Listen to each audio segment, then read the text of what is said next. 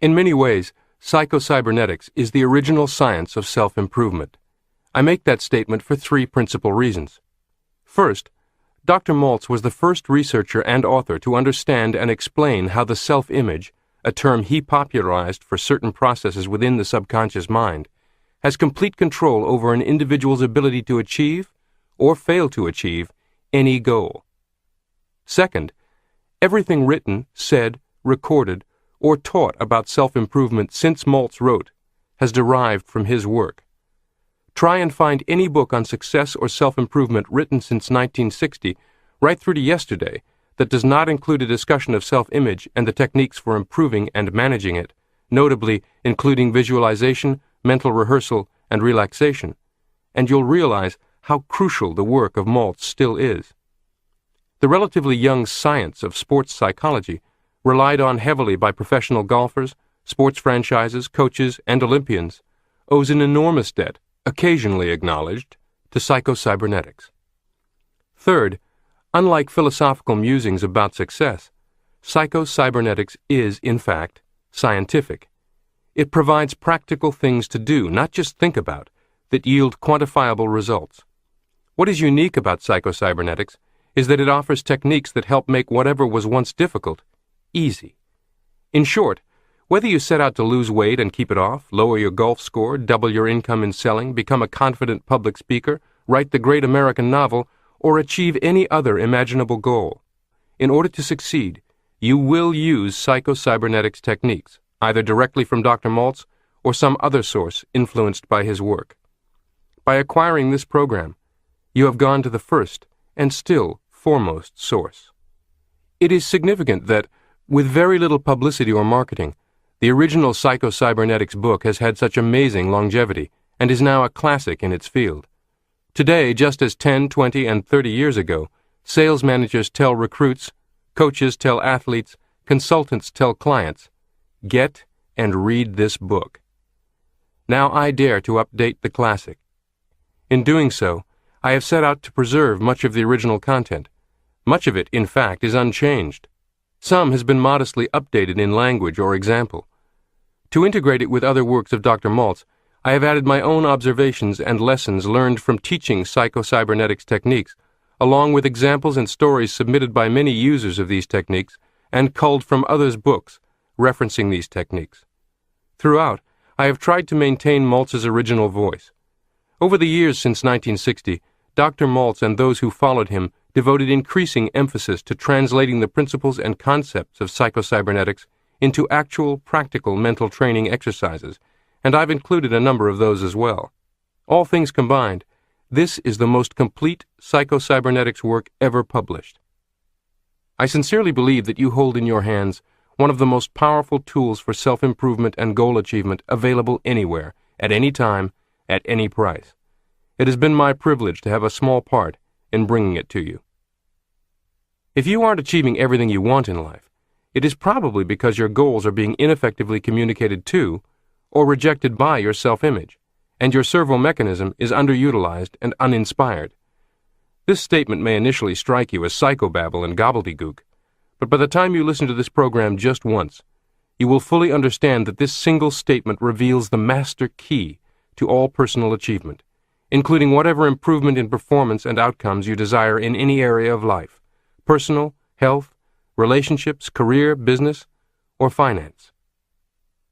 Dr. Maxwell Maltz died in 1975, yet he is the primary author of this program, written in 2001, and he contributed in a very active and lively way.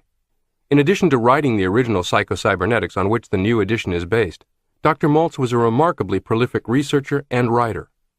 By the time of his death, he had written over a dozen books and 3 complete courses of study on different aspects of Psycho-Cybernetics, thousands of pages of unpublished counseling session notes, interviews, speeches, and radio broadcasts, and more. All of this material was put into a computer, carefully sorted and organized, so that Dr. Maltz could continue contributing to new works even today. Although Mr. Kennedy has also contributed to this program, to prevent confusion and clutter, you are hearing everything spoken by one voice, Dr. Maltz's. It reads as if Dr. Maltz wrote it today, in its entirety. We are certain he would be proud of this work, and that you will benefit from it enormously. Chapter 1.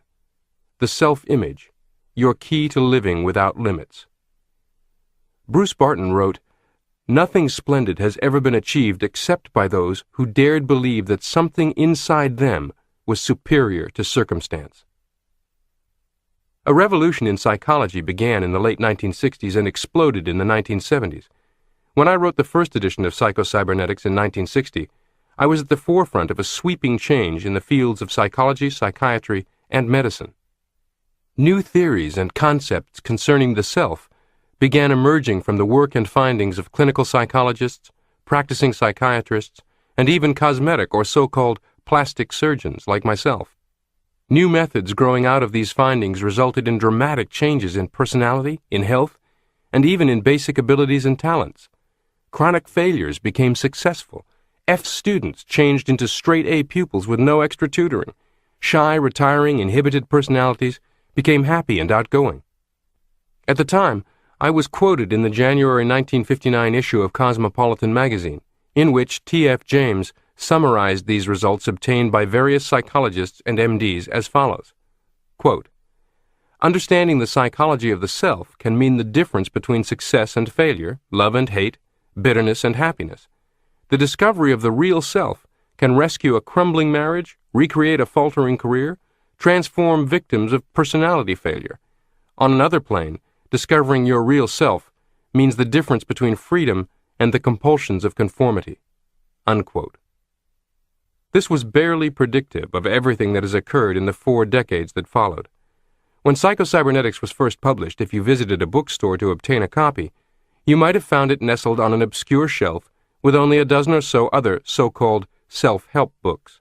Today, of course, self-help is one of the largest sections in the entire bookstore. Psychologists, psychiatrists, and therapists have proliferated. New specialists have emerged, such as sports psychologists and corporate performance coaches, and the stigma of seeking such help has disappeared to such an extent that in some circles doing so is trendy. Self-help psychology has become so popular it even has found a place in television infomercials. Once difficult, now easy. I'm gratified that much of this modern explosion of ideas, information, and people to assist you with everything from conquering procrastination to shaving strokes off your golf score appears to be based on Psycho-Cybernetics. You might say that my original work was ahead of its time, or you might say that it has aged well. Whatever you conclude, the most important thing for you, personally, is that the fundamental promise of Psycho-Cybernetics has been proven true beyond any doubt or argument. That is, once difficult, now easy. Whatever is now difficult for you, whatever may have prompted your listening to this program, can be transformed from difficult to easy through the use of certain sound psychological concepts, easily understood and mastered mental training techniques, and a few practical steps. Your secret blueprint. I would argue that the most important psychological discovery of modern times is the discovery of the self-image. By understanding your self-image, and by learning to modify it and manage it to suit your purposes, you gain incredible confidence and power. Whether we realize it or not, each of us carries within us a mental blueprint or picture of ourselves. It may be vague and ill-defined to our conscious gaze. In fact, it may not be consciously recognizable at all, but it is there, complete, down to the last detail. This self-image is our own conception of the sort of person I am. It has been built up from our own beliefs about ourselves. Most of these beliefs about ourselves have unconsciously been formed from our past experiences, our successes and failures, our humiliations, our triumphs, and the way other people have reacted to us, especially in early childhood. From all these, we mentally construct a self, or a picture of a self. Once an idea or a belief about ourselves goes into this picture, it becomes truth, as far as we personally are concerned. We do not question its validity, but proceed to act upon it just as if it were true. The self-image then controls what you can and cannot accomplish, what is difficult or easy for you, even how others respond to you, just as certainly and scientifically as a thermostat controls the temperature in your home. Specifically, all your actions, feelings, behavior, even your abilities, are always consistent with this self-image. Note the word always. In short, you will act like the sort of person you conceive yourself to be. More important, you literally cannot act otherwise, in spite of all your conscious efforts or willpower. This is why trying to achieve something difficult with teeth gritted is a losing battle. Willpower is not the answer. Self-image management is. The snapback effect. The person who has a fat self-image, whose self-image claims to have a sweet tooth, to be unable to resist junk food, who cannot find the time to exercise, will be unable to lose weight and keep it off no matter what he tries to do consciously in opposition to that self-image. You cannot long outperform or escape your self-image. If you do escape briefly, you'll be snapped back, like a rubber band extended between two fingers coming loose from one. The person who perceives himself to be a failure-type person will find some way to fail, in spite of all his good intentions or his willpower, even if opportunity is literally dumped in his lap. The person who conceives himself to be a victim of injustice, one who was meant to suffer, will invariably find circumstances to verify his opinions. You can insert any specific into this: your golf game, sales career, public speaking, weight loss, relationships. The control of your self-image is absolute and pervasive. The snapback effect is universal. The self-image is a premise, a base or a foundation upon which your entire personality, your behavior, and even your circumstances are built. As a result, our experiences seem to verify and thereby strengthen our self-images, and either a vicious or a beneficent cycle, as the case may be, is set up. For example, a student who sees himself as an F-type student, or one who is dumb in mathematics, will invariably find that his report card bears him out. He then has proof. In the same manner, a sales professional or an entrepreneur will also find that her actual experiences tend to prove that her self-image is correct. Whatever is difficult for you, whatever frustrations you have in your life, they are likely proving and reinforcing something ingrained in your self-image like a groove in a record. Because of this objective proof, it very seldom occurs to us that our trouble lies in our self-image or our own evaluation of ourselves. Tell the student that he only thinks he cannot master algebra, and he'll doubt your sanity. He has tried, and still his report card tells the story. Tell the sales agent that it's only an idea that she cannot earn more than a certain figure, and she can prove you wrong by her order book. She knows only too well how hard she has tried and failed. Yet, as we shall see, almost miraculous changes have occurred, both in grades of students and the earning capacity of salespeople, once they were prevailed upon to change their self-images. Obviously, it's not enough to say, it's all in your head. In fact, that's insulting. It is more productive to explain that it is based on certain ingrained, possibly hidden patterns of thought that, if altered, will free you to tap more of your potential and experience vastly different results. This brings me to the most important truth about the self-image. It can be changed. Numerous case histories have shown that you are never too young or too old to change your self-image and start to live a new, amazingly different life. Here is another illustration of how the self-image operates. Picture yourself living inside two boxes, one smaller than the other. The bigger box, farthest away from you, represents real or realistic limits. The box within, the smaller one that is tightly confining yourself, represents self-imposed limits. The area between the two boxes is your area or range of underutilized potential. As you discover the means of strengthening and liberating your self-image, you expand the smaller box, bringing it closer to the size of the larger one, permitting greater use of your true potential. Success from the inside out, not the outside in. One of the reasons it seems so difficult for a person to change habits, personality, or a way of life has been that nearly all efforts at change have been directed to the circumference of the self, so to speak, rather than to the center. Numerous patients have said to me something like the following: "If you're talking about positive thinking, I've tried that before and it just doesn't work for me." However, a little questioning invariably brings out that these individuals employed positive thinking or attempted to employ it, either on particular external circumstances or on some particular habit or character defect. I will get that job. I will be more calm and relaxed in the future. This business venture will turn out right for me, and so on. but they never thought to change their thinking of the self that was to accomplish these things. Jesus warned us about the folly of putting a patch of new material on an old garment, or of putting new wine into old bottles. Positive thinking cannot be used effectively as a patch to the same old self-image. In fact, it is literally impossible to really think positively about a particular situation as long as you hold a negative concept of self. Numerous experiments have shown that once the concept of self is changed, other things consistent with the new concept of self are accomplished easily and without strain. A system of ideas. One of the earliest and most convincing experiments along this line was conducted by the late Prescott Leckey, one of the pioneers in self-image psychology. Leckey conceived of the personality as a system of ideas, all of which must be consistent with each other.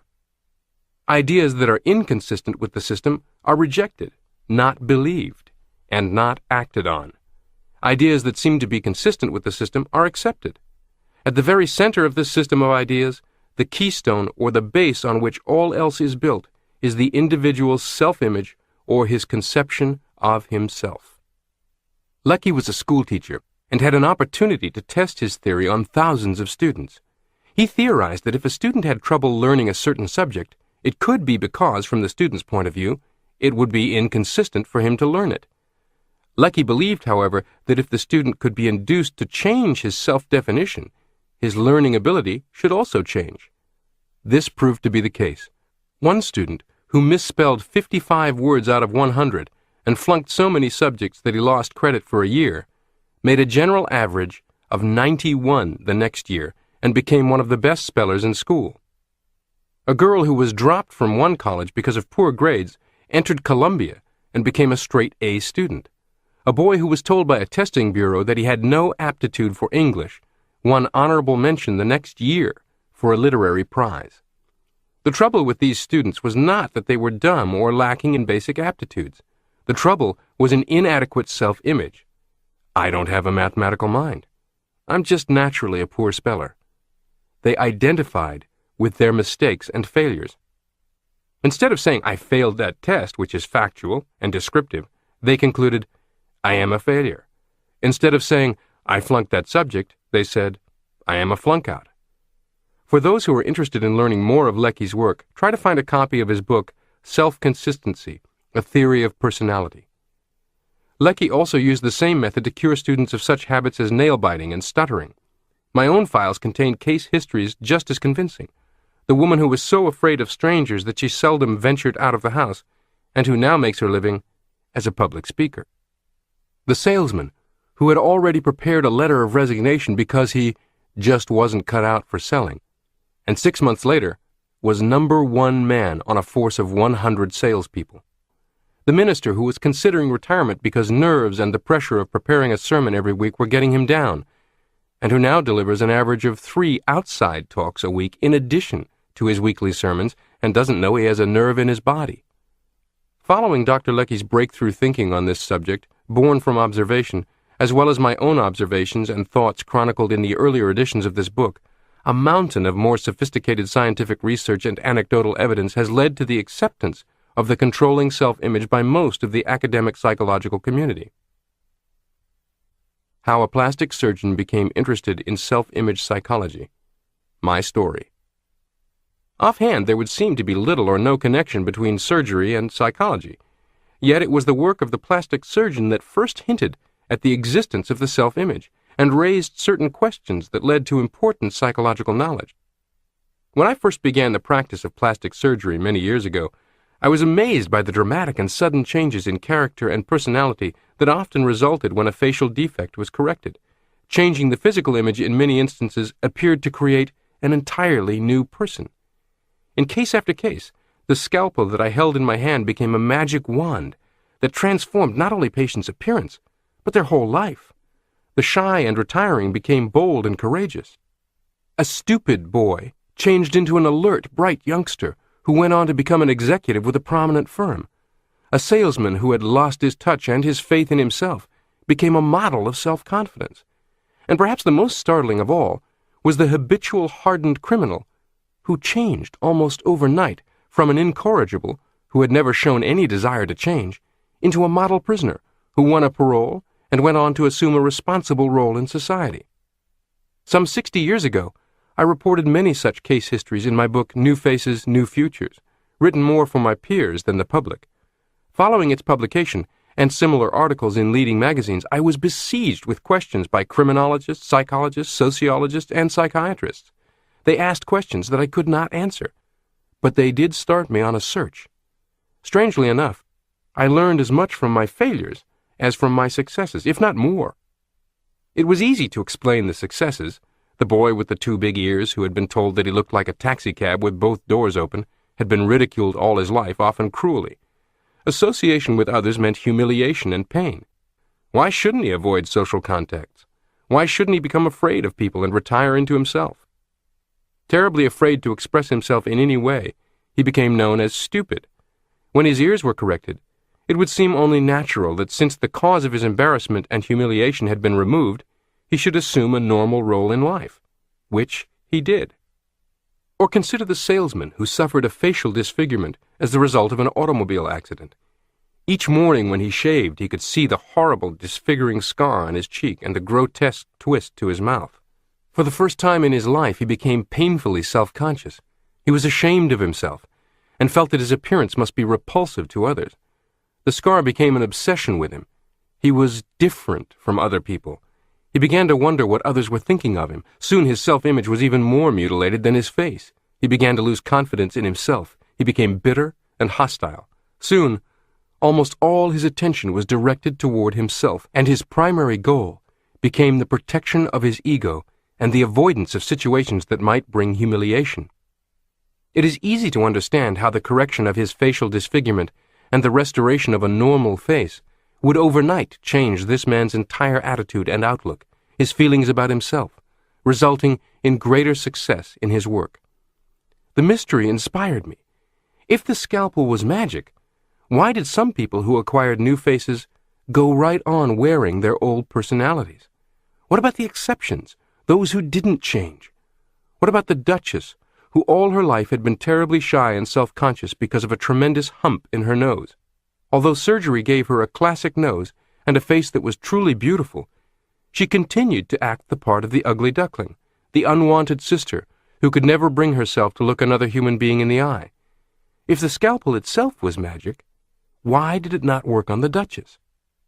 Or what about all the others who acquired new faces, but went right on wearing the same old personality? How to explain the reaction of people who insist that the surgery has made no difference whatever in their appearance? Every plastic surgeon has had this experience and has probably been as baffled by it as I was.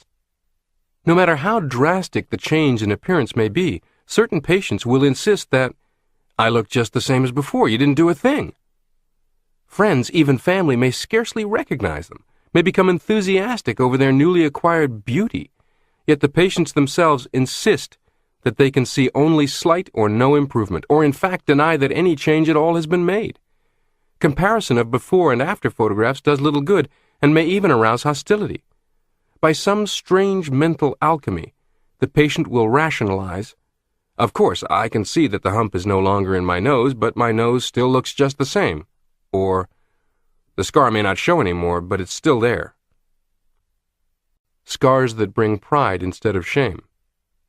Still another clue in search of the elusive self-image is the fact that not all scars or disfigurements bring shame and humiliation.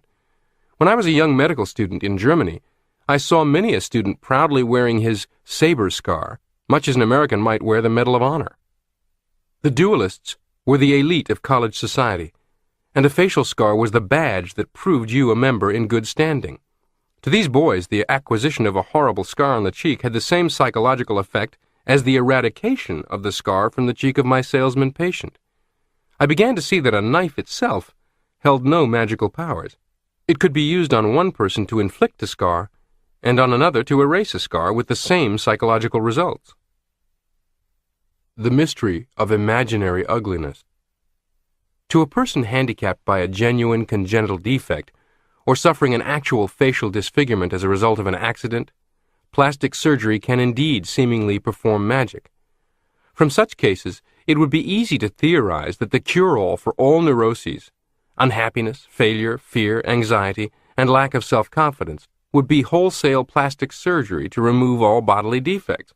However, according to this theory, persons with normal or acceptable faces should be singularly free from all psychological handicaps.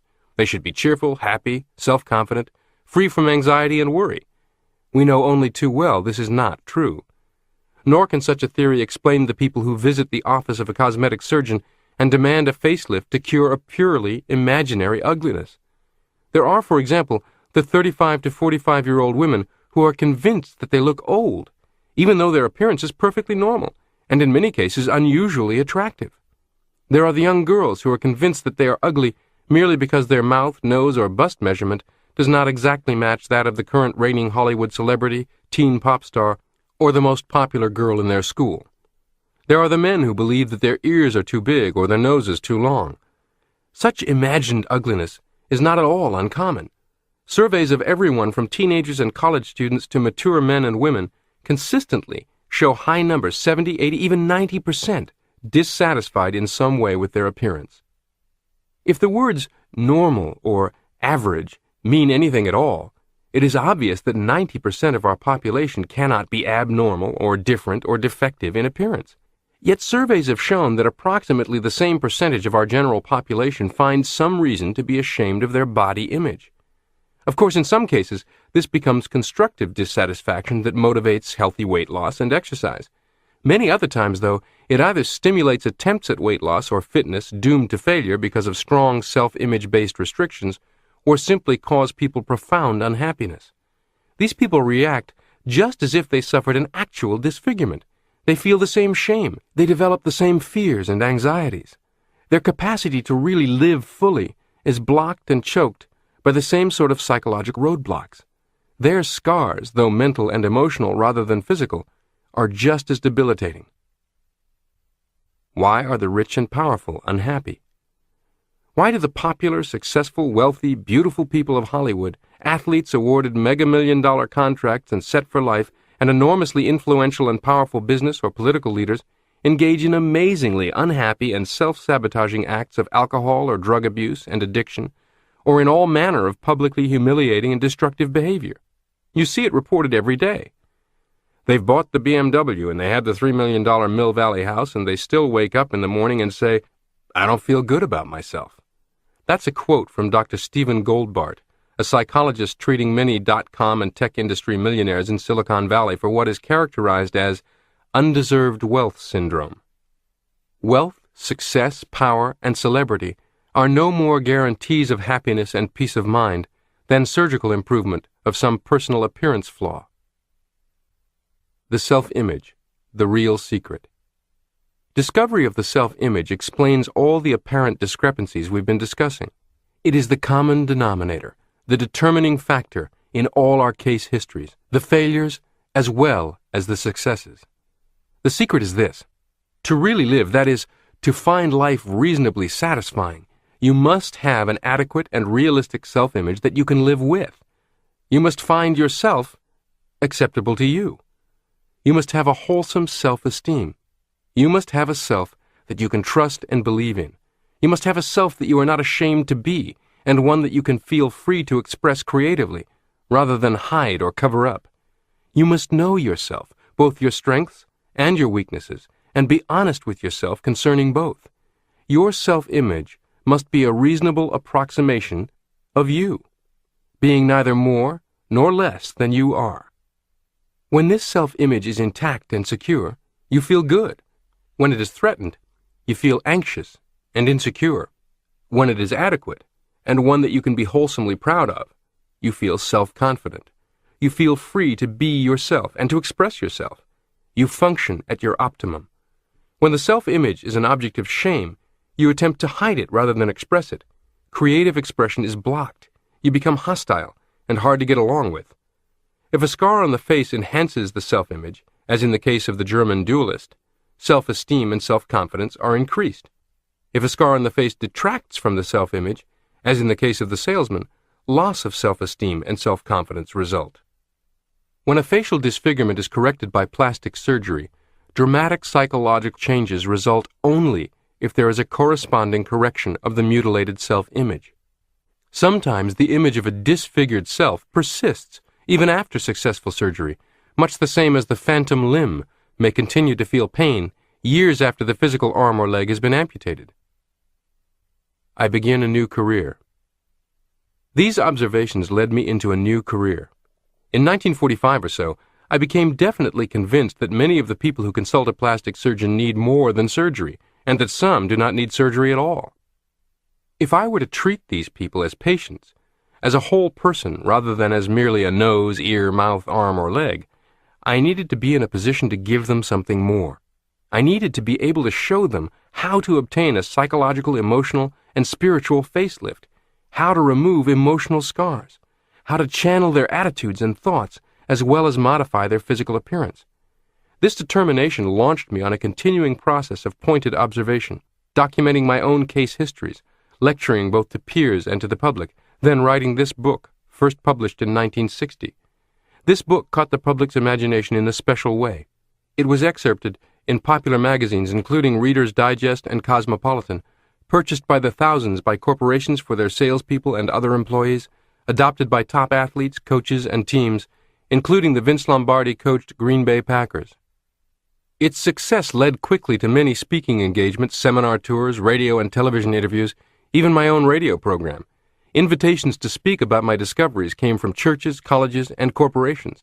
Ultimately, I also wrote several other books, extensions of this one, including The Magic Power of Self-Image. Late in my life, 3 decades after its first publication, I was gratified that Psycho-Cybernetics continues to sell tens of thousands of copies each year, almost entirely thanks to word-of-mouth recommendations, and is inspiring new interpretations. With each passing year, as I accumulated more experience teaching the power of self-image, counseling, and monitoring the results people achieved with this information, I became more convinced than ever that what each of us really wants, deep down, is more life. Something I termed aliveness, the experience of living a life unrestricted by self-image-imposed artificial limits.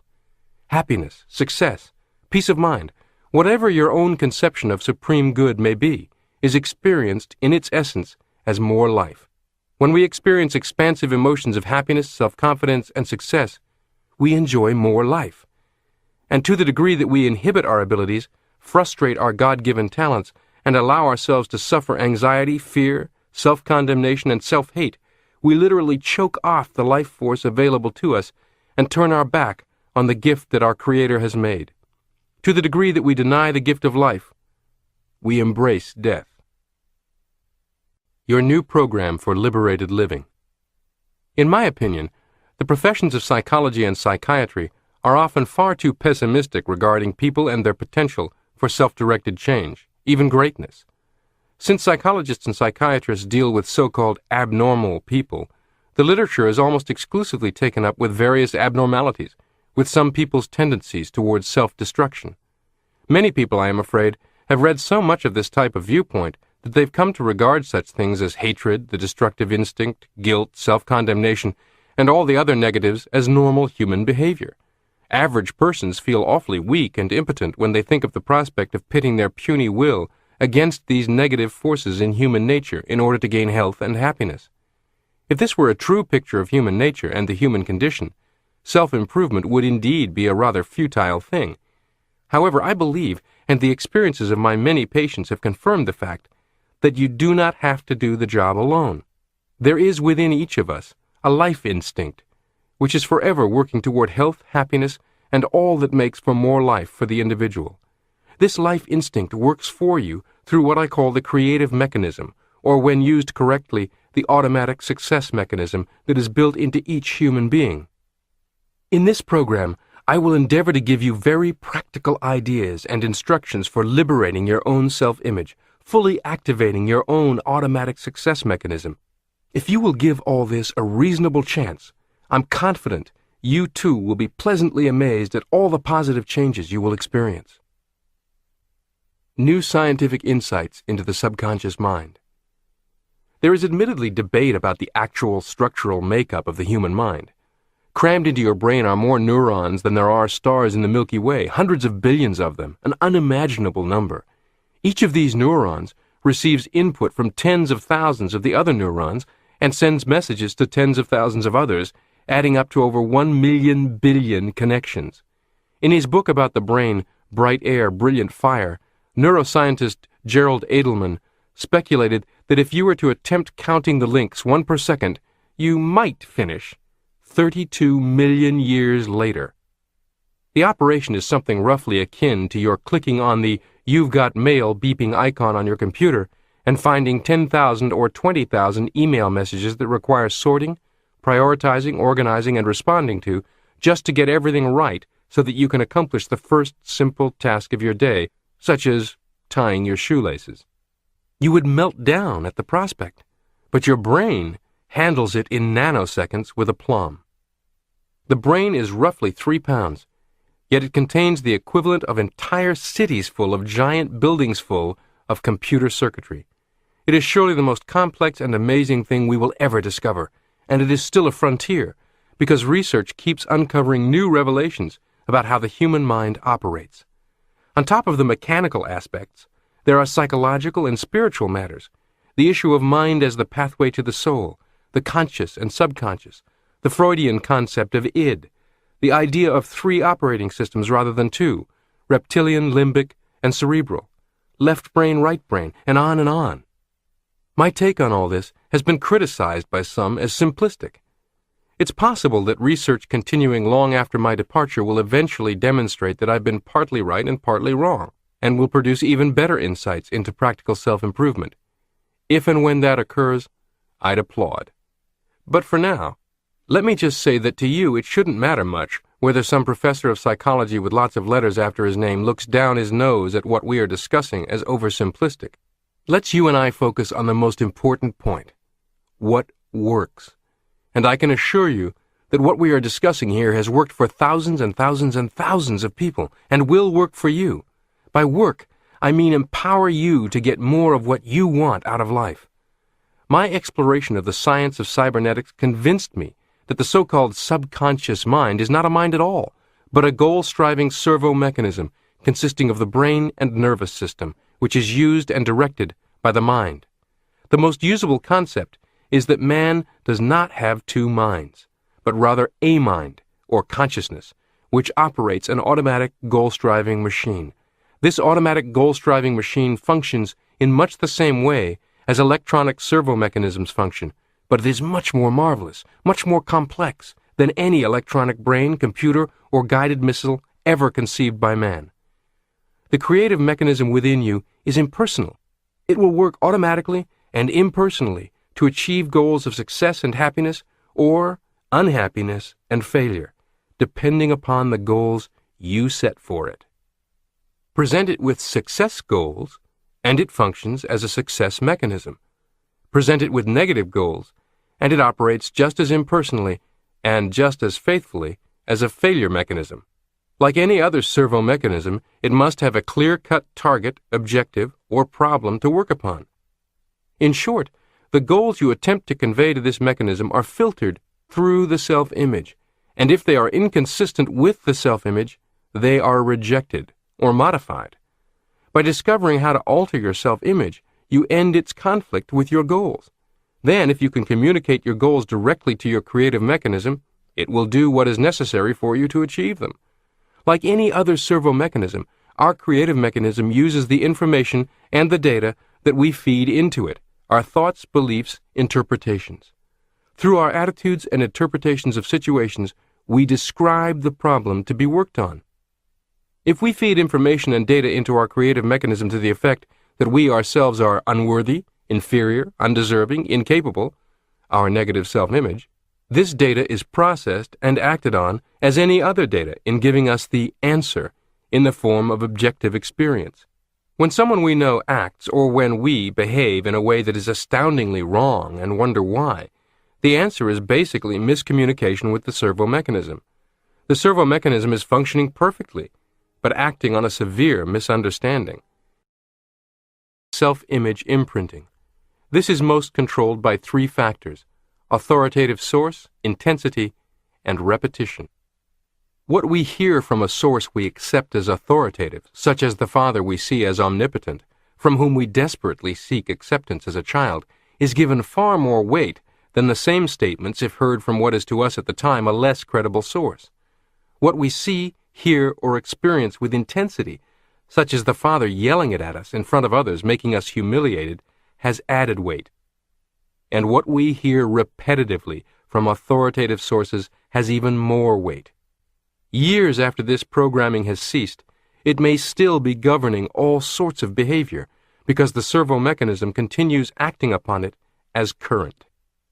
Your program for more liberated living consists in, first of all, learning something about this creative mechanism or automatic guidance system within you. In the process, you will learn how to use it as a success mechanism rather than as a failure mechanism. Second, you will actually program and reprogram or engineer the personality and the life experiences you desire. It is not widely known, but the controversial Dr. Timothy Leary, a 1960s hippie icon, but also a scientist, was as fascinated with the link between mechanical cybernetics and the workings of the human mind as I. In an interview in 1992, Leary stated, "It is a genetic imperative to explore the brain, because it's there. If you're carrying around in your head 100 billion mainframe computers, you just have to get in there and learn how to operate them." Unquote. I think it is your personal imperative to invest the time, energy, and study needed to better understand and use your mind power, including your self-image power. He also said, "We can only understand our inner workings in terms of the external mechanical or teleological models that we build." Unquote. This program, now in your hands, is exactly that.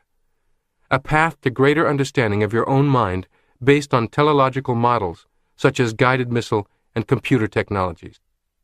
The method itself consists in learning, practicing, and experiencing new habits of thinking, imagining, remembering, and acting in order to 1. Develop an adequate and realistic self-image, and 2.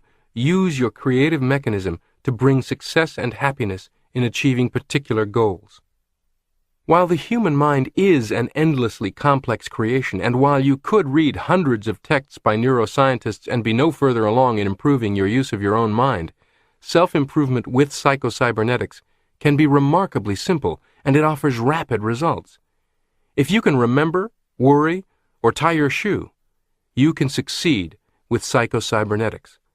As you will see later, the method to be used consists of creative mental picturing, creatively experiencing through your imagination, and the formation of new automatic reaction patterns by acting out and acting as if. You may already have read or heard quite a bit about such techniques and tried them with mixed or disappointing results. If so, it does not necessarily mean that you used them improperly, nor does it mean that you are somehow unable to use them successfully. It more likely means that you attempted applying the techniques in conflict with your self-image. Once you use them in concert with modifying, managing, and strengthening your self-image, you will see positive results. I often told my patients that if you can remember, worry, or tie your shoe, you will have no trouble applying this method. The things you are called upon to do are simple, but you must practice and experience. Visualizing creative mental picturing is no more difficult than what you do when you remember a scene out of the past or worry about the future. Acting out new action patterns is no more difficult than deciding, then following through on tying your shoes in a new and different manner each morning, instead of continuing to tie them in your old habitual way without thought or decision. All those who have benefited from Psycho-Cybernetics.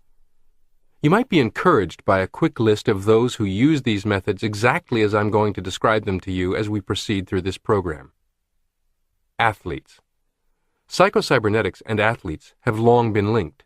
In 1967, the newspapers reported that the big thing now with the Green Bay Packers is Psycho-Cybernetics. This was the Vince Lombardi-era Packers, and Coach Lombardi, as well as famous players Jerry Kramer and Bart Starr, all carried their copies of the book with them and shared it with their teammates. A New York Times article from July 1968 reported on Yankee great Mickey Mantle uncovering Jim Bouton's copy of Psycho-Cybernetics and finding it full of handwritten margin notes. Jack Nicklaus, the late Payne Stewart, and many other top golfers have made very specific statements about their reliance on the mental side of golf. In a foreword to the book Mind Over Golf, referring to his victories in the 1989 PGA Championship and the 1991 U.S. Open, Payne Stewart wrote, "With my old mindset, I don't think I would have been able to prevail in either of those major championships. But with my new mental approach, I was able to raise my game to the highest level when I had to." Unquote. Mind Over Golf, incidentally, is written by Dr. Richard Koop, a professor of educational psychology at the University of North Carolina, a contributing editor to Golf Magazine, and a coach to many golfers. I recommend his book as a companion to this one, Should Golf Be Your Recreation or Vocation? In this program, you will also discover rodeo riders, Olympic athletes, football players, and many coaches who rely on psycho-cybernetic strategies in general, or specifically by name, to succeed. Coaches. In 1997, the Psycho-Cybernetics Foundation received a letter from Linda Tyler Rollins, Assistant Athletic Director for Academic Affairs at the University of North Texas. She wrote that she had been teaching from Psycho-Cybernetics for years and that in a course for incoming scholarship athletes, quote, "The vocabulary they become accustomed to during their academic and athletic careers at UNT is based on the concepts presented by Dr. Maltz before these students were born." Unquote. A Boston psychologist, now coaching pro golfers, profiled in Golf Magazine, Dr. Gloria Spitalny, says, "By my calculations, the average golfer spends about 86% of their time doing nothing but wrestling with their thoughts and emotions, feeling one way or another about what is taking place, feeling exhilaration or anger, struggling to keep focused, worrying about what's happened or what is up ahead." Unquote. It only stands to reason that if 86% of the time spent playing the game is dominated by thought and emotion, not physical action, that 86% of the success-failure determination is due to management of thoughts and emotions, not swing mechanics or putting prowess. The same thing is true in every athletic activity. So more and more coaches are devoting more and more time and energy to mental preparation and psychological motivation. Several top coaches have written their own books about these subjects, notably including Pat Riley and Phil Jackson of the NBA. Brendan Suhr, former assistant head coach with Chuck Daly at the Detroit Pistons and the Orlando Magic, is a fan of psycho-cybernetics and, in a video program about psycho-cybernetics, explained that he used the principles in suggesting new mental pictures to players struggling with different aspects of the game. Entrepreneurs and business leaders. Consider Ray Kroc, the milkshake machine salesman who looked at the McDonald Brothers' little hamburger stand and envisioned something amazing. Long after McDonald's hamburger shops were everywhere, Mr. Kroc was asked in an interview how he felt about the tendency of competitive fast food restaurant chains to copy every new McDonald's idea, product, or promotion so quickly. He replied, "We can invent faster than they can copy." He was making a statement of self-image, an affirmation of confidence, initiative, and power, in regard to a set of circumstances that many people would complain about and feel threatened by. Every business visionary and leader of note has a similar bring it on approach, which from a psycho-cybernetic standpoint, I admire. Let me tell you one quick story about a remarkable young business leader by the name of Joe Polish. Joe is a carpet cleaner by trade who discovered certain effective, albeit unorthodox, methods for marketing and promoting such a business, and used that as a springboard to develop a company that teaches and assists other carpet cleaners with their marketing. At last count, Joe's organization had nearly 4,000 carpet cleaners as members from all over the United States and several foreign countries, with combined sales of over $800 million in cleaning services and products each year. Several hundred of those carpet cleaning business owners belong to Joe's telephone coaching program, too. Joe is a young man who has risen above a difficult family background, without a college education and with no formal education in marketing, to become the leading figure in his entire industry. In fact, he was named the Person of the Year by the #1 industry trade journal. Joe says that he has worn out his copy of Psycho-Cybernetics and recommends it to all his members, and has even held a special seminar for his members built around Psycho-Cybernetics with the editor of this book as a guest speaker. The reason? As Joe says, all the business and marketing knowledge and technical skills in the world, coupled with the best products, prices, and positioning, are of far less value than they should be if the person who possesses them lacks the inner confidence needed to use them. One of the things we teach is how to sell at prices higher than your competition, and that has more to do with the individual business owner's self-image than it does with anything else." Unquote. Sales professionals. Bill Brooks, a founding member of the board of the Psycho-Cybernetics Foundation, has devised complex and sophisticated sales training systems for sales forces of some of America's biggest corporations. His high-impact sales system has been the subject of several very fine books, including You're Working Too Hard to Make a Living. Bill has succeeded personally as a salesman and assisted thousands of others. And while he is very focused on methodology, he freely admits that the most sophisticated, perfectly engineered system for selling cannot produce results in the hands of salespersons attempting to function in conflict and combat with their own self-images. Zig Ziglar is arguably America's most celebrated motivational speaker and sales trainer. In his book, Secrets of Closing the Sale, which has sold well over 250,000 copies, Zig writes, "The salesman's self-image has a direct bearing on his sales success.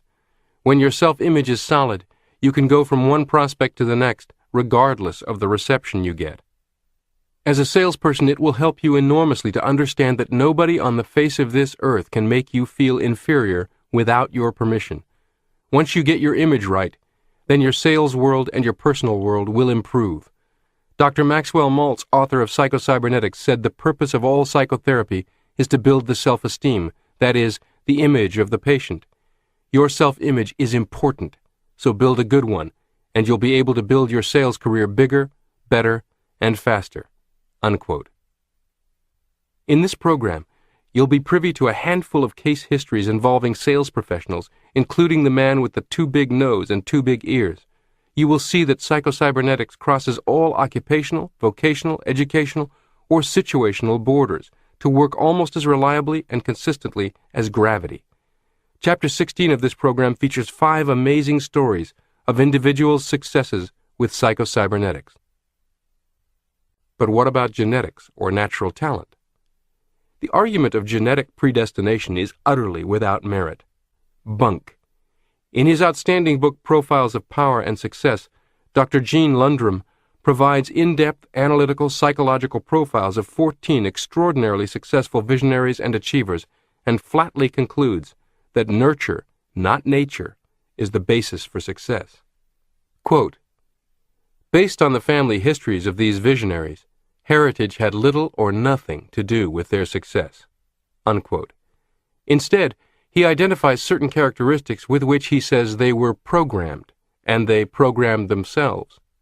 If genetic talent were the barrier to success you cannot overcome, or the ultimate secret behind achievement, you would expect Walt Disney to have come from breeding stock evidencing extraordinary creativity and entrepreneurial accomplishment. Walt Disney's father failed in 5 different businesses, including a Florida motel. Master architect Frank Lloyd Wright's sire was an unemployed itinerant minister, so inept he never kept any one job for more than a year. Picasso's father was a mediocre artist at best. No, this isn't like breeding horses or show dogs. Evidence abounds that the conditioned, programmed, nurtured, and directed self-image controls success, not a genetic transfer over which you have no control. You cannot select your parents. You can select your self-image with Psycho-Cybernetics. Someone can argue this by pointing a finger at Michael Jordan or Tiger Woods. While it is true they each exhibit exceptional raw physical talent, that talent alone would surely have gone to waste without the healthy self-image conditioned through a variety of influences, not the least of which were authoritative sources, such as Tiger's father or Michael's college coach, Dean Smith. And for every Jordan, I can point my finger to an athlete of admittedly average physical talent who rises to the very top of his sport. In baseball, Ty Cobb and Pete Rose come to mind. In football, Fran Tarkenton or Doug Flutie, both erroneously judged by the experts as too small to play the game, are examples. Do not tolerate for a minute the idea that you are prohibited from any achievement by the absence of inborn talent or ability. This is a lie of the grandest order, an excuse of the saddest kind. Here's a prescription to help you along. Begin collecting scrapbooks on persons, past or present, who exhibit both the qualities of character and personality and the life achievements to which you aspire. Select a different representative for each characteristic, each aspiration. Become the reigning expert in these people's lives by collecting and reading their biographies, autobiographies, articles about them, speeches made by them, others analyses of them that can be found in books like Dr. Lundgren's, Napoleon Hill's, and others. Discover the almost universal absence of predisposition from genetics, and often from their early environment and upbringing, for the personality they developed and the accomplishments of their lives. Ferret out the forces, thoughts, and influences that actually shaped them. By making this your hobby, you will feed your imagination with valuable raw material that it can utilize to build the stronger, more goal-oriented self-image you require to achieve your life aspirations. In Mind Over Golf, Richard Koop tells golfers, if you've attended a PGA or LPGA tour event and found your own swing seemed to contain a little more rhythm and tempo than usual the next time you played, it was no accident.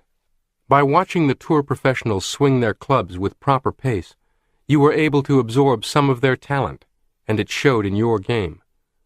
This is common for many golfers of all talent levels. Even the most disjointed golfer begins to look rhythmical after observing smooth swingers such as Mark O'Meara, Gene Littler, or Nancy Lopez. The problem is that the newfound tempo doesn't last very long unless you're able to reinforce your visualization by regularly watching the tour pros." Unquote. This is exactly what I'm suggesting you do. Watch the people who best exemplify the characteristics you wish to strengthen, and who are living as you aspire to live, by studying them through every media and source available. Try this mental training exercise. Pick someone to thoroughly study for a month, to get so intimately familiar with the way he or she thinks that you can sit down and have a conversation with the person and solicit advice and coaching in your imagination. Chapter 2. How to Awaken the Automatic Success Mechanism Within You. Henry David Thoreau wrote, "If one advances confidently in the direction of his dreams, and endeavors to live the life which he has imagined, he will meet with a success unexpected in common hours." When I first began getting serious about pondering the inner workings of the mind, I was amused to read an article by R.W. Gerard in the June 1946 issue of Scientific Monthly on the brain and imagination, in which he stated that it was sad but true that most of our understanding of the mind would remain as valid and useful if, for all we knew, the cranium were stuffed with cotton wadding. Since then, of course, understanding of how the human mind operates has expanded exponentially. Much of the thanks goes to the computer industry. When humans set out to build an electronic brain and to construct goal-striving mechanisms within computers, we had to discover and utilize certain basic principles. Having discovered them, scientists began to ask themselves, could this be the way the human brain works also? Could it be that in making man, our Creator had provided us with a servo mechanism more marvelous and wonderful than any electronic brain or guidance system ever dreamed of by man, but operating according to the basic principles? In the opinion of famous cybernetic scientists like Dr. Norbert Wiener and Dr. John von Neumann and others, the answer was an unqualified yes. Your built-in guidance system. Every living thing has a built-in guidance system or goal-striving device put there by its creator to help it achieve its goal, which is, in broad terms, to live. In the simpler forms of life, the goal to live simply means physical survival for both the individual and the species. The built-in mechanism in animals is limited to finding food and shelter, avoiding or overcoming enemies and hazards, and procreating to ensure the survival of the species. In humans, the goal to live means more than mere survival. Humans have certain emotional and spiritual needs that animals do not have. Consequently, for them to live encompasses more than physical survival and procreation of the species. It requires certain emotional and spiritual satisfactions as well. The built-in human success mechanism is also much broader in scope than in animals. In addition to avoiding or overcoming danger and the sexual instinct that helps keep the race alive, the human success mechanism can help him get answers to problems, invent, write poetry, run a business, sell merchandise, explore new horizons in science, attain more peace of mind, develop a better personality, or achieve success in any other activity that is intimately tied in to living or that makes for a fuller life. It is important to accept that you possess just such a success mechanism. The success instinct in action. A squirrel does not have to be taught how to gather nuts, nor does it need to learn that it should store them for winter. A squirrel born in the spring has never experienced winter, yet in the fall of the year it can be observed busily storing nuts to be eaten during the winter months, when there will be no food to be gathered. A bird does not need to take lessons in nest building, nor does it need to take courses in navigation. Yet birds navigate thousands of miles, sometimes over open sea. They have no newspapers or TV to give them weather reports, no books written by explorer or pioneer birds to map out for them the warm areas of the earth. Nonetheless, the bird knows when cold weather is imminent, and the exact location of a warm climate, even though it may be thousands of miles away. In attempting to explain such things, we usually say that animals have certain instincts to guide them. Analyze all such instincts and you will find they assist the animal to successfully cope with its environment. In short, animals have a success instinct. We often overlook the fact that humans also have a success instinct, much more marvelous and much more complex than that of any animal. Our Creator did not shortchange us. On the other hand, we are especially blessed in this regard. Animals cannot select their goals. Their goals, self-preservation and procreation, are preset, so to speak, and their success mechanism is limited to these built-in goal images which we call instincts. Humans, on the other hand, have something animals haven't: creative imagination. Thus, humans, of all creatures, are more than creatures. They are also creators. With imagination, they can formulate a variety of goals. They alone can direct their success mechanism by the use of imagination or imaging ability. You might say that animals are hardwired, and that is that. But we operate with software and can continually alter our output. Thus a formula emerges. You as creator of your own life experiences. 1. Conscious mind decision plus 2. Imagination that communicates a goal or target to 3. Your self-image equals 4. Work order, instructions to your servo mechanism. We often think of creative imagination as applicable only to poets, inventors, and the like. But imagination is creative in everything we do. Although they did not understand why or how imagination sets our creative mechanism into action, serious thinkers of all ages, as well as hard-headed practical men, have recognized the fact and made use of it.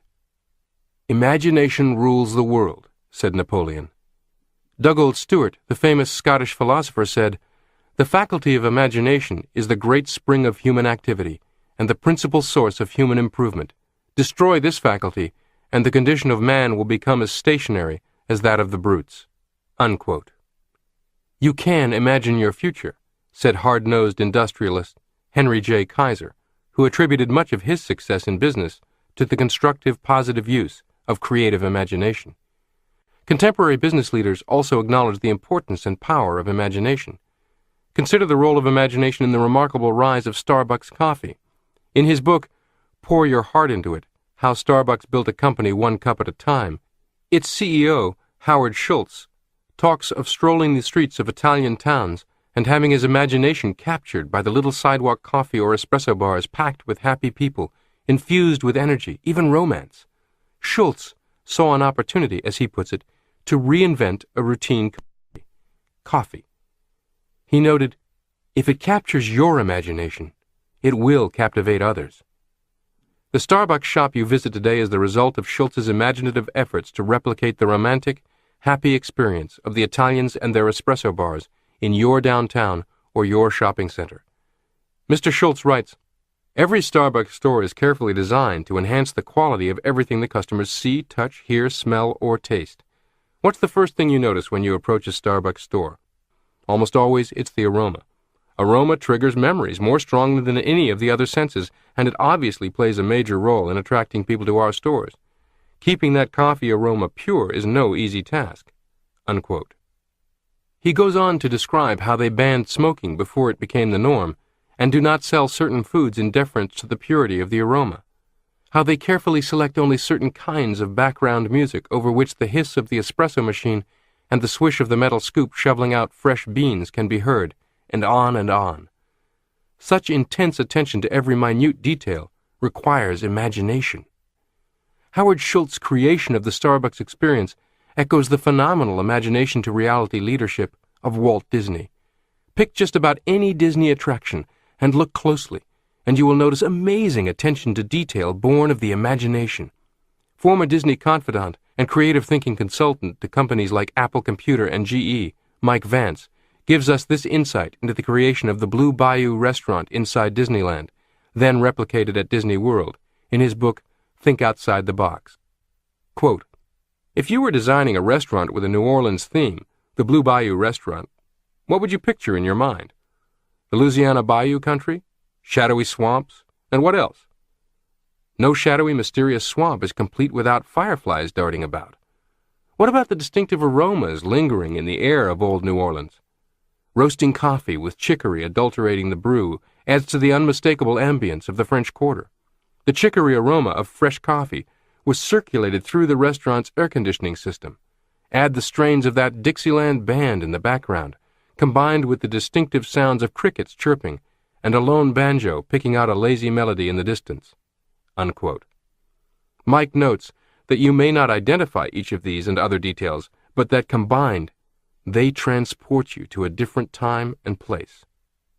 Virtually every person who visits Disneyland or Disney World once as a child or adult returns more than once. 100% retention of customers. It is no happy accident. It is imagination power put to the most practical of uses for corporate profit. Of course, many people waste much of their imagination power frittering it away on aimless daydreaming and fantasy with no real appreciation for what it might do if applied purposefully. The sun's light diffused is a gentle warmth. Directed through a magnifying glass in a certain way, it is incendiary. The imagination, aimless, may provide pleasant entertainment. Applied purposefully, it can effectively program your self-image and in turn your automatic success mechanism to realize whatever goals you choose. How your automatic success mechanism works. You are not a machine, not a computer, but in a very real sense, you have an awesomely powerful computer-like success machine at your disposal. Your physical brain and nervous system make up a servo mechanism that you use and that operates very much like a computer, a mechanical goal-seeking device. Your brain and nervous system constitute a goal-striving mechanism that operates automatically to achieve a certain goal, very much as a self-aiming torpedo or missile seeks out its target and steers its way to it. Your built-in servo mechanism functions both as a guidance system to automatically steer you in the right direction to achieve certain goals or to make correct responses to environment, and also as an electronic brain, which can function automatically to solve problems, give you needed answers, and provide new ideas or inspirations. The word cybernetics comes from a Greek word meaning literally the steersman. Servo mechanisms are so constructed that they automatically steer their way to a goal, target, or answer. In 1948, the physicist Dr. Norbert Wiener began using cybernetics to denote the field of study of control and communication in animals, humans, and machines. In Psycho-Cybernetics, we are learning to more effectively communicate with and through the self-image so as to better control the servo mechanism within.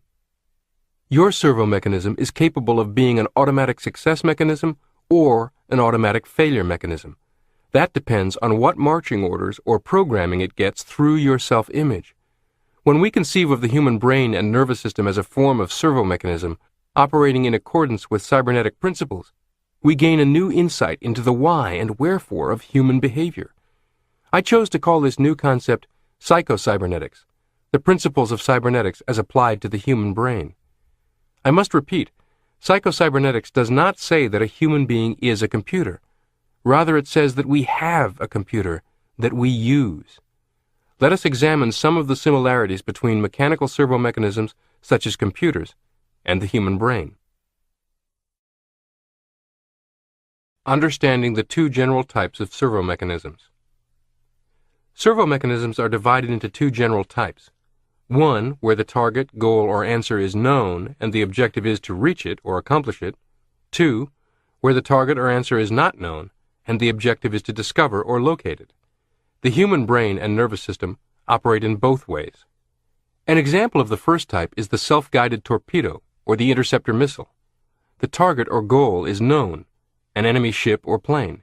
The objective is to reach it. Such machines must know the target they are shooting for. They must have some sort of propulsion system that propels them forward in the general direction of the target. They must be equipped with sense organs, radar, sonar, heat perceptors, etc., which bring information from the target. These sense organs keep the machine informed when it is on the correct course, positive feedback, and when it commits an error and gets off course, negative feedback. The machine does not react or respond to positive feedback. It is doing the correct thing already, and just keeps on doing what it is doing. There must be a corrective device, however, that responds to negative feedback. When negative feedback informs the mechanism that it is off the beam, for example, too far to the right, the corrective mechanism automatically causes the rudder to move so that it will steer the machine back to the left. If it overcorrects and heads too far to the left, this mistake is made known through negative feedback, and the corrective device moves the rudder so it steers the machine back to the right.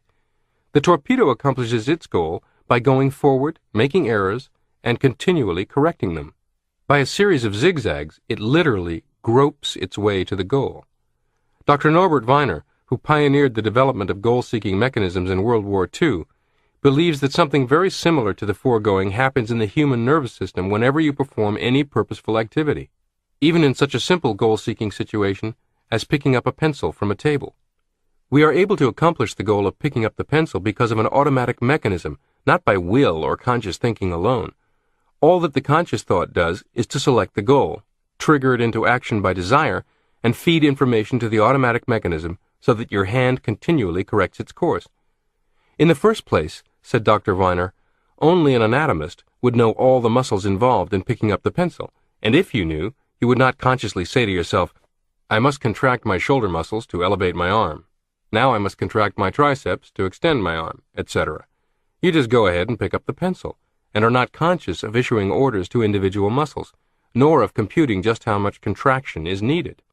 When you select the goal and trigger it into action, an automatic mechanism takes over. First of all, you have picked up a pencil or performed similar movements before. Your automatic mechanism has learned something of the correct response needed. Next, your automatic mechanism uses feedback data furnished to the brain by your eyes, which tell it the degree to which the pencil is not picked up. This feedback data enables the automatic mechanism to continually correct the motion of your hand until it is steered to the pencil.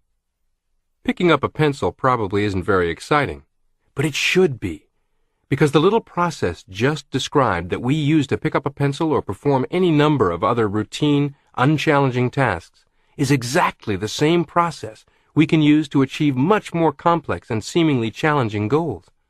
What's exciting is that you own the process and use it constantly. No new goal-achieving capabilities are needed, and none are lacking. In other words, if you can pick up a pencil, you can speak confidently and persuasively to large audiences, or write compelling advertising, or start a business, or play golf, or you name it. You already own the process. In a baby, just learning to use its muscles, the correction of the hand in reaching for a rattle is very obvious. The baby has little stored information to draw upon. Its hand zigzags back and forth and gropes obviously as it reaches. As learning takes place, correction becomes more and more refined. We see this in a person just learning to drive a car, who overcorrects and zigzags back and forth across the street. Once, however, a correct or successful response has been accomplished, it is remembered for future use. The automatic mechanism then duplicates this successful response on future trials. It has learned how to respond successfully. It remembers its successes, forgets its failures, and repeats the successful action as a habit. This is why the most adept, successful achievers in different fields appear to be succeeding so effortlessly. Top-performing sales professionals respond to prospects' objections or concerns without missing a beat, say just the right thing at just the right time. Their responses have become habits, instinctive in a way. You already have reached this point with any number of things you do well. This fact that you have done so guarantees that you can do so again for any other purpose you choose. How your brain finds answers to problems. Let's return to our examination of the process. Now let us suppose that the room is dark, so that you cannot see the pencil. You know or hope there's a pencil on the table, along with a variety of other objects. Instinctively, your hand begins to grope back and forth, performing zigzag motions, or scanning, rejecting one object after another until the pencil is found and recognized. This is an example of the second type of servo mechanism. Recalling a name temporarily forgotten is another example. A scanner in your brain roams through your stored memories until the correct name is recognized. An electronic brain solves problems in much the same way. First, a great deal of data must be fed into the machine. This stored or recorded information is the machine's memory. A problem is posed to the machine. It scans back through its memory until it locates the only answer that is consistent with and meets all the conditions of the problem. Problem and answer together constitute a whole situation or structure. When part of the situation or structure, the problem, is given to the machine, it locates the only missing parts, or the right size brick, so to speak, to complete the structure. You are familiar with this in search engines on the Internet and search functions within computer software. The earliest versions of these in computers were relatively slow, awkward, and inefficient. Today's versions are lightning fast by comparison, but still very limited in scope and power if compared to the equivalent search engine included in your own mind. People who become very committed practitioners of psycho-cybernetics get very, very good at using their internal search engines. Many writers and speakers, for example, tell me of giving their subconscious instructions about their need for a good anecdote, story, joke, or forgotten details of a story for a writing task or speech, then taking a nap, to awake with exactly the material they wanted on their minds. A look at the automatic mechanism in action. We marvel at the awesomeness of interceptor missiles that can compute in a flash the point of interception of another missile and be there at the correct instant to make contact. The smart bombs we witnessed during the Desert Storm conflict utilized technology of this kind. Today's technology is far superior to what guided torpedoes in World War II submarines, and it is arguably possible for the so-called Star Wars defense system advocated by President Reagan to eventually become a reality. Yet are we not witnessing something just as amazing each time we see a center fielder catch a fly ball? To compute where the ball will fall, or where the point of interception will be, he must take into account the speed of the ball, its curvature of fall, its direction, windage, initial velocity, and the rate of progressive decrease in velocity. He must compute just how fast he must run, and in what direction in order to arrive at the point of interception at the same time or before the ball does. The center fielder doesn't even think about this.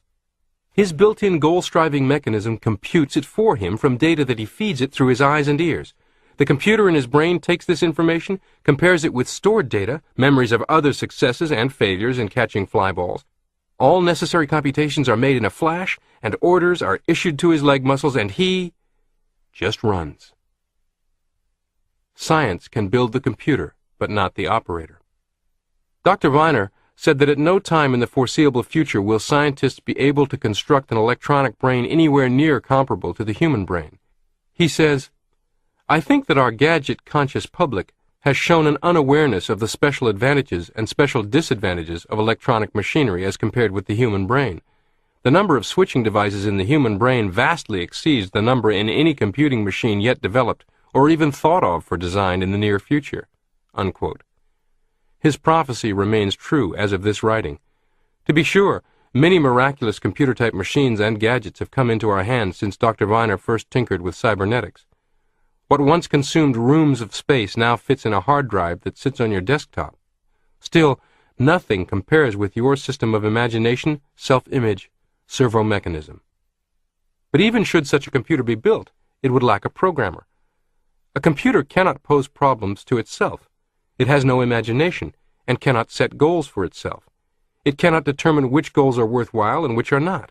It has no emotions it cannot feel. It works only on new data fed to it by an operator. By feedback data, it secures from its own sense organs and from information previously stored. Are you connected to an infinite storehouse of ideas, knowledge, and power?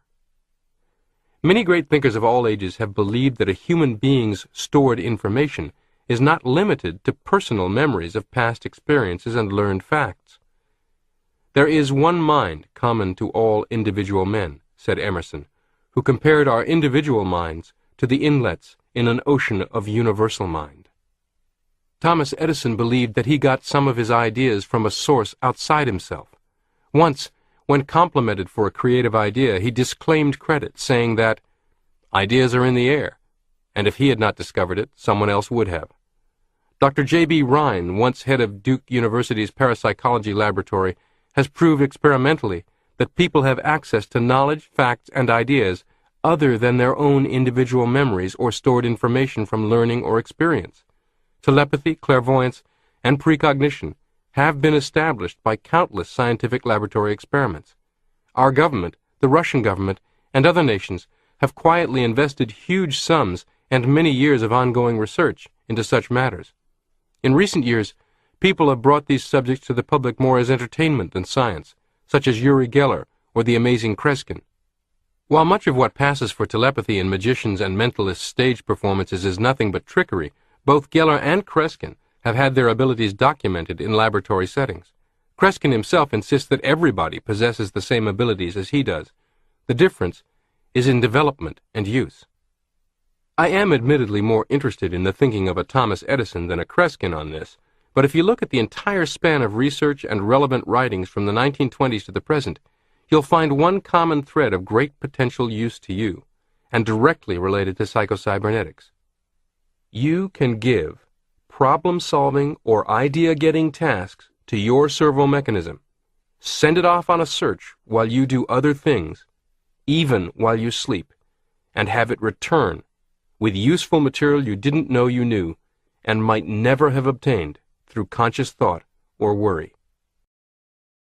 When you set out to do creative work, whether in selling, managing a business, writing a sonnet, improving human relations, or whatever, you begin with a goal in mind, an end to be achieved, a target answer, which, although perhaps somewhat vague, will be recognized when achieved. If you really mean business, have an intense desire, and begin to think intensely about all angles of the problem, your creative mechanism goes to work, and the scanner we spoke of earlier scans back through stored information or gropes its way to an answer. It selects an idea here, a fact there, a series of former experiences, and relates them, or ties them together into a meaningful whole that will fill out the incomplete portion of your situation, complete your equation, or solve your problem. When this solution is served up to your consciousness, often at an unguarded moment when you are thinking of something else, or perhaps even as a dream while your consciousness is asleep, something clicks, and you at once recognize this as the answer you have been searching for. In this process, does your creative mechanism also have access to stored information in a universal mind? Numerous experiences of creative workers would seem to indicate that it does. How else, for example, can you explain the experience of Louis Agassiz, told by his wife? He had been striving to decipher the somewhat obscure impression of a fossil fish on the stone slab in which it was preserved. Weary and perplexed, he put his work aside at last and tried to dismiss it from his mind. Shortly after, he waked one night persuaded that while asleep he had seen his fish with all the missing features perfectly restored. He went early to the Jardin des Plantes, thinking that on looking anew at the impression he would see something to put him on the track of his vision. In vain. The blurred record was as blank as ever. The next night, he saw the fish again, but when he waked it disappeared from his memory as before. Hoping the same experience might be repeated, on the third night he placed a pencil and paper beside his bed before going to sleep. Towards morning, the fish reappeared in his dream, confusedly at first, but at last with such distinctness that he no longer had any doubt as to its zoological characteristics. Still half dreaming, in perfect darkness, he traced these characters on the sheet of paper at the bedside. In the morning he was surprised to see in his nocturnal sketch features which he thought it impossible the fossil itself would reveal. He hastened to the Jardin des Plantes, and with his drawing as a guide, succeeded in chiseling away the surface of the stone under which portions of the fish proved to be hidden. When wholly exposed, the fossil corresponded with his dream and his drawing, and he succeeded in classifying it with ease. You're no Einstein. Sometimes a parent or teacher, frustrated at a young person's seeming inability to grasp mathematics, will utter the critical, disparaging, negative affirmation, "He's no Einstein," walking away in disappointment and frustration.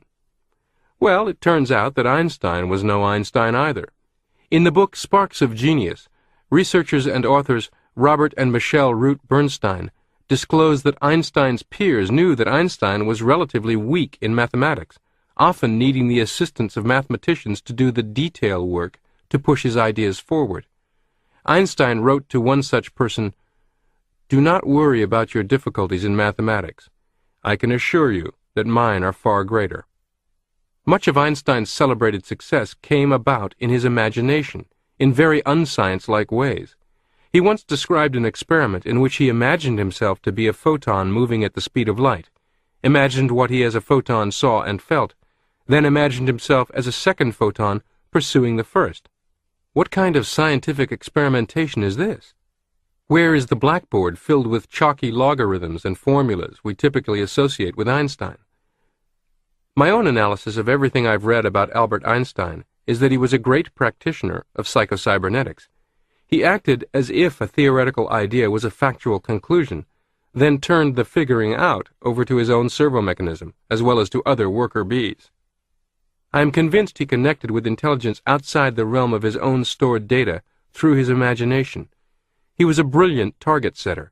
His accomplishments stand as testament to an individual's opportunity to rise above and beyond his or her stored knowledge, education, experience, or skill through the power of imagination. You can too. So what exactly is psycho-cybernetics? You might think of psycho-cybernetics as a collection of insights, principles, and practical methods that enable you to do all of the following. 1. Conduct an accurate inventory and analysis of the contents of your self-image. 2. Identify erroneous and restrictive programming embedded in your self-image and systematically alter it to better suit your purposes. 3. Use your imagination to reprogram and manage your self-image. 4. Use your imagination in concert with your self-image to effectively communicate with your servo mechanism so that it acts as an automatic success mechanism, moving you steadily towards your goals, including getting back on course when confronted with obstacles. 5. Effectively use your servo mechanism as something like a giant search engine to provide precisely the idea, information, or solution you need for any particular purpose, even reaching beyond your own stored data to obtain it. In a way, psycho-cybernetics is a communication system for effectively communicating with yourself. Get a new mental picture of yourself. The unhappy failure-type personality cannot develop a new self-image by pure willpower or by arbitrarily deciding to. There must be some ground, some justification, some reason for deciding that the old picture of self is in error and that a new picture is appropriate. You cannot merely imagine a new self-image unless you feel that it is based upon truth. Experience has shown that when people change their self-image, they have the feeling that, for one reason or another, they see or realize the truth about themselves. The truth in this chapter can set you free of an old, inadequate self-image. If you listen to it often, think intently about the implications, and hammer home its truths to yourself. In her book Revolution from Within, A Book of Self-Esteem, Gloria Steinem tells the story of the Royal Knights of Spanish Harlem, a prize-winning championship school chess club improbably made up of a dozen toughs from Spanish Harlem. These kids were hanging out on the street, engaging in minor crime and violence, 1 foot mired in delinquency, experimenting with drugs. Most people who observed them quickly concluded they were useless, hopeless, dangerous, very unlikely to achieve anything much beyond a jail sentence, and unworthy of any investment. But Bill Hall, an ordinary schoolteacher, somehow saw potential here that no one else could see, and through the activity of a chess club, he engineered an environment and a series of experiences that changed the way these kids saw themselves. Quite often, a person voted unlikely to succeed by others and by him or herself fortunately encounters someone who sees a potential no one else sees, believes in him far more than he does in himself, and literally directs a change in that person's self-image through a determined influence. However, there is no need to wait for someone else to do this for you. You can do it for yourself with psycho-cybernetics, and as you'll discover in this program, thousands have. The fundamental message of psycho-cybernetics is that every human being has been literally engineered for success by the Creator. Every human being has access to a power greater than him or herself. This means you. If you were engineered for success and happiness, then any old picture of yourself as unworthy of happiness or inherently unable to excel in a certain aspect of life, of a person who was meant to fail, must be in error. Here's a prescription to help you along. Listen to this chapter at least 3 times per week for the first 21 days. Study it and digest it. Listen for examples in your experiences and in the experiences of your friends that illustrate the creative mechanism in action. Think about limiting ideas about yourself that may be held firmly in the self-image, that may be the cause of effects you no longer desire. Try this mental training exercise. Memorize the following basic principles by which your success mechanism operates. You do not need to be a computer genius or a neurophysicist to operate your own servo mechanism, any more than you have to be able to engineer an automobile in order to drive one, or become an electrical engineer in order to turn on the light in your room. You do need to be familiar with the following, however, because having memorized these points, they will throw new light on what is to follow. 1. Aim. Your built-in success mechanism must have a goal or target. This goal or target must be conceived of as already in existence now, either in actual or potential form. It operates either 1. By steering you to a goal already in existence, or 2. By discovering something already in existence. 2. Trust. The automatic mechanism is teleological, that is, it operates on or must be oriented to end results or goals. Do not be discouraged because the means may not be apparent. It is the function of the automatic mechanism to supply the means when you supply the goal. Think in terms of the end result, and the means will often take care of themselves. 3. Relax. Do not be afraid of making mistakes or of temporary failures. All servo mechanisms achieve a goal by negative feedback, or by going forward, making mistakes, and immediately correcting course. Automatic course correction is one of the many benefits of Psycho-Cybernetics. 4. Learn. Skill learning of any kind is accomplished by trial and error, mentally correcting your aim after an error until you achieve a successful motion, movement, or performance. After that, further learning and continued success are accomplished by forgetting the past errors and remembering the successful response, so that it can be imitated. 5. Do. You must learn to trust your creative mechanism to do its work, and not jam it by becoming too concerned or too anxious as to whether it will work or not, or by attempting to force it by too much conscious effort. You must let it work, rather than make it work. This trust is necessary because your creative mechanism operates below the level of consciousness, and you cannot know what is going on beneath the surface. Moreover, its nature is to operate spontaneously according to the present need. Therefore, you have no guarantees in advance. It comes into operation as you act, and as you place a demand on it by your actions. You must not wait to act until you have proof. You must act as if it is there, and it will come through. Do the thing, and you will have the power, said Emerson. With all this in mind, select a target, whether it is that thinner, healthier you, a more confident, persuasive you, a you free of constant worry, a sales professional free of procrastination who begins each day with an organized to-do list and ends each day with it completed, or a golfer who hits perfectly straight drives. Devote just 10 or 15 minutes every day to taking that mental picture from a vague idea to a good sketch to a finely detailed, fully fleshed out and colored vision that occurs to you exactly the same way whenever called upon. If it helps to write out descriptions or to draw illustrations on paper or to collect relevant pictures from magazines, do so. Just stick to 10 or 15-minute sessions when you close your eyes to the outer world and open them only to this picture's continuing development. Try this little experiment for 21 days and see what happens. The strengthened and empowered automatic success mechanism. You accelerate personal development and goal achievement by providing your ASM with a clear, precisely detailed, vividly imagined, and perfectly communicated target. As the target gets clearer, the ASM responds by doing its job more efficiently. Chapter 3. Imagination, the ignition key to your automatic success mechanism. Industrialist Charles M. Schwab wrote, "To carry on a successful business, a man must have imagination.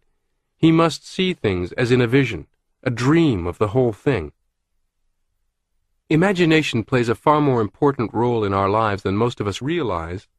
I have seen this demonstrated many times in my practice. A particularly memorable instance concerned a patient who was literally forced to visit my office by his family. He was a man of about 40, unmarried, who held down a routine job during the day and kept to himself in his apartment when the workday was over, never going anywhere, never doing anything. He'd had many such jobs and never seemed able to stay with any of them for any great length of time. His problem was that he had a rather large nose and ears that protruded a little more than normal. He considered himself ugly and funny-looking. He imagined that the people he came into contact with during the day were laughing at him and talking about him behind his back because he was so odd. His imaginings grew so strong that he actually feared going out into the business world and moving among people. He hardly felt safe, even in his own home. The poor man even imagined that his family was ashamed of him because he was peculiar-looking, not like other people. Actually, his facial deficiencies were not serious. His nose was of the classical Roman type, and his ears, though somewhat large, attracted no more attention than those of thousands of people with similar ears. In desperation, his family brought him to see me to see if I could help him. I saw that he did not need surgery, only an understanding of the fact that his imagination had wrought such havoc with his self-image that he had lost sight of the truth. He was not really ugly. People did not consider him odd and laugh at him because of his appearance. His imagination alone was responsible for his misery. His imagination had set up an automatic negative failure mechanism within him, and it was operating full blast to his extreme misfortune. Fortunately, after several sessions with him, and with the help of his family, he was able gradually to realize that the power of his own imagination was responsible for his plight, and he succeeded in building up a true self-image and achieving the confidence he needed by applying creative imagination rather than destructive imagination. You might say he needed emotional surgery, not physical surgery with an actual scalpel. In the latter years of my surgical practice, I became quite skilled at talking myself out of business. This is an analogy for the experiences of thousands of people, quite possibly in one way or another, including you. No, you may not feel ashamed of your nose or ears or any other physical feature, and you may not be a recluse, but many people believe there is something about them that causes others to look down on them, to ridicule them behind their backs, to reject them, something that prevents them from progressing in certain ways. One of the smartest, most successful and prolific idea men I've ever known in the advertising field has had a lifelong pattern of rising to high income, then suddenly experiencing circumstances that pull the rug out from under him, so that he must rebuild from scratch his reputation and his finances. One month he was living in a mansion, the next in a motel. He has admitted to me and to others that he has spent his entire life trying to escape the iron-fisted grip of what he calls his white trash ancestry, and to paraphrase Al Pacino in one of the Godfather movies, just as he gets out, he is again pulled back. Of course, this thing that keeps pulling him back does not exist in the physical world, only inside his own self-image. It's his ugly nose and big ears. What's yours? Ironically, even though his entire business is the imagination business, he has yet to discover how to use his imagination as a scalpel in emotional surgery to rid his self-image of its big nose. Creative imagination is not something reserved for the poets, the philosophers, the inventors. It enters into our every act. Imagination sets the goal picture that our automatic mechanism works on. We act or fail to act not because of will, as is so commonly believed, but because of imagination. This is the most important statement to be gleaned from this entire program. Human beings always act and feel and perform in accordance with what they imagine to be true about themselves and their environment. You cannot long escape or outperform that picture. You can dissect it, analyze it, uncover what is in it that is not true about yourself, and alter it. You can modify it without archaeological examination of the past, but you cannot escape it. You will always act and perform and experience appropriate results in accordance with what you imagine to be true about yourself and your environment. This is a basic and fundamental law of mind. It is the way we are built. When we see this law of mind graphically and dramatically demonstrated in a hypnotized subject, we are prone to think that there is something occult or supernormal at work, or to discredit it as simple stage illusion. Actually, what we are witnessing often is the normal operating process of the human brain and nervous system. For example, if a good hypnotic subject is told that she is at the North Pole, she will not only shiver and appear to be cold, her body will react just as if she were cold, and goose pimples will develop. The same phenomena have been demonstrated on wide-awake college students by asking them to imagine that one hand is immersed in ice water. Thermometer readings show that the temperature drops in the treated hand. Tell a hypnotized subject that your finger is a red-hot poker, and he will not only grimace with pain at your touch, but his cardiovascular and lymphatic systems will react just as if your finger were a red-hot poker and produce inflammation and perhaps a blister on the skin. In one demonstration, when college students, wide awake, have been told to imagine that a spot on their foreheads was hot, temperature readings documented an actual increase in skin temperature. These are elementary experiments just one step away from the rather cruel but common children's game, the practical joke played at school, and sometimes by adults at work. In this prank, a person is secretly targeted by the group. Then one person after another engages the target in conversation, asking, "Aren't you feeling well, Bob? You look pretty white-faced. Bob, are you feeling all right?" Soon, poor Bob is in the restroom checking himself out in the mirror. Before long, Bob is feeling queasy and weak. Bob may even actually become so sick he must lie down or go home. Your nervous system cannot tell the difference between an imagined experience and a real one. Your nervous system reacts appropriately to what you think or imagine to be true. This phenomenon that can be produced as a practical joke or by a hypnotist on stage for entertainment is actually identical to, or illustrative of, the basic process that governs much of our behavior, and that can be taken hold of and deliberately used to advantage.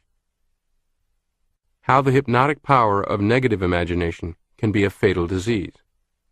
When I wrote my book for physicians in 1936, New Faces, New Futures, about the impact of plastic surgery on personality, I reprinted in it a newspaper article from a St. Louis newspaper headlined, "Inferiority Complex Caused by Long Nose Drives College Student to Commit Suicide." This article reported the suicide of a 24-year-old student of Washington University named Theodore Hoffman. Ironically, the article reported that those who knew him considered him popular. Here is the text of this young man's suicide note. Quote, "To the world. When I was a child, other children abused and mistreated me because I was weaker and uglier than they.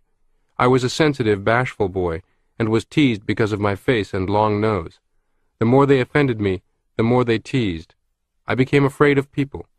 I knew that many of them hated me for things that I was not responsible for, my sentimental nature, and my appearance. I was unable to speak to anyone. My confidence was gone. A teacher spelled my name with 2 F's, although it has only 1. Yet I became so backward I was unable to correct her, and therefore spelled it with 2 F's throughout my school career. God forgive everyone for this. I am afraid of the world, but I'm not afraid to die." Unquote. At the time, a professor at the university judged this to be the most severe case of an inferiority complex ever known. Nonsense. Believe me, this young man's desperation, which first killed his self-image and then led him to take his own life, mirrors the same desperation affecting thousands and thousands of people, and missed entirely or underestimated in importance by the people around them. In fact, suicide among teenagers in recent years has reached epidemic proportions, though rarely discussed in the media. Anorexia is a chilling demonstration of the hypnotic power of negative imagination. In Battling the Inner Dummy, the authors David Weiner and Dr. Gilbert Hefter describe an encounter with a 15-year-old girl, Ellen, shown on the CBS television program 48 Hours in 1998. Ellen weighed only 82 pounds and looked like a sickly child wasting away, but she was firmly convinced she was fat. As a result, she avoided meals, refused to eat, or would even purge herself after eating. In this child's hospital room, the television reporter interviewing Ellen got her to stand in front of a full-length mirror and asked her if she saw how gaunt and weak she looked. "I think I look fat," Ellen insisted. The reporter then tried fact. "But you now weigh only 82 pounds. Do you think that that is a person who is fat?" Ellen sensibly replied, "No." But then she immediately said that she was fat, and would grow fatter if she ate. So, determined not to eat, Ellen would pull out the intravenous feeding needles if not closely supervised.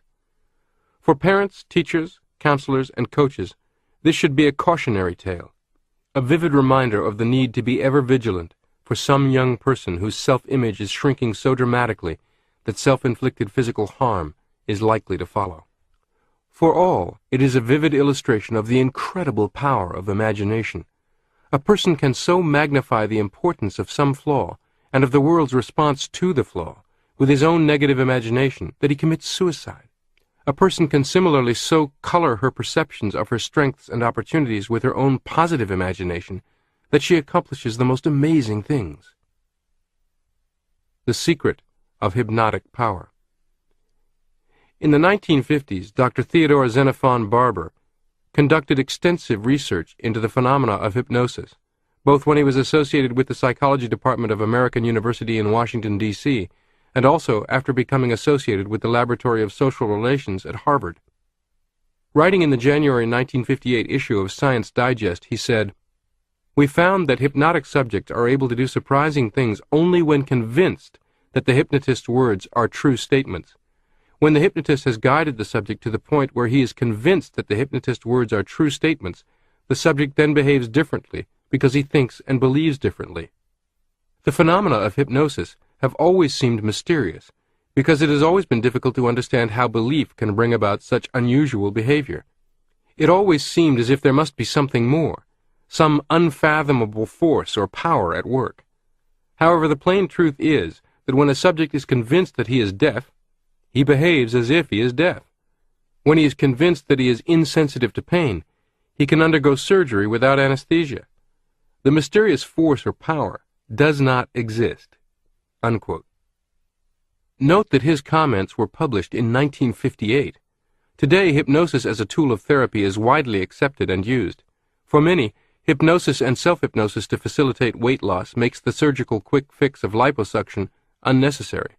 A perfect analogy to my examples of emotional surgery versus actual surgery. In these cases, hypnosis is the scalpel.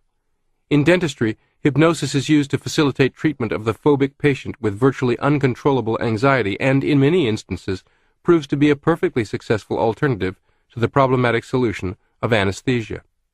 With regard to the links between childhood programming, past experiences, and peer programming on one hand, and the imagination, the self-image, and the servo mechanism on the other, my conclusion is that people are literally hypnotized by their own self-images. In fact, many people virtually sleepwalk through their entire lives under unrecognized hypnotic suggestion. In Quentin Reynolds' book, Intuition, Your Secret Power, a hypnotist is quoted as saying, "Clients visit me hoping that I will put them in a trance and fix their lives. In fact, many of them live in a trance and need a dose of reality." Unquote. If you are stuck in a dark elevator for a couple of frightening hours as a child, you may still be fearful of elevators, unable to get into an elevator 40 years later. Regardless of all the safety statistics, factual information, demonstration, observation of thousands using elevators, or even the daunting task of hiking up a dozen flights of stairs, you are still in the hypnotic trance from 40 years ago. Still, a little reflection will show why it is a very good thing for us that we do feel and act according to what we believe or imagine to be true. All of this does not mean the system itself is bad. It only requires learning how to better use the system. Truth determines action and behavior. The human brain and nervous system are engineered to react automatically and appropriately to the problems and challenges in the environment. For example, a man does not need to stop and think that self-survival requires that he run if he meets a grizzly bear on a trail. He does not need to decide to become afraid. The fear response is both automatic and appropriate. First, it makes him want to flee. The fear then triggers bodily mechanisms that soup up his muscles so that he can run faster than he has ever run before. His heartbeat is quickened. Adrenaline, a powerful muscle stimulant, is poured into the bloodstream. All bodily functions not necessary to running are shut down. The stomach stops working and all available blood is sent to the muscles. Breathing is much faster, and the oxygen supply to the muscles is increased many-fold. All of this, of course, is nothing new. Most of us learned this in high school. What we have not been so quick to realize, however, is that the brain and nervous system that reacts automatically to environment is the same brain and nervous system that tells us what the environment is. The reactions of the man meeting the bear are commonly thought of as due to emotion rather than to ideas. Yet it was an idea information received from the outside world and evaluated by the mind that sparked the so-called emotional reactions.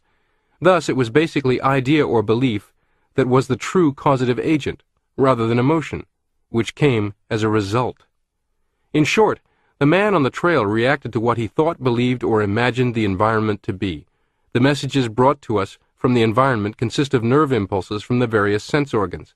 These nerve impulses are decoded, interpreted, and evaluated in the brain, and made known to us in the form of ideas or mental images. In the final analysis, it is these mental images that we react to.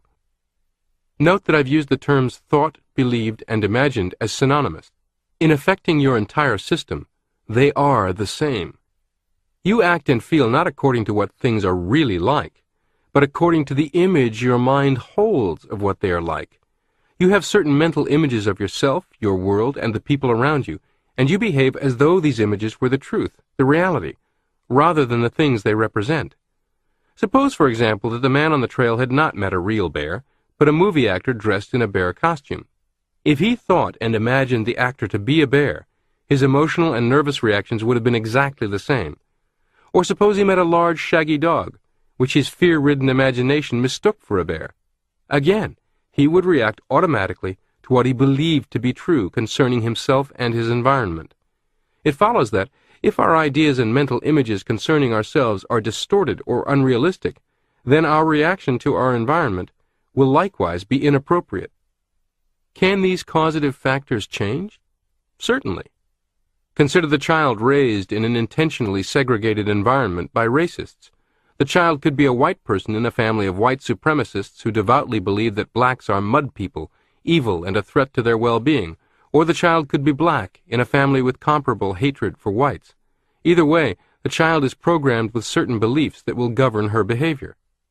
In her imagination, she constructs certain truths that would be very difficult to modify as she matures. However, some people make a 180-degree change in their beliefs and behavior at some point in their lives.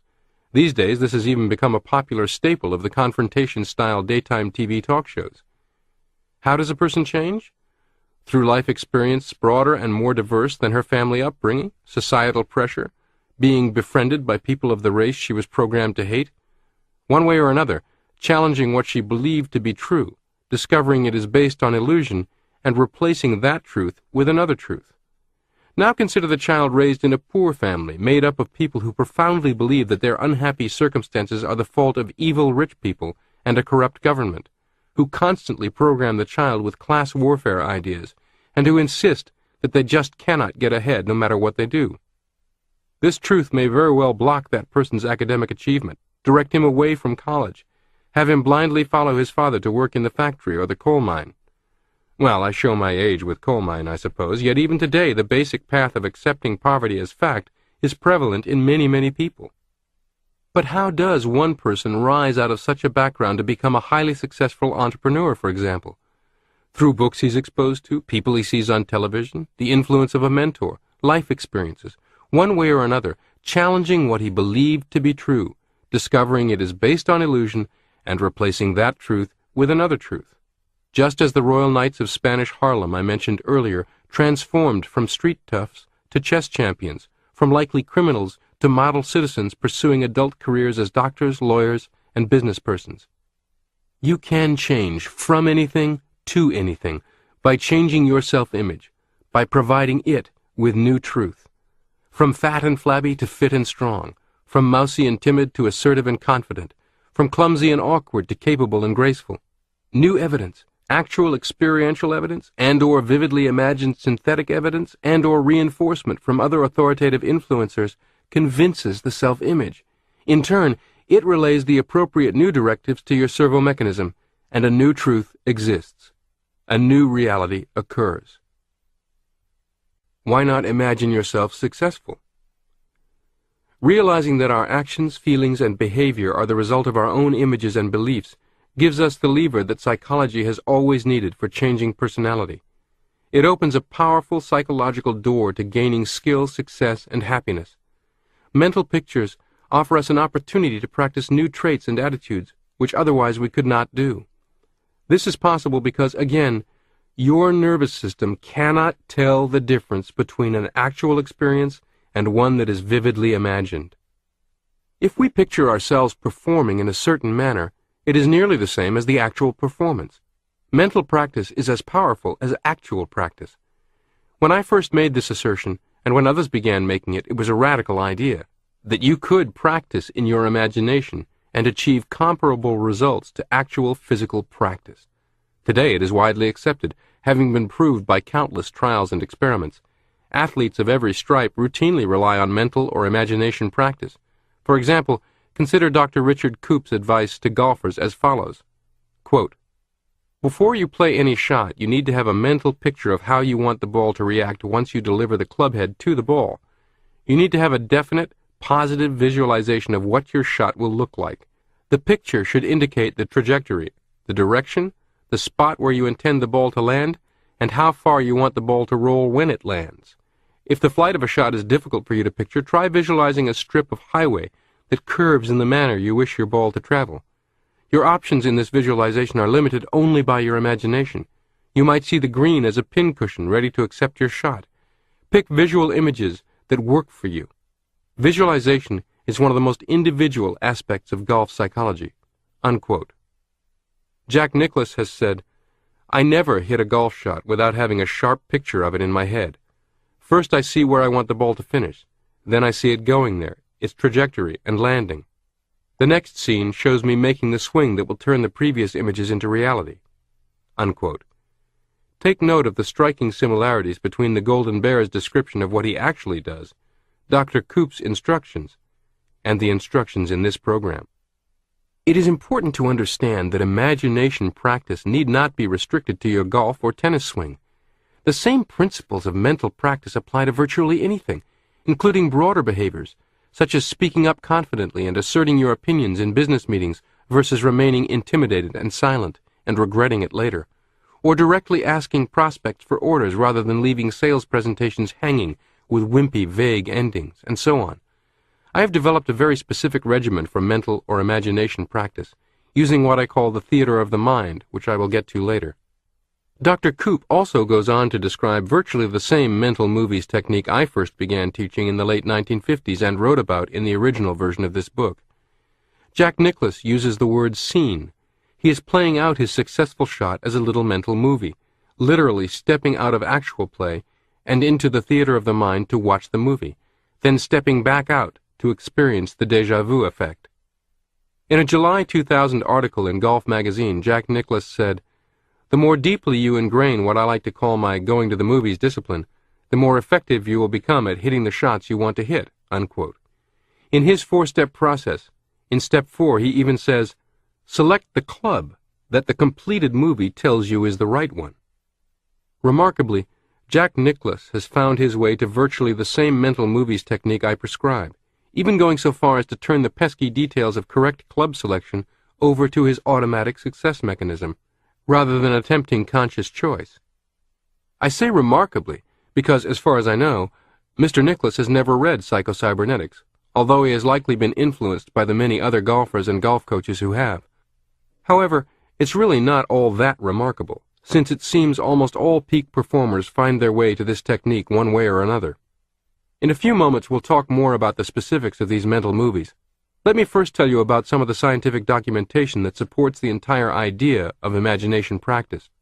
In one of the first controlled experiments I read about, psychologist R.A. Vandal proved that mental practice in throwing darts at a target, wherein the person sits for a period each day in front of the target and imagines throwing darts at it, improves aim just as much as actually throwing darts. Research Quarterly reported an experiment on the effects of mental practice on improving skill in sinking basketball free throws. One group of students actually practiced throwing the ball every day for 20 days, and were scored on the first and last days.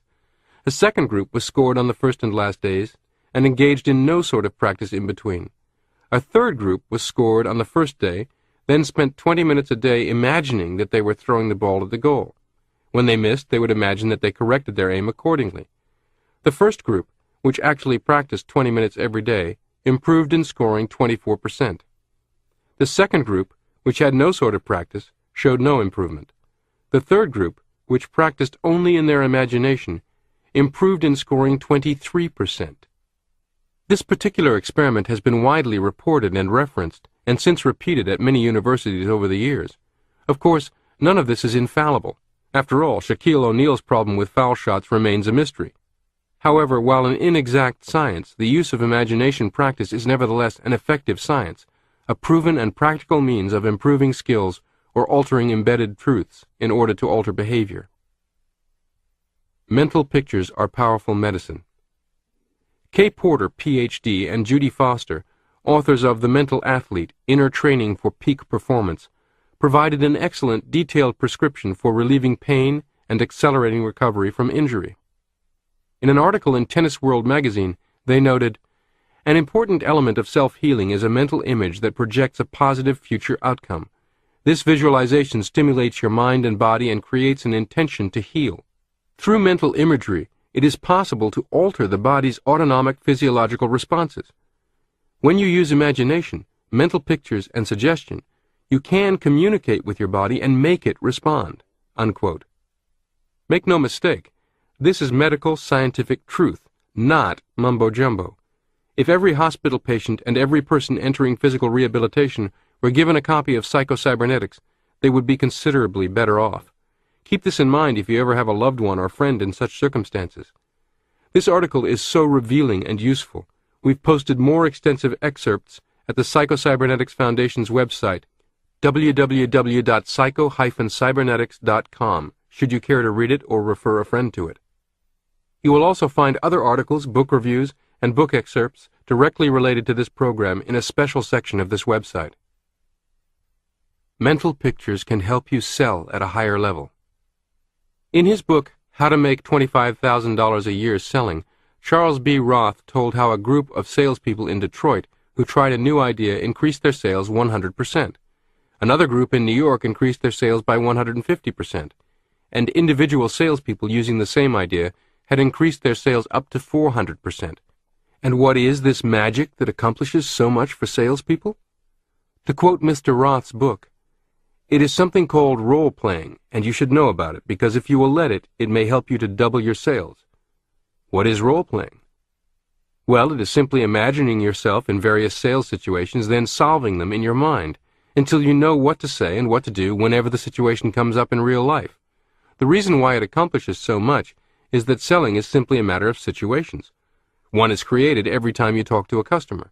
He says something or asks a question or raises an objection.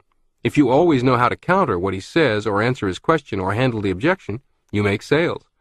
A role-playing salesman at night when he is alone will create these situations. He will imagine the prospect throwing the widest kind of curves at him. Then he will work out the best answer to them. No matter what the situation is, you can prepare for it beforehand by means of imagining yourself and your prospect face to face while he is raising objections and creating problems, and you are handling them properly. Use mental pictures to get a better job. The late William Moulton Marston, well-known psychologist, recommended what he called rehearsal practice to men and women who came to him for help in job advancement. If you have an important interview coming up, such as making an application for a job, his advice was, plan for the interview in advance. Go over in your mind all the various questions that are likely to be asked. Think about the answers you're going to give. Then rehearse the interview in your mind.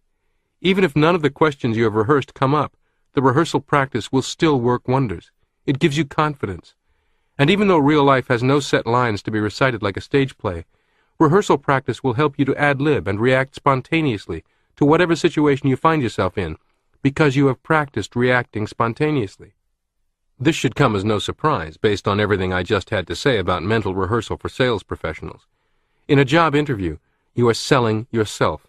You are the product and its sales representative. Like the negotiator, you may even have the luxury of time, several weeks, maybe even several months, to plan and prepare to search for a new or better position.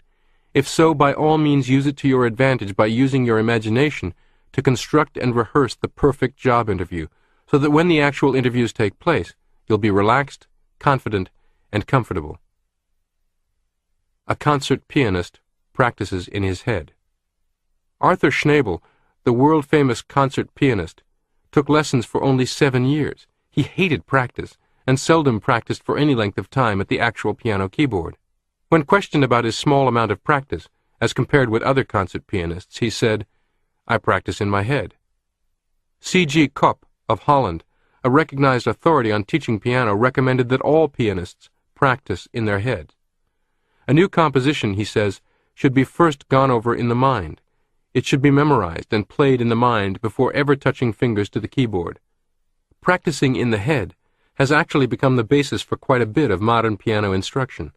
Composer, performer, and instructor Patty Carlson achieved considerable fame promoting her How to Play Piano Overnight video program, in which she teaches people how to feel the music rather than learning to read sheet music and engage in tedious practice.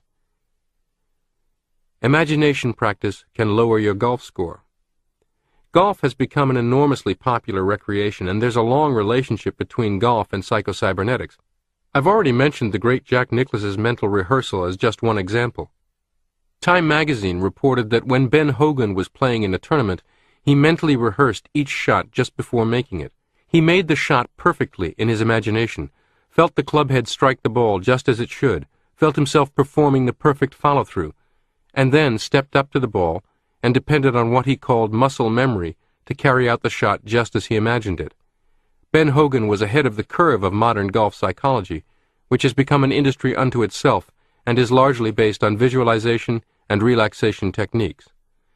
Alex Morrison, perhaps the best-known golf instructor in the world at the time I was writing the first edition of this book, actually worked out a system of mental practice to improve your golf score while sitting in an easy chair and practicing mentally what he called the 7 Morrison keys. According to Morrison, the mental side of golf represents 90% of the game, the physical side 8%, and the mechanical side 2%. In his book, Better Golf Without Practice, Morrison told how he taught Lou Lair to break 90 for the first time, with no actual practice whatsoever. Morrison had Lair sit in an easy chair in his living room and relax while he demonstrated for him the correct swing, and gave a brief lecture on the Morrison keys. Lair was instructed to engage in no actual practice on the links, but instead spend 5 minutes each day relaxing in his easy chair, visualizing himself attending to the keys correctly. Morrison goes on to report how several days later, with no physical preparation whatever, Lair joined his regular foursome and amazed them by shooting 9 holes in an even par 36. The core of the Morrison system is, you must have a clear mental picture of the correct thing before you can do it successfully. Morrison, by this method, enabled many celebrities to chop as many as 10 to 12 strokes off their scores. Clearly see the target and let your automatic success mechanism take care of the details. Johnny Bulla, a well-known professional golfer, wrote an article in which he said that having a clear mental image of just where you wanted the ball to go and what you wanted it to do was more important than form in golf. Most of the pros, said Bulla, have one or more serious flaws in their form, yet they manage to shoot good golf. It was Bulla's theory that if you picture the end result, see the ball going where you want it to go, and have the confidence to know that it was going to do what you wanted, your subconscious would take over and direct your muscles correctly. If your grip was wrong and your stance not in the best form, your subconscious would still take care of that by directing your muscles to do whatever was necessary to compensate for the error in form. This describes the payoff of mastering these psycho-cybernetics techniques, that you reach a point of efficiency where you can simply, quickly, hand a clear picture of the desired outcome over to your servo mechanism and let it take care of the mechanical details of making that outcome take place. Golf is such an excellent laboratory for these techniques because, unlike many other sports, it is stripped down to pure competition with yourself. Morrison's coaching of Lair exclusively with mental practice came many years before Tim Galway, author of The Inner Game of Tennis, accepted the challenge of an experiment, to see how much golf he could learn just by adapting the inner game, that is, mental skills he had developed in playing and coaching tennis. He set the goal of breaking 80 while playing only once weekly, receiving no technical instruction, and otherwise relying on practice in his imagination, in 1 year or less. At that time, he played only several times a year, scoring between 95 and 105. His diary of that experiment is included in his book, The Inner Game of Golf.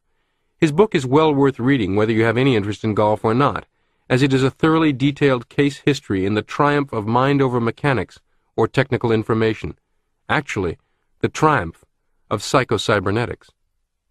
Over the years, I've had the pleasure of working with many top golfers and golf instructors, although professional discretion requires me to maintain confidentiality for most of them. Some engineered improvement in their performance with only this program and no other assistance from me. Here's one that is public knowledge. In 1964, Dave Stockton was struggling to survive on the Pro Tour. "Overall, I was playing well, but my putting was lousy," Stockton told an LA Times reporter. "My father, a retired pro, insisted my putting problems were mental, not physical, and he gave me a copy of Psycho-Cybernetics to read. I read it just 1 week before the PGA tournament. Then I went in, knowing I was going to win." Dave Stockton beat Arnold Palmer in that event and went on to enjoy a long and successful career. In fact, he became famous for his putting, and 22 years later, Dave won the 1996 U.S. Senior Open. The real secret of mental picturing. Successful men and women have, since the beginning of time, used mental pictures and rehearsal practice to achieve success. Napoleon, for example, practiced soldiering in his imagination for many years before he ever went on an actual battlefield. Webb and Morgan, in their book Making the Most of Your Life, tell us that the notes Napoleon made from his readings during these years of study filled, when printed, 400 pages. He imagined himself as a commander and drew maps on the island of Corsica showing where he would place his calculations with mathematical precision." Unquote. Conrad Hilton imagined himself operating a hotel long before he ever bought one. As a boy, he used to play that he was a hotel operator. His earliest successes were in buying dilapidated dowager properties and restoring their beauty, rebirthing them as first-class properties.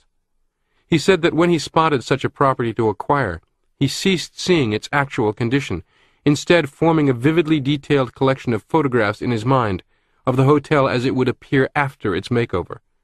By seeing what would be, he saw value invisible to others. A strong mental picture can pull you toward success even when you have no logical argument for it. Jane Savoy is one of the most respected horse riding coaches in America. In 2000, she coached the U.S. Olympic equestrian team competing in Sydney.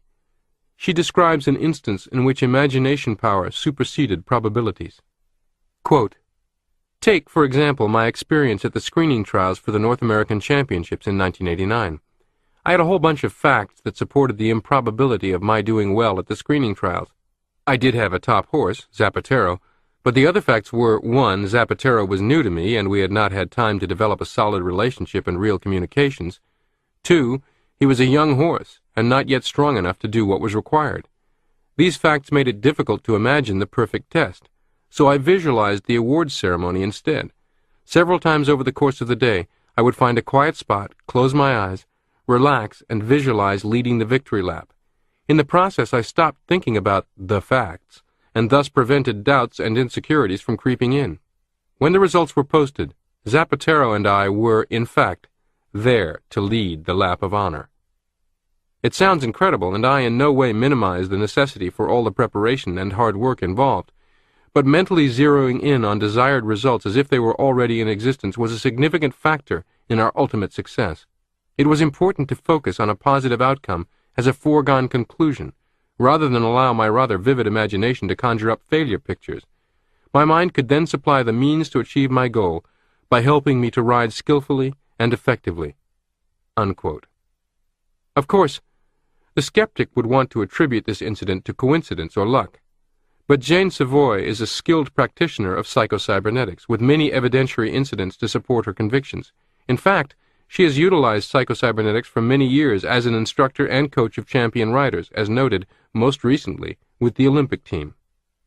Even a single, simple, vividly imagined picture of successful achievement can be sufficient to block out doubts, fears, insecurities, and worries, and direct the success mechanism to the desired target. Full-scale mental rehearsal is even more powerful. There is simply no sensible case to be made anymore against incorporating mental rehearsal into your own daily regimen.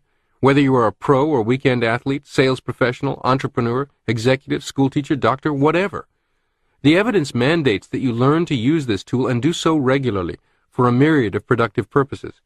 It is fair to insist that if you are not utilizing this approach, you are operating without benefit of one of the fundamental, universal, most relied on psychological tools of success we know of. It is much like being a carpenter choosing to operate without benefit of electric power and power tools. You could, but why? Why mental picturing is so powerful. The science of cybernetics gives us insight into why mental picturing produces such amazing results. I find that the more people understand about why this works so well, the more likely they are to use it. This automatic success mechanism within you, a highly complex automatic goal-seeking machine that steers its way to a target or goal by use of feedback data and stored information, automatically correcting course when necessary, can operate in only one way. It must have a target to shoot at. As the famous golf instructor Alex Morrison said, you must first clearly see a thing in your mind before you can do it. As stated earlier, this new concept does not mean that you are a machine, but that your physical brain and body functions as a machine that you operate. When you see a thing clearly in your mind, your creative success mechanism within you takes over and does the job much better than you could do it by conscious effort or willpower. Instead of trying hard by conscious effort to do the thing by iron-jawed willpower, all the while worrying and picturing to yourself all the things that are likely to go wrong, you simply relax. Stop trying to do it by strain and effort. Picture the target you really want to hit and let your creative success mechanism take over. You are not relieved thereafter from effort and work, but your efforts are used to carry you forward toward your goal, rather than in futile mental conflict which results when you want to try to do one thing but picture to yourself something else. Finding your best self. This same creative mechanism within you can help you achieve your best possible self, if you will form a picture in your imagination of the self you want to be and see yourself in the new role. This is a necessary condition to personality transformation, regardless of the method of therapy used. Somehow, before you can change, you must see yourself in a new role. I myself have witnessed veritable miracles in personality transformation when an individual changes his or her self-image. However, today, we are only beginning to glimpse the potential creative power that stems from the human imagination, particularly images concerning ourselves. Consider the implications, for example, in the following news release, which appeared in 1958 under an Associated Press dateline. Just imagine you're sane. San Francisco. Some mental patients can improve their lot and perhaps shorten their stay in hospitals just by imagining they are normal, two psychologists with the Veterans Administration at Los Angeles reported. Dr. Harry M. Grayson and Dr. Leonard B. Ollinger told the American Psychological Association they tried the idea on 45 men hospitalized as neuropsychiatrics. The patients first were given the usual personality test. Then they were asked flatly to take the test a second time and answer the questions as they would if they were a typical, well-adjusted person on the outside. 3/4 of them turned in improved test performances, and some of the changes for the better were dramatic, the psychologist reported. Unquote. In order for these patients to answer the questions as a typical, well-adjusted person would answer, they had to imagine how a typical, well-adjusted person would act. They had to imagine themselves in the role of a well-adjusted person, and this in itself was enough to cause them to begin acting like and feeling like a well-adjusted person. I'm not certain what became of these good doctors and their innovative experiments. However, we know that today every aspect of self-image psychology, the very idea of self-image as steersman, and related techniques like act-as-if visualization are widely accepted and used in assisting the mentally ill, the handicapped, addicts, and incarcerated inmates involved with rehabilitation. Of course, you are probably not clinically insane or addicted to chemicals, but more likely a successful individual looking to psycho-cybernetics to help you do even better or to improve some aspect of your life. The fact that these techniques have become part and parcel of most therapies and treatments for people with far more severe emotional and psychological difficulties than you face or can even imagine holds out for you the promise that they can be even more powerful, fast-acting, and effective from your more favorable starting point. Discover the truth about yourself. The aim of self-image psychology is not to create a fictitious self that is all-powerful, arrogant, egoistic, all-important. Such an image is as inappropriate and unrealistic as the inferior image of self. Our aim is to find the real self. However, it is common knowledge among psychologists that most of us underrate ourselves, shortchange ourselves, sell ourselves short. Actually, there's no such thing as a superiority complex. People who seem to have one are actually suffering from feelings of inferiority. Their superior self is a fiction, a cover-up, to hide from themselves and others their deep-down feelings of inferiority and insecurity. How can you discover the truth about yourself? How can you make a true evaluation? It seems to me that here psychology must turn to religion. The scriptures tell us that God created man a little lower than the angels and gave him dominion, that God created man in his own image. If we really believe in an all-wise, all-powerful, all-loving creator, then we can draw some logical conclusions about what he has created. Man. In the first place, such an all-wise and all-powerful creator would not turn out inferior products any more than a master painter would paint inferior canvases. Such a creator would not deliberately engineer the product to fail any more than a manufacturer would deliberately build failure into an automobile. The fundamentalists tell us that man's chief purpose and reason for living is to glorify God, and the humanists tell us that man's primary purpose is to express himself fully.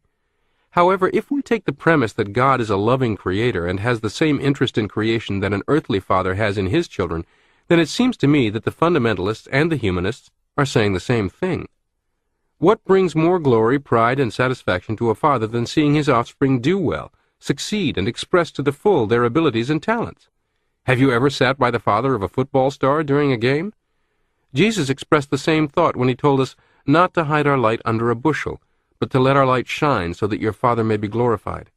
I cannot believe that it brings any glory to God when his children go around with hangdog expressions, being miserable, afraid to lift up their heads and be somebody. Over the years, following the first publication of Psycho-Cybernetics, I've been invited to speak at many different kinds of churches, from evangelical Christian to Baptist to Episcopal to so-called New Thought and Science of Mind.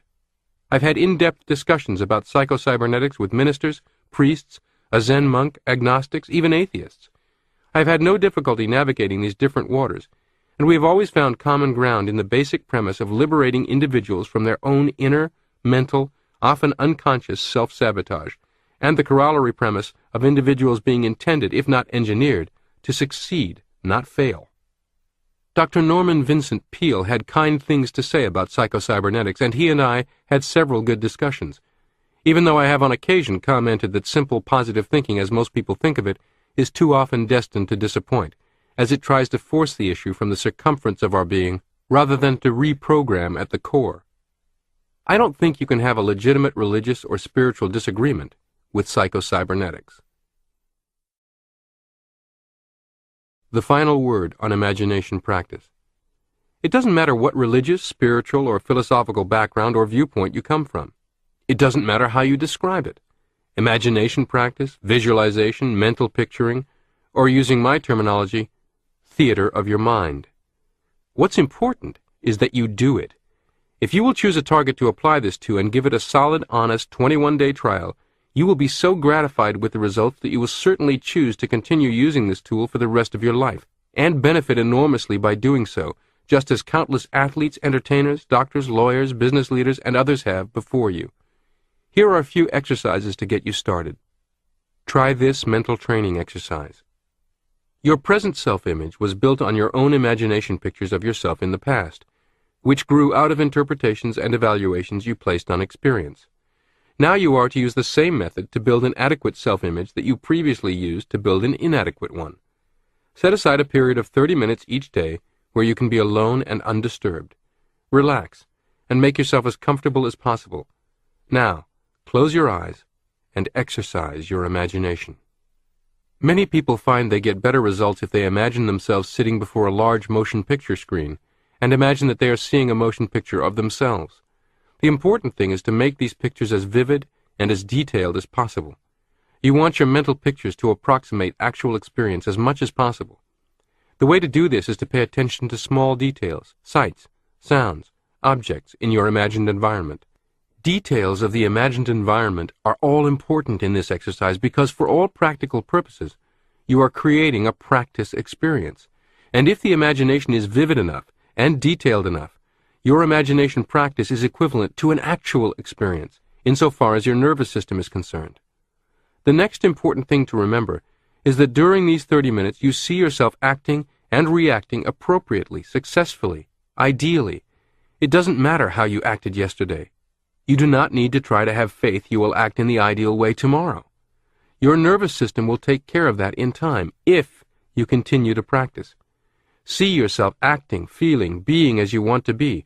Do not say to yourself, I'm going to act this way tomorrow. Just say to yourself, I'm going to imagine myself acting this way now, for 30 minutes, today. Imagine how you would feel if you were already the sort of personality you want to be. If you've been shy and timid, see yourself moving among people with ease and poise, and feeling good because of it. If you've been fearful and anxious in certain situations, see yourself acting calmly and deliberately, acting with confidence and courage, and feeling expansive and confident, because you are. This exercise builds new memories or stored data in your midbrain and central nervous system. It builds a new image of self. After practicing it for a time, you will be surprised to find yourself acting differently, more or less automatically and spontaneously without trying. This is as it should be. You do not need to take thought or try or make an effort now in order to feel ineffective and act inadequately. Your present inadequate feeling and doing are automatic and spontaneous because of the memories, real and imagined, you have built into your automatic mechanism. You will find it will work just as automatically upon positive thoughts and experiences as upon negative ones. Step 1. Take pad and pen and write out a brief outline or description of the mental movie you intend to construct, experiment with, develop, and view in the theater in the mind. Step 2. Set aside 30 minutes a day, preferably at the same time each day, to find a quiet, private place, relax, close your eyes, enter your theater, and begin playing, editing, replaying your movie. Step 3. Gradually massage your movie so that its star, you, performs exactly as you desire and achieves the experience and results you desire. Strive to arrive at this point within the first 10 days. Step 4. For the remaining 11 days, play and enjoy that movie repeatedly, without change. Chapter 4. How to dehypnotize yourself from false beliefs. Friedrich Wilhelm Nietzsche wrote, "Convictions are more dangerous enemies of truth than lies." A question that I have been asked many times about psycho-cybernetics equates as if imagination with fake it till you make it, or pure fantasy. Nothing could be further from the truth. Fake it till you make it is external, superficial, and unrealistic. It is sometimes taught to salespeople to their financial and emotional detriment. Instead, psycho-cybernetics, including as-if imagination practice, is not about fraud, but a search for hidden truth. It is about uncovering your true self by creatively challenging ideas your self-image accepts as facts about you that may or may not have been valid once, but need not be valid today or tomorrow. This story from my original book illustrates this. My friend, Dr. Alfred Adler, had an experience with a young boy that illustrates just how powerful belief can be on behavior and ability. He got off to a bad start in arithmetic, and his teacher became convinced that he was dumb in mathematics. The teacher then advised the parents of this fact and told them not to expect too much of him. They too were convinced. Adler passively accepted the evaluation they had placed on him, and his grades in arithmetic proved they had been correct. One day, however, he had a sudden flash of insight and thought he saw how to work a problem the teacher had put on the board and that none of the other pupils could work. He announced as much to the teacher. She and the whole class laughed, whereupon he became indignant, strode to the blackboard, and worked the problem, much to their amazement. In doing so, he realized that he could understand arithmetic. He felt a new confidence in his ability and went on to become a good math student. Dr. Adler's experience was very much like that of a patient of mine some years back, a business person who wanted to excel in public speaking because he had a vital message to impart about his outstanding success in a difficult field. He had a good voice and an important topic, but he was unable to get up in front of strangers and put his message over. What held him back was his belief that he could not make a good talk, and that he would fail to impress his audience simply because he did not have an imposing appearance. He did not look like a successful executive. This belief had burrowed so deeply into him that it threw up a roadblock every time he stood up before a group of people and began to talk. He mistakenly concluded that if he could have an operation to improve his appearance, he would then gain the confidence he needed. An operation might have done the trick, and it might not. My experience with other patients had shown that physical change did not always guarantee personality change. The solution in this man's case was found when he became convinced that his negative belief was preventing him from delivering the vital information he had. He succeeded in replacing the negative belief with a positive belief that he had a message of extreme importance that he alone could deliver no matter what he looked like. In due time, he was one of the most sought-after speakers in the business world. The only change was in his belief and in his self-image. Now, the point I want to make is this. Adler had been hypnotized by a false belief about himself, not figuratively, but literally and actually hypnotized. Remember that we said in the last chapter that the power of hypnosis is the power of belief. Let me repeat here Dr. Barber's explanation of the power of hypnosis. Quote, "We found that hypnotic subjects are able to do surprising things only when convinced that the hypnotist's words are true statements. When the hypnotist has guided the subject to the point where he is convinced that the hypnotist's words are true statements, the subject then behaves differently because he thinks and believes differently." Unquote. The important thing for you to remember is that it does not matter in the least how you got the idea or where it came from.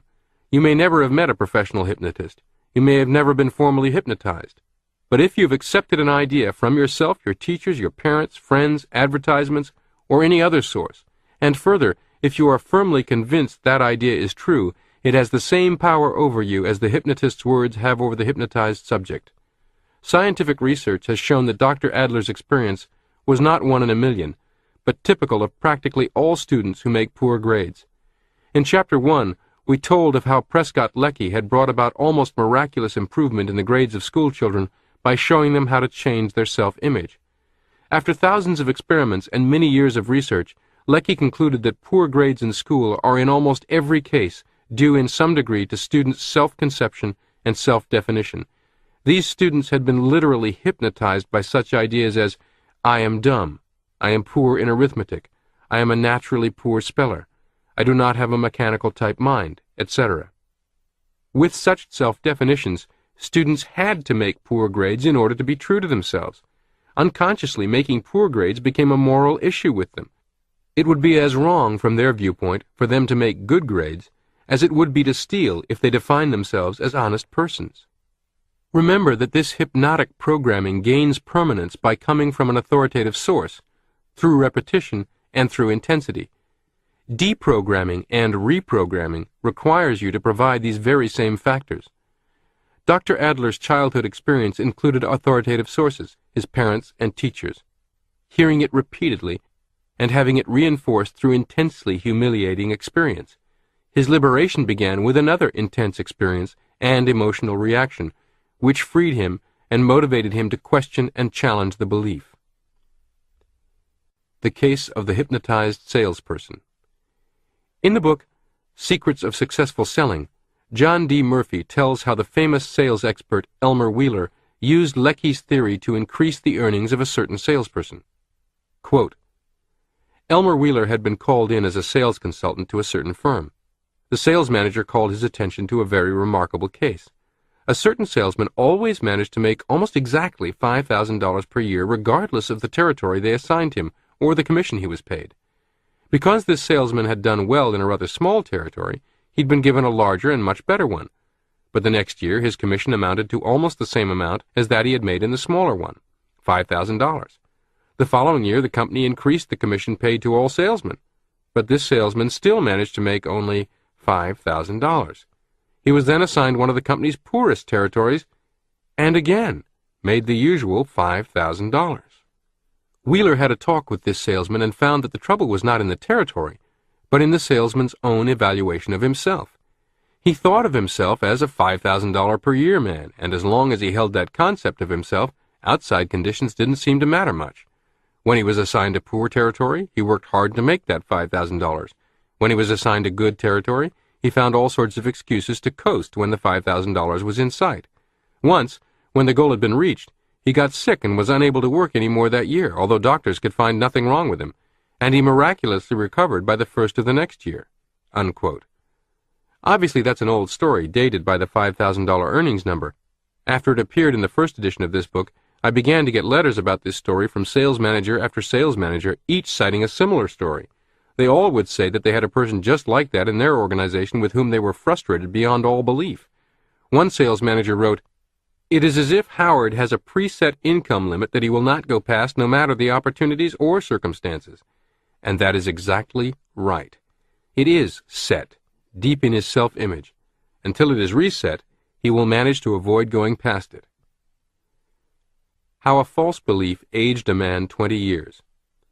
In my previous book, Adventures in Staying Young, I gave a detailed case history of how Mr. Russell aged 20 years almost overnight because of a false idea, then regained his youth almost as quickly when he accepted the truth. Briefly, the story is this. I performed a cosmetic operation on Mr. Russell's lower lip for a very modest fee, under the condition that he must tell his girlfriend that the operation had cost him his entire lifetime savings. His girlfriend had no objection to his spending money on her, and she insisted that she loved him, but explained she could never marry him because of his too large lower lip. However, when he told her this, and proudly exhibited his new lower lip, her reaction was just as I had expected, but not as Mr. Russell had anticipated. She became hysterically angry, called him a fool for having spent all his money, and advised him in no uncertain terms that she had never loved him and never would. She had merely played him for a sucker as long as he had the money to spend on her. However, she went further than I had counted on. In her anger and disgust, she also announced that she was placing a voodoo curse on him. Both Mr. Russell and his girlfriend had been born on an island in the West Indies where voodoo was practiced by the ignorant and superstitious. His family had been rather well-to-do. His background was one of culture, and he was a college graduate. When, in the heat of anger, his girlfriend cursed him, he felt vaguely uncomfortable, but did not think too much about it. However, he remembered and wondered when a short time later he felt a strange, small, hard bump on the inside of his lip. A friend, who knew of the voodoo curse, insisted that he see a Dr. Smith, who promptly assured him that the bump inside his mouth was the feared African bug, which would slowly eat away all his vitality and strength. Mr. Russell began to worry and look for signs of waning strength. He was not long in finding them. He lost his appetite and his ability to sleep. I learned all this from Mr. Russell when he returned to my office several weeks after I had dismissed him. My nurse didn't recognize him, and no wonder. The Mr. Russell who had first called upon me had been a very impressive individual, slightly too large lip and all. He stood about 6'4", a large man with the physique of an athlete and the bearing and manner that bespoke an inner dignity and gave him a magnetic personality. The very pores of his skin seemed to exude an animal-like vitality. The Mr. Russell who now sat across the desk from me had aged at least 20 years. His hands shook with the tremor of age, his eyes and cheeks were sunken, he had lost perhaps 30 pounds. The changes in his appearance were all characteristic of the process that medical science, for want of a better name, calls aging. After a quick examination of his mouth, I assured Mr. Russell I could get rid of the African bug in less than 30 minutes, which I did. The bump which had caused all the trouble was merely a small bit of scar tissue from his operation. I removed it, held it in my hand, and showed it to him. The important thing is he saw the truth and believed it. He gave a sigh of relief, and it seemed as if there was an almost immediate change in his posture and expression. Several weeks later, I received a nice letter from Mr. Russell, together with a photograph of him with his new bride. He had gone back to his home and married his childhood sweetheart. The man in the picture was the first Mr. Russell. Is everyone hypnotized? It is no exaggeration to say that all human beings are hypnotized to some extent, either by ideas they have uncritically accepted from others, or by ideas they have repeated to themselves or convinced themselves are true. These negative ideas have exactly the same effect on our behavior as the negative ideas implanted into the mind of a hypnotized subject by a professional hypnotist. Have you ever seen a demonstration of honest-to-goodness hypnosis? If not, let me describe just a few of the more simple phenomena that result from the hypnotist's suggestion. The hypnotist tells a strong football player that his hand is stuck to the table and that he cannot lift it. It is not a question of the football player not trying. He simply cannot. He strains and struggles until the muscles of his arm and shoulder stand out like cords, but his hand remains fully rooted to the table. He tells a championship weightlifter that he cannot lift a pencil from the desk, and although normally he can hoist a 400-pound weight overhead, he now actually cannot lift the pencil. Strangely enough, in these instances, hypnosis does not weaken the athletes. They are potentially as strong as ever, but without realizing it consciously, they are working against themselves. On the one hand, they try to lift their hand or the pencil by voluntary effort, and actually contract the proper lifting muscles. But on the other hand, the idea, "you cannot do it," causes contrary muscles to contract quite apart from their will. The negative idea causes them to defeat themselves. They cannot express or bring into play their actual available strength. The gripping strength of another athlete has been tested on a dynamometer and has been found to be 100 pounds. All his effort and straining cannot budge the needle beyond the 100-pound mark.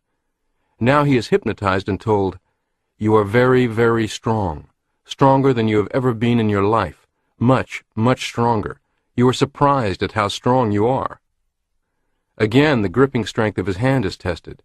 This time he easily pulls the needle to the 125-pound mark. Again, strangely enough, hypnosis has not added anything to his actual strength. What the hypnotic suggestion did was to overcome a negative idea that had previously prevented him from expressing his full strength. In other words, the athlete in his normal waking state had imposed a limitation on his strength by the negative belief that he could only grip 100 pounds. The hypnotist merely removed this mental block and allowed him to express his true strength. The hypnosis literally de-hypnotized him temporarily from his own self-limiting beliefs about himself. As Dr. Barber has said, it is awfully easy to assume that the hypnotist himself must have some magical power when you see rather miraculous things happen during a hypnotic session. The stutterer talks fluently. The timid, shy, retiring Casper Milquetoast becomes outgoing, poised, and makes a stirring speech. Another individual who is not especially good in adding figures with a pencil and paper when awake multiplies 2 3-digit figures in his head. All this happens because the hypnotist tells them that they can and instructs them to go ahead and do it. To onlookers, the hypnotist's word seems to have a magical power. Such, however, is not the case.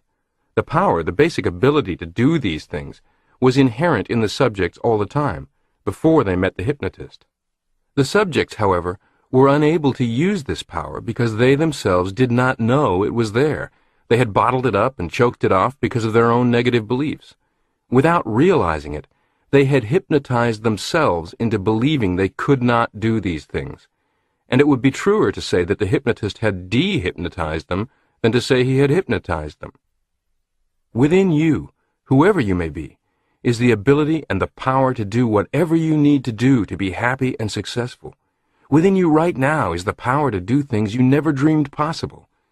This power becomes available to you just as soon as you can change your beliefs. Just as quickly as you can de-hypnotize yourself from the ideas of, "I can't," "I'm not worthy," "I don't deserve it," and other self-limiting ideas. You can cure your inferiority complex. At least 95% of people have their lives blighted by feelings of inferiority to some extent, and to millions this same feeling of inferiority is a serious handicap to success and happiness. Every person on the face of the earth is inferior to some other persons or person. I know that I cannot beat Jack Nicklaus on the links, throw a football as straight and far as any NFL pro quarterback, and the list goes on. Even though I have appeared as a speaker in front of a number of large audiences, I know there's a long list of people who are more polished and stylish and charismatic on the platform. I know this, but it does not induce feelings of inferiority within me and blight my life, simply because I do not compare myself unfavorably with them, and do not feel that I am no good merely because I cannot do certain things as skillfully or as well as they. I also know that in certain areas, every person I meet, from the newsboy on the corner to the president of the bank, is superior to me in certain respects, but neither can any of these people repair a scarred face, or do any number of other things as well as I, and I'm sure they do not feel inferior because of it. Feelings of inferiority originate not so much from facts or experiences, but from our conclusions regarding facts and our evaluation of experiences. For example, the fact is that I am an inferior golfer to Jack Nicklaus or Arnold Palmer. This does not, however, make me an inferior person. Arnold Palmer's inability to perform surgery makes him an inferior surgeon, but not an inferior person. It all depends on what and whose norms we measure ourselves by. It is not knowledge of actual inferiority in skill or knowledge that gives us an inferiority complex and interferes with our living. It is the feeling of inferiority that does this. And this feeling of inferiority comes about for just one reason. We judge ourselves and measure ourselves not against our own norm or par, but against some other individual's norm. When we do this, we always, without exception, come out second best. But because we think and believe and assume that we should measure up to some other person's norm, we feel miserable and second-rate and conclude that there is something wrong with us.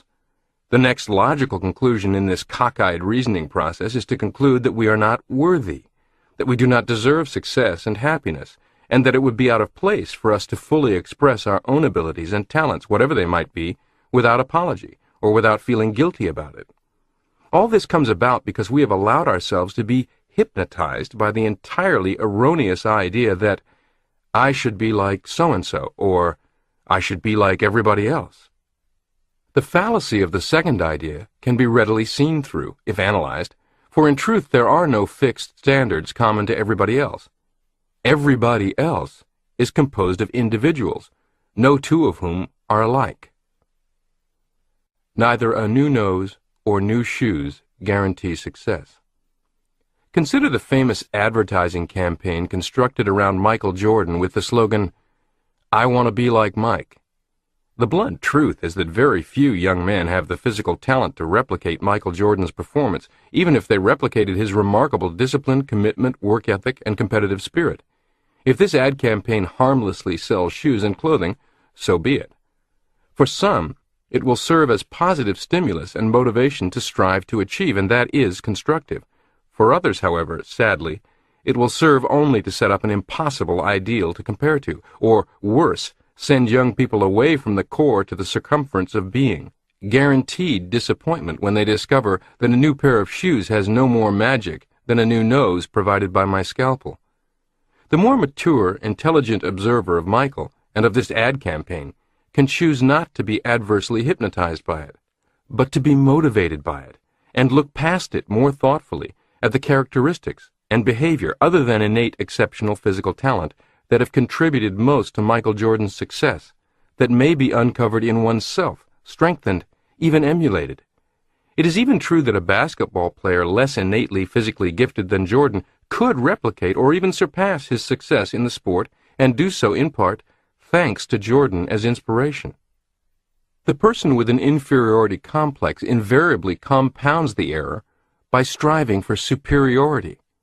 Her feelings spring from the false premise that she is inferior. From this false premise, a whole structure of logical thought and feeling is built. If she feels bad because she is inferior, the cure is to make herself as good as everybody else, and the way to feel really good is to make herself superior. This striving for superiority gets her into more trouble, causes more frustration, and sometimes brings about a neurosis where none existed before. She becomes more miserable than ever, and the harder she tries, the more miserable she becomes. Inferiority and superiority are reverse sides of the same coin. The cure lies in realizing that the coin itself is spurious.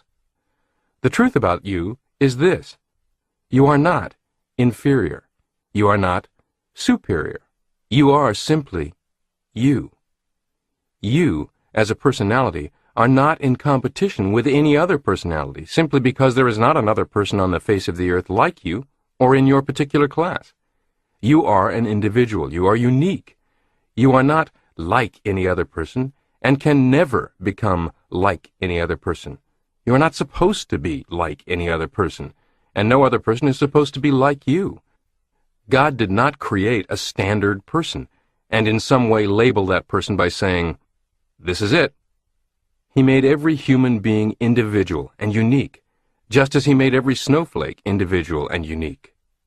God created short people and tall people, large people and small people, skinny people and fat people, black, yellow, red, and white people. He has never indicated any preference for any one size, shape, or color. Abraham Lincoln once said, "God must have loved the common people, for he made so many of them." He was wrong. There is no common man, no standardized common pattern.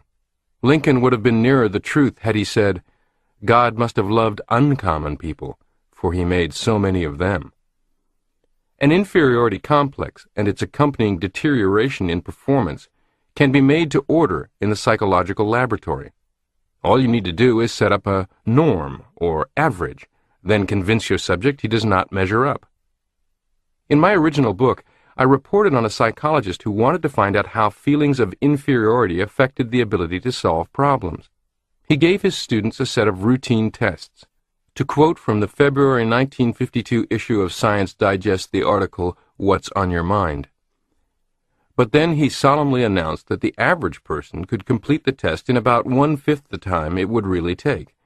When in the course of the test a bell would ring indicating that the average man's time was up, some of the brightest subjects became very jittery and incompetent indeed, thinking themselves to be morons. Unquote. Imagine, if you didn't know any better, being taken to the golf course for the first time, shown the basics of the game, and told that the average new player hit 80. If you were convinced that this was true, how would you feel at the conclusion of your first round of golf? Or imagine, if you didn't know any better, if you were to enter the insurance business convinced that the average new agent instantly began making $20,000 a month in commissions. How would you feel at the conclusion of the first month? The second? Consider also the dangers of measuring yourself against a very unfair apples to oranges standard. For example, if I were to measure my worth as an author by comparing my book's number of copies sold to novelists Tom Clancy or Stephen King, I would be comparing apples to oranges. Stop measuring yourself against their standards. You are not them, and can never measure up. Neither can they measure up to your standards, nor should they. As you utilize Psycho-Cybernetics to communicate with your self-image, your objective should not be to feel superior to others, nor should you continue permitting feelings of inferiority to others. Your objective is to develop your own unique personality and accomplishments. How to use relaxation to dehypnotize yourself. Physical relaxation plays a key role in the dehypnotization process. Our currently held beliefs, whether good or bad, true or false, were formed without effort, with no sense of strain, and without the exercise of willpower. Our habits, whether good or bad, were formed in the same way. It follows that we must employ the same process in forming new beliefs or new habits, that is, in a relaxed condition. Physical relaxation, when practiced daily, brings about an accompanying mental relaxation and a relaxed attitude, which enables us to better consciously control our automatic mechanism. Physical relaxation also in itself has a powerful influence in dehypnotizing us from negative attitudes and reaction patterns. Try this mental training exercise to be practiced for at least 30 minutes daily. Seat yourself comfortably in an easy chair or lie down on your back. Consciously let go the various muscle groups as much as possible without making too much of an effort of it. Just consciously pay attention to the various parts of your body and let go a little. You will find that you can always voluntarily relax to a certain degree. You can stop frowning and let your forehead relax. You can ease up a little on the tension in your jaws. You can let your hands, your arms, your shoulders, your legs become a little more relaxed than they are. Spend about 5 minutes on this, and then stop paying any attention to your muscles. This is as far as you are going to try to go by conscious control. From here on, you will relax more and more by using your creative mechanism to automatically bring about a relaxed condition. In short, you are going to use goal pictures held in your imagination and let your automatic mechanism realize those goals for you. Mental picture 1. In your mind's eye, see yourself lying stretched out upon the bed. Form a picture of your legs as they would look if made of concrete. See yourself lying there with 2 very heavy concrete legs. See these very heavy concrete legs sinking far down into the mattress from their sheer weight. Now picture your arms and hands as made of concrete. They also are very heavy and are sinking down into the bed and exerting tremendous pressure against the bed. In your mind's eye, see a friend come into the room and attempt to lift your heavy concrete legs. He takes hold of your feet and attempts to lift them, but they're too heavy for him. He cannot do it. Repeat this process with your arms, neck, etc. Mental picture 2. Your body is a big marionette doll. Your hands are tied loosely to your wrists by strings. Your forearm is connected loosely by a string to your upper arm. Your upper arm is connected very loosely by a string to your shoulder. Your feet, calves, thighs are also connected together with a single string. Your neck consists of one very limp string. The strings that control your jaw and hold your lips together have slackened and stretched to such an extent that your chin has dropped down loosely against your chest. All the various strings connecting the various parts of your body are loose and limp, and your body is just sprawled loosely across the bed. Mental picture 3. Many people will find this the most relaxing of all. Just go back in memory to some relaxing and pleasant scene from your past. There is always some time in everyone's life when he felt relaxed, at ease, and at peace with the world. Pick out your own relaxing picture from your past and call up detailed memory images. Yours may be a peaceful scene at a mountain lake where you went fishing. If so, pay particular attention to the little incidental things in the environment. Remember the quiet ripples on the water. What sounds were present? Did you hear the quiet rustling of the leaves? Maybe you remember sitting perfectly relaxed and somewhat drowsy before an open fireplace long ago. Did the logs crackle and spark? What other sights and sounds were present? Maybe you choose to remember relaxing in the sun on a beach. How did the sand feel against your body? Could you feel the warm, relaxing sun touching your body, almost as a physical thing? Was there a breeze blowing? Were there gulls on the beach? The more of these incidental details you can remember and picture to yourself, the more successful you will be. Daily practice will bring these mental pictures or memories clearer and clearer. The effect of learning will also be cumulative. Practice will strengthen the tie-in between mental image and physical sensation. You will become more and more proficient in relaxation, and this in itself will be remembered in future practice sessions. Chapter 5. How to Succeed with the Power of Rational Thinking.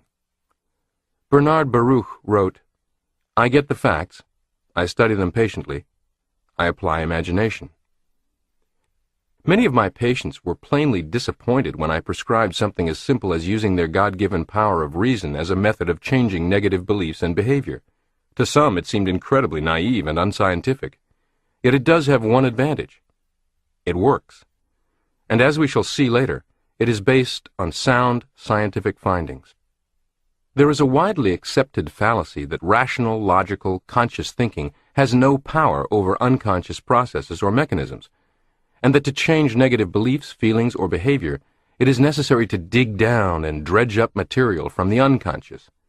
Your automatic mechanism is absolutely impersonal. It operates as a machine and has no will of its own. It always tries to react appropriately to your current beliefs and interpretations concerning environment. It always seeks to give you appropriate feelings and to accomplish the goals that you consciously determine upon.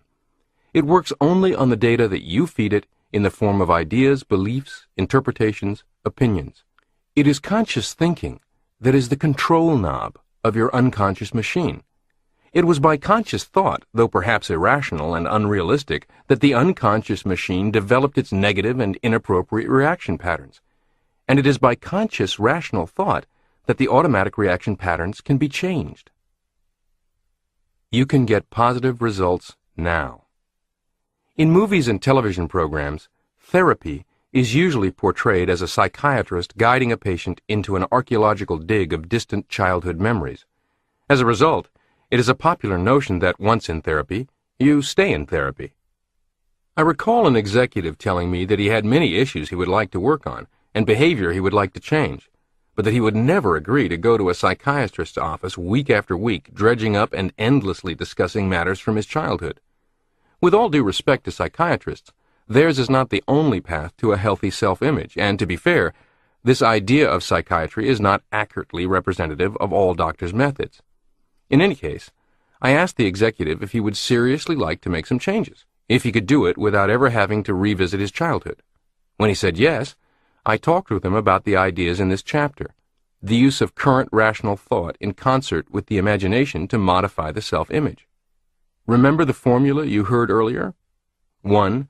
conscious mind decision plus 2, imagination that communicates a goal or target to 3, your self-image, equals 4, work order, instructions to your servo mechanism.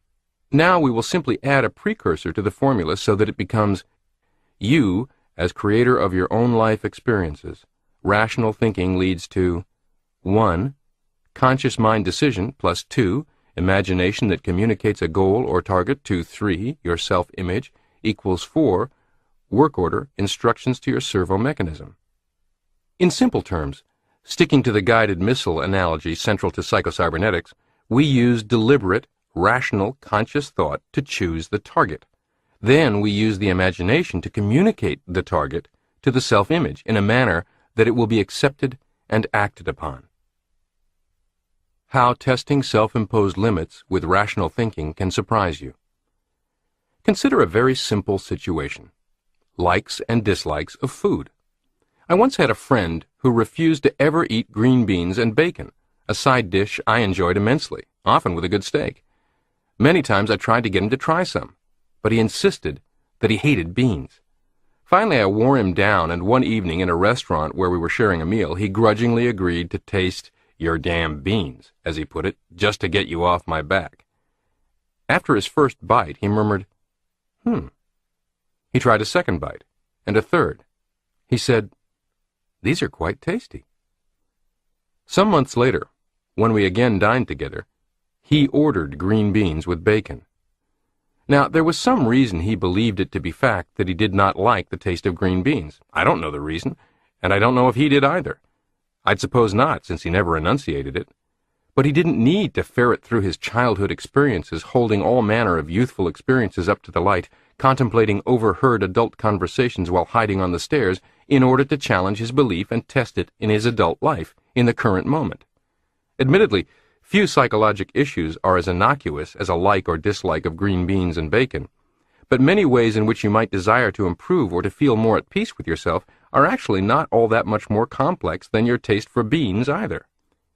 I maintain, acknowledging that members of the psychiatric profession may differ, that most people can, in fact, resolve most of the self-sabotage plaguing them with psycho-cybernetics and possibly other related self-improvement modalities without in-depth analysis of all prior life events. It may be perfectly okay to let sleeping dogs lie. The fact that buried in the unconscious are memories of past failures along with unpleasant and painful experiences does not mean that these must be dug out, exposed, or examined in order to effect personality changes. As we pointed out earlier, all skill learning is accomplished by trial and error, by making a trial, missing the mark, consciously remembering the degree of error, and making correction on the next trial, until finally a hit or successful attempt is accomplished.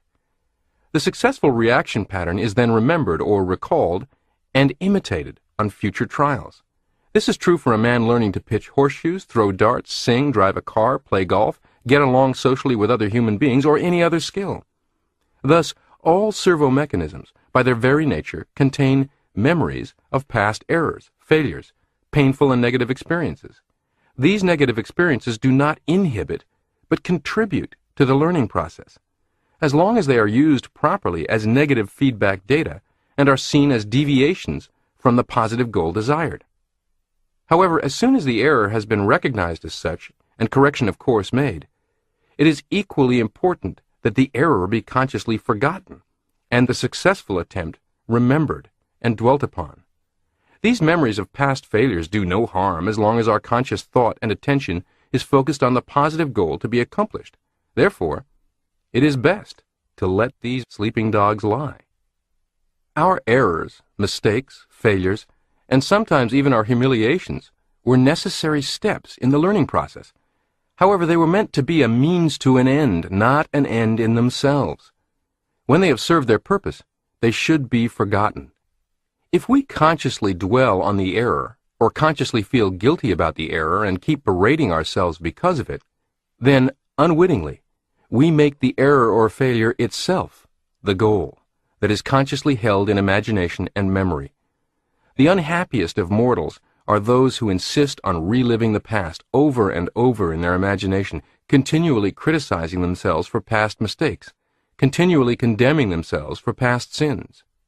The new term for taking control of your emotions and self-image without probing your past for root causes is solution-oriented therapy.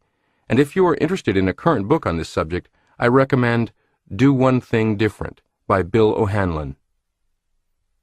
The Power of Forgetfulness. When asked to name the most important characteristic of a truly great pass receiver in football, the great quarterback of the Cleveland Browns, Otto Graham, said, "A damn short memory." Players and coaches have explained that to me, and echoed it year after year in media interviews. What is meant is that the most important skill the receiver possesses is the ability to instantly forget about the catchable pass he just embarrassingly dropped so as to focus on the target, successfully catching the next one thrown in his direction. I have many times watched a football game on television, seen the field goal kicker hook a kick badly and miss a short 20 or 30-yard field goal, only to return later in the game, even with the entire game on the line, and make a much longer, more difficult field goal. The kicker's ability to forget and refocus was every bit as important as his physical strength and kicking mechanics. Continually criticizing yourself for past mistakes and errors, whether from years ago or minutes ago, does not help matters, but on the other hand, tends to perpetuate the very behavior you would change. Memories of past failures can adversely affect present performance if we dwell on them, and foolishly conclude, "I failed yesterday, therefore I will fail again today."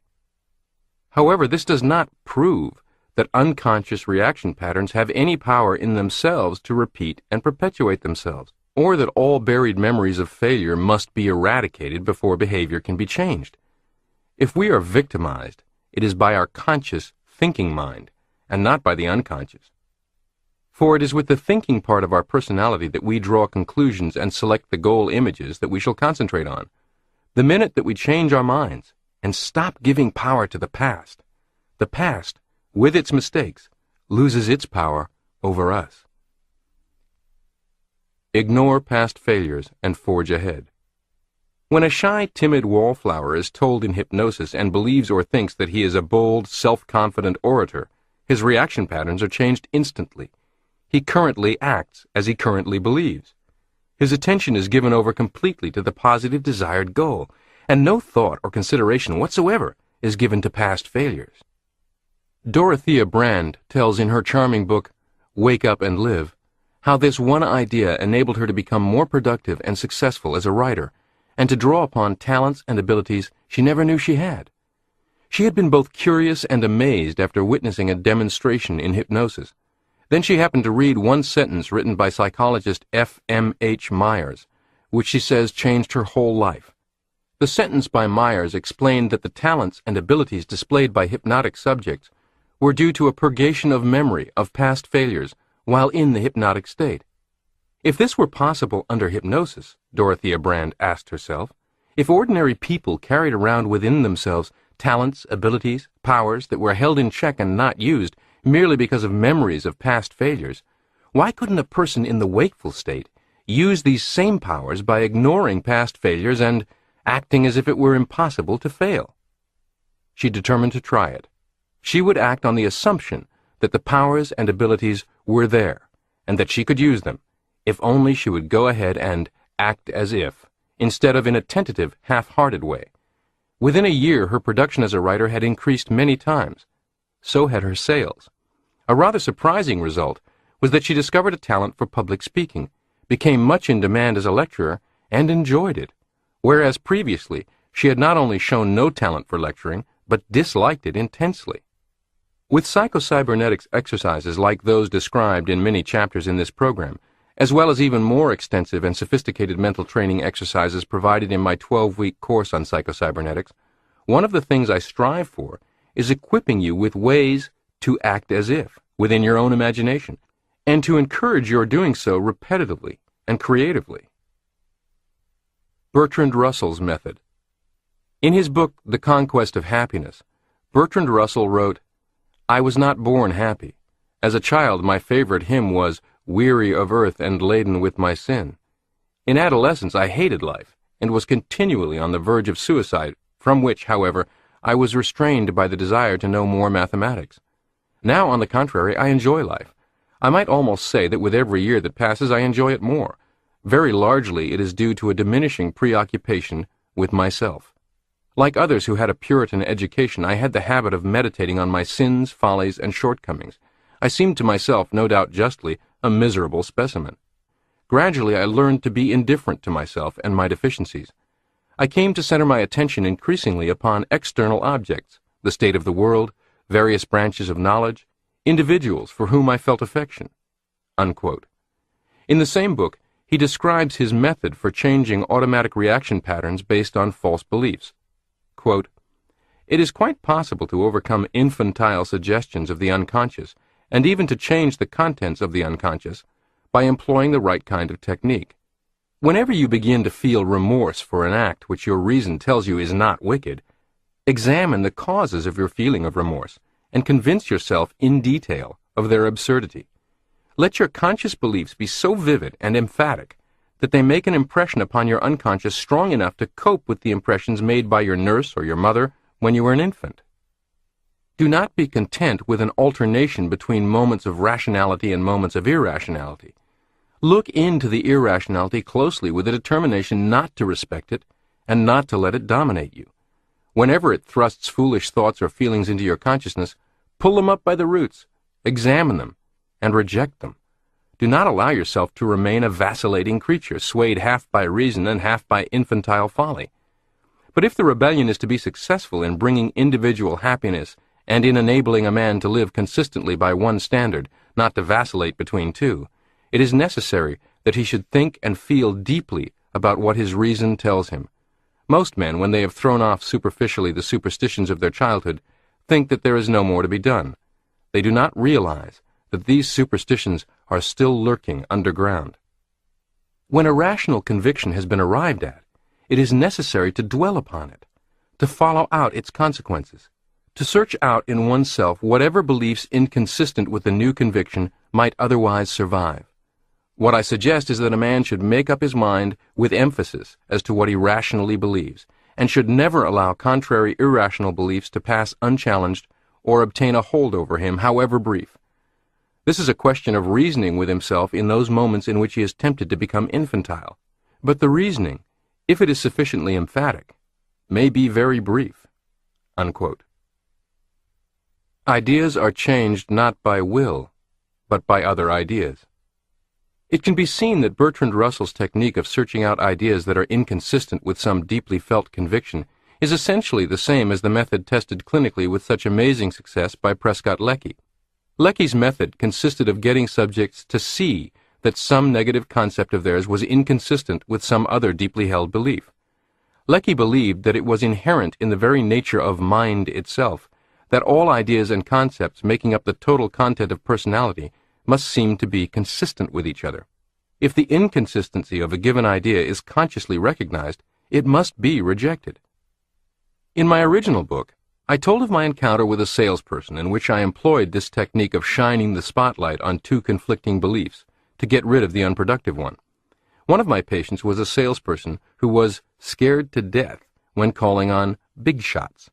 His fear and nervousness were overcome in just one counseling session, during which I asked him, "Would you physically get down on all fours and crawl into the man's office, prostrating yourself before a superior personage?" "I should say not," he bristled. "Then why do you mentally cringe and crawl?" Another question, "Would you go into a man's office with your hand out like a beggar and beg for a dime for a cup of coffee?" "Certainly not."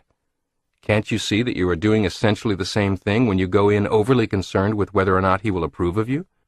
Can't you see that you have your hand out, literally begging for his approval and acceptance of you as a person?" Two psychologic levers you can use to remove any mountain in your way. Leckie found that there were two powerful levers for changing beliefs and concepts. There are standard convictions, which are strongly held by nearly everyone. These are 1. The feeling or belief that you are capable of doing your share, holding up your end of the log, exerting a certain amount of independence.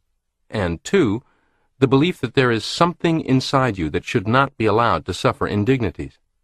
Interestingly, neurolinguistic programming, or NLP, which is based on extensive work by Drs. Grindler and Bandler and has been popularized by Tony Robbins, offers a toolkit of 2 items: pain and accomplishment. I do not think it coincidental that pain and the deep-seated belief that you should not suffer great indignities are the triggers that most quickly or easily and definitively motivate people to action. Knowing this, you can use it to motivate yourself to constructive action. Let me tell you of a person just so motivated. Today, Jeff Paul, one of the members of the Psycho-Cybernetics Foundation's board of directors and a co-author of the Psycho-Cybernetics book Zero Resistance Selling, was once a certified financial planner with some significant success, but horribly unhappy in his work. He disliked the commute to the office, wearing a suit and tie, selling on the telephone and in person, and the repetitive nature of the work. One day he had the flash of rational thought that he need not continue making his living doing something he intensely disliked doing.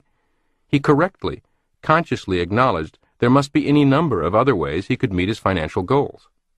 You know, a great many people never take that simple realization seriously. Jeff then set about doing what we now call backwards goal setting. He mentally prepared a list of things he did not want to do at all. His list included having to wear a suit and tie, having to manage a staff, some dozen or so items in total. Then he utilized his imagination to shop around for ideas about other careers and businesses that he might have some affinity for, but that would never require him to do the things on his "I never want to do these things again" list. After considerable thought, he decided upon the mail order business. He recognized that a great many financial planners could benefit from the methods he had perfected for successfully attracting clients. He envisioned a business in which he would publish that information in the form of books, manuals, and recordings, then sell the products to members of his profession by advertising in direct mail. He could operate from an office in his home, and have functions like order taking, printing, and shipping done for him by outside contractors. He convinced his self-image he could do this by focusing on his strengths, such as his intimate knowledge of the desires and frustrations of his peers, his possession of useful knowledge to sell, his evolving avid interest in mail order, and willingness to learn. While his earliest attempts were markedly unsuccessful, he course-corrected by a number of means and ultimately achieved extraordinary success I will briefly enumerate here.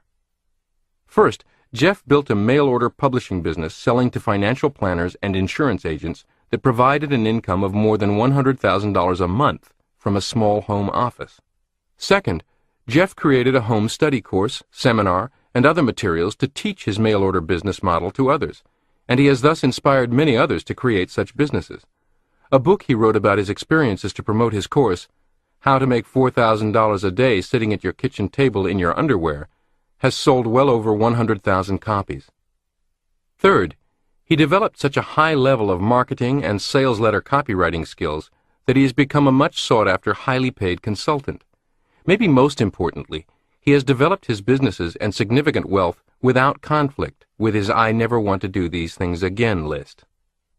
Jeff credits the use of psycho-cybernetics techniques, but also emphasizes what he calls accurate thinking, what I have called rational thought, as the all-important starting point. Examine and reevaluate your beliefs. One of the reasons that the power of rational thinking goes unrecognized is that it is so seldom used. Trace down the belief about yourself, about the world, or about other people that is behind your negative behavior. Does something always happen to cause you to miss out just when success seems within your grasp? Perhaps you secretly feel unworthy of success, or that you do not deserve it. Are you ill at ease around other people? Perhaps you believe you are inferior to them, or that other people, per se, are hostile and unfriendly. Do you become anxious and fearful for no good reason in a situation that is relatively safe? Perhaps you believe that the world you live in is a hostile, unfriendly, dangerous place, or that you deserve punishment. How many people do you suppose would love to have a perfect lifestyle business like Jeff's, but, if asked about it, would quickly produce a laundry list of reasons why they cannot do what he has done? These reasons are not reasons based on current rational thought at all. They're just beliefs, subject to change. Remember that both behavior and feeling spring from belief. To root out the belief responsible for your feeling and behavior, ask yourself, why? Is there some task you would like to do, some channel in which you would like to express yourself, but you hang back feeling that, I can't? Ask yourself, why? Why do I believe that I can't? Then ask yourself, is this belief based on an actual fact, or on an assumption, or a false conclusion? Then ask yourself these 4 questions. 1. Is there any rational reason for such a belief? 2. Could it be that I am mistaken in this belief? 3. Would I come to the same conclusion about some other person in a similar situation? 4. Why should I continue to act and feel as if this were true if there's no good reason to believe it? Don't just pass these questions by casually. Wrestle with them. Think hard on them. Get emotional about them. Can you see that you have cheated yourself and sold yourself short not because of a fact, but only because of an irrational and erroneous belief? If so, try to arouse some indignation or even anger. Indignation and anger can sometimes act as liberators from false ideas. Alfred Adler got mad at himself and at his teacher, and he was enabled to throw off a negative definition of himself. This experience is not uncommon. An old farmer said he quit tobacco for good one day when he discovered he had left his tobacco home and started to walk the 2 miles for it. On the way, he saw that he was being used in a humiliating way by a habit. He got mad, turned around, went back to the field, and never smoked again. Clarence Darrow, the famous attorney, said his success started the day that he got mad when he attempted to secure a mortgage for $2,000 to buy a house. Just as the transaction was about to be completed, the lender's wife spoke up and said, "Don't be a fool. He'll never make enough money to pay it off." Darrow himself had had serious doubts about the same thing, but something happened when he heard her remark. He became indignant, both at the woman and at himself, and determined he would be a success. What rational thought can and cannot do. Remember that your automatic mechanism can as easily function as a failure mechanism as a success mechanism, depending on the data you give it to process and the goals you set for it. It is basically a goal-striving mechanism. The goals it works on are up to you. Many of us unconsciously and unwittingly, by holding negative attitudes and habitually picturing failure to ourselves in our imagination, set up goals of failure. Also remember that your automatic mechanism does not reason about or question the data you feed it. It merely processes it and reacts appropriately to it. The stage fright experienced by people called upon to speak in public is interesting. It is, according to many surveys, one of the top 3 or 4 fears shared by all adults. It can be paralyzing. Yet rationally, you can understand that no one has been hanged for giving a poor public speech in quite a long time, at least in this country. In most situations, there is no dire consequence of appearing a bit nervous, forgetting a few points, or telling a joke that falls flat. The fear felt is excessive in relationship to the possible penalty for making mistakes.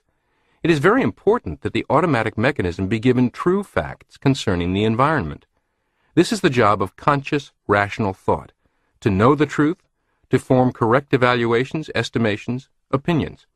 In this connection, most of us are prone to underestimate ourselves and overestimate the nature of the difficulty facing us. In Why Be Tired?, psychologist Daniel W. Jocelyn wrote, "I have made extensive experiments to discover the common causes of that conscious effort which freezes the thinking mind. Practically always it seems to be due to the tendency to exaggerate the difficulty and importance of your mental labors, to take them too seriously, and fear they will find you incapable." Unquote. It's just a game.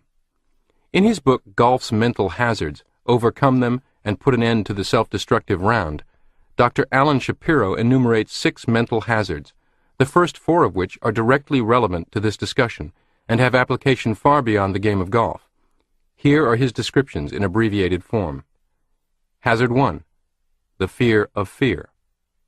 Golfers who fall prey to this experience anticipatory anxiety before a round, have first tee jitters, and choke during critical moments. Hazard 2. Losing your cool. This is the golfer who slams the club into the ground, throws it into a water hazard, or wraps it around a tree. Hazard 3. Getting 2 up or 2 down. These golfers are quick to get down on themselves.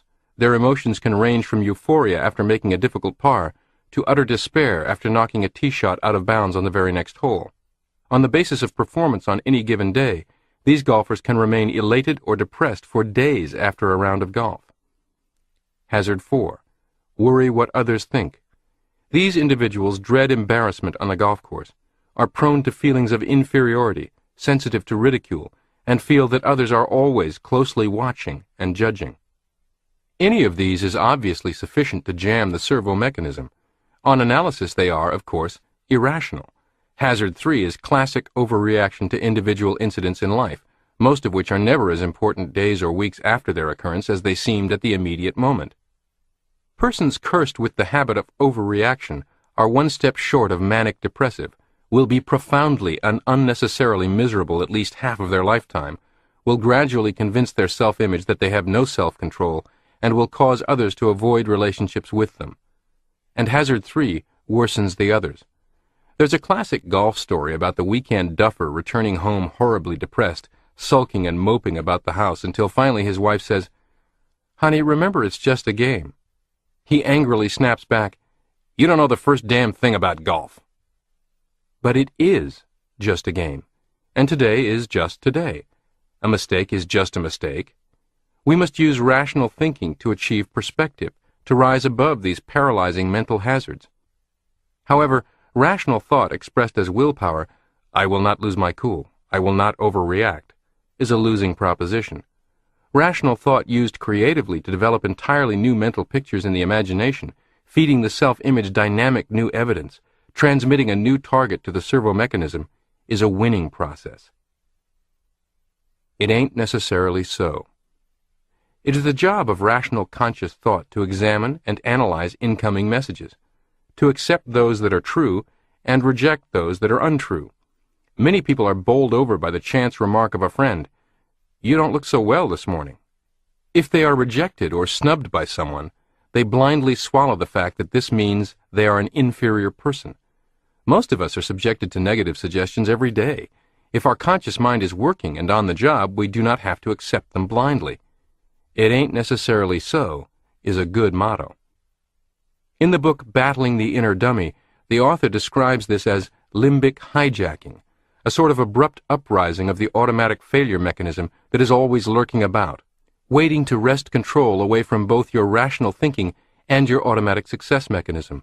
After all, the automatic failure mechanism and automatic success mechanism are two sides of the same coin, separated only by the thinnest edge. He wrote, "One of my tennis partners said to me, 'Boy, are you putting on weight.' Within hours, captured by an irrational fear of looking fat, I was on a crash diet. The scale showed I had put on only 3 pounds, but it was the perception of looking fat, rather than the reality, that created the fear. Today, when somebody tells me something like that, I go into the bathroom, close the door, and scream at my inner dummy. 'Don't pay attention to that insensitive remark. Don't get upset. Do you hear me inside there?' So, okay, tonight we'll lay off the mashed potatoes and gravy, but that's it." Unquote. Taking time out for a rational thought coaching session with yourself can be effective and is a precursor to installing rational thought-based mental pictures that can be recalled at a moment's notice to accomplish the same interruption of overreaction. The problem that can't be solved won't be solved. It is the job of the conscious rational mind to form logical and correct conclusions. "I failed once in the past, so I will probably fail in the future," is neither logical nor rational. To conclude "I can't" in advance without trying, and in the absence of any evidence to the contrary, is not rational. We should be more like the man who was asked if he could play the piano. "I don't know," he said. "What do you mean you don't know?" He said, "I've never tried." Michael Vance, the former dean of Disney University, author of the book Think Outside the Box, and an authority on creative thinking, tells of the corporate executive he queried about the company's biggest problem. After listening to the problem described in all its magnitude and severity, Vance asked, "Who's working on solving it?" "No one," replied the executive. "Why not?" Vance asked. "Because it cannot be solved," replied the executive. I imagined that executive saying "because it cannot be solved" to Mr. Vance in an exasperated, impatient tone, thinking Vance the dolt for not grasping this simple and obvious truth. Too many people live their entire lives just like this executive, believing that their circumstances cannot be improved, their problems cannot be solved, even that somehow they are incapable of achieving the career or success or prosperity or happiness that they see others achieving routinely. As a result, They are as vulnerable to mental hazards unleashing the automatic failure mechanism as a hemophiliac is to paper cuts proving fatal. Decide what you want, not what you don't want. It is the job of conscious, rational thought to decide what you want, select the goals you wish to achieve, and concentrate on these rather than on what you do not want. Once you have arrived at an understanding of what you want, spending time and effort concentrating on what you do not want is not rational. When President Eisenhower was General Eisenhower in World War II, he was asked what would have been the effect on the Allied cause if the invasion troops had been thrown back into the sea from the beaches of Italy. "It would have been very bad," he said, "but I never allow my mind to think in that way." How do you let your mind think? Most people go about their daily business exercising no control whatsoever over what pops into or is popped into their minds. Television, radio, the newspaper, casual conversation, overheard conversation, any critical remark, even an advertising billboard takes control. A cumbersome but illuminating exercise is to carry a pad or bound notebook with you all day and jot down every thought that occurs to you. Take a look at this diary at the end of the day and see for yourself how little of what you thought you chose to think. We are too often like the couch potato whose TV remote control battery goes dead, and too lazy to go and install a new battery, he simply sits there all evening watching whatever comes on the station he is stuck on. Can't you do better than this? Keep your eye on the ball. It is the job of your conscious mind to pay strict attention to the task at hand, to what you are doing, and what is going on around you, so that these incoming sensory messages can keep your automatic mechanism currently advised of the environment and allow it to respond spontaneously. In baseball parlance, you must keep your eye on the ball. It is not the job of your conscious rational mind, however, to create or to do the job at hand. We get into trouble when we either neglect to use conscious thinking in the way that it is meant to be used, or when we attempt to use it in a way that it was never meant to be used. We cannot squeeze creative thought out of the creative mechanism by making a conscious effort. We cannot do the job to be done by making strained conscious efforts. And because we try and cannot, we become concerned, anxious, frustrated. The automatic mechanism is unconscious. We cannot see the wheels turning. We cannot know what is taking place beneath the surface. And because it works spontaneously in reacting to present and current needs, we can have no intimation or certified guarantee in advance that it will come up with the answer. We are forced into a position of trust, and only by trusting and acting do we receive signs and wonders. In short, conscious rational thought selects the goal, gathers information, concludes, evaluates, estimates, and starts the wheels in motion. It is not, however, responsible for results. We must learn to do our work, act on the best assumptions available, and leave the results to take care of themselves. Try these mental training exercises. 1. Have a heart-to-heart talk with yourself, and honestly assess whether you have any problems you're no longer attempting to resolve only because you've accepted as fact that they cannot be solved. Whether you are living out circumstances in your life that are unfulfilling or even demeaning to you because you have accepted as fact that you cannot alter them. Reconsider. Apply current rational thought to challenge these beliefs, and then use your imagination to shop around and try out new and different possibilities. Consider the questions I suggested in this chapter about each of these facts you uncover in your heart-to-heart. Why do I believe that I can't? Then ask yourself, is this belief based on actual fact or on an assumption or false conclusion? Is there any rational reason for such a belief? Could it be that I am mistaken in this belief? Would I come to the same conclusion about some other person in a similar situation? Why should I continue to act and feel as if this were true if there's no good reason to believe it? 2. Out of all this rational thought, you may identify a new target or goal to assign your automatic success mechanism. If so, review the exercises provided at the end of each of the prior chapters as a means of getting started. Summary checklist of the uses of rational thought. 1. It is the job of rational, conscious thought to examine and analyze incoming messages, to accept those that are true, and to reject those that are untrue. 2. It is the job of the conscious, rational mind to form logical and correct conclusions. 3. It is the job of conscious, rational thought to decide what you want, select the goals you wish to achieve, and concentrate on these rather than on what you do not want. 4. It is the job of your conscious mind to pay strict attention to the task at hand, to what you are doing and what is going on around you, so that these incoming sensory messages can keep your automatic mechanism currently advised of the environment and allow it to respond spontaneously. Chapter 6. How to relax and let your automatic success mechanism work for you. Abraham Lincoln wrote, "Determine that the thing can and shall be done, and then we shall find the way." Stress has recently become a popular word in our language. We speak of this as the age of stress. Worry, anxiety, insomnia, stomach ulcers have become accepted as a necessary part of the world in which we live. I wrote that in 1960. In 1960, we didn't know what stress was. We did not have the incessant cacophony of cellular phones, beepers, email, and other technologies keeping us constantly accessible, constantly communicating, constantly under pressure to respond to everyone instantly. We could never have foreseen the collapse of middle management in most corporate cultures, forcing each person to do the work of 3. We did not even yet have the 2-career household as a norm. Today, the typical person has less leisure time, much less private recovery time, longer and more congested commutes, a much greater and faster flow of information, and a more complex environment to deal with. It is far more critical today to conquer stress and anxiety and to exert control over your life than it was when I first began talking about psycho-cybernetics as stress management. I remain convinced that life need not be relentless pressure and stress. We could relieve ourselves of a vast load of care, anxiety, and worry if we could but recognize the simple truth that our Creator made ample provisions for us to live successfully in this or any other age by providing us with a built-in creative mechanism. Changes in society or technology can easily be handled by our infinitely capable servo mechanism. In fact, it does not understand the meaning of being overworked or stressed out because its capacity is unlimited. Our trouble is that we ignore the automatic creative mechanism and try to do everything and solve all our problems by conscious thought or willpower.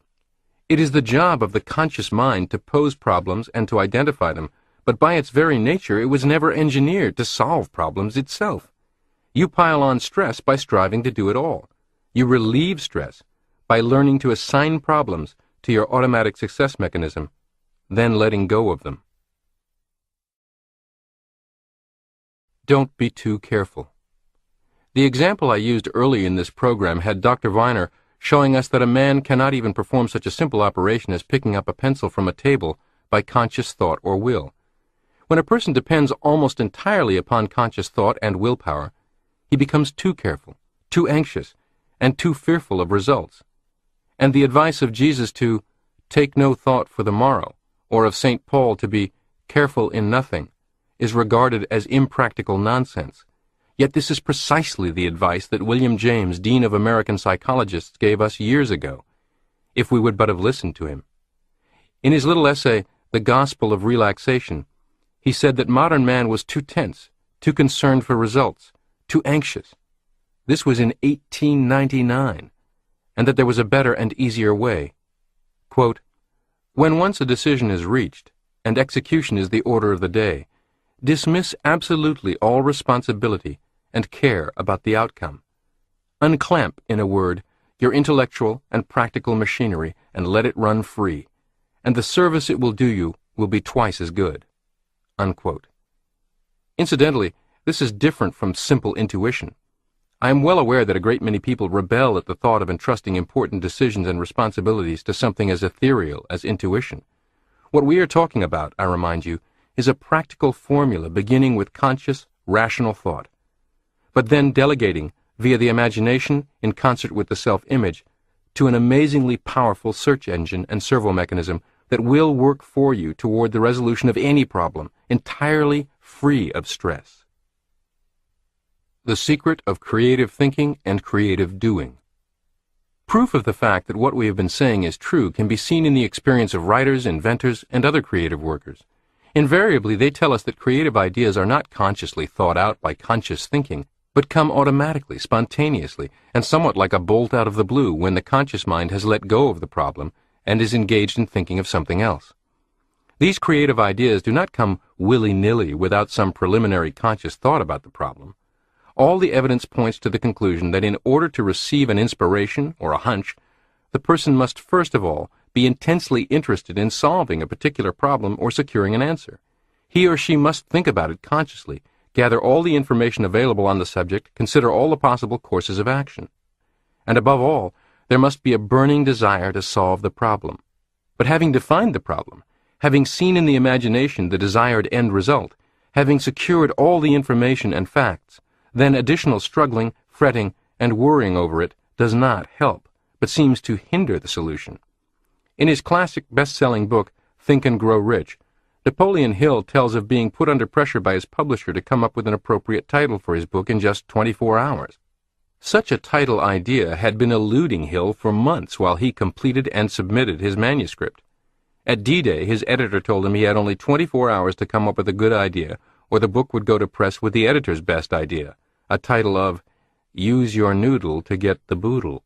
Hill protested the outrageous hype and tabloid nature of the title, saying it would ruin him, that he'd never be taken seriously. 24 hours, his publisher said. That is stress. Briefly, Hill tried to consciously create the title, but soon gave up, as he'd been trying for months with no success.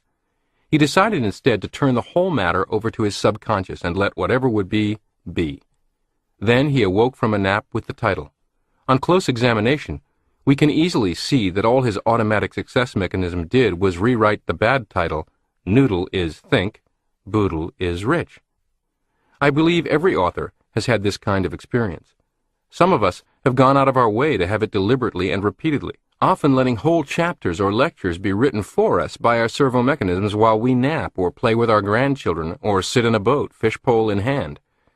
The editor of this program, the president of the Psycho-Cybernetics Foundation, Dan Kennedy, has written 9 books and numerous articles, writes a monthly newsletter, creates dozens of audio cassette programs, and is a busy advertising copywriter as well.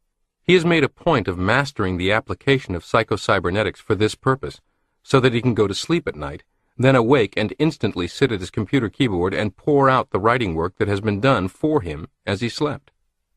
While others tell of writing being enormously stressful and difficult, for him, it is virtually free of stress. Dan Kennedy says he was first inspired to attempt this by my writing about Bertrand Russell's experience in the original edition of this book. In The Conquest of Happiness, Bertrand Russell said, I have found, for example, that if I have to write upon some rather difficult topic, the best plan is to think about it with very great intensity, the greatest intensity of which I am capable, for a few hours or days, and at the end of that time give orders, so to speak, that the work is to proceed underground. After some months, I return consciously to the topic and find that the work has been done. Before I had discovered this technique, I used to spend the intervening months worrying because I was making no progress. I arrived at the solution none the sooner for this worry, and the intervening months were wasted, whereas now I can devote them to other pursuits." Unquote.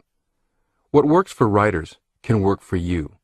The delegation of creation, that is, problem-solving, they are one and the same, to the servo mechanism, is a universally applicable process. Lennox Riley Lohr, once president of the National Broadcasting Company, wrote an article published in the March 1940 issue of American magazine titled, "Anyone Can Be an Idea Man." In it, he told how ideas that had helped him in business came to him.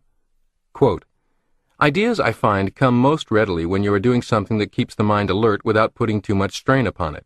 Shaving, driving a car, sawing a plank, or fishing or hunting, for instance, or engaging with some friend in stimulating conversation.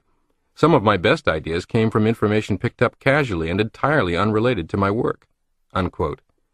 C.G. Suits, once chief of research at General Electric, said that nearly all the discoveries in research laboratories came as hunches during a period of relaxation, following a period of intensive thinking and fact-gathering. In other words, when the stress of trying to force the answer through conscious thought is turned off, the servo mechanism is liberated to function as an automatic success mechanism, and often does just that. You are a creative worker. The mistake we make is assuming that this process of unconscious cerebration is reserved for authors, artists, inventors, and other so-called creative workers. We are all creative workers, whether we are cooks working in a kitchen, school teachers, students, sales professionals, or entrepreneurs. We all have the same success mechanism within us, and it will work in solving personal problems, running a business, or selling goods, just as it will in writing a story or inventing a product. Bertrand Russell recommended that the same method he used in his writing be employed by his readers in solving their mundane personal problems. Dr. J.B. Rhine of Duke University said that he was inclined to think that what we call genius is a process, a natural way in which the human mind works to solve any problem, but that we mistakenly apply the term genius only when the process is used to write a book or paint a picture. Michael J. Gelb's fascinating book, How to Think Like Leonardo da Vinci, is based on the premise that genius is a process more so than genetic gift. In effect, each of us has genius within, in most cases waiting to be awakened, liberated, energized, and utilized. Right now, being a genius might not be part of your self-image, but soon I hope it will be, based on this expanded idea of what genius really is and how it works. The secret of natural behavior and skill. The success mechanism within you can work in the same way to produce creative doing as it does to produce creative ideas. Skill in any performance, whether it be in sports, in playing the piano, in conversation, or in selling merchandise, consists not in painfully and consciously thinking out each action as it is performed, but in relaxing and letting the job do itself through you. Creative performance is spontaneous and natural, as opposed to self-conscious and studied. The most skilled pianist in the world could never play a simple composition if she tried to consciously think out just which finger should strike which key while she was playing. She has given conscious thought to this matter previously, while learning, and has practiced until her actions become automatic and habit-like. She was able to become a magnificent performer only when she reached the point where she could cease conscious effort and turn the matter of playing over to the unconscious habit mechanism that is a part of the success mechanism. You may have read elsewhere about this in the context of 4 steps or levels of learning. 1. Unconscious incompetence. 2. Conscious incompetence. 3. Conscious competence. 4. Unconscious competence. In the first, you don't even know what you don't know. As you move to the second level, you are painfully aware of what is difficult for you. In the third level, you become able to do the thing, but you are still doing it the hard way, relying on conscious thought, possibly willpower as well. Rising to the fourth level, what was difficult becomes automatic. This is a reasonably accurate depiction of each learning experience, whether it is tying a shoelace as a child or operating a computer as an adult. What is very important and exciting is how much you can accelerate the movement up this 4-rung ladder, and how much stress you can surgically remove from it through Psycho-Cybernetics, most notably by using theater-in-your-mind techniques, in place of or in supplement to actual physical fumbling. Don't jam your creative machinery. Conscious effort inhibits and jams the automatic creative mechanism. The reason some people are self-conscious and awkward in social situations is simply that they are too consciously concerned, too anxious to do the right thing, and too fearful of saying or doing the wrong thing. They are painfully conscious of every move they make. Every action is thought out. Every word spoken is calculated for its effect. We speak of such persons as inhibited, and rightly so. But it would be more true were we to say that the person is not inhibited, but that the person has inhibited the creative mechanism. If these people could let go, stop trying, not care, and give no thought to the matter of their behavior, they could act creatively, spontaneously, and be themselves. In sports, it's said, you can't win by playing not to lose. In life, even in everyday situations, we might say the same. In fact, playing not to lose only serves to manufacture and magnify stress, thus increasing the likelihood of making mistakes, not vice versa. 5 prescriptions for freeing your creative machinery. Prescription number 1. Once a decision is made, focus on supporting it, not second-guessing it. In the original book, I told of the business executive with a penchant for gambling on roulette, who gave me the idea, do your worrying before you place your bet, not after the wheel starts turning. I happened to quote to him the advice of William James, mentioned earlier, to the effect that emotions of anxiety have their place in planning and deciding on a course of action, but that, quote, when once a decision is reached and execution is the order of the day, Dismiss absolutely all responsibility and care about the outcome. Unclamp, in a word, your intellectual and practical machinery and let it run free." Unquote. Several weeks later, he burst into my office to report, "It hit me all of a sudden," he said, "during a visit to Las Vegas. I've been trying it, and it works." "What hit you, and what works?" I asked. "That advice of William James. It didn't make too much of an impression when you told me, but while I was playing roulette, it came back to me. I noticed any number of people who appeared not to worry at all before placing their bets. Apparently odds meant nothing to them.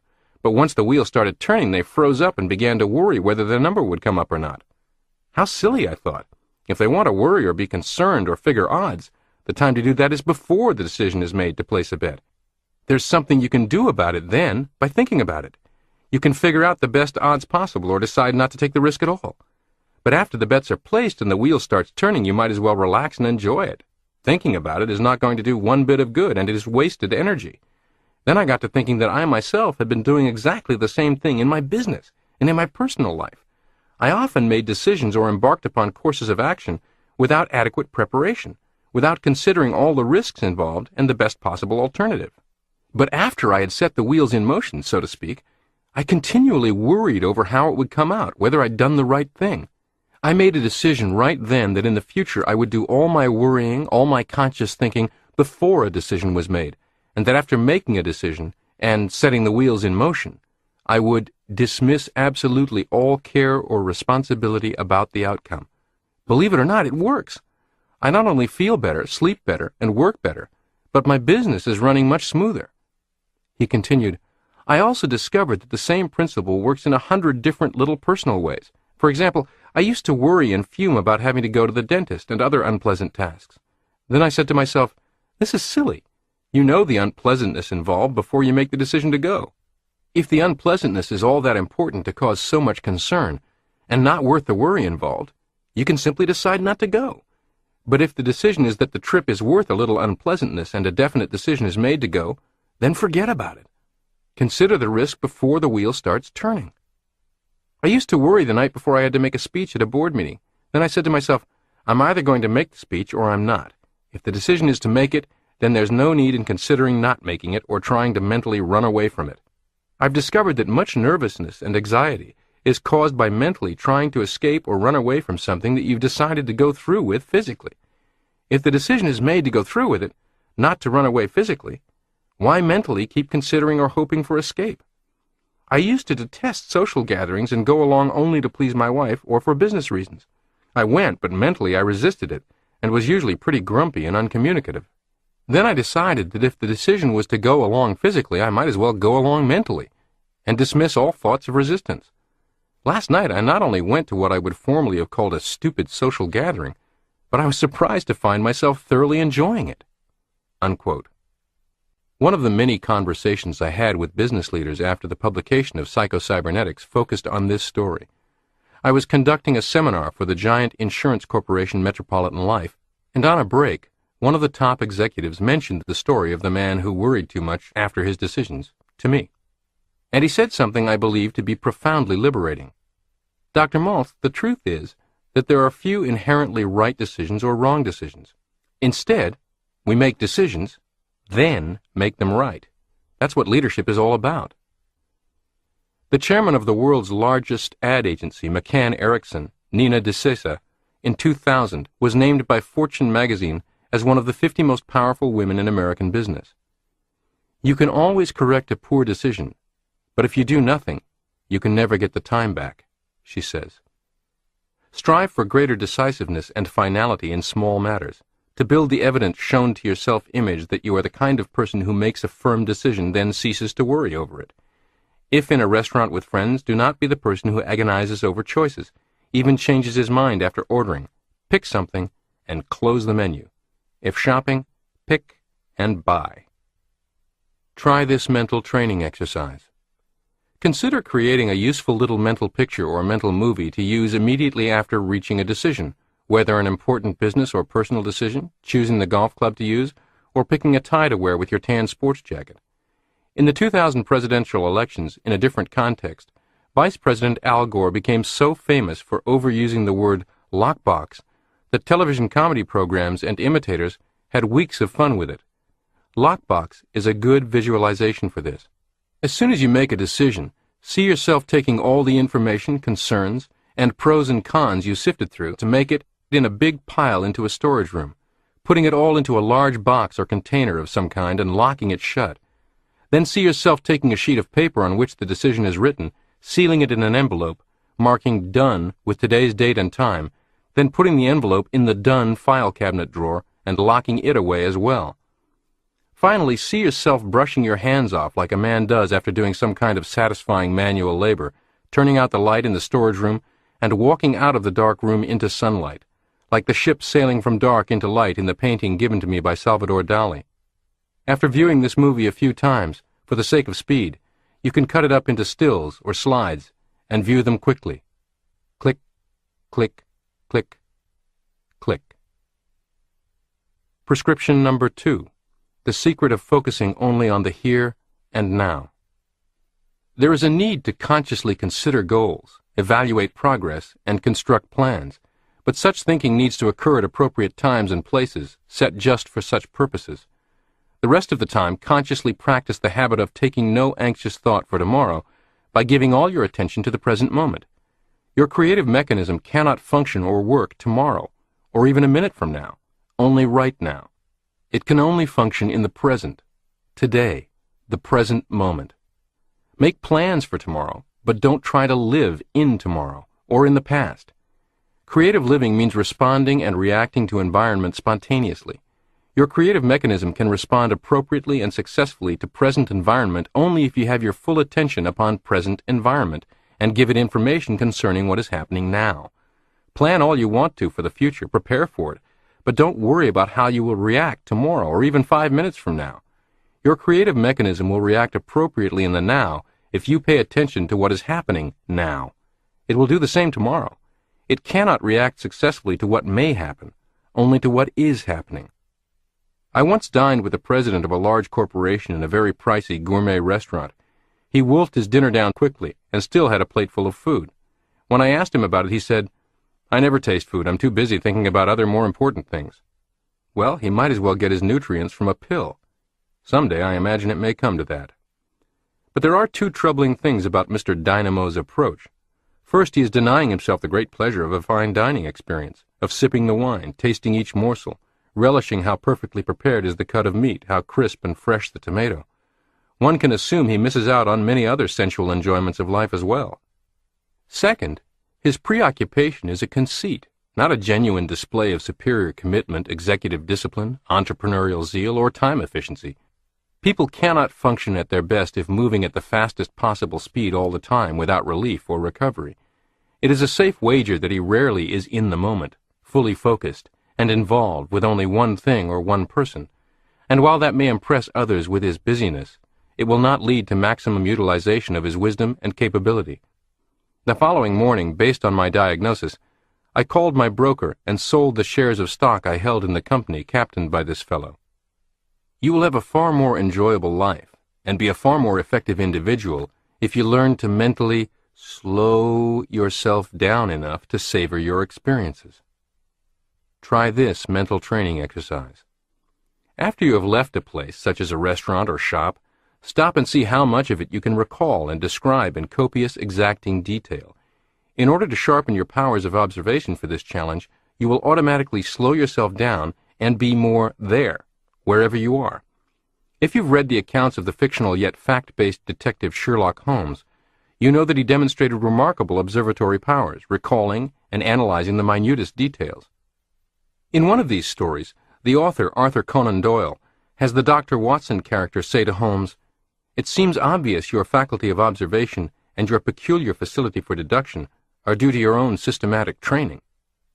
Doyle knew that the person he modeled Holmes after, his pathology professor at Edinburgh University, was well known for his extraordinary powers of observation and had taken great pains to train his mind to capture all the minute detail of a scene, an experience, or a person.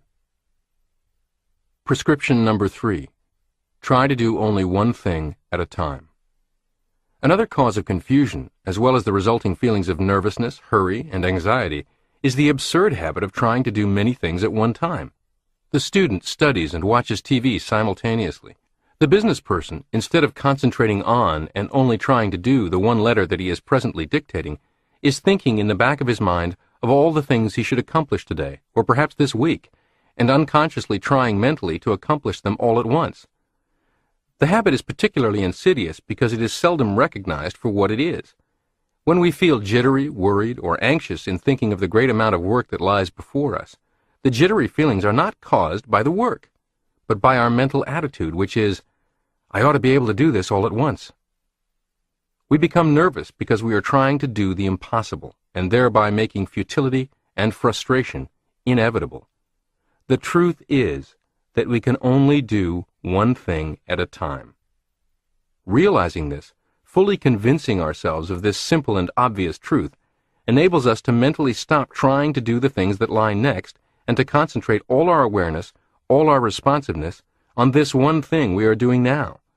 When we work with this attitude, we are relaxed, we are free from the feelings of hurry and anxiety, and we are able to concentrate and think at our best.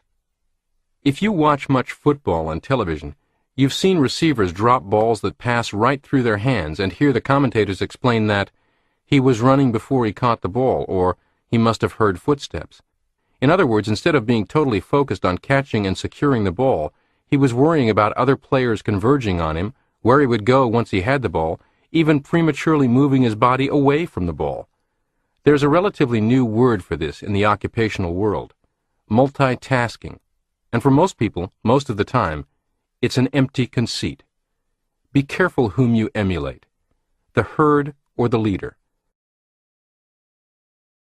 Most of us feel hurried and harried, said Dr. Gilkey, because we form a false mental picture of our duties, obligations, and responsibilities. There seem to be a dozen different things pressing in on us at any given moment, a dozen different things to do, a dozen different problems to solve, a dozen different strains to endure. No matter how hurried or harried our existence may be, said Dr. Gilkey, this mental picture is entirely false. Even on the busiest day, the crowded hours come to us one moment at a time. No matter how many problems, tasks, or strains we face, they always come to us in single file, which is the only way they can come.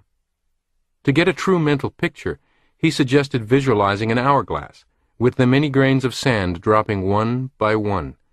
This mental picture will bring emotional poise, just as the false mental picture will bring emotional unrest. Another similar mental device that I have found very helpful to my patients is telling them this. Your success mechanism can help you do any job, perform any task, solve any problem. Think of yourself as feeding jobs and problems to your success mechanism as a scientist feeds a problem to an electronic brain. The hopper to your success mechanism can handle only one job at a time. Just as an electronic brain cannot give the right answer if 3 different problems are mixed up and fed in at the same time, neither can your own success mechanism. Ease off on the pressure. Stop trying to cram into the machinery more than one job at a time. Purchase an hourglass and place it where you work most of the time, where it will catch your eye often. Place a small placard on it or next to it, on which you have written, 1 grain at a time. Prescription number 4. Sleep on it. If you have been wrestling with a problem all day without making any apparent progress, try dismissing it from your mind and putting off making a decision until you've had a chance to sleep on it. Remember that your creative mechanism works best when there is not too much interference from your conscious I. In sleep, the creative mechanism has an ideal opportunity to work independently of conscious interference, if you have previously started the wheels turning. Remember the fairy story about the shoemaker and the elves? The shoemaker found that if he cut out the leather and laid out the patterns before retiring, little elves came and actually put the shoes together for him while he was sleeping. Many creative workers have used a very similar technique. Mrs. Thomas A. Edison has said that each evening her husband would go over in his mind those things which he hoped to accomplish the next day. Sometimes he would make a list of the jobs he wanted to do and problems he hoped to solve. Edison's well-known cat naps were far more than mere respites from fatigue.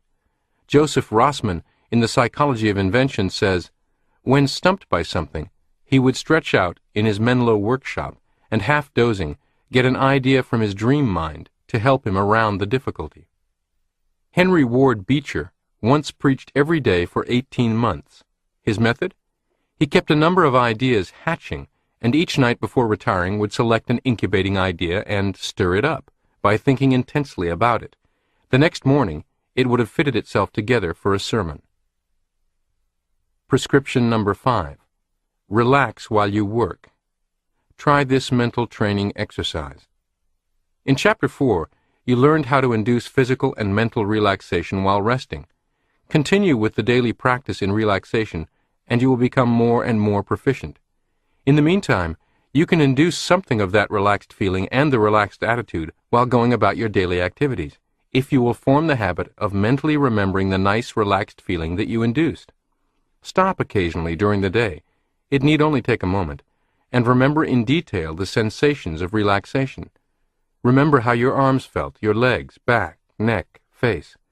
Sometimes forming a mental picture of yourself lying in bed or sitting relaxed and limp in an easy chair helps to recall the relaxed sensations. Mentally repeating to yourself several times, "I feel more and more relaxed," also helps. Practice this remembering faithfully several times each day. You'll be surprised at how much it reduces fatigue and how much better you are able to handle situations. By relaxing and maintaining a relaxed attitude, you remove those excessive states of concern, tension, and anxiety which interfere with the efficient operation of your creative mechanism. In time, your relaxed attitude will become a habit, and you will no longer need to consciously practice it.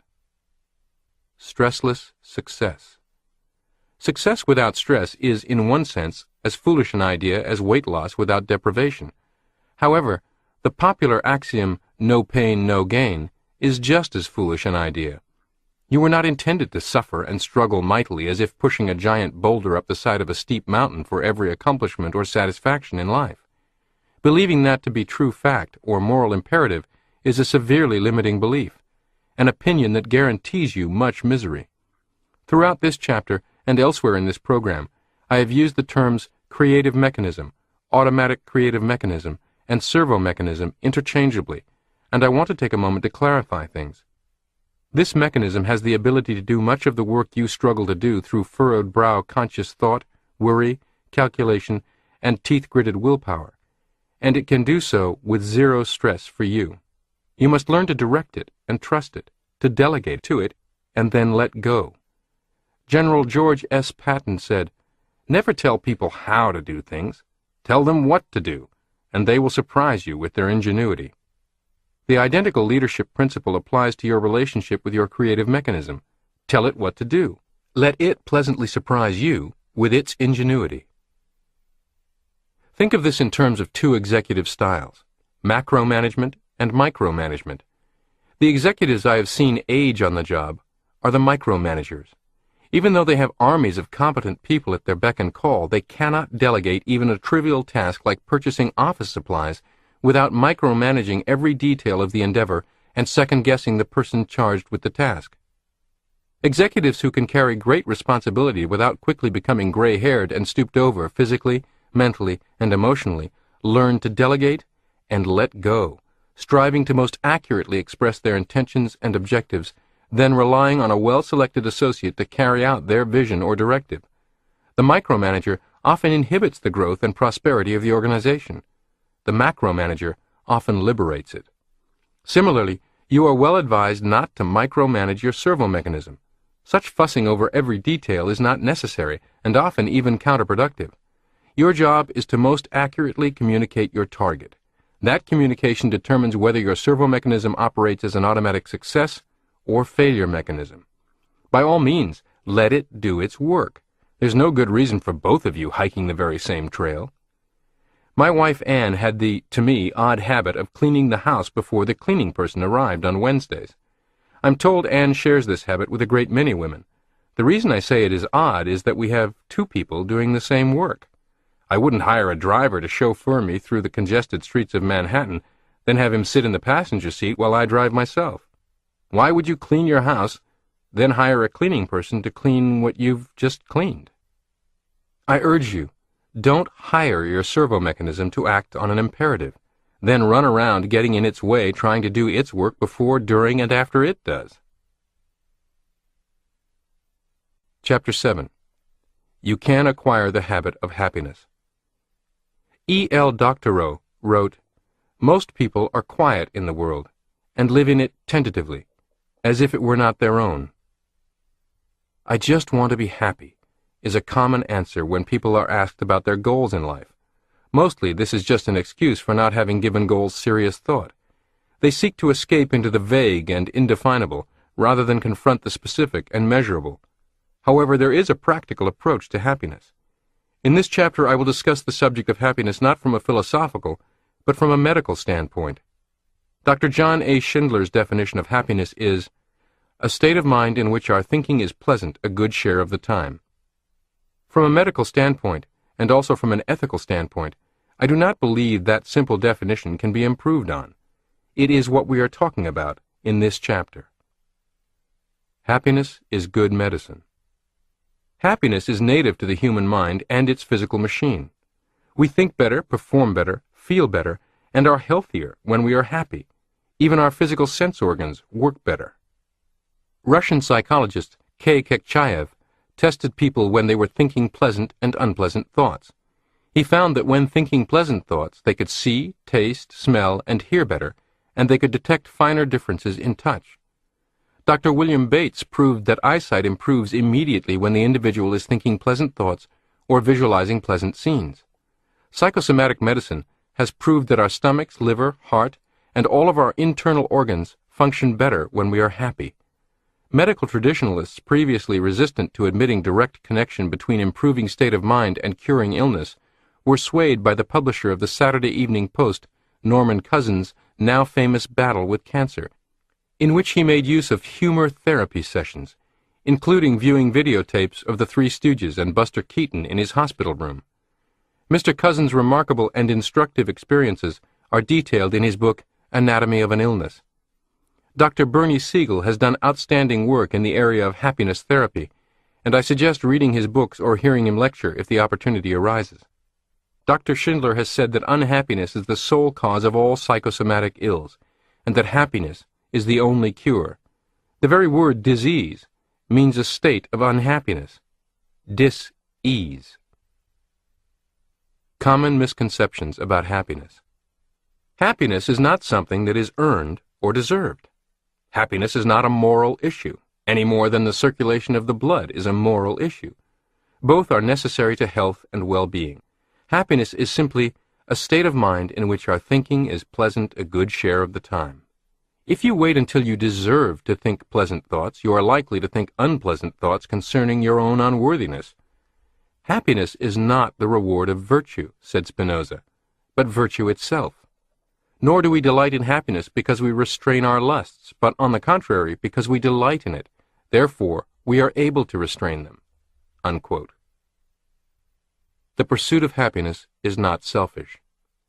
Many sincere people are deterred from seeking happiness because they feel that it would be selfish or wrong. Unselfishness does make for happiness, for it not only gets our minds directed outward away from ourselves and our introspection, our faults, sins, troubles, unpleasant thoughts, or pride in our goodness, but it also enables us to express ourselves creatively and fulfill ourselves in helping others. One of the most pleasant thoughts to any human being is the thought that he is needed, that he is important enough and competent enough to help and to add to the happiness of some other human being. However, if we make a moral issue out of happiness, and conceive of it as something to be earned as a sort of reward for being unselfish, we are very apt to feel guilty about wanting happiness. Happiness comes from being and acting unselfishly, as a natural accompaniment to the being and acting, not as a payoff or prize. If we are rewarded for being unselfish, the next logical step is to assume that the more self-abnegating and miserable we make ourselves, the more happy we will be. The premise leads to the absurd conclusion that the way to be happy is to be unhappy. There is a line. The best way I know to help the poor is not to be one of them. Whether or not that is the best way, it is difficult to see how you help those in poverty by reducing your own success or standard of living, unless you erroneously believe in a universe of compensating balances rather than unlimited abundance. Similarly, you cannot possibly help the unhappy by being one of them. A woman once told me, "My co-workers are both so miserable and frustrated in their jobs, so visibly unhappy at work. I feel bad about enjoying being there and doing my work, and fight my tendency to go about doing things cheerily so as not to annoy them or make them feel worse." Happiness is not meted out in compensating balances. By being happy, she does not consume such an unfair and selfish quantity of finite available happiness that her co-workers are deprived of their share. By consciously suppressing and reducing her happiness, she does not make available a new supply of happiness that is automatically transferred to them. Happiness or prosperity is not a commodity like the last candy bar on a deserted island populated by 3 castaways, or the last hour of oxygen in a sealed vault in which several people have been locked up. Happiness lies in the present, not in the future. We are never living, but only hoping to live, and looking forward always to being happy. It is inevitable that we never are so, said philosopher Pascal. I have found that one of the most common causes of unhappiness among my patients is that they are attempting to live their lives on the deferred payment plan. They do not live, nor do they enjoy life now, but wait for some future event or occurrence. They will be happy when they get married, when they get a better job, when they get the house paid for, when they get the children through college, when they have completed some task or won some victory. Invariably, they are disappointed. Happiness is a mental habit, a mental attitude, and if it is not learned and practiced in the present, it is never experienced. It cannot be made contingent on solving some external problem. When one problem is solved, another appears to take its place. Life is a series of problems. If you are to be happy at all, you must be happy, period. Not happy because of. Happiness is a mental habit which can be cultivated and developed. Most people are about as happy as they make up their minds to be, said Abraham Lincoln. Happiness is purely internal, says psychologist Dr. Matthew N. Chappell. It is produced not by objects, but by ideas, thoughts, and attitudes which can be developed and constructed by the individual's own activities, irrespective of the environment. Unquote. No one, other than a saint, can be 100% happy all the time, and as George Bernard Shaw quipped, we would probably be miserable if we were. But we can, by taking thought and making a simple decision, be happy and think pleasant thoughts a large share of the time, regarding that multitude of little events and circumstances of daily living that now makes us unhappy. To a large extent, we react to petty annoyances, frustrations, and the like, with grumpiness, dissatisfaction, resentment, and irritability, purely out of habit. We have practiced reacting that way so long, it has become habitual. Much of this habitual unhappiness reaction originated because of some event that we interpreted as a blow to our self-esteem. A driver honks at us unnecessarily. Someone interrupts and doesn't pay attention while we're talking. Someone doesn't come through for us as we think she should. Even impersonal events can be interpreted and reacted to as affronts to our self-esteem. The bus we wanted to catch had to be late. It had to go in rain when we planned to play golf. Traffic had to get into a snarl just when we needed to catch the plane. We react with anger, resentment, self-pity, or, in other words, unhappiness. A chief cause of unhappiness is taking things personally that are not personal at all. Stop letting things push you around. The best cure I have found for this sort of thing is to use unhappiness's own weapon, self-esteem. Have you ever been to a TV show and seen the master of ceremonies manipulate the audience? I asked a patient. He brings out a sign that says applause, and everyone applauds. He brings out another that says laughter, and everyone laughs. They act like sheep, as if they were slaves, and meekly react as they are told to react. You are acting the same way. You are letting outward events and other people dictate to you how you shall feel and how you shall react. You are acting as an obedient slave, and reacting when circumstances signal to you, be angry, get upset. Now is the time to feel unhappy. Learning the happiness habit, you become a master instead of a slave, or as Robert Louis Stevenson said, the habit of being happy enables one to be freed, or largely freed, from the domination of outward conditions. Your opinion can add to unhappy events. Even in regard to tragic conditions and the most adverse environment, we can usually manage to be happier, if not completely happy, by not adding to the misfortune of our own feelings of self-pity, resentment, and our own adverse opinions. "How can I be happy?" the woman of an alcoholic husband asked me. "I don't know," I said. "But you can be happier by resolving not to add resentment and self-pity to your misfortune." "How can I possibly be happy?" asked a businessman. "I've just lost $200,000 on the stock market. I'm ruined and disgraced." "You can be happier," I said, "by not adding your own opinion to the facts. It is a fact that you lost $200,000. It is your opinion that you are ruined and disgraced." I then suggested that he memorize a saying of Epictetus, which has always been a favorite of mine. "Men are disturbed," said the sage, "not by the things that happen, but by their opinion of the things that happen." Happiness versus unhappiness equals facts versus opinions. When I announced that I wanted to be a doctor, I was told that this could not be because my folks had no money. It was a fact that my mother had no money. It was only an opinion that I could never be a doctor. Later, I was told I could never take postgraduate courses in Germany, and that it was impossible for a young plastic surgeon to hang out his own shingle and go into business for himself in New York. I did all these things, and one of the things that helped me was that I kept reminding myself that all these impossibles were opinions, not facts. I not only managed to reach my goals, but I was happy in the process, even when I had to pawn my overcoat to buy medical books and do without lunch in order to purchase cadavers. I was in love with a beautiful girl. She married someone else. These were facts. But I kept reminding myself that it was merely my opinion that this was a catastrophe and that life was not worth living. I not only got over it, but it turned out it was one of the luckiest things that ever happened to me. In the years that have passed since first writing the original Psycho-Cybernetics book, I have often been asked by interviewers or audience members if I could boil Psycho-Cybernetics down to one idea or one statement or one skill that is the make-it-or-break-it factor in successful versus unsuccessful living. When first asked this, I caught myself taking it personally and becoming a bit annoyed. How dare they trivialize all my work by suggesting it might be summarized on the head of a pin? Of course, that was me falsely interpreting people's understandable desire to simplify the complex. Not any disrespect to me personally or to my work, and fortunately, I practiced what I preach, used rational thought, and prevented this from being a blood-drawing needle stuck into my self-image. Which, not coincidentally, brings me to the answer to the one big thing question. The essence of Psycho-Cybernetics is the accurate, calm, and ultimately automatic separation of fact from fiction, fact from opinion, actual circumstance from magnified obstacle, so that our actions and reactions are solidly based on truth, not our own or others' opinions. The attitude that makes for happiness.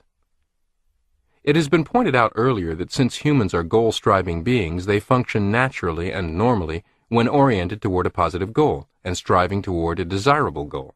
Happiness is a symptom of normal, natural functioning, and when humans are functioning as goal-strivers, they tend to feel fairly happy, regardless of circumstances. My young business executive friend was very unhappy because he had lost $200,000.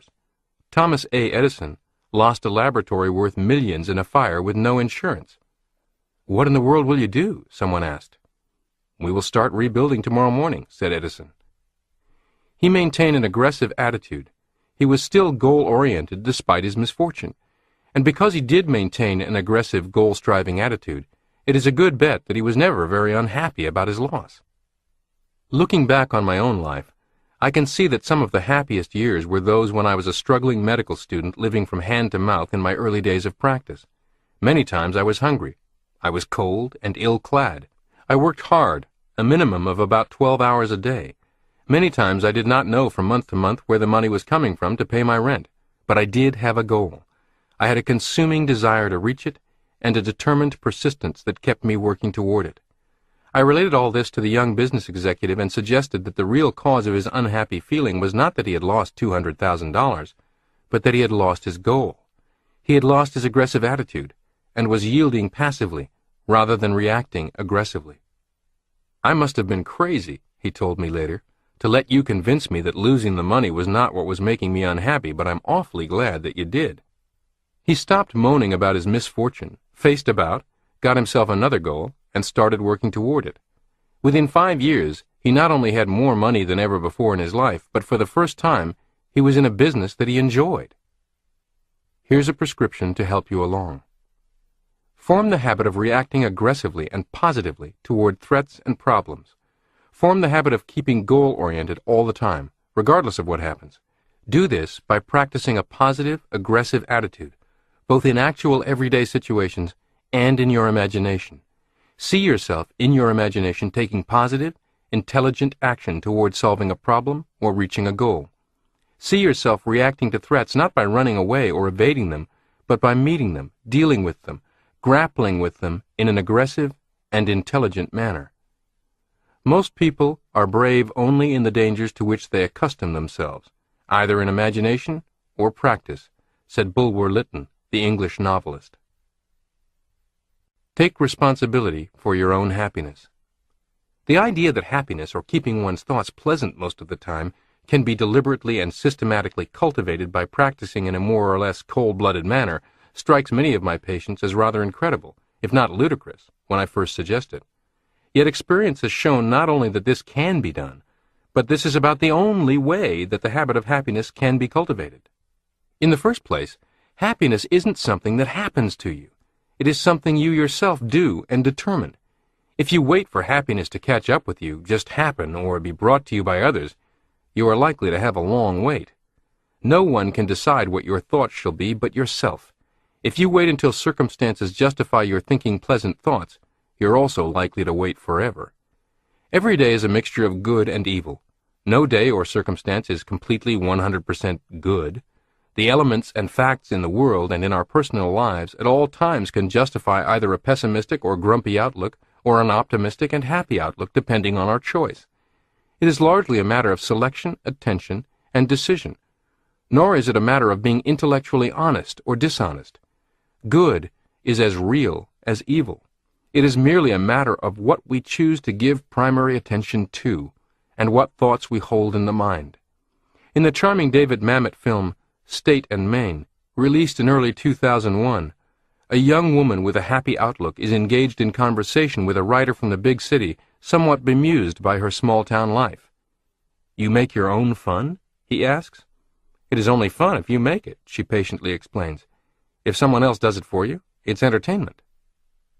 Similarly, we can make our own happiness because we can choose our own thoughts and even choose our own self-image, and we are well advised to do so, rather than depending on someone else to do it for us. A salesman who needed surgery on his thoughts rather than his nose.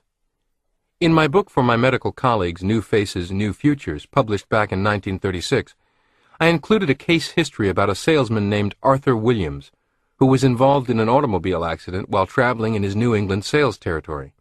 A country doctor took care of him and patched up his severely broken nose. When the bandages were removed, his nose had reset in a very distorted manner.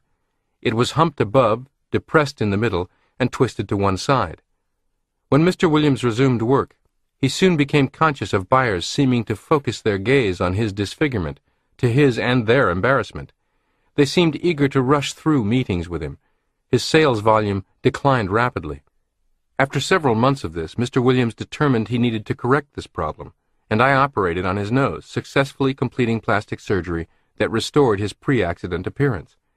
It should come as no surprise that his self-confidence returned, and a natural upturn in his sales followed as day to night. Arthur Williams had a legitimate physical disfigurement, not exaggerated by his own negative imagination, and he accurately assessed others' reactions to it and, in my opinion, acted accordingly in seeking reconstructive and cosmetic surgery. However, for every Arthur Williams, there are 100 men and women who suffer similarly, not because of others' actual reactions to them, but because of their own negative imaginings. Robert Benjamin gave himself Arthur Williams' problem, not in an auto accident, but inside his own self-image. A young salesman, Mr. Benjamin, had made up his mind to quit his job when he consulted me about an operation on his nose. His nose was slightly larger than normal, but certainly not repulsive, as he insisted. He felt that prospects were secretly laughing at his nose or repulsed because of it. It was a fact that he had a large nose. It was a fact that 3 customers had called in to complain of his rude and hostile behavior. It was a fact that his boss had placed him on probation, and that he hadn't made a sale in 2 weeks. Instead of an operation on his nose, I suggested he perform surgery on his own thinking. For 21 days he was to cut out all these negative thoughts.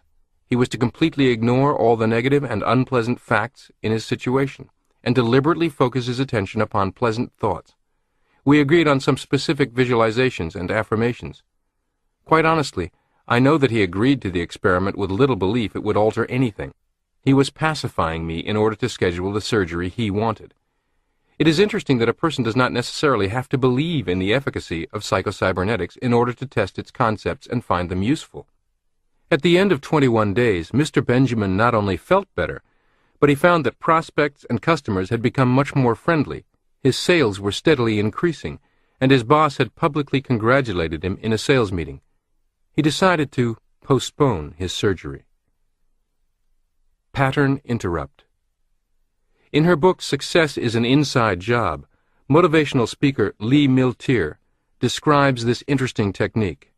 Quote, "When your actions or performance does not meet your expectations, don't belittle yourself with negative self-talk. You must replace those images of yourself that do not create value in your life and which you do not want to continue. As an example, how many times have you caught yourself saying, 'I'm always late'? Now think about what you are programming yourself to be. Late. In the future, instead of reinforcing the unwanted habit, say to yourself, 'Cancel. That's not like me. Next time I'll—' Then you want to follow up immediately with statements to imprint a new program. In this case, 'That's not like me to be late. I always leave 10 minutes early and I'm always on time.'" Unquote. Lee points out this is not an instant fix. However, we do need to catch and cancel this reoccurring habitual affirmation of unwanted or unproductive behavior to interrupt unhelpful patterns of thought, just as I cajoled and led Mr. Benjamin into doing. If you cancel the particular reoccurring piece of programming often and repetitively enough, the automatic failure mechanism will stop going to all the trouble of sending it up to the surface. Your self-image will get the message. No point in giving out this information anymore if all she's going to do every time is yell cancel at us. Let's try something else. You see, we are always engaged in an undercurrent of running dialogue with our self-image. Through the use of the pattern interrupt technique and emphatic positive affirmation repeated each time, you become your own authoritative source, repetitively programming the self-image. Remember, authoritative source, repetition, and intensity are the keys to this programming. If happiness is, ultimately, the product of our collection of habits of thought, then the skill of altering a particular habit is extremely useful. Lee Miltier has appeared as a guest expert on hundreds of radio talk shows to talk about habit busting, and has her own psycho-cybernetics-based audio cassette program on this subject, which you may want to avail yourself of. An exercise for canceling negative thoughts. Martial arts movie star Bruce Lee had an exercise for ridding himself of negative thoughts. He visualized himself writing them down on a piece of paper, crumpling up the paper, lighting it on fire, and burning it to ashes. Actor and entrepreneur Chuck Norris, a close friend of the late Bruce Lee, takes Lee's exercise even further. In his book, The Secret Power Within You, Norris wrote, "I actually write down on a scrap of paper whatever negative thoughts I have and then burn them. When I dispose of the ashes, the thoughts, too, are removed from my mind." Unquote. I would point out that these people, Lee Miltier, a successful businesswoman, and Chuck Norris, a martial arts practitioner and very successful actor, producer, and businessman, are not heads-in-the-clouds type people, not childish or foolish at all. They are pragmatists of the highest order, who have found simple, practical things to do, to take control of their thoughts in a purposeful manner. To be happy, we must make a sacrifice. A sacrifice? Yes, you may need to sacrifice skepticism, cynicism, old habits and beliefs, which, even though they do not serve you well, are comfortable. In Daniel Defoe's classic novel Robinson Crusoe, when Crusoe is shipwrecked on the deserted island, he makes his camp near the place where he washed ashore. But as he began exploring the entire island, he soon recognized that for all practical purposes, he had camped on the wrong side of the island. The opposite side offered a better supply of food, it was easier to create shelter there, and so forth. But even though Crusoe saw this to be true, he was still reluctant to move. We cannot let our reluctance to move imprison our self-image and servo-mechanism. When our rational thought tells us something is not working for us, we have to move forward to try something else. A popular axiom defines insanity as the insistence on doing the same thing over and over while hoping for different results. My friend, you are not a tree, deeply rooted in any one psychological or behavioral place, unable to move to a sunnier spot. Like Crusoe, you may be reluctant to uproot yourself, but you can. A scientist tests the theory of happiness and uproots himself from unhappiness. Dr. Elwood Worcester, in his book Body, Mind, and Spirit, relates the testimony of a world-famous scientist. Quote, "Up to my 50th year, I was an unhappy, ineffective man. None of the works on which my reputation rests were published. I lived in a constant sense of gloom and failure. Perhaps my most painful symptom was a blinding headache which recurred usually 2 days of the week, during which I could do nothing. I had read some of the literature of New Thought, which at the time appeared to be bunkum, and some statement of William James on the directing of attention to what is good and useful and ignoring the rest. One saying of his stuck in my mind: 'We might have to give up our philosophy of evil, but what is that in comparison with gaining a life of goodness?' or words to that effect. Hitherto these doctrines had seemed to me only mystical theories, but realizing that my soul was sick and growing worse, and that my life was intolerable, I determined to put them to the proof. I decided to limit the period of conscious effort to 1 month, as I thought this time long enough to prove its value or its worthlessness to me. During this month I resolved to impose certain restrictions on my thoughts. If I thought of the past, I would try to let my mind dwell only on its happy, pleasing incidents, the bright days of my childhood, the inspiration of my teachers, and the slow revelation of my life work. In thinking of the present, I would deliberately turn my attention to its desirable elements, my home, the opportunities my solitude gave me to work, and so on, and I resolved to make the utmost use of these opportunities and to ignore the fact that they seemed to lead to nothing. In thinking of the future, I determined to regard every worthy and possible ambition as within my grasp.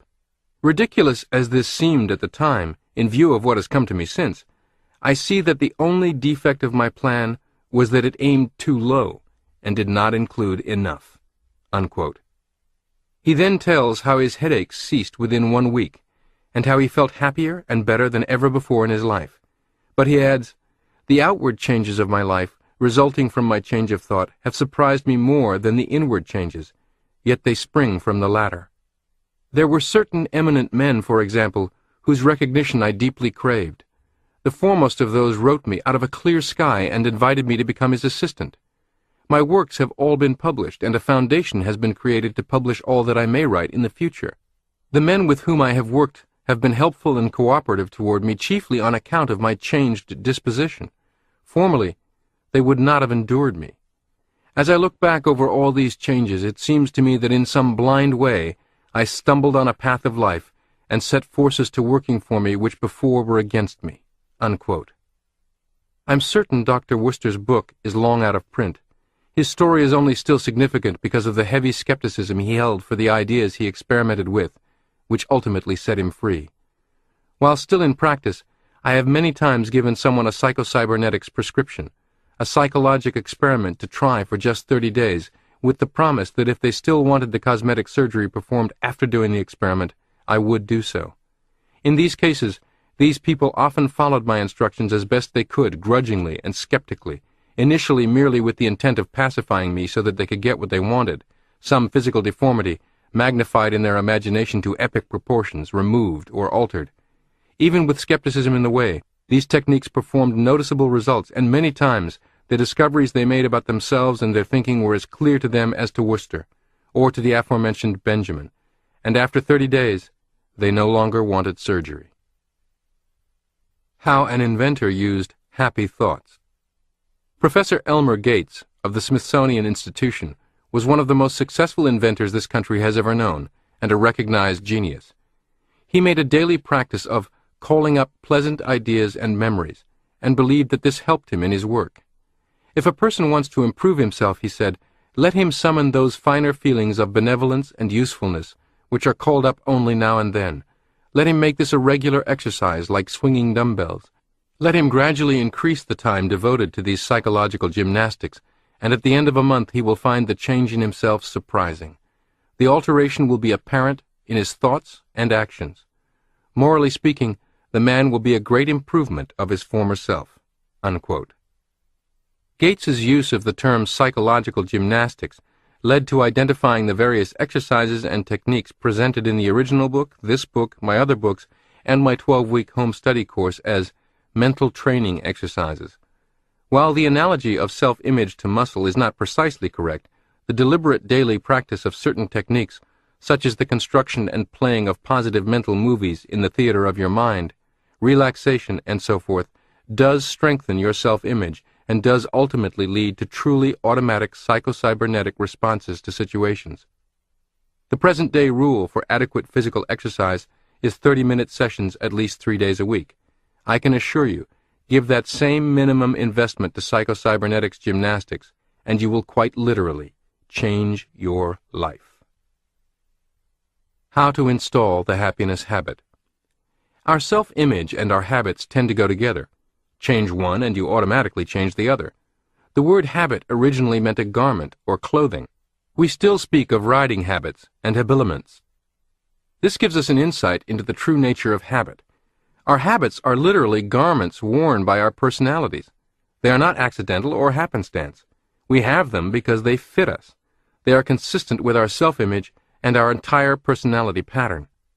When we consciously and deliberately develop new and better habits, our self-image tends to outgrow the old habits and grow into the new pattern.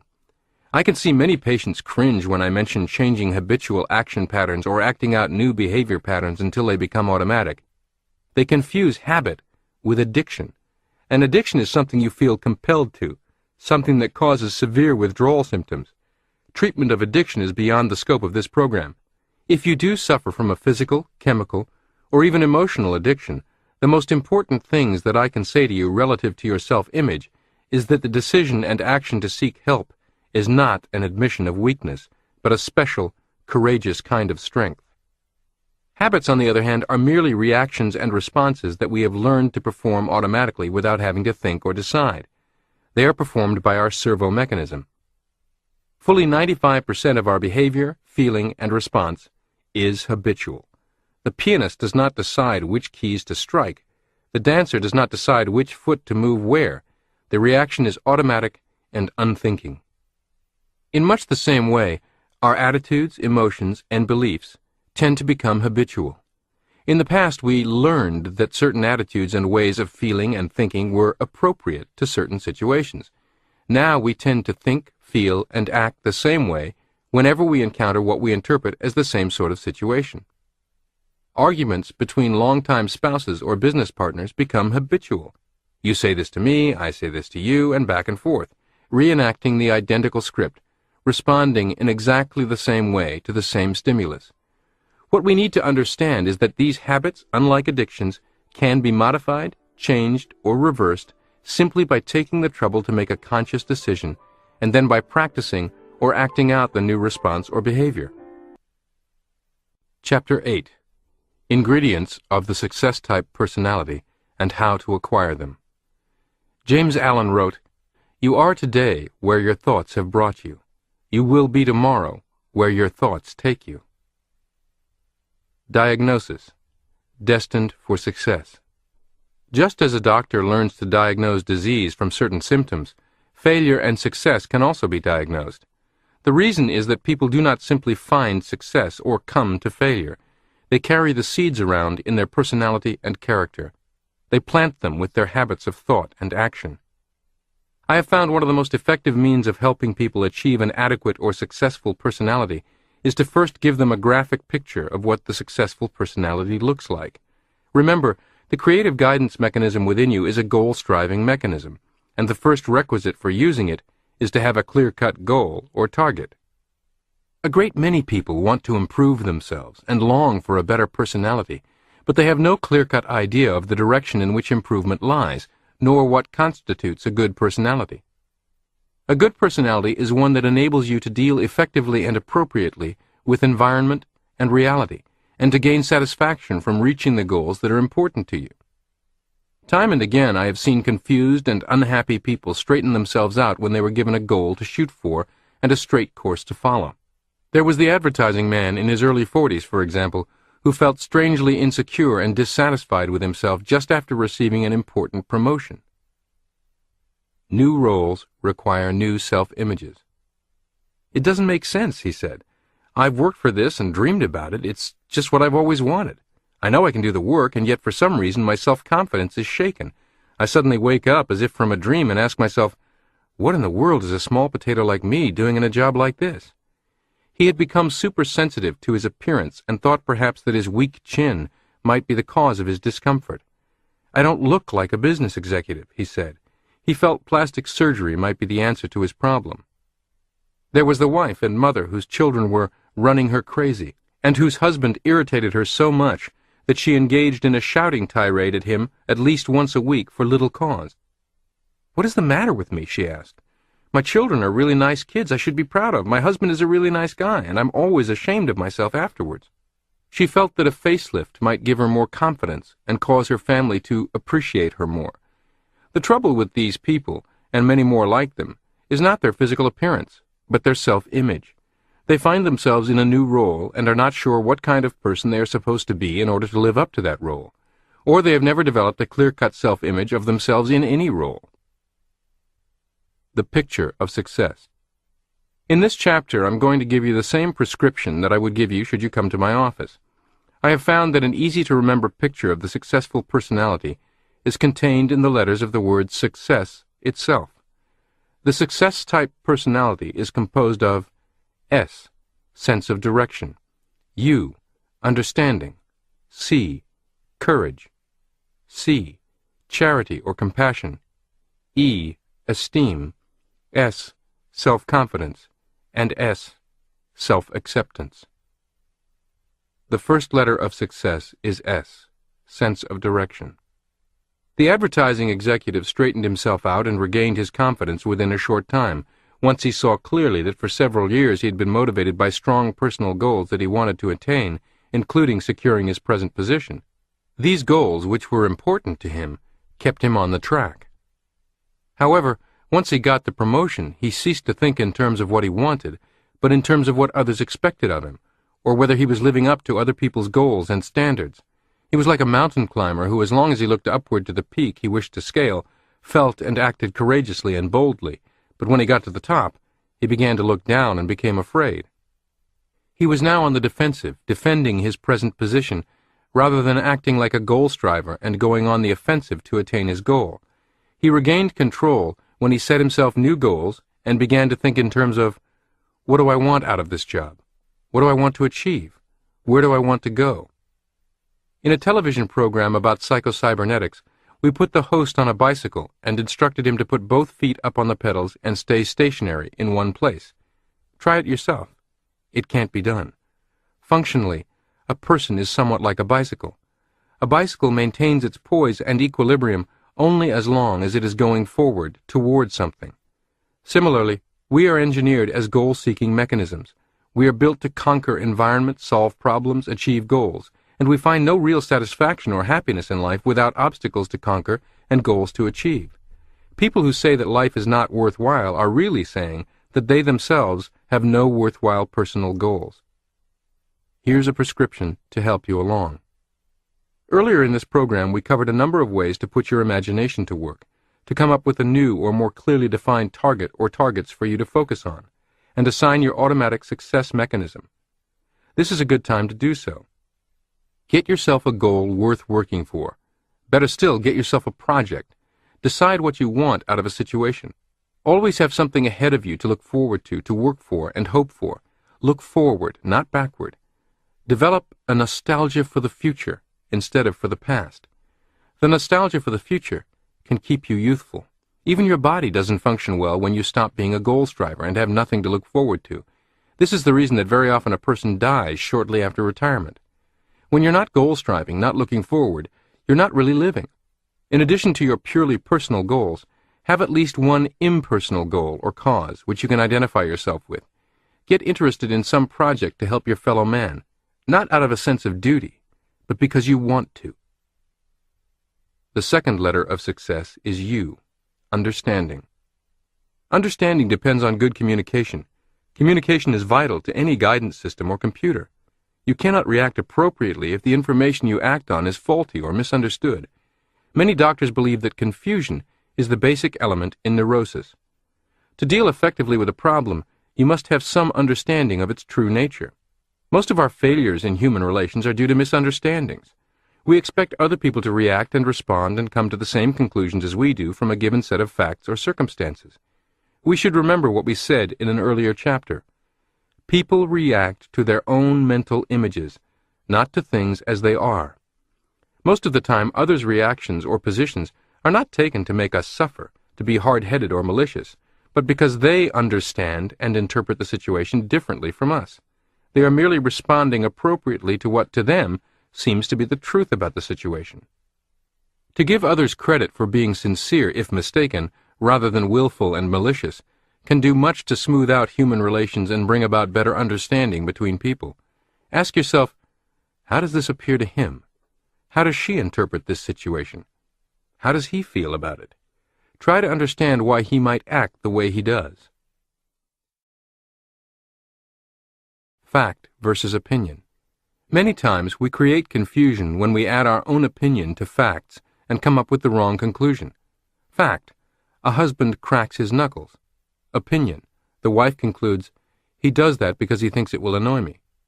Fact: the husband sucks his teeth after eating. Opinion: the wife concludes, if he had any regard for me, he would improve his manners. Fact: two friends are whispering when you walk up. Suddenly they stop talking and look somewhat embarrassed. Opinion: they must have been gossiping about me.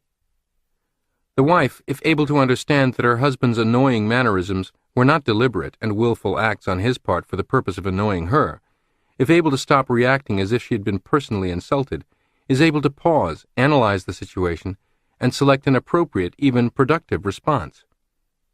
Be willing to see the truth. Often we color incoming sensory data by our own fears, anxieties, or desires. But to deal effectively with environment, we must be willing to acknowledge the truth about it. Only when we understand what it is can we respond appropriately. We must be able to see the truth and accept it, good or bad. Bertrand Russell said one reason Hitler lost World War II was that he did not fully understand the situation. Bearers of bad news were punished. Soon, no one dared to tell him the truth. Not knowing the truth, he could not act appropriately. We can be glad this occurred. The shoot-the-messenger mentality has doomed any number of military leaders, business leaders, coaches, parents.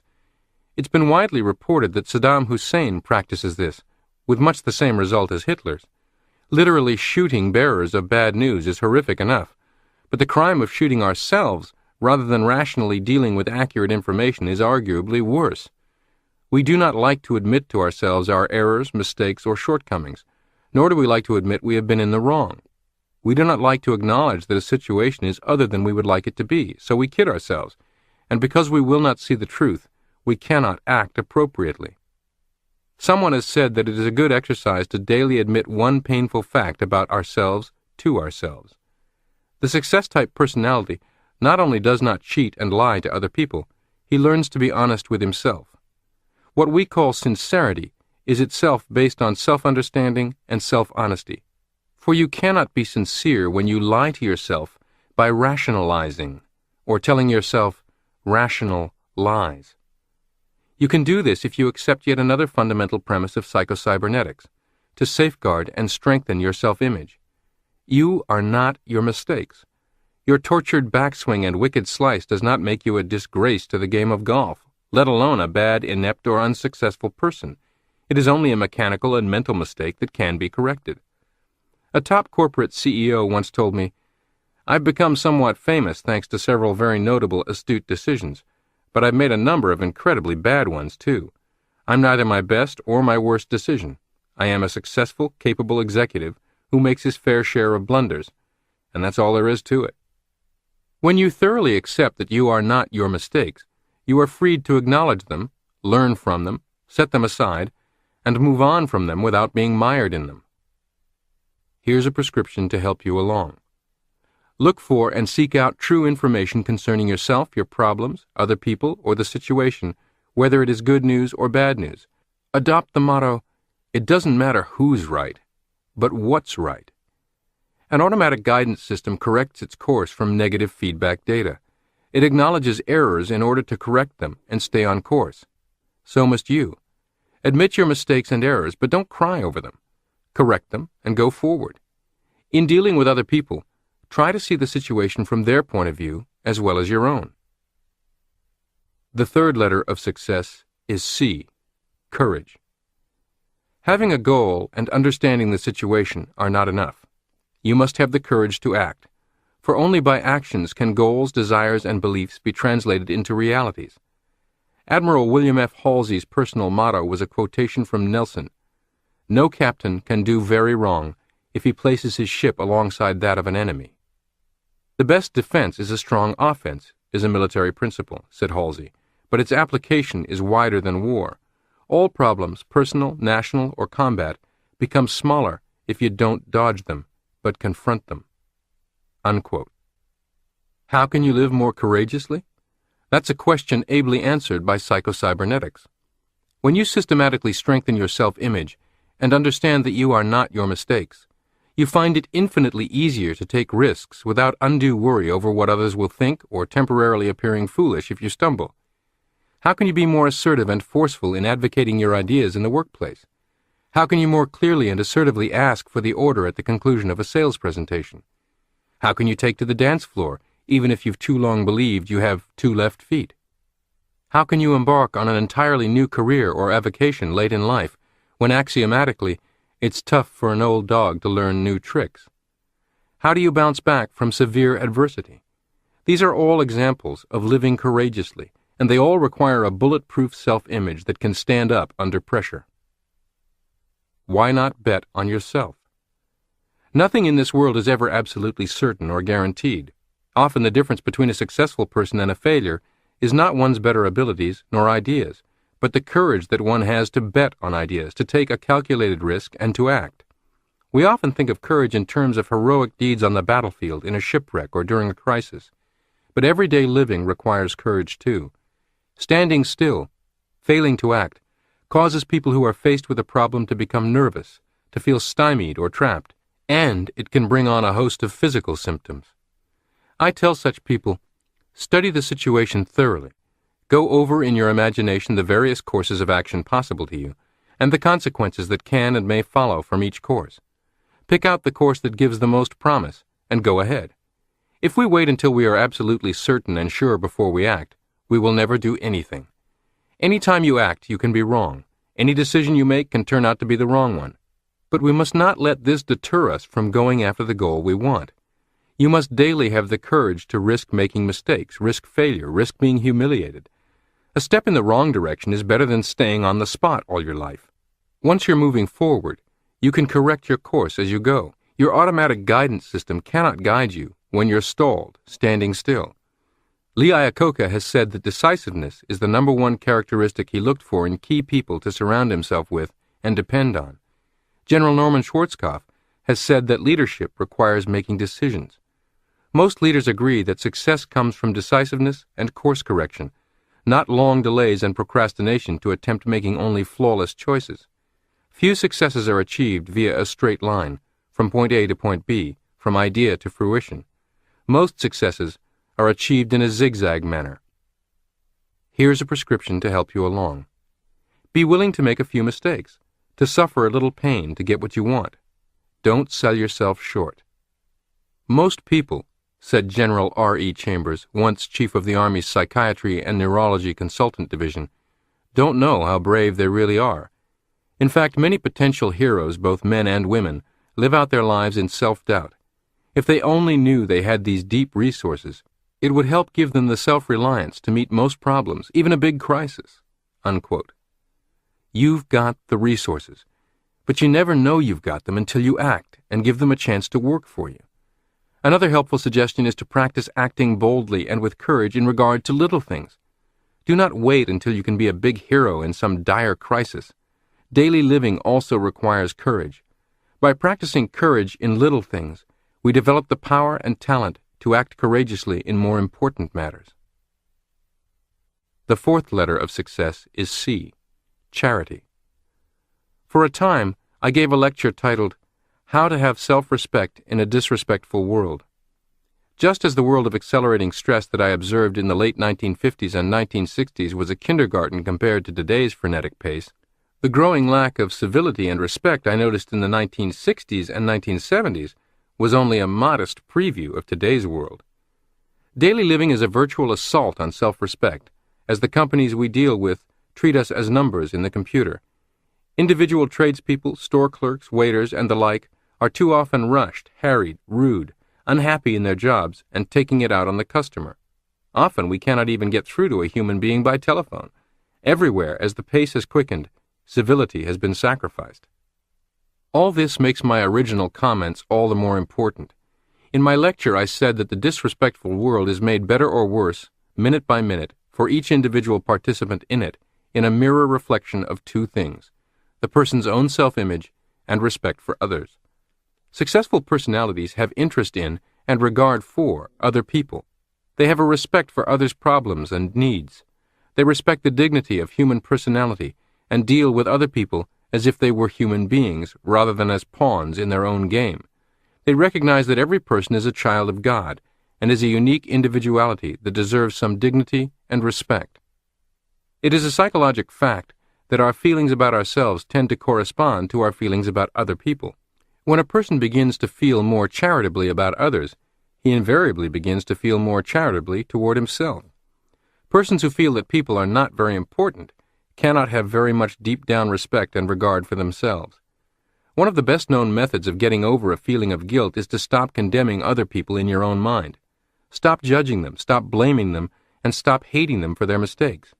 You will develop a better and more adequate self-image when you begin to feel that other people are more worthy. Another reason that charity toward other people is symptomatic of the successful personality is that it means the person is dealing with reality.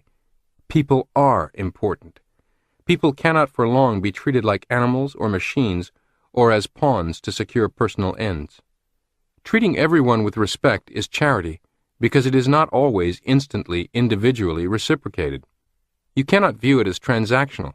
Instead, you must see the big picture and act in this manner as a means of strengthening your own self-image and as your contribution to society in general. Here's a prescription to help you along. The prescription for charity is threefold. 1. Try to develop a genuine appreciation for people by realizing the truth about them. They are children of God, unique personalities, creative beings. 2. Take the trouble to stop and think of the other person's feelings, viewpoints, desires, and needs. Think more of what the other fellow wants and how he must feel. A friend of mine kids his wife by telling her whenever she asks him, "Do you love me?" "Yes," whenever I stop and think about it. There's a lot of truth in this. We cannot feel anything about other people unless we stop and think about them. 3. Act as if other people are important and treat them accordingly. The fifth letter of success is E, esteem. Many years ago, I wrote a contribution to the Words to Live By feature of This Week magazine on the words of Carlyle. Alas, the fearful unbelief is unbelief in yourself. At that time I said, of all the traps and pitfalls in life, self-disesteem is the deadliest and the hardest to overcome, for it is a pit designed and dug by our own hands, summed up in the phrase, "It's no use. I can't do it." The penalty of succumbing to it is heavy, both for the individual in terms of material rewards lost, and for society in gains and progress unachieved. As a doctor, I might also point out that defeatism has still another aspect, a curious one which is seldom recognized. It is more than possible that the words quoted above are Carlyle's own confession of the secret that lay behind his own craggy assertiveness, his thunderous temper and waspish voice, and his appalling domestic tyranny. Carlyle, of course, was an extreme case, but isn't it on those days when we are most subject to the fearful unbelief, when we most doubt ourselves and feel inadequate to our task, isn't it precisely then that we are most difficult to get along with? We simply must get it through our heads that holding a low opinion of ourselves is not a virtue, but a vice. Jealousy, for example, which is the scourge of many a marriage, is nearly always caused by self-doubt. Persons with adequate self-esteem don't feel hostile towards others. They aren't out to prove anything. They can see facts more clearly and aren't as demanding in their claims on other people. Self-doubt is insidious and gnaws away at the self-image as cancer eats away at the body's organs. Beware the thief of happiness, the critic within. In her outstanding book, Liberating Everyday Genius, Dr. Mary Elaine Jacobson writes, "The false self is a powerful adversary, one whose sharp-tongued admonitions can be heard in every situation of self-doubt, a foe that keeps us from our true selves and sometimes distances us from others." She also wrote, "Magically, when there is no enemy within, there are far fewer without." Unquote. If there was ever a great sales pitch written for investing time and energy working with psycho-cybernetics and yourself, that statement is it. In coming chapters, I'll again discuss controlling the critic within, who is in fact the thief of happiness, self-acceptance, self-esteem, and peace of mind, far more influential than any critics we encounter around us. Just as the astute corporate president learns she must listen to others' opinions in order to move forward, she also learns she must exercise caution and discretion about whose opinions she listens to, and on what foundation they are based. We must listen to our inner voices, but we must exercise caution. When the critic within begins to harp and belittle us, we should not hesitate to yell, "Stop!" and send it back to its dark corner properly chastised for doubting us. I was once asked in a radio interview if, at age 65, when I set out to write, have published, and popularize the original edition of this book, I hadn't thought, "What makes you think people will care about the thoughts of an elderly plastic surgeon in the twilight of his career on the workings of the human mind?" I replied that it had honestly not occurred to me, not out of ego, but because this was not an impulsive upstart for me, but rather the next progressive step in an entire process. I had accomplished the next steps in my imagination many times before proceeding in actuality. But I said that if my inner critic had dared raise such a preposterously negative question, I would have sat down across from him and read him the riot act. The poor interviewer undoubtedly went home wondering if he was in the right line of work, stuck late at night interviewing a doddering fool who had imaginary characters and argued with them. It might have helped if he had read the book, but as any author who gives interviews knows all too well, that's frequently not in the cards. In any case, I'm not at all abashed to have such conversations with myself, and you shouldn't be either. I believe it is a useful imagination exercise to personalize these enemy thoughts as a critic who sits across from you and puts you on the spot, whom you can vanquish with a presentation of your reasons why you will succeed. Here's a prescription to help you along. Stop carrying around a mental picture of yourself as a person less capable than others by making unfair apples-to-oranges comparisons. Celebrate your victories, small or large, recognize and build on your strengths, and continually remind yourself you are not your mistakes. The word esteem literally means to appreciate the worth of. Why do men stand in awe of the stars, the moon, the immensity of the sea, the beauty of a flower or a sunset, and at the same time downgrade themselves? Did not the same Creator make us?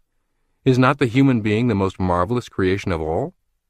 This appreciation of your own worth is not egotism, unless you assume that you made yourself and should take some of the credit. Do not downgrade the product merely because you haven't used it correctly. Don't childishly blame the product for your own errors like the schoolboy who said, "This typewriter can't spell." But the biggest secret of self-esteem is this: begin to appreciate other people more. Show respect for any human being merely because he or she is a child of God and therefore a thing of value.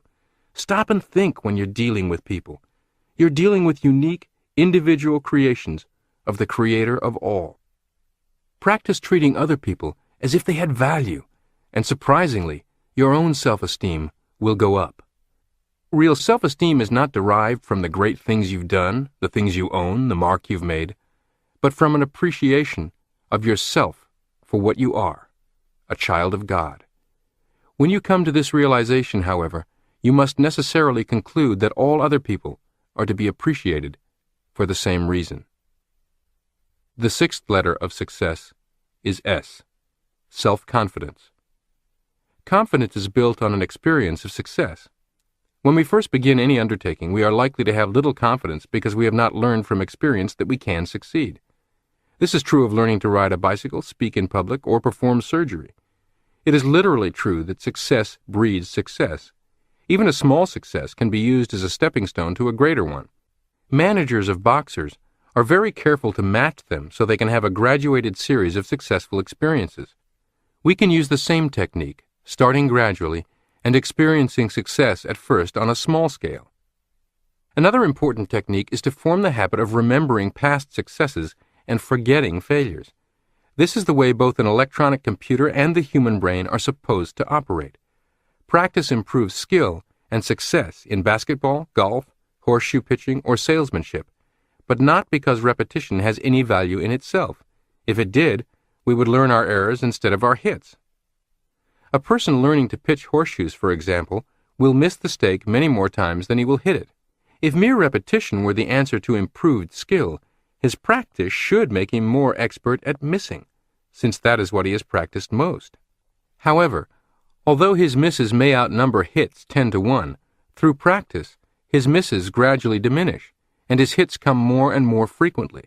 This is because the computer in his brain remembers and reinforces his successful attempts and forgets the misses. This is the way that both an electronic computer and our own success mechanisms learn to succeed. Yet what do most of us do? We destroy our self-confidence by remembering past failures and forgetting all about past successes.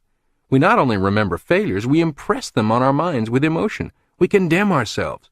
We flay ourselves with shame and remorse. Both are highly egotistical, self-centered emotions, and self-confidence disappears. It doesn't matter how many times you've failed in the past. What matters is the successful attempt, which should be remembered, reinforced, and dwelt on. The great inventor and industrialist Charles Kettering said that any man who wants to be a scientist must be willing to fail 99 times before he succeeds once, and suffer no esteem damage because of it. This could be said of just about any field of endeavor. That does not mean you must actually operate at that ratio, by the way, but you must be willing to, if need be, and, as he suggested, suffer no self-image damage by doing so. When we observe others' successes, we often never see or take note of the many zigzags they took to arrive. When the famous Hollywood actress takes the Oscar in hand and delivers her acceptance speech, we forget all about the string of clinker movies she appeared in that were ridiculed by critics and quickly rejected by the public.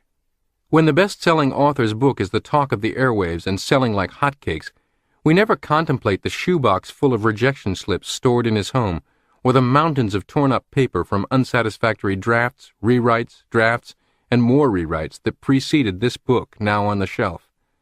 Almost every bright and shining success has in its shadow a long list of disappointments, frustrations, and humiliations. Why should you expect otherwise? The success personality takes such things in stride. Here's a prescription to help you along. Use errors and mistakes as a way to learning. Then dismiss them from your mind. Deliberately remember and picture to yourself past successes. Everyone has succeeded sometime at something. Especially when beginning a new task, call up the feelings you experienced in some past success, however small it might have been. And the last letter of success is S, self-acceptance. In the book made into the popular movie The Talented Mr. Ripley, the main character is a tortured and inferiority complex-laden young man, so unhappy with himself, so unwilling to accept himself, and so envious of others, that he murders another man of greater financial means and attempts to take over his life, even to step into his relationships with the dead man's girlfriend and family. Fortunately, few people act on their lack of self-acceptance in such a violent and antisocial manner. More typical, such a person murders himself, slowly rather than suddenly, sometimes with alcohol or drug abuse, sometimes with less obvious forms of gradual self-destruction. Many, to quote Thoreau, live out their lives in quiet desperation. No real success or genuine happiness is possible until a person gains some degree of self-acceptance. The most miserable and tortured people in the world are those who are continually straining and striving to convince themselves and others that they are something other than what they basically are. And there is no relief and satisfaction like what comes when you finally give up the shams and pretenses and are willing to be yourself. Success which comes from self-expression often eludes you when you strive and strain to be somebody, and often comes, almost of its own accord, when you become willing to relax and be yourself. Changing your self-image does not mean changing yourself, but changing your own mental picture, your own estimation, conception, and realization of that self. The amazing results that follow from developing an adequate and realistic self-image come about not as a result of self-transformation, but from self-realization and self-revelation. Your self, right now, is what it has always been, and all that it can ever be. You did not create it. You cannot change it. You can, however, realize it, and make the most of what already is by gaining a true mental picture of your actual self. There is no use straining to be somebody. You are what you are now. You are somebody, not because you've made $1 million or drive the biggest car in your block or win at bridge, but because God created you in His own image. Most of us are better, wiser, stronger, more competent right now than we realize. Creating a better self-image does not create new abilities, talents, powers. It releases and utilizes them. We can change our personality, but not our basic self. Personality is a tool, an outlet, a focal point of the self that we use in dealing with the world. It is the sum total of our habits, attitudes, and learned skills, which we use as a method of expressing ourselves. You are not your mistakes. Self-acceptance means accepting and coming to terms with ourselves now, just as we are, with all our faults, weaknesses, shortcomings, errors, as well as our assets and strengths. Self-acceptance is easier, however, if we realize that these negatives belong to us. They are not us. Many people shy away from healthy self-acceptance because they insist on identifying themselves with their mistakes. You may have made a mistake, but this does not mean that you are a mistake. You may not be expressing yourself properly and fully, but this does not mean you yourself are no good. We must recognize our mistakes and shortcomings before we can correct them. The first step toward acquiring knowledge is the recognition of areas where you are ignorant. The first step toward becoming stronger is the recognition that you are weak. And all religions teach that the first step toward salvation is the self-confession that you are a sinner. In the journey toward the goal of ideal self-expression, we must use negative feedback data to correct course, as in any other goal-striving situation. This requires admitting to ourselves and accepting the fact that our personality, our expressed self, or what some psychologists call our actual self, is always imperfect and short of the mark. No one ever succeeds during a lifetime in fully expressing or bringing into actuality all the potentialities of the real self. In our actual expressed self, we never exhaust all the possibilities and powers of the real self. We can always learn more, perform better, behave better. The actual self is necessarily imperfect. Throughout life it is always moving toward an ideal goal but never arriving. The actual self is not a static, but a dynamic thing. It is never completed and final, but always in a state of growth. It is important that we learn to accept this actual self with all its imperfections because it is the only vehicle we have. Neurotics reject the actual self and hate it because it is imperfect. In its place, they try to create a fictitious ideal self that is already perfect, has already arrived. Trying to maintain the sham and fiction is not only a terrific mental strain, but it continually leads to disappointment and frustration when people try to operate in a real world with a fictitious self. Here's a prescription to help you along. Accept yourself as you are, and start from there. Learn to emotionally tolerate imperfection in yourself. It is necessary to intellectually recognize our shortcomings, but disastrous to hate ourselves because of them. Differentiate between yourself and your behavior. You are not ruined or worthless because you made a mistake or got off course, any more than a computer is worthless because it makes an error, or a violin because it sounds a sour note. Don't hate yourself because you're not perfect. You have lots of company in imperfection. No one else is perfect, and those who try to pretend they are become imprisoned in misery. Self-acceptance versus self-rejection. Many people admit that they can't stand rejection from others. Otherwise capable sales professionals, for example, will be stymied in their careers by the inability to emotionally handle the inherent truth about most selling situations. You get more no's than yeses, more rejection than acceptance. Authors, playwrights, actors, athletes, coaches have all crumbled under the weight of criticism and rejection from the public or the media. But this kind of rejection is almost insignificant in impact compared to the awesome destructive power of self-rejection. People reject and demean themselves in many ways. Women frequently reject themselves because they do not conform to the current fashion or standard for physical proportions. In the 1920s, many women felt ashamed of themselves because they had breasts. The boyish figure was in vogue, and large breasts were taboo. Then the fashion trends reversed directions, and now many young women develop anxieties because they do not have 40-inch busts. In the 1920s, women used to come to me and in effect say, "Make me somebody by reducing the size of my breasts." In the 1960s, the plea was, "Make me somebody by increasing the size of my breasts." This seeking to be somebody is universal, but we make a mistake when we seek it in conformity or in the approval of other people. This mistake can have very serious consequences. The thin ideal, for example, has led women to anorexia, and even to death by anorexia, as in the celebrated case of the talented singer Karen Carpenter. This is just one example. People reject and demean themselves by comparing themselves to any number of artificial standards. They go deeply, irreversibly into debt attempting to hurriedly keep up with a colleague, relative, or neighbor.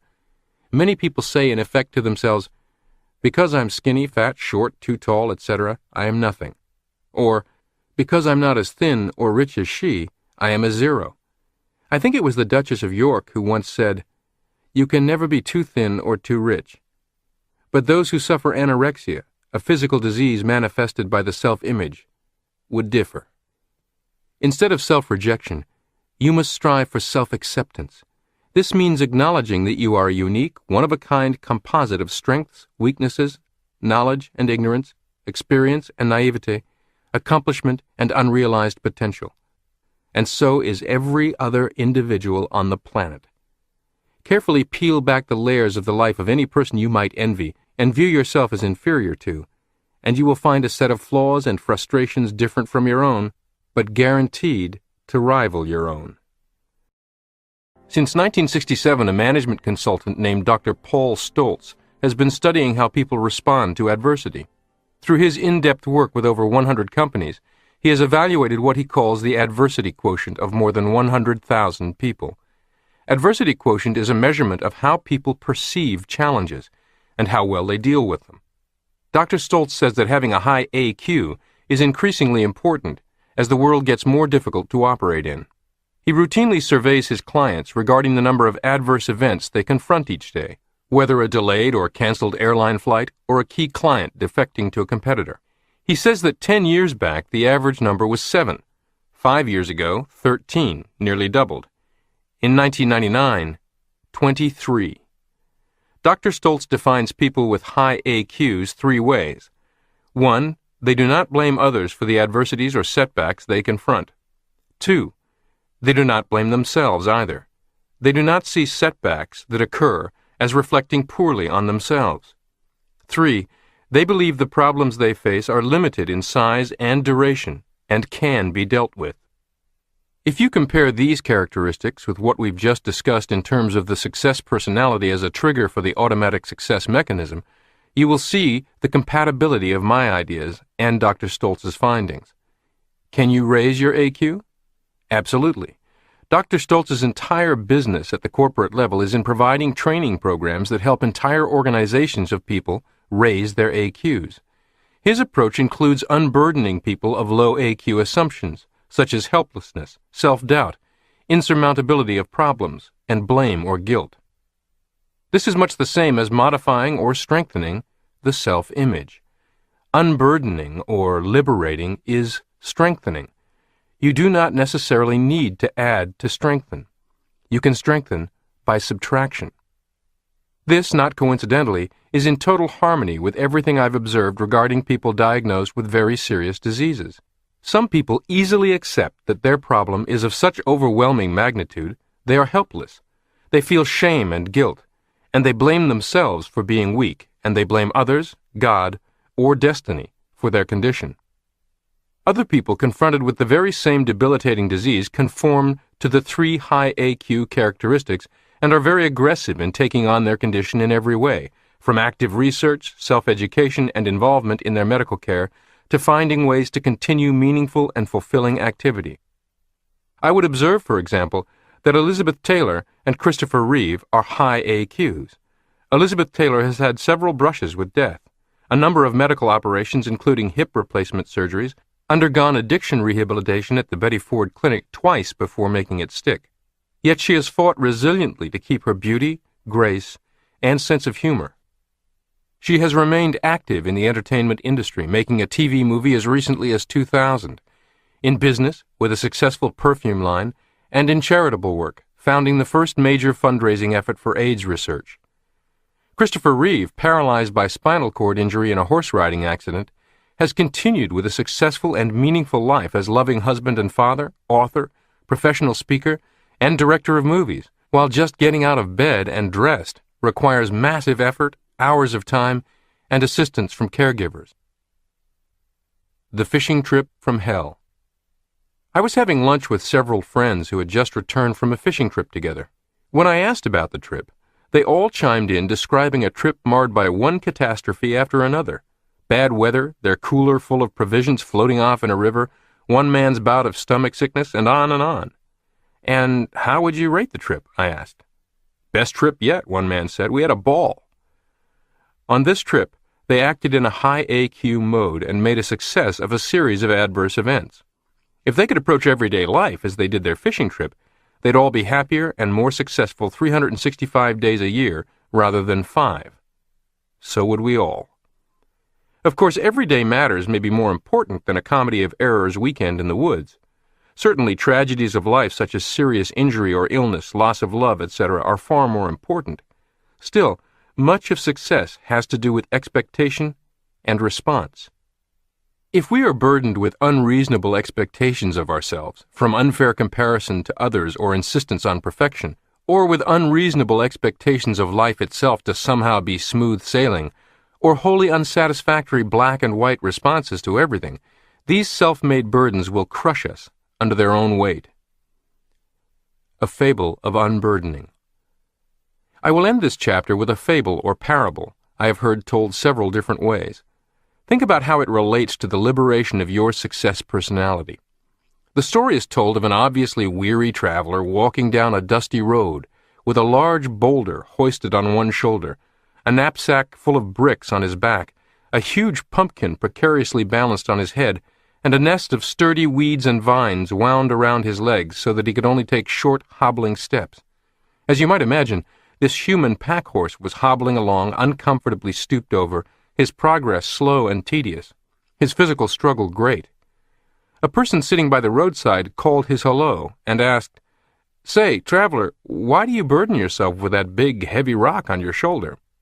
Incredibly, the traveler said, I never noticed just how heavy it was before, and until you mentioned it, I hadn't given much thought to my reasons for taking it with me." After a few moments pondering, the traveler set the boulder down, left it by the side of the road, and walked on, a bit straighter, a bit quicker. A little further along, he encountered another bystander who queried him about the knapsack full of bricks. "I'm glad you made mention of it," said the traveler. "I really hadn't paid any attention to what was in the knapsack."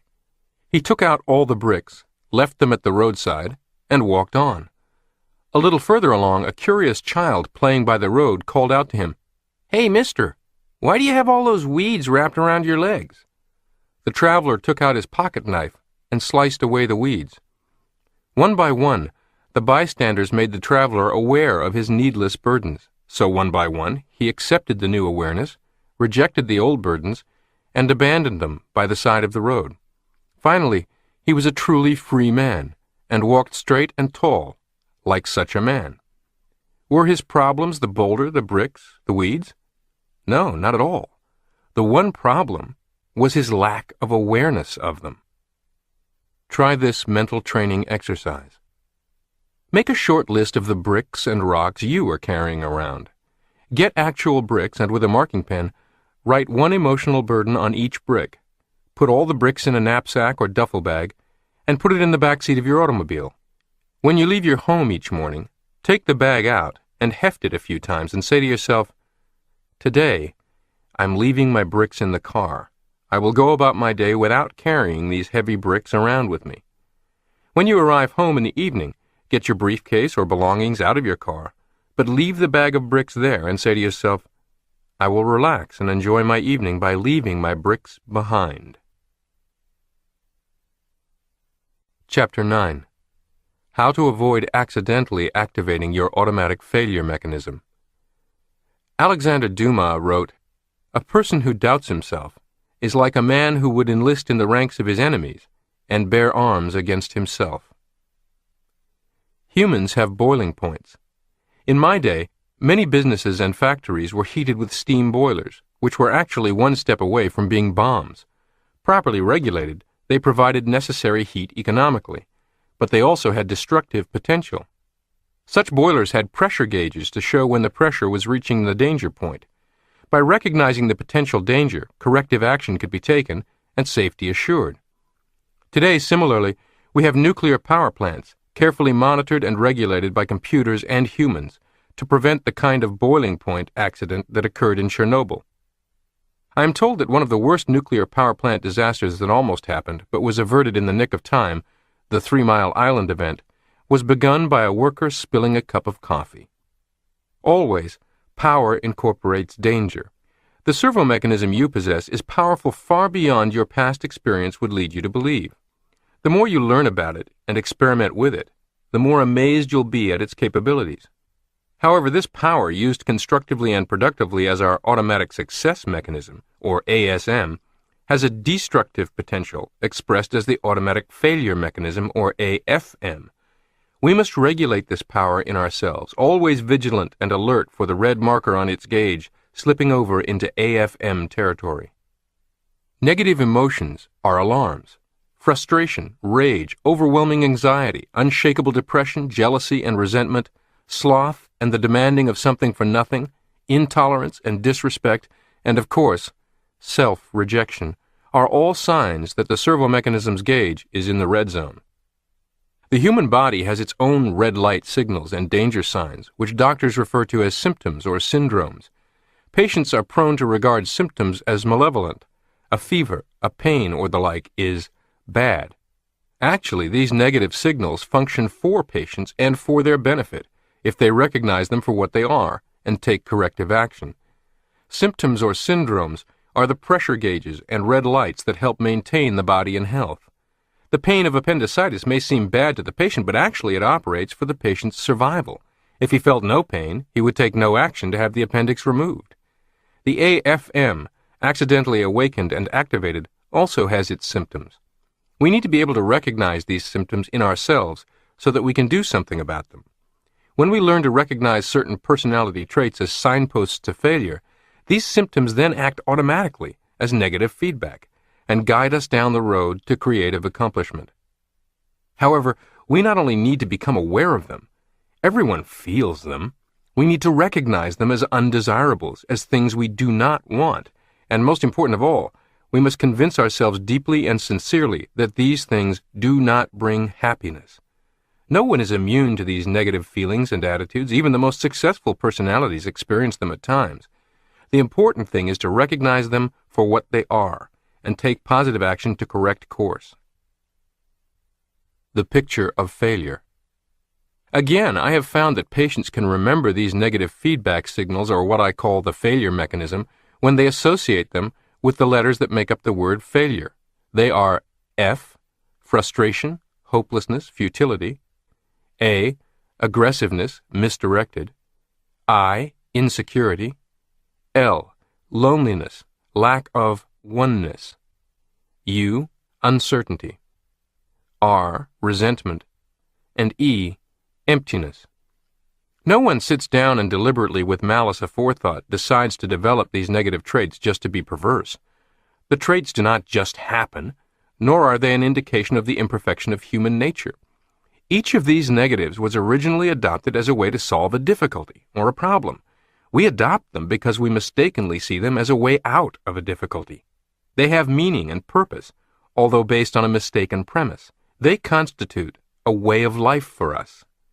Remember, one of the strongest urges in human nature is to react appropriately. We can cure these failure symptoms not by willpower, but by understanding, by being able to see that they do not work and that they are inappropriate. The truth can set us free from them, and when we see the truth, then the same instinctive forces that caused us to adopt them in the first place will work in our behalf in eradicating them. For example, consider the martyr complex or victim complex. You undoubtedly know someone who is constantly presenting himself or herself as a victim of an unhappy childhood, dysfunctional family, inadequate education, unjust employers, scheming coworkers, cheating lovers, all manner of illnesses and financial misfortunes. This person insists that all of life is a conspiracy against her. Further, this person whines and sighs and moans as a martyr all too often. No, you go ahead and go to the play tonight and have a good time. Don't worry about me not feeling up to it. Don't give me a second thought. I'm used to being left behind. Looking at this from the outside, like looking at a fish in a fishbowl, we are either incredulous or angry at this person's behavior, so unreasonably determined to make herself and everybody around her miserable. But make no mistake, this person has not developed these habits by deliberate strategy to cause herself and others maximum misery. Not at all. Instead, this is the way she has latched on to solve certain frustrations. For example, to get the attention and compassion she craves, or to get the recognition she feels unable to merit otherwise. It is quite difficult to re-engineer all this working from the outside in, assisting some other person in your life. But you can take charge of your own self-image and re-engineer your self-image, thus altering your own behavior. So let's consider the warning signs of the automatic failure mechanism exerting control. The first letter of failure is F, frustration. Frustration is an emotional feeling that develops whenever some important goal cannot be realized, or when some strong desire is thwarted. All of us must necessarily suffer some frustration by the very fact of being human and therefore imperfect, incomplete, unfinished. As we grow older, we should learn that all desires cannot be satisfied immediately. We also learn that our doing can never be as good as our intentions. We also learn to accept the fact that perfection is neither necessary nor required, and that approximations are good enough for all practical purposes. We learn to tolerate a certain amount of frustration without becoming upset about it. It is only when a frustrating experience brings excessive emotional feelings of deep dissatisfaction and futility that it becomes a symptom of failure. Chronic frustration usually means that the goals we have set for ourselves are unrealistic, or that the image we have of ourselves is inadequate, or both. Practical goals versus perfectionistic goals. To his friends, Jim S. was a successful man. He had risen from stock clerk to vice president of his company. His golf score was in the low 80s. He had a beautiful wife and 2 children who loved him. Nevertheless, he felt chronically frustrated because none of these measured up to his unrealistic goals. He himself was not perfect in every particular, but he should be. He should be chairman of the board by now. He should be shooting in the low 70s. He should be such a perfect husband and father that his wife would never find cause to disagree with him and his children never misbehave. Hitting the bullseye was not good enough. He had to hit the infinitesimal speck in the center of the bullseye. You should use the same technique in all your affairs that pro golfer Jackie Burke recommends in putting, I told him. That is, not to feel that you have to pinpoint the ball right to the cup itself on a long putt, but to aim at an area the size of a washtub. This takes off the strain, relaxes you, enables you to perform better. If it is good enough for the professionals, it should be good enough for you. His self-fulfilling prophecy made failure certain. Harry N. was somewhat different. He had won none of the external symbols of success, yet he'd had many opportunities, all of which he'd muffed. 3 times he had been on the verge of landing the job he wanted, and each time something happened. Something was always defeating him, just when success seemed within his grasp. Twice he had been disappointed in love affairs. His self-image was that of an unworthy, incompetent, inferior person who had no right to succeed or to enjoy the better things in life, and unwittingly he tried to be true to that role. He felt he was not the sort of person to be successful, and always managed to do something to make his self-fulfilling prophecy come true.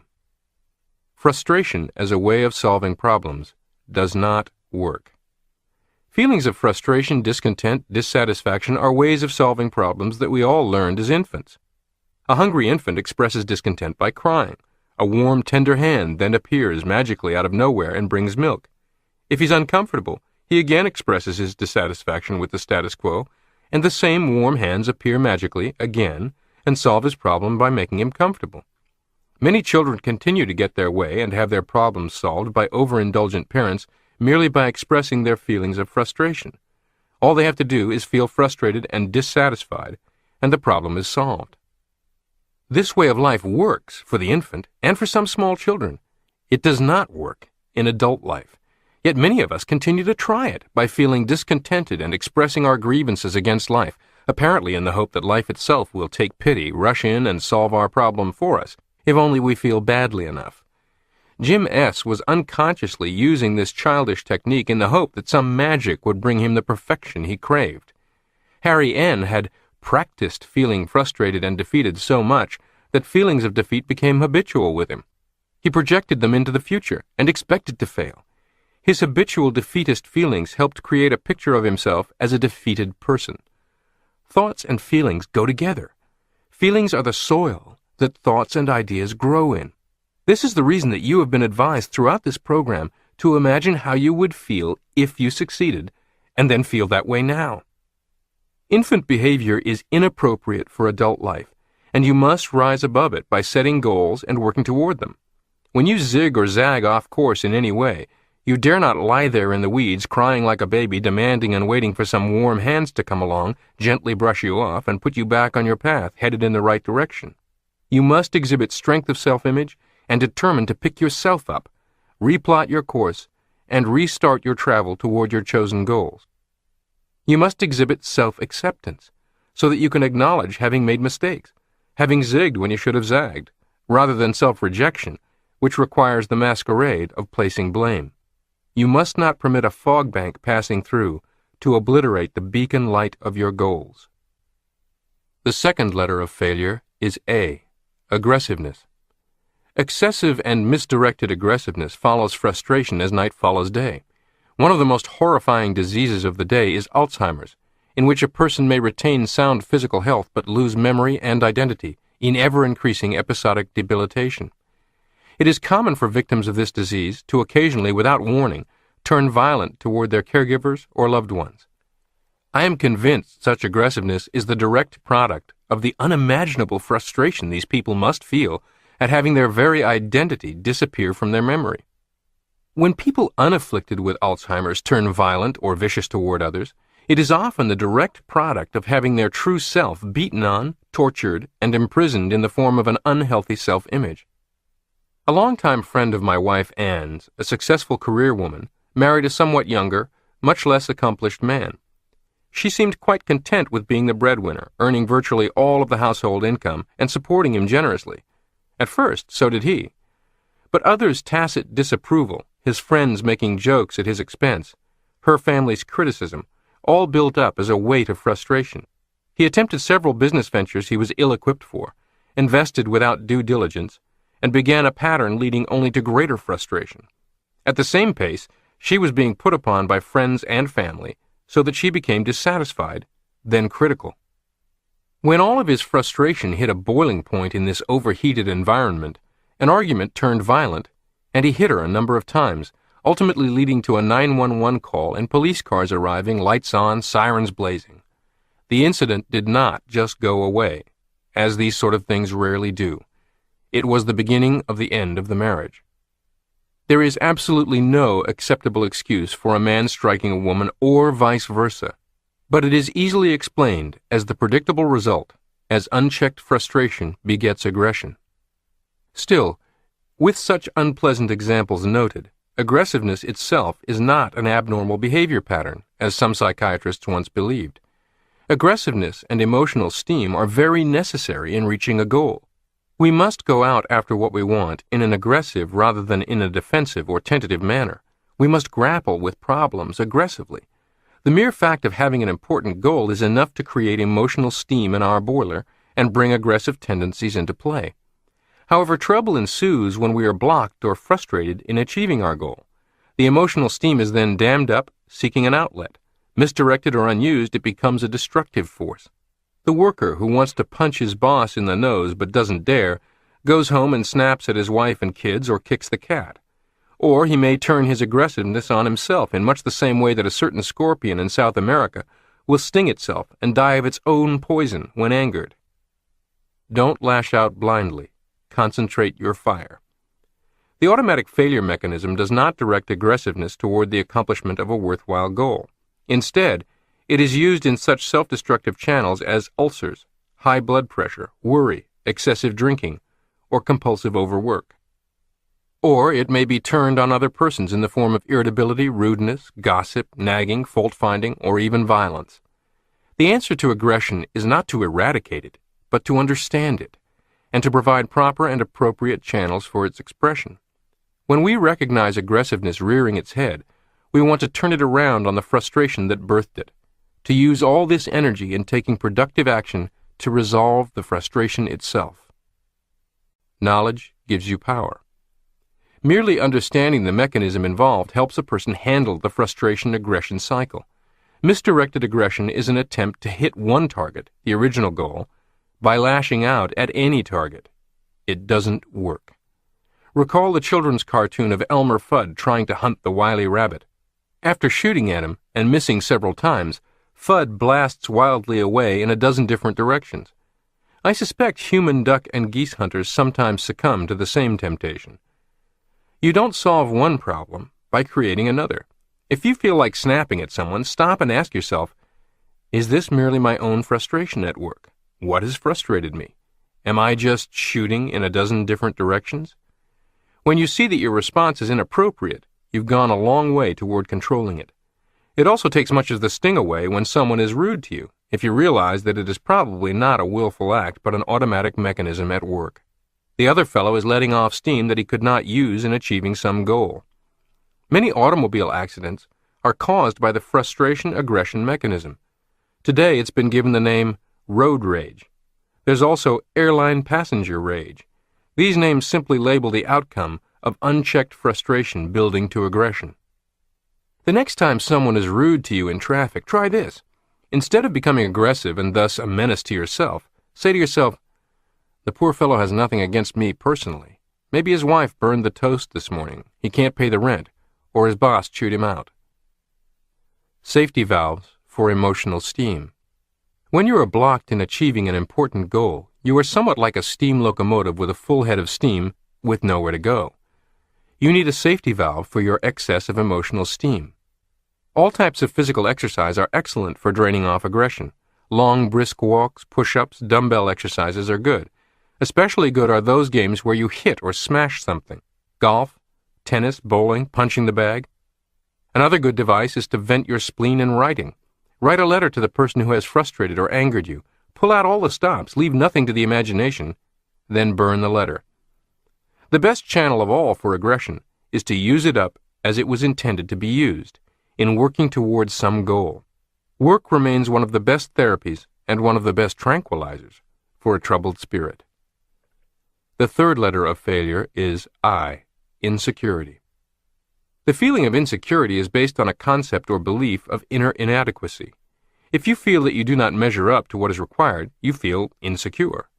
A great deal of insecurity is due not to the fact that our inner resources are actually inadequate, but to the fact that we use a false measuring stick.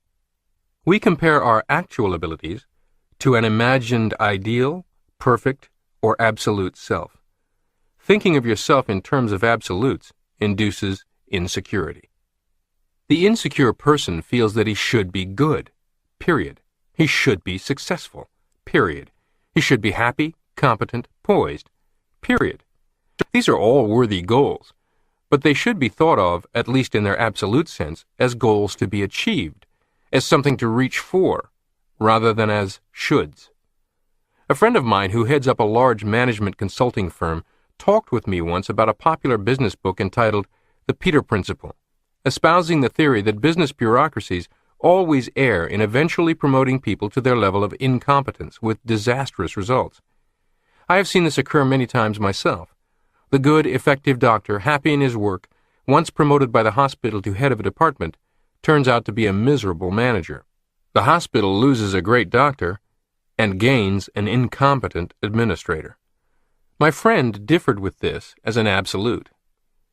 There is no doubt the so-called Peter Principle explains or at least provides a convenient shorthand label for such situations, he said, but then it fails to explain the exact same situation with a much different outcome. What about the person who gets promoted far beyond his level of experience, knowledge, preparation, or confidence, and is even expected to fail by those around him, who rises to the occasion and succeeds?" Unquote. As we discussed this further, I realized this was much like the earliest observations and questions that led me to Psycho-Cybernetics. Two unhappy people with nearly identical physical flaws magnified in importance by their own imaginations get virtually the same cosmetic surgery. One behaves as you and I would anticipate, but the other retains all the same negative feelings about herself as if the scar still existed. Why? In both these scenarios, the surgeries and the promotions, the difference in outcome is hidden in the individual's self-images. It cannot be seen on their faces or on their resumes. The person who is already insecure, who is harboring a weak self-image, and who is by willpower forcing himself to the very edges of performance it will permit, if promoted, responds to the promotion as the straw that broke the camel's back, not as a golden opportunity. The magic power of recalibration.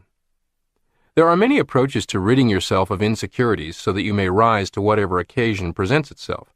One is to think rationally about the situation, the other people involved, and about yourself. Another is self-image reassurance and strengthening, including role-playing what now needs to be done competently in the theater of your mind, and sending your automatic success mechanism on new search missions to provide ideas and answers required.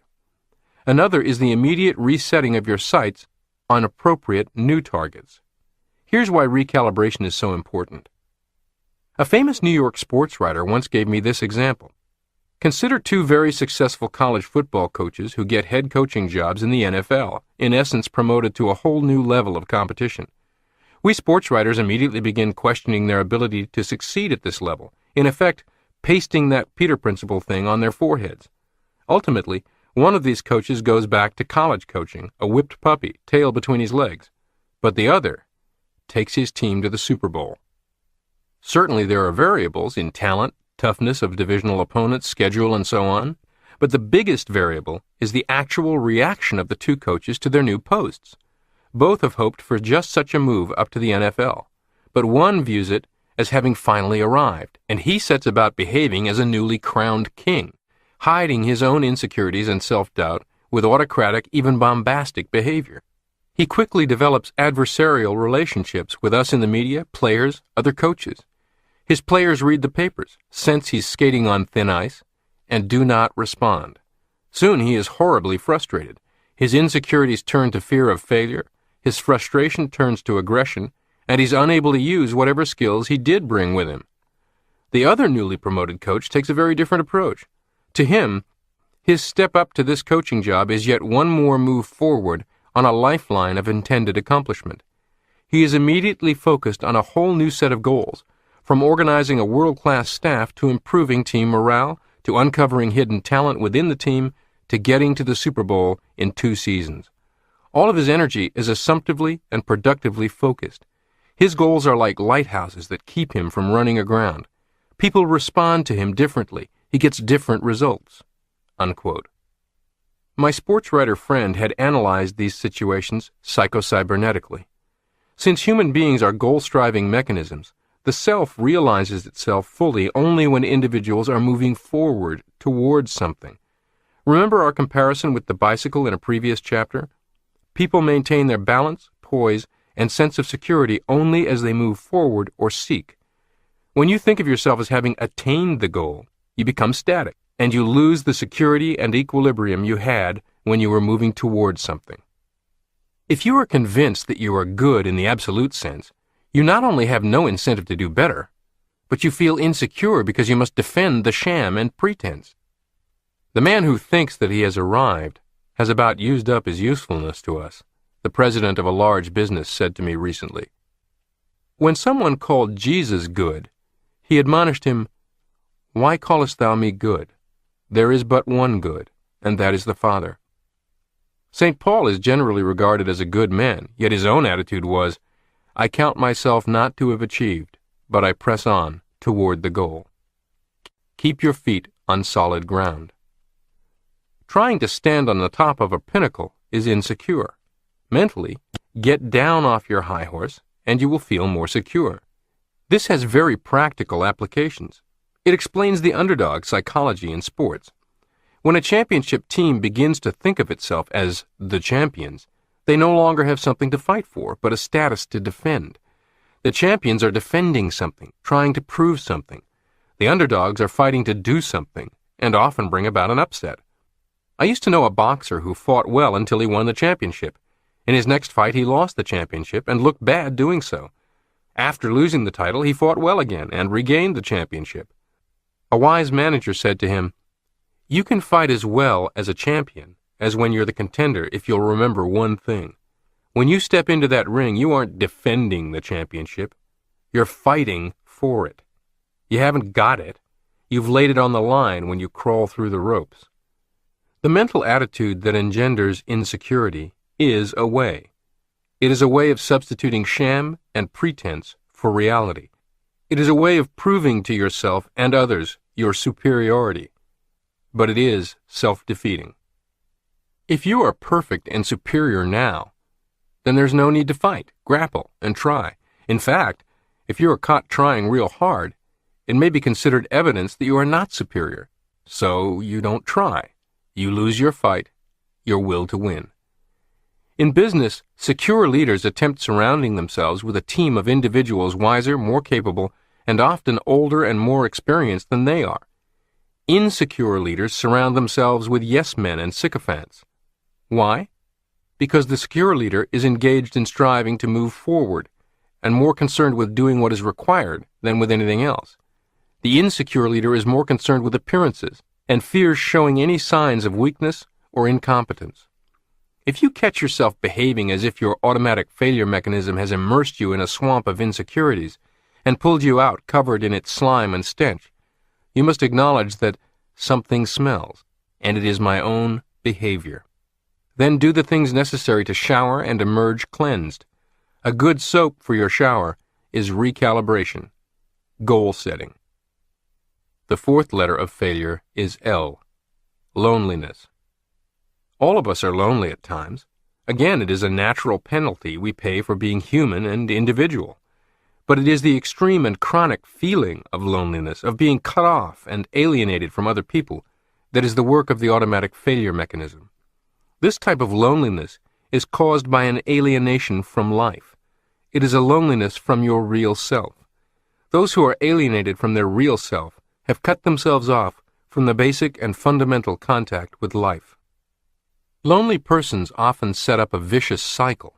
Because of the feeling of alienation from self, human contacts are not very satisfying, and they become social recluses.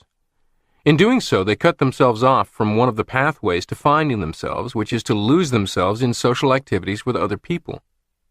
Doing things and enjoying things with other people helps us to forget ourselves. In stimulating conversation, in dancing, in playing together, or in working together for a common goal, we become interested in something other than maintaining our own shams and pretenses.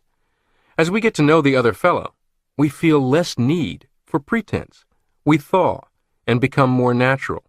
The more we do this, the more we feel we can afford to dispense with the sham and pretense and feel more comfortable just being ourselves. Loneliness is a way that doesn't work. Loneliness is a way of self-protection. Lines of communication with other people, and especially any emotional ties, are cut down. It is a way to protect our idealized self against exposure, hurt, humiliation. The lonely personality is afraid of other people. Lonely persons often complain that they have no friends, and that there are no people to mix with. In most cases, they unwittingly arrange things in this manner because of their passive attitude, that it is up to other people to come to them, to make the first move, to see that they are entertained.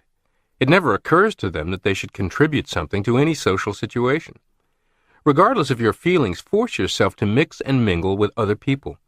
After the first cold plunge, you will find yourself warming up and enjoying it, if you persist. Develop a social skill that will add to the happiness of other people. Dancing, bridge, playing the piano, tennis, conversation. It is an old psychological axiom that constant exposure to the object of fear immunizes against the fear. As lonely persons continue to force themselves into social relations with other human beings, not in a passive way, but as active contributors, they gradually find that most people are friendly, and that they are accepted. Their shyness and timidity begin to disappear. They feel more comfortable in the presence of other people and with themselves. The experience of their acceptance enables them to accept themselves. The top executive who allows herself to become isolated in her ivory tower will soon inevitably find herself with the personal belongings from her office in the trunk of her car, her final check in hand, outside, looking in. The high and mighty topple through isolation. The man who insulates himself from the riskiness of relationships in work alone will one day awaken to the shocking fact that he has no reason to work. Isolation and loneliness are forces that destroy kings and presidents as well as mere mortals. It was said of President Nixon's White House as the Watergate scandal unfolded that a bunker mentality consumed him. He sought security through ever-increasing isolation. Compare his behavior to, say, that of Lee Iacocca at the helm of Chrysler, his ship full of holes, in imminent danger of financial capsizing. Instead of retreating into isolation, living with only his mounting crisis in a dark room, alone, he marched into the public eye as never before, cajoling, negotiating, selling, and organizing Wall Street, Washington, and the buying public, and leading a dramatic corporate turnaround. When you are tempted by aloneness, you must substitute aliveness. Think of the wonderful painting given to me as a gift by Salvador Dali, in which he depicted Psycho-Cybernetics as a steadfast ship choosing to sail toward the light rather than remain in a dark but arguably safer harbor. While you cannot stub your toe standing still in the dark, you cannot escape a burning building, get the refreshing drink in the refrigerator, or otherwise achieve anything by standing safe and still in the dark either. We must rise above loneliness by engagement, move out of isolation toward involvement, even risk criticism and confrontation to seek opportunity and improvement. The fifth letter of failure is U, uncertainty. Philosopher Elbert Hubbard said, "The greatest mistake a man can make is to be afraid of making one." Being wrong holds untold horrors to the person who tries to conceive of himself as perfect. He is never wrong, and always perfect in all things. If he were ever wrong, his picture of a perfect, all-powerful self would crumble. Therefore, decision-making becomes a life-or-death matter. One way is to avoid as many decisions as possible, and prolong them as much as possible. Another way is to have a handy scapegoat to blame. This type of person makes decisions, but she makes them hastily, prematurely, and is well known for going off half-cocked. Making decisions offers her no problem at all. She's perfect. It is impossible for her to be wrong in any case. Therefore, why consider facts or consequences? She is able to maintain this fiction when her decisions backfire simply by convincing herself it was someone else's fault. It is easy to see why both types fail. One is continually in hot water from impulsive and ill-considered actions. The other is stymied because he will not act at all. In other words, the uncertainty way of being right doesn't work. Nobody is right all the time. Realize that it is not required that a person be 100% right at all times. It is in the nature of things that we progress by acting, making mistakes, and correcting course. A guided torpedo arrives at its target literally by making a series of mistakes and continually correcting its course. You cannot correct your course if you are standing still. You cannot change or correct nothing. You must consider the known facts in a situation, imagine possible consequences of various courses of action, choose one that seems to offer the best solution, and bet on it. You can correct your course as you go. Consider some of today's most successful actors. Kevin Costner. Do you recall the film Waterworld? Tom Hanks. A film called Joe and the Volcano? We could go down the list. Every Oscar winner, every Hollywood powerhouse has at least one such epic mistake on their resume. More significantly, consider all the endeavors in which even the most successful participants are wrong more than they are right. Coaching a football game and calling plays, or playing quarterback and executing them. In most games, the victor has stacked up many more unsuccessful plays than successful ones. Managing an investment portfolio. Typically, more stocks in the basket may go down than go up, but those that do go up produce sufficient gains for overall profit. Only little men are never wrong. Another help in overcoming uncertainty is to realize the role that self-esteem and the protection of self-esteem play in indecisiveness. Many people are indecisive because they fear loss of self-esteem if they are proved wrong. Use self-esteem for yourself instead of against yourself by convincing yourself of this truth. Big men and big personalities make mistakes and admit them. It is the little man who is afraid to admit he has been wrong. This, of course, applies equally to women. Success through the process of elimination. I've enjoyed reading Arthur Conan Doyle's tales of the great detective Sherlock Holmes's exploits. Holmes's trusty helpmate, Dr. Watson, a man of many fine qualities but woefully little imagination, is frequently befuddled and amazed as Holmes disappears into his own imagination and emerges with the solution to the most mystifying of crimes. In his imagination, Holmes engages in the pedantic, dogged process of elimination, ultimately arriving at the one best conclusion he cannot eliminate. Then that becomes his target, engaging all of the powers of his automatic success mechanism in uncovering the clues, facts, and evidence that prove it true. That is, he arrives at the target. A lesser detective would, instead, remain mired in the massive difficulty of the task and the confusing, even conflicting testimonies, thus engaging his automatic failure mechanism instead of his automatic success mechanism. It is also worth noting that Holmes is willing to be wrong, and when his first attempts at and proclamations of deduction prove far off course, he does not collapse in embarrassment or humiliation or give control over to frustration and aggression, nor does he retreat into isolation. He virtually shrugs off his mistakes and quickly refocuses, zigging and zagging his way toward his ultimate objective. Thomas Edison's wife once observed that Mr. Edison worked endlessly on a problem, using the method of elimination.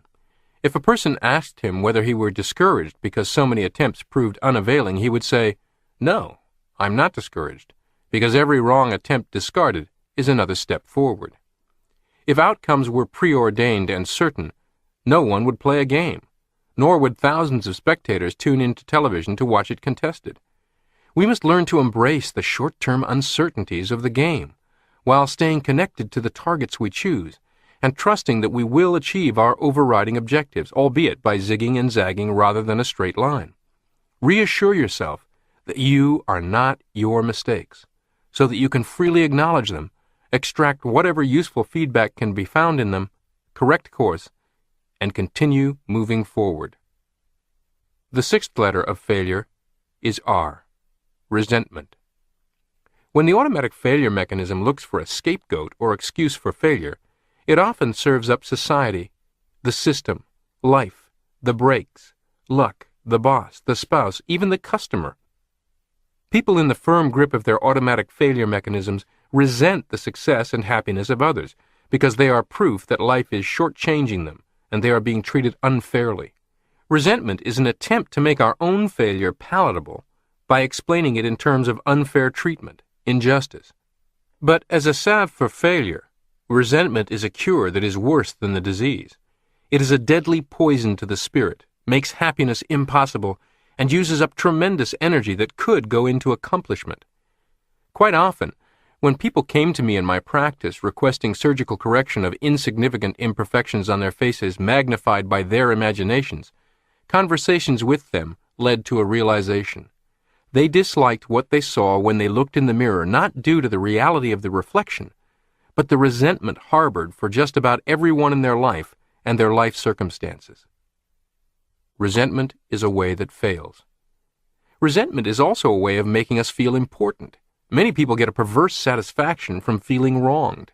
the victim of injustice, the one who has been unfairly treated, is morally superior to those who cause the injustice. Resentment is also a way, or an attempt, to wipe out or eradicate a real or fancied wrong or injustice that has already happened. The resentful person is trying to prove a case before the court of life, so to speak. If he can feel resentful enough, and thereby prove the injustice, some magic process will reward him by making the event or circumstance that caused the resentment not so. In this sense, resentment is a mental resistance to, a non-acceptance of, something that has already happened. The word itself comes from two Latin words, re, meaning back, and sentire, meaning to feel. Resentment is an emotional rehashing or refighting of some event in the past. You cannot win, because you are attempting to do the impossible. Change the past. Resentment creates an inferior self-image. Resentment, even when based on real injustices and wrongs, is not the way to win. It soon becomes an emotional habit. Habitually feeling that you are a victim of injustice, you begin to picture yourself in the role of a victimized person. You carry around an inner feeling that is looking for an external peg to hang itself on. It is then easy to see evidence of injustice or fancy you have been wronged in the most innocent remark or neutral circumstance. Habitual resentment invariably leads to self-pity, which is the worst possible emotional habit anyone can develop. When these habits have become firmly ensconced, a person does not feel right or natural when they are absent. They then literally begin to search for and look for injustices. Someone has said that such people feel good only when they are miserable. Emotional habits of resentment and self-pity also go with an ineffective, inferior self-image. You begin to picture yourself as a pitiful person, a victim, who was meant to be unhappy. The real cause of resentment. Remember that your resentment is not caused by other persons, events, or circumstances. It is caused by your own emotional response, your own reaction. You alone have power over this, and you can control it if you firmly convince yourself that resentment and self-pity are not ways to happiness and success, but ways to defeat and unhappiness. As long as you harbor resentment, it is literally impossible for you to picture yourself as a self-reliant, independent, self-determining person who is the captain of his soul, the master of his fate. The resentful person turns over his reins to other people. They are allowed to dictate how he shall feel, how he shall act. He is wholly dependent on other people, just as a beggar is. He makes unreasonable demands and claims on other people. If everyone else should be dedicated to making you happy, you will be resentful when it doesn't work out that way. If you feel that other people owe you eternal gratitude, undying appreciation, or continual recognition of your superlative worth, you will feel resentment when these debts are not paid. If life owes you a living, you become resentful when it isn't forthcoming. Resentment is therefore inconsistent with creative goal striving. In creative goal striving, you are the creator, not the passive recipient. You set your goals. No one owes you anything. You go out after your own goals. You become responsible for your own success and happiness.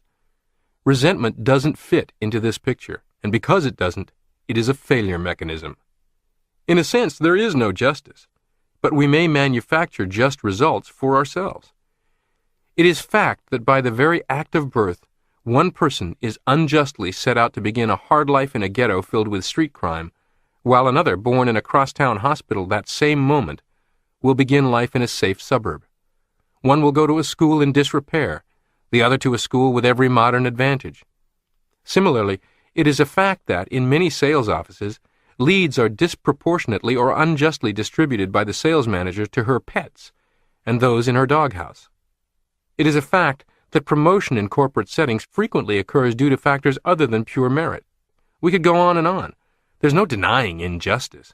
If you intend to insist on justice in order to live a successful and happy life, you will not do so in this lifetime on this planet. The other day, just after emerging from my New York townhouse wearing a brand new, beautifully tailored suit out of the wrapper for the very first time, en route to an important luncheon engagement, a passing taxicab roared through a muddy puddle and splashed dirty water all over my pants. It occurred to me a more just arrangement would be if taxicabs only splashed puddle water onto people wearing old work clothes already soiled, only if on their way home, so that changing out of them would pose no inconvenience. Maybe I should lobby the mayor to pass such a law. Of course, I was helpless to undo this unjust incident, or to do anything to eradicate this injustice in general from being part and parcel of living in the city. I could certainly be more careful in the future, but that was neither here nor there. The immediate choice before me was to spend the rest of my day frustrated, angry, bitter, and resentful, or to recalibrate and take whatever constructive actions possible to get back on track toward an enjoyable and productive meeting. I admit it is easier to react this way to such a minor injustice as taxicabs, puddles, and soiled trousers than to racial injustice in society or bureaucratic injustice in your career, but the outcome will be the same. The fundamental choices are the same, and you can enjoy the powers of your automatic success mechanism only if you choose to rise above injustice, small or large. Over the years, Psycho-Cybernetics has found its way into quite a number of prison inmate counseling programs, classes, halfway house classes, and the like. I suppose thousands of copies of my books have been donated to prisons and to individual prisoners. Even today, the Psycho-Cybernetics Foundation does not deny sincere requests from inmates for the book. As a result, I've had many conversations with wardens, counselors, pastors, and others working in this environment, and naturally the subject of recidivism comes up often. A great cost to individuals, families, and society is the majority of prisoners who, once released after serving time, fail to stay straight and wind up back in prison again and again. I've become convinced that recidivism is nothing more than resentment realized. If a person emerges from prison into society with his resentments intact, resentment against his upbringing and background, his prosecutors and jailers, his current lack of resources, the difficulty he faces in gaining others' acceptance and trust, etc., he is nearly certain to commit new crimes and return himself to prison. Only the rare individual who manages to cleanse herself of these resentments and recalibrate is able to stay straight. Similarly, any individual who permits resentment to control her thoughts locks herself and her potential into a prison of her own making. She is her own hanging judge, discompassionate jury, and jailer. And the last letter of failure is E, emptiness.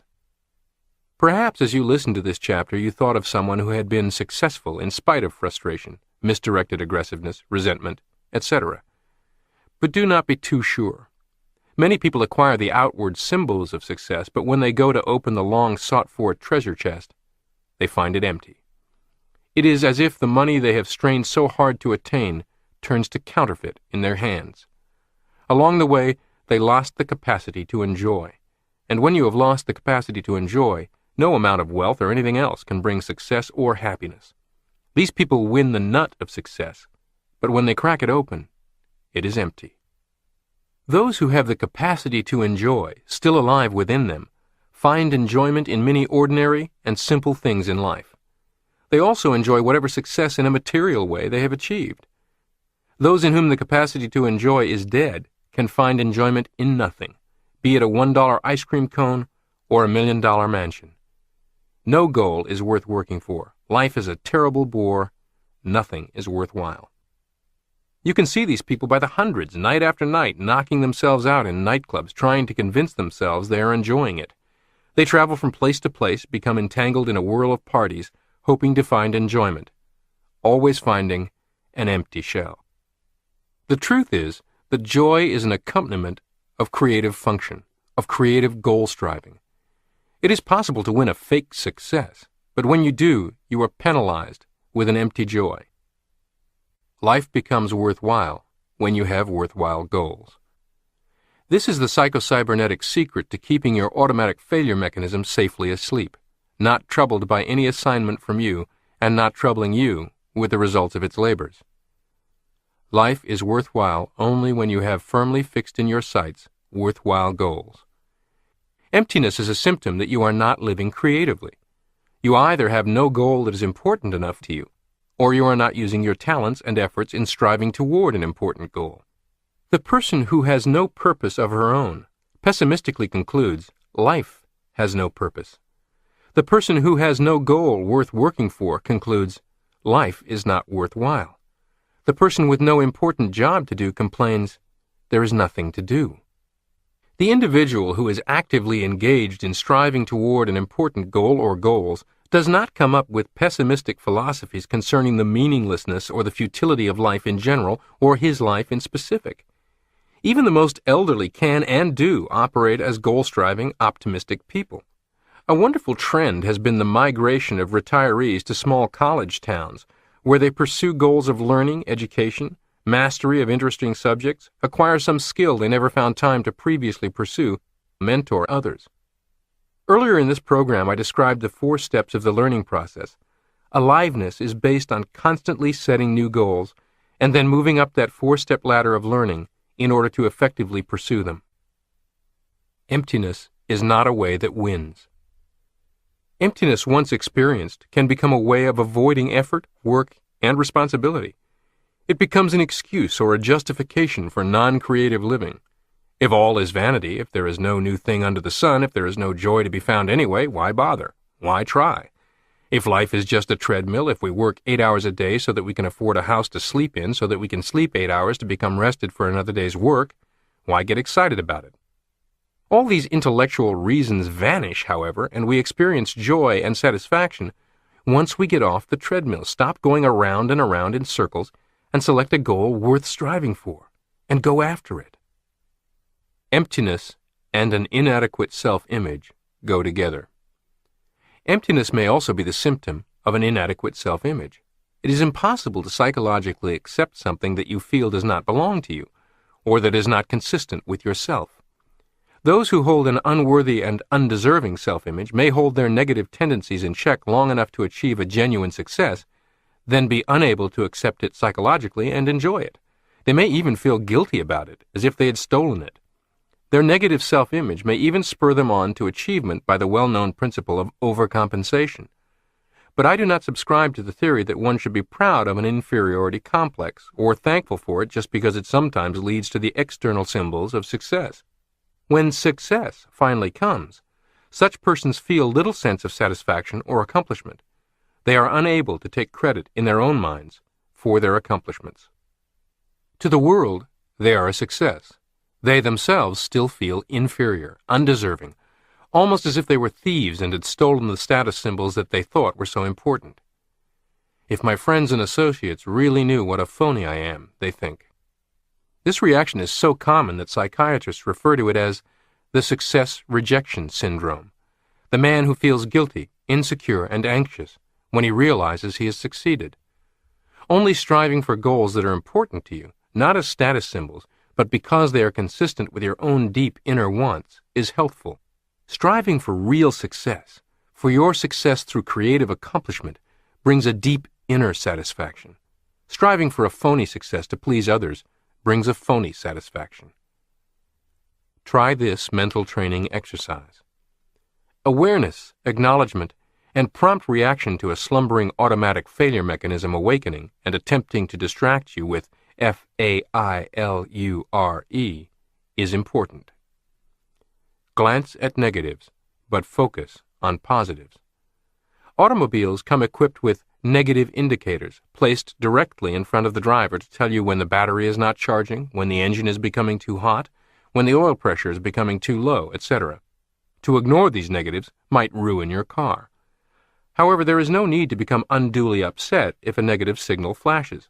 You merely stop at a service station or a garage and take positive action to correct the problem. A negative signal does not mean the car is no good. All cars overheat at times.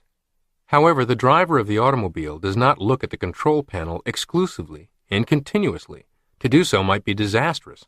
She must focus her gaze through the windshield, look where she is going, and keep her primary attention on her goal, where she wants to go. She merely glances at the negative indicators from time to time. When she does not fix on them or dwell on them. She quickly focuses her sight ahead again and concentrates on the positive goal of where she wants to go. How to use negative thinking. We should adopt a similar attitude about our own negative symptoms. I am a firm believer in negative thinking when used correctly. We need to be aware of negatives so that we can steer clear of them.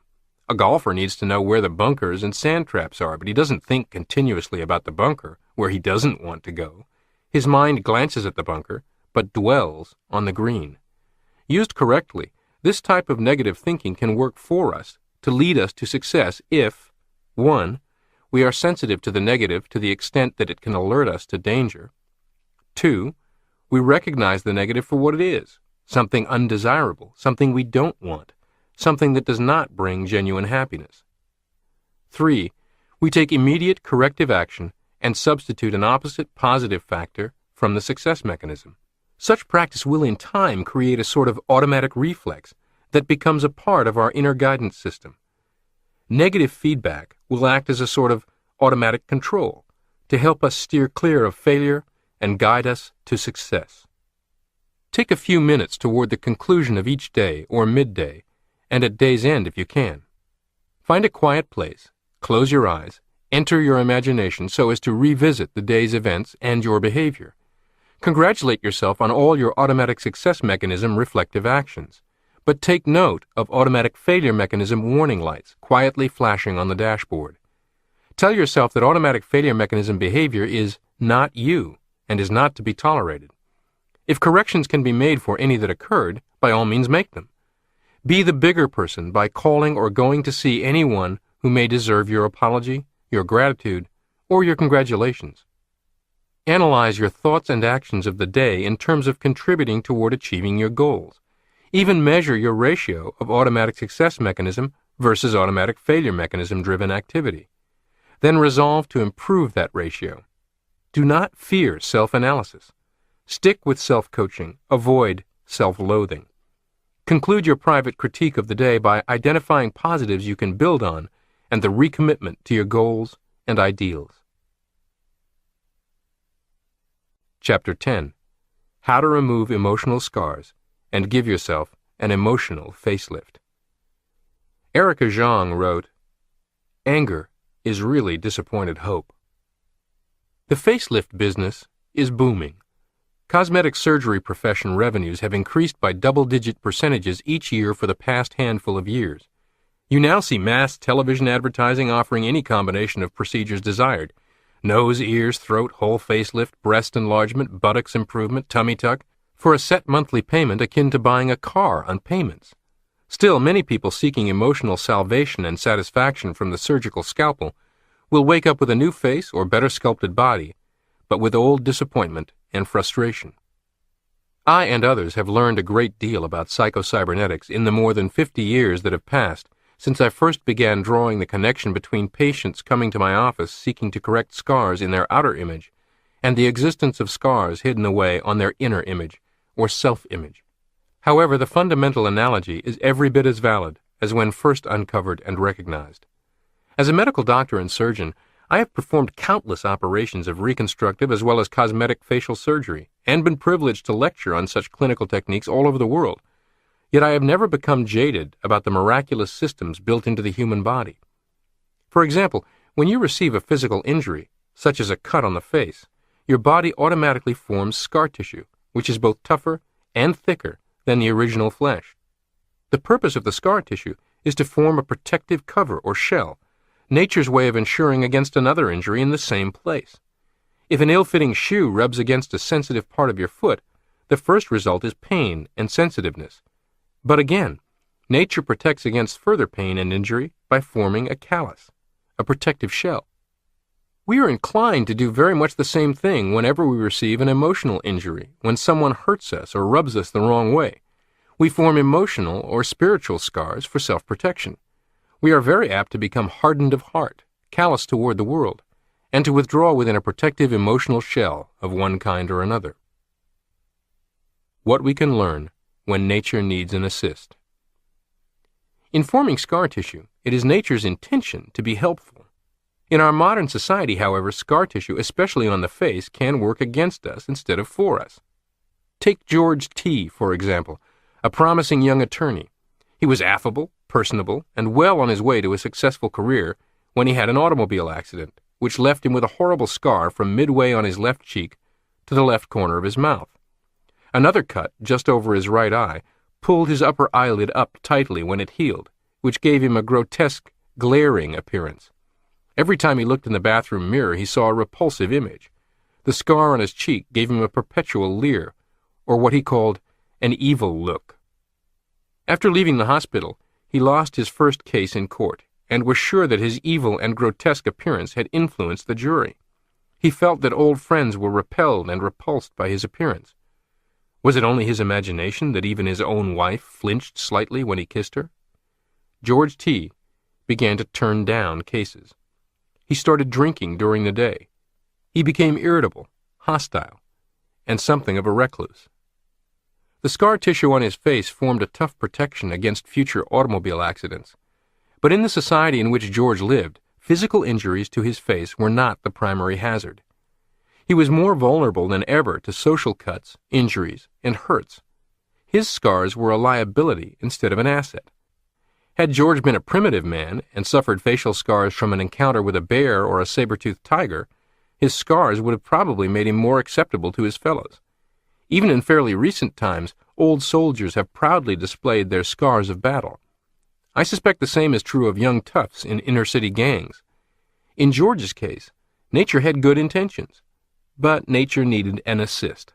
I gave George back his old face by plastic surgery, which removed the scar tissue and restored his features. Following the surgery, the personality change in him was remarkable. He became his good-natured, self-confident self again. He stopped drinking. He gave up his lone wolf attitude, moved back into society, and became a member of the human race again. He literally found a new life. This new life, however, was brought about only indirectly by plastic surgery on physical tissue. The real curative agent was the removal of emotional scars, the security against social cuts, the healing of emotional hurts and injuries, and the restoration of his self-image as an acceptable member of society, which in his case, surgery made possible. Most people build up a considerable amount of scar tissue on their self-images with no correlation whatsoever to actual physical disfigurement that can be solved by a skilled surgeon with a scalpel. How emotional scars alienate you from life. Many people have inner emotional scars who have never suffered physical injuries, and the result on personality is the same. These people have been hurt or injured by someone in the past. To guard against future injury from that source, they form a spiritual callus, an emotional scar to protect their ego. This scar tissue, however, protects them not only against the individual who originally hurt them, but also all other human beings. An emotional wall is built through which neither friend nor foe can pass. Zig Ziglar tells an amusing story about a cat who innocently traipses across a stovetop and lands on a burner still hot from recent use. With a loud yelp, the cat leaps off the stove and sulks away to nurse its tender paws. Zig says, not only won't that cat ever climb up on that stove again, he'll never even go into the kitchen. Emotional scar tissue built up on the self-image affects people like scorched paws affect that cat. Given several repeats of an unpleasant, embarrassing, or frustrating scarring experience, the affected individual not only avoids the precise situation, he avoids the general area in which it might occur. For example, I once counseled a very capable executive rising up the ranks in a big corporation who had been repeatedly chastened by his mentor and boss for sitting as quiet as a church mouse through meeting after meeting, only a spectator, not a participant. This fellow had very good ideas and input to offer, often did so privately, and often missed any credit for his contributions. In fact, most of his colleagues viewed him as dead wood, and wondered about the boss's motives for having this fellow on the payroll. You can probably do your own diagnosis at this point and guess right. This fellow had, throughout his junior and senior high school years, stuttered nervously if called on in class, suffered ridicule from other students, and, as a result, withdrawn from active participation in his classes, doing his level best to be invisible at all times. Call that the first layer of self-image scar tissue. Fast forward to his first marriage. Both his ex-wife and ex-mother-in-law were domineering personalities, quite possibly abusive, both constantly criticizing this fellow's ideas, whether choice of clothes, political opinion, even an opinion about a book or TV program. Early in this marriage, he adopted a keep-it-to-himself attitude. This became a second layer of scar tissue. Fast forward to a very recent year when, active in his community association, He found himself at odds over an issue with a very influential, egotistical, uncompromising, bullying, and far more persuasive neighbor. His adversary attacked any idea this fellow proposed thoroughly and aggressively, and turned enough others against this fellow that he was summarily voted off the council at the end of his first year's term, layer number 3. It didn't matter now that he was not dealing with school children, an abusive mother-in-law, or neighbors, that he was in a very different environment, that he had the full support of a powerful mentor and boss, that his suggestions would be listened to with respect, and that it was far more important for him to assert himself than at any of these other times. It didn't matter that this situation was very different from the others. Like the entire kitchen is to one stovetop burner, this situation was still in the general area of the others, close enough to be threatening to his self-image. Consequently, instead of representing the self-image of the smart, competent, promising executive he was, in these circumstances, he represented the self-image of a scaredy cat. Putty, not plaster. Could this man scrape away all this scar tissue and liberate his self-image? Absolutely, using all the tools of psycho-cybernetics we have discussed: awareness, rational thought, deliberate decision, that is, establishing the target, purposeful use of the imagination, including the theater of the mind mental rehearsal techniques. In his fine book, Profiles of Success and Power, Dr. Gene Lundrum writes, "Self-image is not set in plaster, it is set in putty," unquote. I'm known as a plastic surgeon, but as an amateur sculptor for many years, I enjoy taking scalpel to clay and have often sculpted, unsculpted, and resculpted a face in clay until it was exactly as I imagined. The clay or putty-like material stays soft and malleable enough to do so many, many times. In his infinite wisdom, God manufactured the self-image of similar material, so it remains malleable throughout our entire lives. No one is ever too old, too jaded, too frightened, or too traumatized to wet the clay and begin remaking it as they imagine and desire. Do not overprotect yourself. As in the case of a facial scar, excessive protection against the original source of injury can make us more vulnerable and do us even more damage in other areas. The emotional wall that we build as protection against one person or one situation cuts us off from all other human beings, from many opportunities, even from our real selves. As we have pointed out previously, the person who feels lonely or out of touch with other human beings also feels out of touch with his real self and with life. These listed techniques of psycho-cybernetics, all combined, place in your hands a most powerful, magical emotional scalpel, and they infuse your hands with the dynamic talent and ability of a world-class emotional surgeon, so that you may remove whatever emotional scars now inhibit your self-image. But to do so, you must take a risk. You must risk bumps in the road, disappointment, rejection, and mistakes, with the certainty that they will occur, but will not deter you from your overriding goals. Don't underestimate the power of emotional scars. Built-up emotional scars, one atop the other, make the self-image a threatened and vulnerable entity that triggers survival mode behavior from the servo mechanism, flee or fight, fear or pugnacious aggressiveness, whenever confronted with a situation it senses might harm it in the same way as the past incidents that left scars. In a book titled Anxiety Disorders and Phobias, the authors, including a cognitive therapist, state that the same apparatus that prevents a person from venturing into physical danger also deters him from exposing himself to psychological danger, unquote. In other words, the servo mechanism may not be able to accurately assess the relativity of dangers. For example, you are not in any physical danger due to social embarrassment at a dinner party by not being able to hold up your end of the conversation. Perhaps because you make less money than the other guests and feel inferior because of it, and are therefore fearful of being asked about your job or investments. Yet the situation may trigger the same kind of anxiety and inhibition as being confronted by a mugger in a dark alley.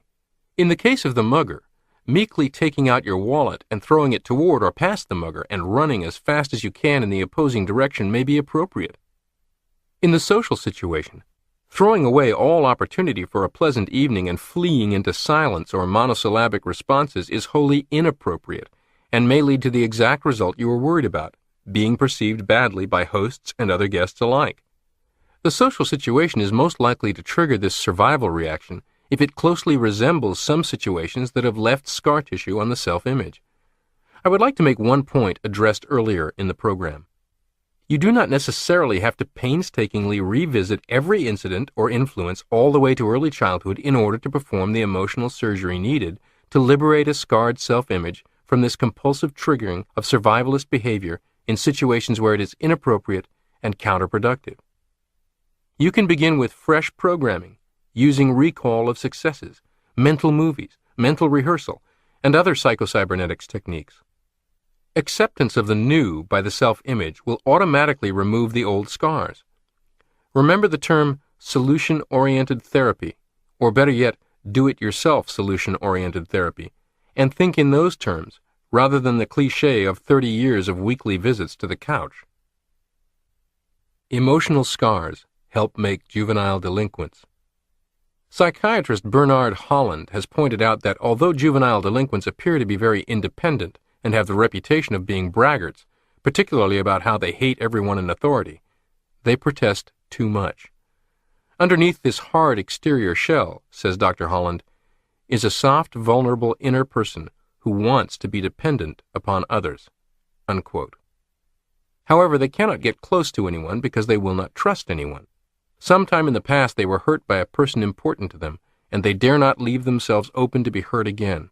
They always have their defenses up. To prevent further rejection and pain, they attack first. Thus, they drive away the very people who would love them if given half a chance and could help them. A popular staple of daytime television talk shows these days is the theme show featuring teens out of control. Teens swearing, abusing their parents, skipping school, drinking, using drugs, engaging in promiscuous sex, even shoplifting and stealing cars.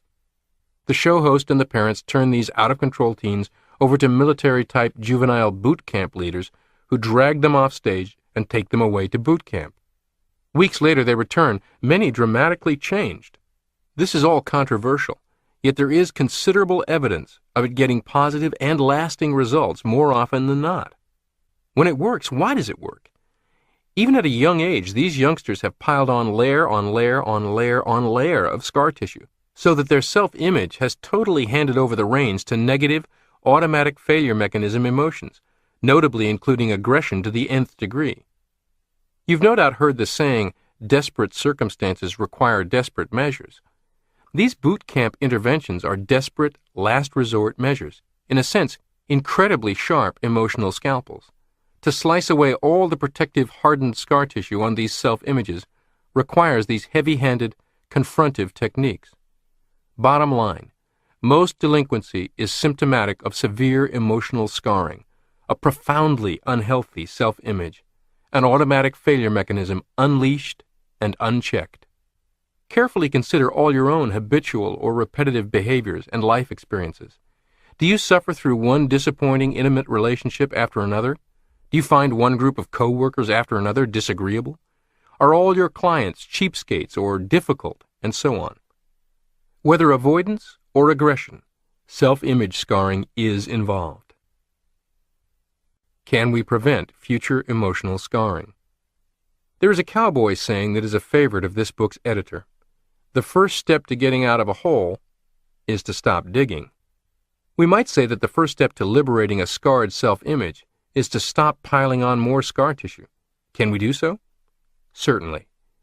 New knowledge about why you respond to certain stimuli as you do, heightened emphasis on rational thinking, and maturity can be your allies.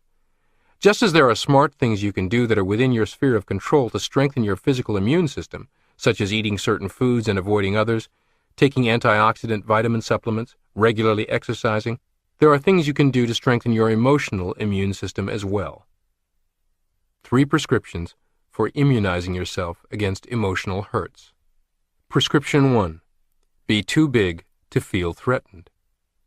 Many people become hurt terribly by tiny pinpricks, or what we call social slights. Everyone knows someone in the family, office, or circle of friends who is so thin-skinned and sensitive that others must be continually on guard lest offense be taken at some innocent word or act. It is a well-known psychological fact that the people who become offended the easiest have the lowest self-esteem. We are hurt by things we conceive of as threats to our ego or self-esteem. Fancied emotional thrusts that go unnoticed by the person with wholesome self-esteem slice these people up terribly. Even real digs and cuts, which inflict a terrible injury to the ego of the person with low self-esteem, do not make a dent in the ego of those who think well of themselves. The person who feels undeserving, who doubts his own capabilities, and who has a poor opinion of himself becomes jealous at the drop of a hat.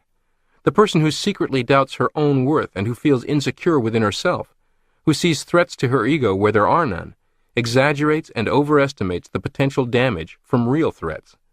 We all need a certain amount of emotional toughness and ego security to protect us from real and fancied ego threats.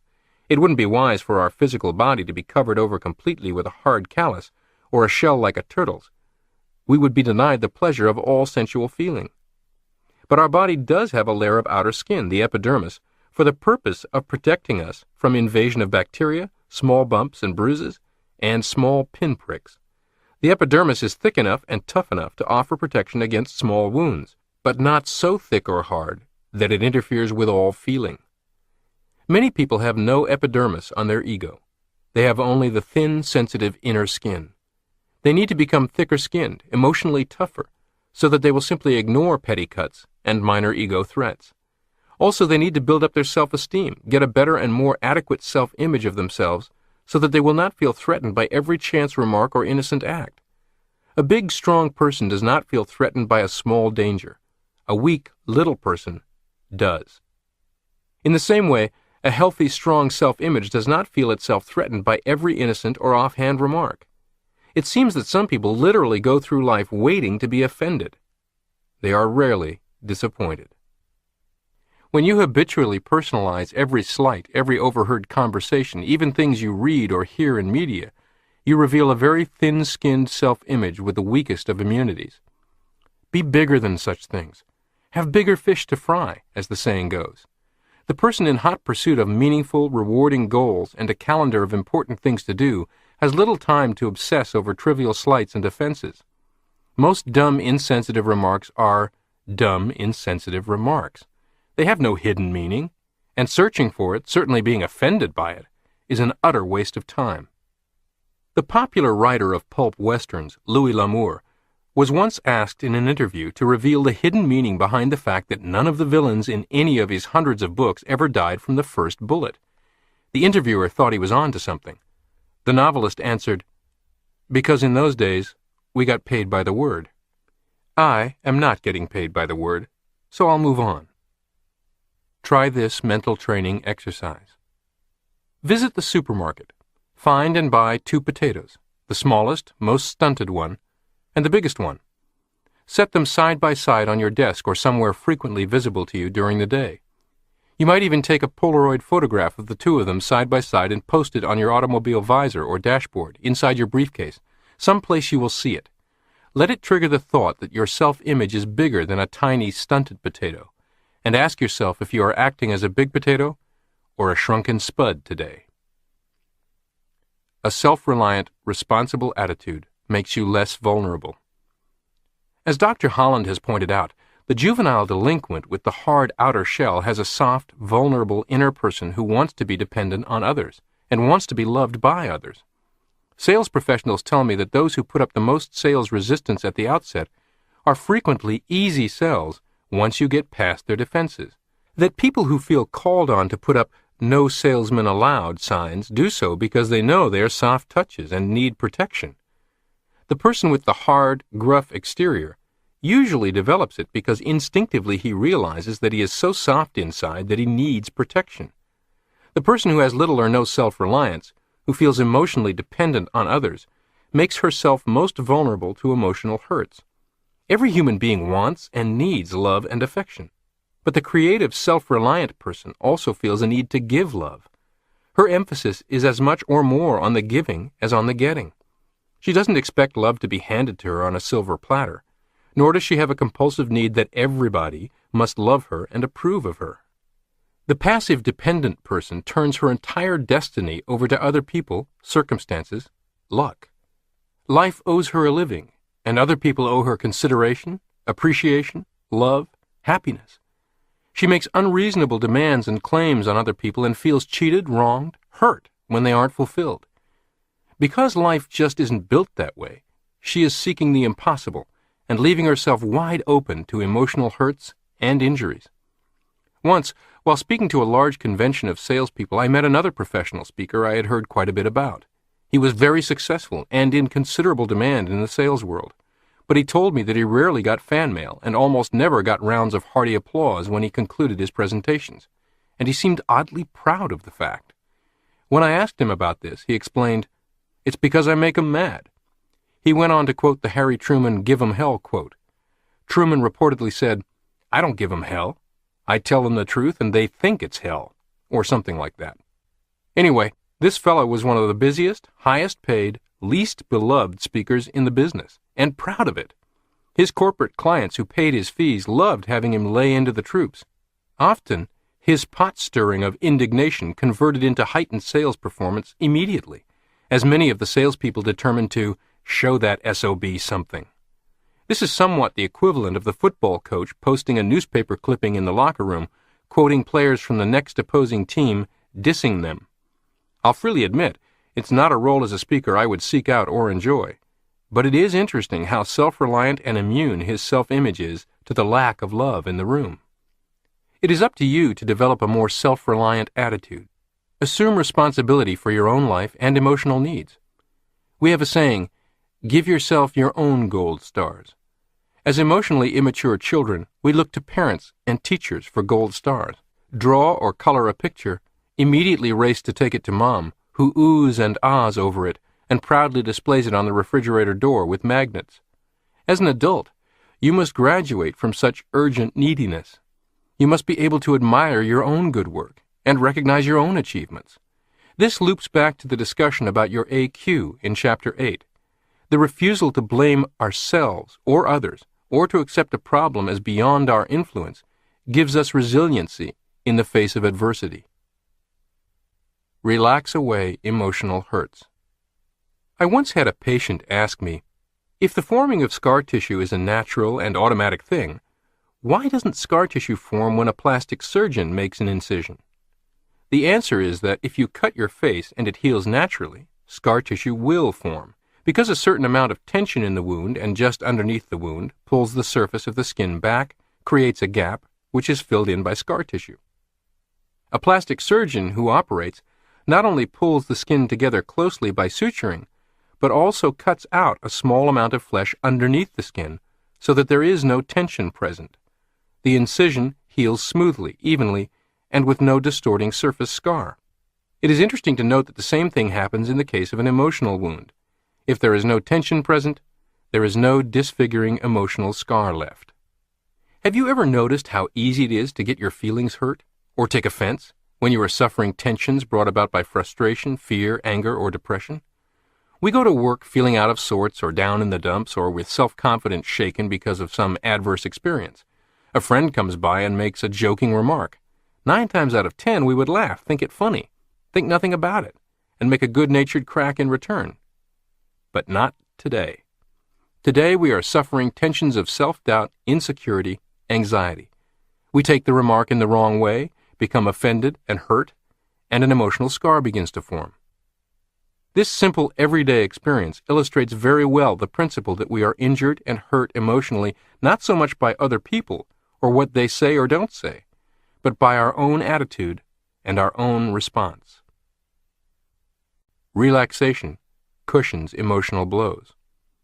When we feel hurt or offended, the feeling is entirely a matter of our own response. In fact, the feeling is our response. It is our own responses that we have to be concerned about, not other people's. We can tighten up, become angry, anxious, or resentful, and feel hurt. Or we can make no response, remain relaxed, and feel no hurt. Scientific experiments have shown that it is absolutely impossible to feel fear, anger, anxiety, or negative emotions of any kind while the muscles of the body are kept perfectly relaxed. We have to do something to feel fear, anger, anxiety. No man is hurt but by himself, said Diogenes. Nothing can work me damage except myself, said St. Bernard. The harm that I sustain I carry about with me, and am never a real sufferer, but by my own fault. You alone are responsible for your responses and reactions. You do not have to respond at all. You can remain relaxed and free from injury. Here's a prescription to help you along. Take time each and every day to apply these 3 principles. 1. Take time to relax and de-stress. 2. Make notes, even written notes, of your accomplishments and progress toward your goals. A written success diary is a very simple tool for building a stronger self-image. 3. Create a visualization, a mental picture or two to call up and assist you when confronted by unjust criticism, catty remarks, or other attacks on your self-image. One patient of mine told me he would call up a cartoon-like image of his head on Superman's body, standing in the classic Superman pose, chest stuck out, bullets bouncing off, cape flying in the wind. How to remove old emotional scars. We can prevent and immunize ourselves against emotional scars by practicing the 3 foregoing rules. But what about the old emotional scars formed in the past, the old hurts, grudges, grievances against life, resentments? Once an emotional scar has formed, there is but one thing to do, and that is to remove it by surgery, the same as a physical scar. Give yourself a spiritual facelift. In removing old emotional scars, you alone can do the operation. You must become your own plastic surgeon and give yourself a spiritual facelift. The results will be new life and new vitality, a newfound peace of mind and happiness. To speak of an emotional facelift and the use of mental surgery is more than a simile.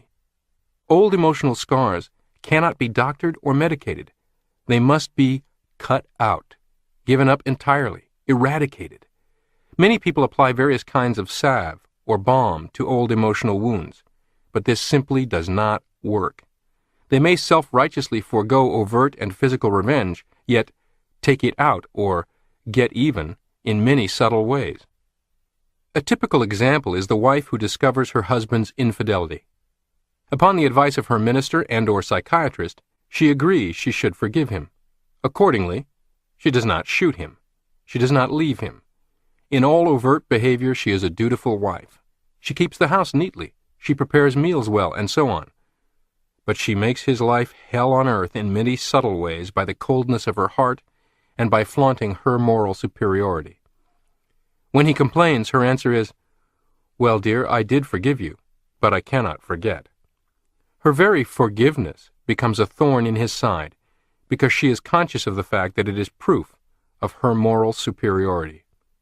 She would have been more kind to him and been happier herself had she refused this type of forgiveness and left him. Forgiveness is a scalpel that removes emotional scars. "I can forgive, but I cannot forget," is only another way of saying, "I will not forgive," said Henry Ward Beecher. Forgiveness ought to be like a canceled note, torn in two and burned up, so that it never can be shown against one. Unquote. Forgiveness, when it is real and genuine and complete and forgotten, is the scalpel which can remove the pus from old emotional wounds, heal them, and eliminate scar tissue. Forgiveness which is partial or half-hearted works no better than a partially completed surgical operation on the face. Pretended forgiveness, which is entered into as a duty, is no more effective than a simulated facial surgery. Your forgiveness should be forgotten, as well as the wrong which was forgiven. Forgiveness which is remembered and dwelt upon reinfects the wound you are attempting to cauterize. If you're too proud of your forgiveness, or remember it too much, you are very apt to feel that the other person owes you something for forgiving him. You forgive him one debt, but in doing so he incurs another, much like the operators of small loan companies who cancel one note and make out a new one every 2 weeks. Forgiveness is not a weapon. There are many common fallacies regarding forgiveness, and one of the reasons that its therapeutic value has not been more recognized is the fact that real forgiveness has been so seldom tried. For example, many writers have told us that we should forgive to make us good. We have seldom been advised to forgive that we might be happy. Another fallacy is that forgiveness places us in a superior position, or is a method of winning out over our enemy. This thought has appeared in many glib phrases such as, "Don't merely try to get even," "Forgive your enemy, and you get ahead of him." Tillotson, the former Archbishop of Canterbury, tells us, "A more glorious victory cannot be gained over another man than this, that when the injury began on his part, the kindness should begin on ours." Unquote. This is just another way of saying that forgiveness itself can be used as an effective weapon of revenge, which it can. Revengeful forgiveness, however, is not therapeutic forgiveness. Therapeutic forgiveness cuts out, eradicates, cancels, makes the wrong as if it had never been. Therapeutic forgiveness is like surgery. Give up grudges as you would a gangrenous arm. First, the wrong, and particularly our own feeling of condemnation of it, must be seen as an undesirable thing rather than a desirable thing. Before anyone can agree to have an arm amputated, he must cease to see the arm as a desirable thing to be retained, but as an undesirable, damaging, and threatening thing to be given up. In facial surgery, there can be no partial, tentative, or halfway measures. The scar tissue is cut out completely and entirely. The wound is allowed to heal cleanly, and care is taken to see that the face will be restored in every particular just as it was before injury, and just as if the injury had never been. You can forgive if you're willing. Therapeutic forgiveness is not difficult. The only difficulty is to secure your own willingness to give up and do without your sense of condemnation, your willingness to cancel out the debt with no mental reservations. We find it difficult to forgive only because we like our sense of condemnation. We get a perverse and morbid enjoyment out of nursing our wounds. As long as we can condemn others, we can feel superior to them. No one can deny that there is also a perverse sense of satisfaction in feeling sorry for yourself. Your reasons for forgiveness are important. In therapeutic forgiveness, we cancel out the debt of the other person not because we have decided to be generous, do a favor, or we are a morally superior person. We cancel the debt, mark it null and void, not because we have made the other person pay sufficiently for the wrong, but because we have come to recognize that the debt itself is not valid. True forgiveness comes only when we are able to see and emotionally accept that there is and was nothing for us to forgive. We should not have condemned or hated the other person in the first place. Not long ago I went to a luncheon also attended by a number of clergy. The subject of forgiveness came up in general, and then the case of the adulterous woman, whom Jesus forgave in particular. I listened to a very learned discussion of why Jesus was able to forgive the woman, how he forgave her, how his forgiveness was a rebuke to the churchmen of his time, who were ready to stone her, etc., etc. Jesus didn't forgive the adulterous woman. I resisted the temptation to shock these gentlemen by pointing out that actually Jesus never forgave the woman at all. Nowhere in the narrative, as it appears in the New Testament, is the word forgive or forgiveness used, or even hinted at, nor can it be reasonably implied from the facts as given in the story. We are told merely that after her accusers had left, Jesus asked the woman, "Hath no man condemned thee?" When she answered in the negative, he said, "Neither do I condemn thee. Go and sin no more." You cannot forgive others unless you have first condemned them. Jesus never condemned the woman in the first place, so there was nothing for him to forgive. He recognized her sin or her mistake, but did not feel called on to hate her for it. He was able to see, before the fact, what you and I must see after the fact in practicing therapeutic forgiveness. That we ourselves err when we hate others because of their mistakes, when we condemn them, or when we classify them as certain types, confusing the person with the behavior, or when we mentally incur a debt that others must pay before being restored to our good graces and our emotional acceptance.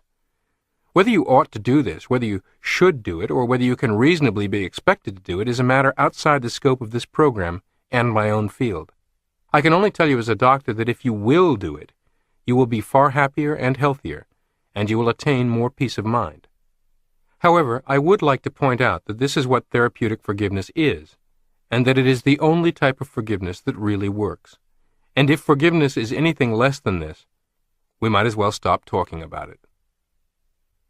Forgive yourself as well as others. Not only do we incur emotional wounds from others, most of us inflict them on ourselves. We beat ourselves over the head with self-condemnation, remorse, and regret. We beat ourselves down with self-doubt. We cut ourselves up with excessive guilt. Remorse and regret are attempts to emotionally live in the past. Excessive guilt is an attempt to make right in the past something we did wrong, or thought of as wrong in the past. Emotions are used correctly and appropriately when they help us to respond or react appropriately to a reality in the present environment. Since we cannot live in the past, we cannot appropriately react emotionally to the past. The past can be simply written off, closed, forgotten, insofar as our emotional reactions are concerned. We do not need to take an emotional position one way or the other regarding detours that might have taken us off course in the past. The important thing is our present direction and our present goal. We need to recognize our own efforts as mistakes. Otherwise, we could not correct course. Steering or guidance would be impossible. But it is futile and fatal to hate or condemn ourselves for our mistakes.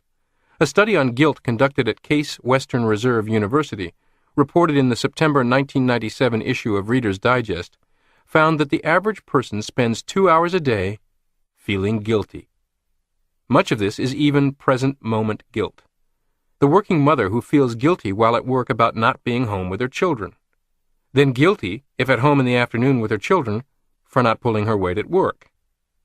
The exhausted son or daughter of an aging, infirm parent guilty for feeling a bit irritable. The traveling executive who feels guilty about missing his daughter's recital at school. You cannot see your future with optimistic eyes if you cannot view your present and past with kind eyes. This is not to suggest simply letting yourself off the hook at every turn. Responsibility is important. But what I call the critic within is so much more powerful than other critics, we must take care not to let it run roughshod over our self-image. Once, after lecturing to a large group of inmates at an Oklahoma prison, I came away with a realization. Here I had been, in the company of robbers, murderers, people who had made horrendous mistakes, in some cases repeatedly, yet most did not blame or punish themselves as much as many people on the outside do, for much less serious missteps in a life 99% made up of honest, ethical behavior. It is common for inmates to be jailhouse lawyers, fighting for their rights inside prison, while many good citizens deprive themselves of their basic, inalienable rights to pursue happiness solely through their own excessive self-criticism and self-punishment. As we drove away from the prison with its huge concrete walls, rolls of barbed wire on the top of the walls, and armed guards in towers, I thought to myself that many people build prisons far more intimidating than these, then lock themselves up in them, all because of some past sin. I'm not a great believer in sin, but if there is sin, it is for people who waste their lives chastising themselves for mistakes they've made, mistakes that are only human. You make mistakes. Mistakes do not make you. In thinking of our own mistakes, or those of others, it is helpful and realistic to think of them in terms of what we did or did not do, rather than in terms of what the mistakes made us. One of the biggest mistakes we can make is to confuse our behavior with ourself, to conclude that because we did a certain act it characterizes us as a certain sort of person. It clarifies thinking if we can see that mistakes involve something we do. They refer to actions. And to be realistic, we should use verbs denoting action, rather than nouns denoting a state of being in describing them. For example, to say, I failed, verb form, is but to recognize an error, and can help lead to future success. But to say, I am a failure, noun form, does not describe what you did, but what you think the mistake did to you. This does not contribute to learning, but tends to fixate the mistake and make it permanent. This has been proved over and over in clinical psychological experiments. We seem to recognize that all children in learning to walk will occasionally fall. We say he fell or she stumbled. We do not say he is a faller or she is a stumbler. However, many parents fail to recognize that all children in learning to talk also make mistakes or non-fluences. Hesitation, blocking, repetition of syllables and words. It is a common experience for an anxious, concerned parent to conclude, he is a stutterer. Such an attitude or a judgment, not of the child's actions but of the child, gets across to the child, who begins to think of himself as a stutterer. His learning is fixated, and the stutter tends to become permanent. According to Dr. Wendell Johnson, the nation's foremost authority on stuttering at the time I wrote the original edition of this book, this sort of thing is the cause of stuttering. He found that the parents of non-stutterers are more likely to use descriptive terms such as, "he did not speak," whereas the parents of stutterers were inclined to use judgmental terms such as, "he could not speak." Writing in the Saturday Evening Post, January 5, 1957, Dr. Johnson said, "Slowly we begin to comprehend the vital point that had been missed for so many centuries. Case after case had developed after it had been diagnosed as stuttering by over-anxious persons unfamiliar with the facts of normal speech development. The parents, rather than the child, the listeners, rather than the speakers, seemed to be the ones most requiring understanding and instruction." Unquote. Dr. Knight Dunlap, who made a 20-year study of habits, their making, unmaking, and relation to learning, discovered that the same principle applied to virtually all bad habits, including bad emotional habits. It was essential, he said, that patients learn to stop blaming themselves, condemning themselves, and feeling remorseful over their habits if they were to cure them. He found particularly damaging the conclusion, "I am ruined," or "I am worthless," because the patient had done or was doing certain acts. So remember, you make mistakes. Mistakes don't make you anything. What you do need not define who you are or what you will do. You are not your mistakes. Who wants to be an oyster? One final word about preventing and removing emotional hurts. To live creatively, we must be willing to be a little vulnerable. We must be willing to be hurt a little, if necessary, in creative living. A lot of people need a thicker and tougher emotional skin than they have, but they need only a tough emotional hide or epidermis, not a shell. To trust, to love, to open ourselves to emotional communication with other people is to run the risk of being hurt. If we are hurt once, we can do one of two things. We can build a thick protective shell or scar tissue to prevent being hurt again, live like an oyster, and not be hurt. Or we can turn the other cheek, remain vulnerable, and go on living creatively. An oyster is never hurt. It has a thick shell that protects it from everything. It is isolated. An oyster is secure, but not creative. It cannot go after what it wants. It must wait for it to come to it. An oyster knows none of the hurts of emotional communication with the environment, but neither can an oyster know the joys. An emotional facelift makes you look and feel younger. As this edition is being written, the so-called baby boomer generation is hitting the 50-year-old mark and is more obsessed with stopping the clock, even turning back the clock, than any generation before. Fortunes are spent on cosmetic surgery, liposuction, fitness gyms and devices, personal trainers, lotions and potions, growth hormone injections, on and on. I have a different prescription. Try giving yourself a spiritual facelift. It is more than a play on words. It opens you up to more life, more vitality, the stuff that youth is made of. You'll feel younger. You'll actually look younger. Many times I have seen a man or woman apparently grow 5 or 10 years younger in appearance after removing old emotional scars. Look around you. Who are the youthful-looking people you know over the age of 40? The grumpy, resentful, the pessimistic, the ones who are soured on the world? Or are they the cheerful, optimistic, good-natured people? Remember, I am a medical doctor, a plastic surgeon. I am absolutely serious and sincere when I tell you that you can look years younger in face and posture and feel years younger in health and vitality thanks to emotional surgery and self-image strengthening with Psycho-Cybernetics. Carrying a grudge against someone or against life can bring on the old age stoop, just as much as carrying a heavy weight around on your shoulders would. People with emotional scars, grudges, and the like are living in the past, which is characteristic of old people. The youthful attitude and youthful spirit that erases wrinkles from the soul and the face, and that puts a sparkle in the eye, looks to the future, and has a great expectation to look forward to. So why not give yourself a facelift? Your do-it-yourself kit consists of the relaxation of negative tensions to prevent scars, therapeutic forgiveness to remove old scars, providing yourself with a tough but not a hard epidermis instead of a shell, creative living, a willingness to be a little vulnerable, and a nostalgia for the future instead of the past. Try these mental training exercises. By far the most challenging and rewarding exercises of all suggested in this program are these, involving forgiveness. First, choose one or two persons for whom you've long carried resentment over past slights, and find a way in your heart to truly, completely forgive them, no strings attached, and ultimately do so via your actions toward them. Also, identify some past error or situation you have been carrying a grudge against yourself for, and forgive yourself. And finally, once and for all, banish this from your thoughts. This may very well require considerable work in your imagination factory. Invest 30 minutes a day for 21 consecutive days on quiet reflection, working on this with yourself in solitude. Chapter 11. How to Unlock Your Real Personality.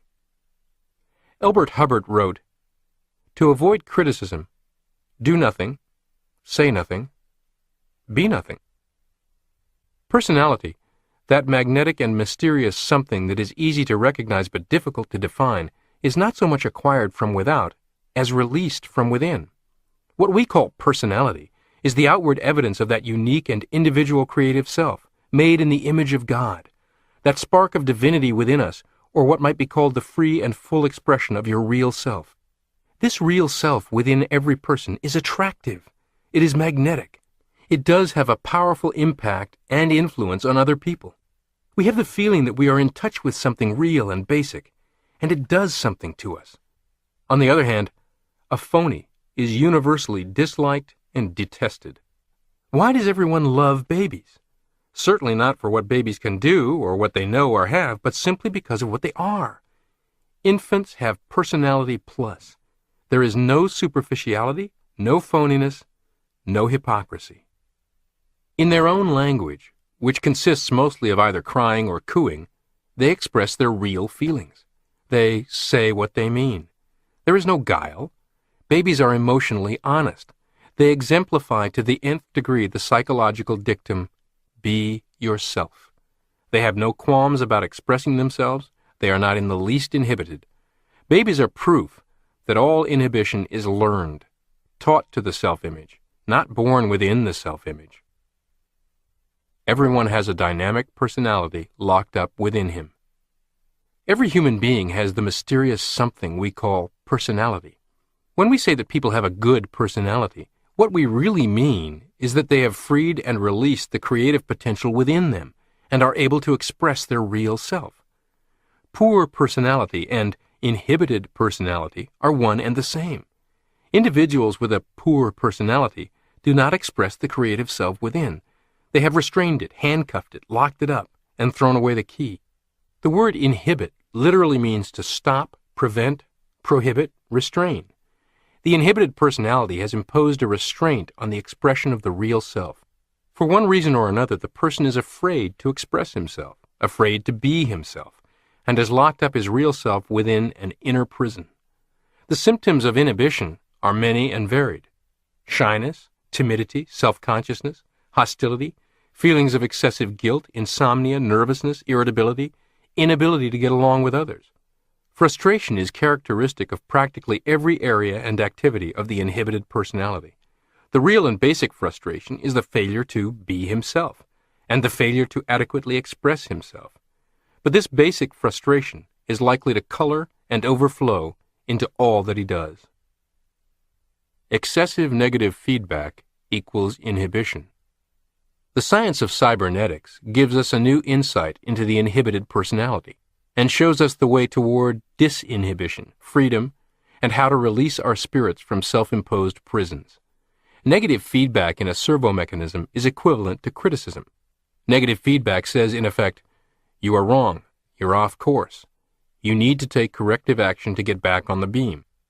The purpose of negative feedback, however, is to modify response and change the course of forward action, not to stop it altogether. If negative feedback is working properly, a missile or a torpedo reacts to criticism just enough to correct course and keeps going forward toward the target. This course will be, as we have previously explained, a series of zigzags. However, if the mechanism is too sensitive to negative feedback, the servo mechanism overcorrects. Instead of progressing toward the target, it will perform exaggerated lateral zigzags or stop all forward progress altogether. Our own built-in servo mechanism works in the same way. We must have negative feedback in order to operate purposely, in order to steer our way or be guided to a goal. Negative feedback always says, in effect, stop what you're doing or the way you're doing it and do something else. Its purpose is to modify response or change the degree of forward action, not to stop all action. Negative feedback does not say, stop, period. It says, what you are doing is wrong. But it does not say, it is wrong to do anything. Yet where negative feedback is excessive, or where our own mechanism is too sensitive to negative feedback, the result is not modification of response, but total inhibition of response. Inhibition and excessive negative feedback are one and the same. When we overreact to negative feedback or criticism, we are likely to conclude that not only is our present course slightly off beam or wrong, but that it is wrong for us even to want to go forward. A hiker or a hunter often gets back to the automobile by picking out some prominent landmark near the car, such as an extra tall tree that can be seen for miles. When returning to the car, the hiker looks for the tree or target and starts walking toward it. From time to time, the tree may be lost from his view, but the course can be checked by comparing the hiker's direction with the location of the tree. If the course is 15 degrees to the left of the tree, what the hiker is doing is wrong. He immediately corrects the course and again walks directly toward the tree. He does not, however, conclude that it is wrong for him to walk.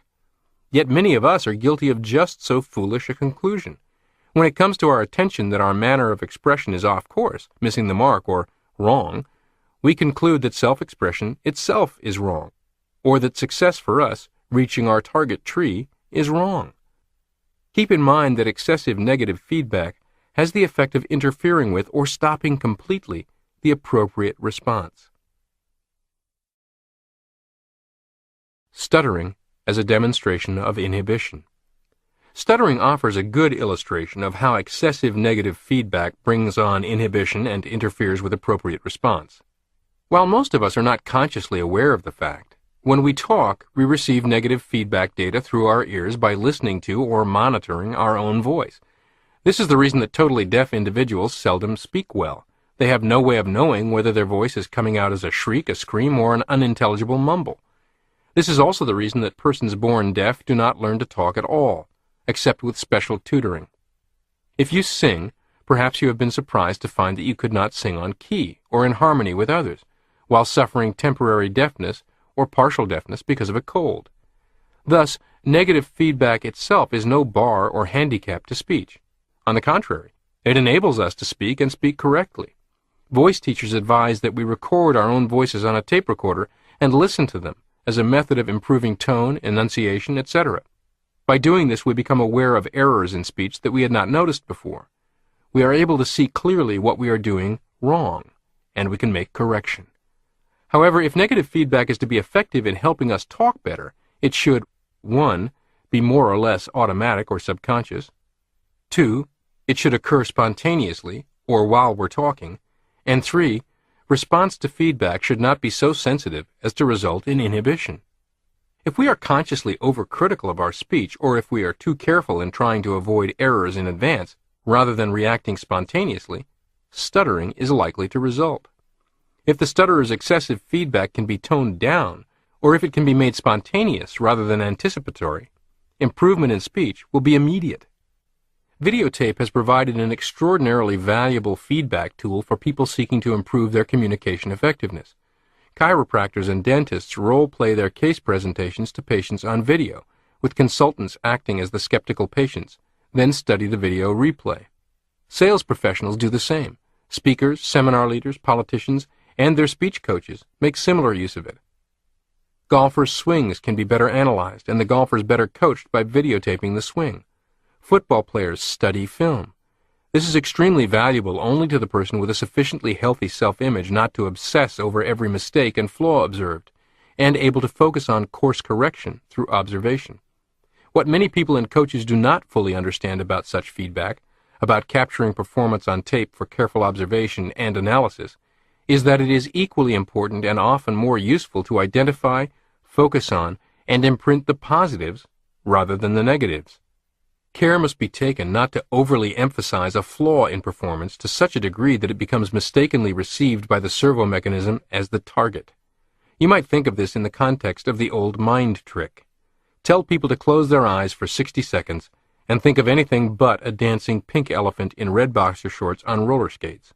Invariably, what mental picture dominates? Be careful you do not manufacture pink elephants for yourself, or permit coaches to do it for you. Conscious self-criticism makes you do worse. This has been proved by Dr. E. Colin Cherry of London, England.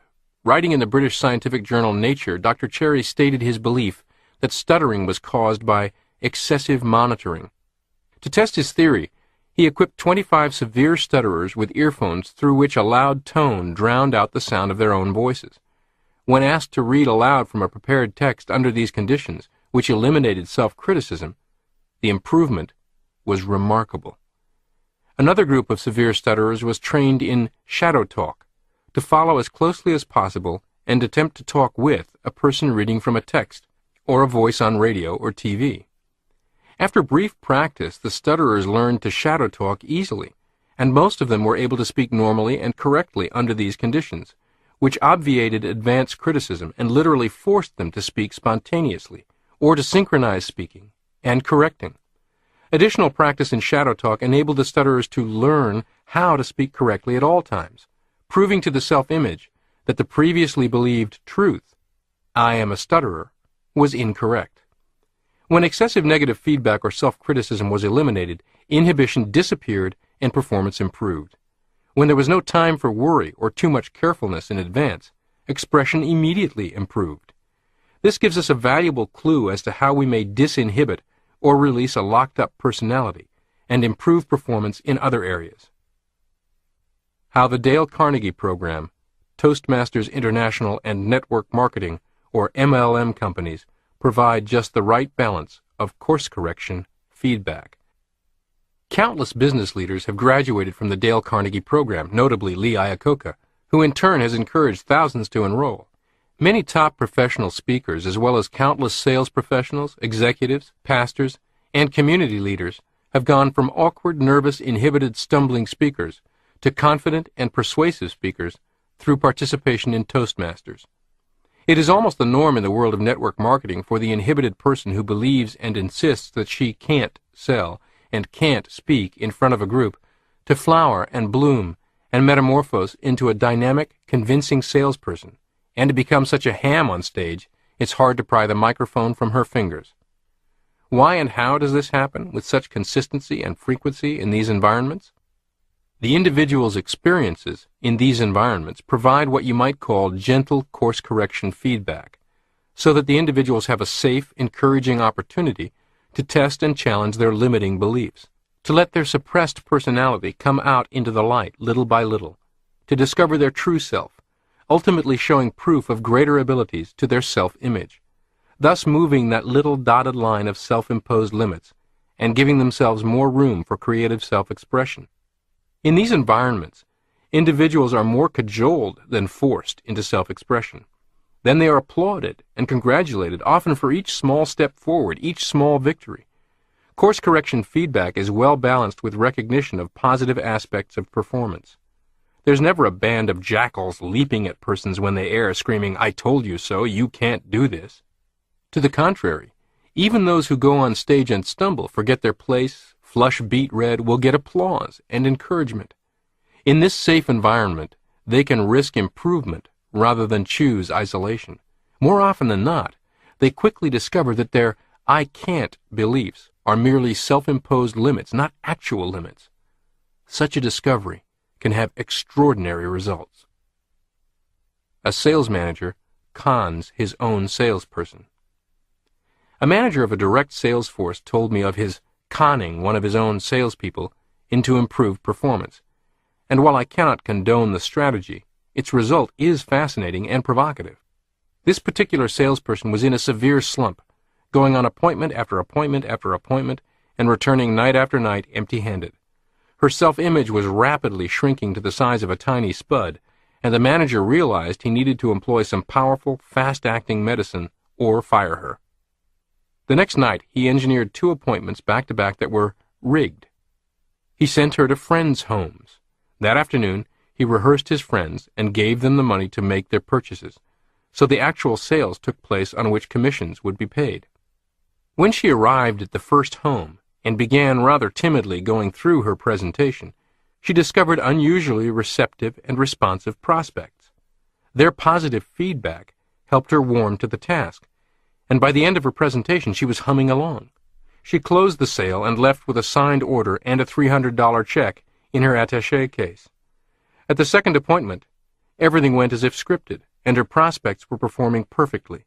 Another $300 check. Over the next 4 nights, from 8 appointments, she chalked up 6 sales. By month's end, she had batted over 70% for the entire month. Self-consciousness is really others' consciousness. The cause and effect relationship between excessive negative feedback and what we call self-consciousness can be readily seen. In any sort of social relationship, we constantly receive negative feedback data from other people. A smile, a frown, 100 different subtle clues of approval or disapproval, interest or lack of interest, continually advise us of how we're doing, whether we're getting across, whether we're hitting or missing the mark, so to speak. In any sort of social situation, there is a constant interaction going on between speaker and listener, actor and observer. And without this constant communication back and forth, human relations and social activities would be virtually impossible.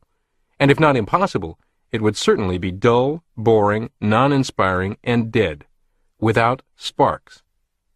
Good actors, actresses, and public speakers can sense this communication from the audience, and it helps them perform better. Persons with good personalities, who are popular and magnetic in social situations, can sense this communication from other people, and they automatically and spontaneously react and respond to it in a creative way. The communication from other people is used as negative feedback and enables the person to perform better socially. Unless a person can respond to this communication from other people, she is a cold fish type, the reserved personality who does not warm up to other people. Without this communication, you become a social dud, the hard-to-get-to-know type who interests no one. However, this type of negative feedback, to be effective, should be creative. That is, it should be more or less subconscious, automatic, and spontaneous, rather than consciously contrived or thought about. What others think creates inhibition.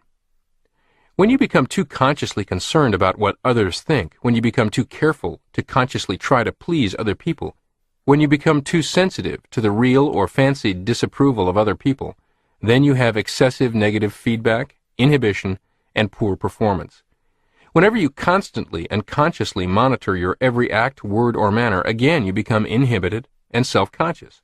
You become too careful to make a good impression, and in so doing, choke off, restrain, inhibit your creative self, and end up making a rather poor impression. The best way to make a good impression on other people is never consciously try to make a good impression on them. Never act or fail to act purely for consciously contrived effect. Never wonder consciously what the others are thinking of you, how they are judging you. How a salesman cured self-consciousness. James Mangan, the famous salesman, author, and lecturer, said that when he first left home he was painfully self-conscious, especially when eating in the dining room of a ritzy or high-class hotel. As he walked through the dining room, he felt that every eye was on him, judging him, critical of him. He was painfully conscious of his every movement, motion, and act, the way he walked, the way he sat down, his table manners, and the way he ate his food. And all these actions seemed stiff and awkward. He wondered, why was he so ill at ease? He knew he had good table manners, and knew enough social etiquette to get by. Why had he never felt self-conscious and ill at ease when eating in the kitchen with Ma and Pa? He decided it was because when he was eating with Ma and Pa, he did not think or bother to wonder how he was acting. He was neither careful nor self-critical. He was not concerned about producing an effect. He had felt composed, relaxed, and had done all right. James Mangan cured his self-consciousness by remembering how he had felt and how he had acted when he was going to the kitchen to eat with Ma and Pa. Then, when he walked into a ritzy dining room, he would imagine or pretend that he was going to eat with Ma and Pa, and act that way. Poise comes when you ignore excessive negative feedback. Mangan also found that he could overcome his stage fright and self-consciousness when calling on big shots or in any other social situation by saying to himself, "I'm going to eat with Ma and Pa," conjuring up in his imagination how he had felt and how he had acted, and then acting that way. In his book, The Knack of Selling Yourself, Mangan advises salespeople to use the "I'm going home to eat supper with my Ma and Pa. I've been through this 1,000 times. Nothing new can happen here" technique. This attitude of being immune to strangers or strange situations, this total disregard for all the unknown or unexpected, has a name. It is called poise. Poise is the deliberate shunting aside of all fears arising from new and uncontrollable circumstances. You need to be more self-conscious. The late Dr. Albert Edward Wigham, famous educator, psychologist, and lecturer, said that in his early years he was so painfully self-conscious he found it all but impossible to recite in school. He avoided other people and could not talk to them without hanging his head. He constantly fought his self-consciousness and tried hard to overcome it, all to no avail. Then one day he got a new idea. His trouble was not self-consciousness at all. It was really excessive others' consciousness. He was too painfully sensitive to what others might think of everything he said or did, every move he made. This tied him up in knots. He could not think clearly, and he could think of nothing to say. He did not feel this way when alone with himself. When alone, he was perfectly calm and relaxed, at ease, poised, and he could think of lots of interesting ideas and things to say. And he was also perfectly aware of and at home with himself.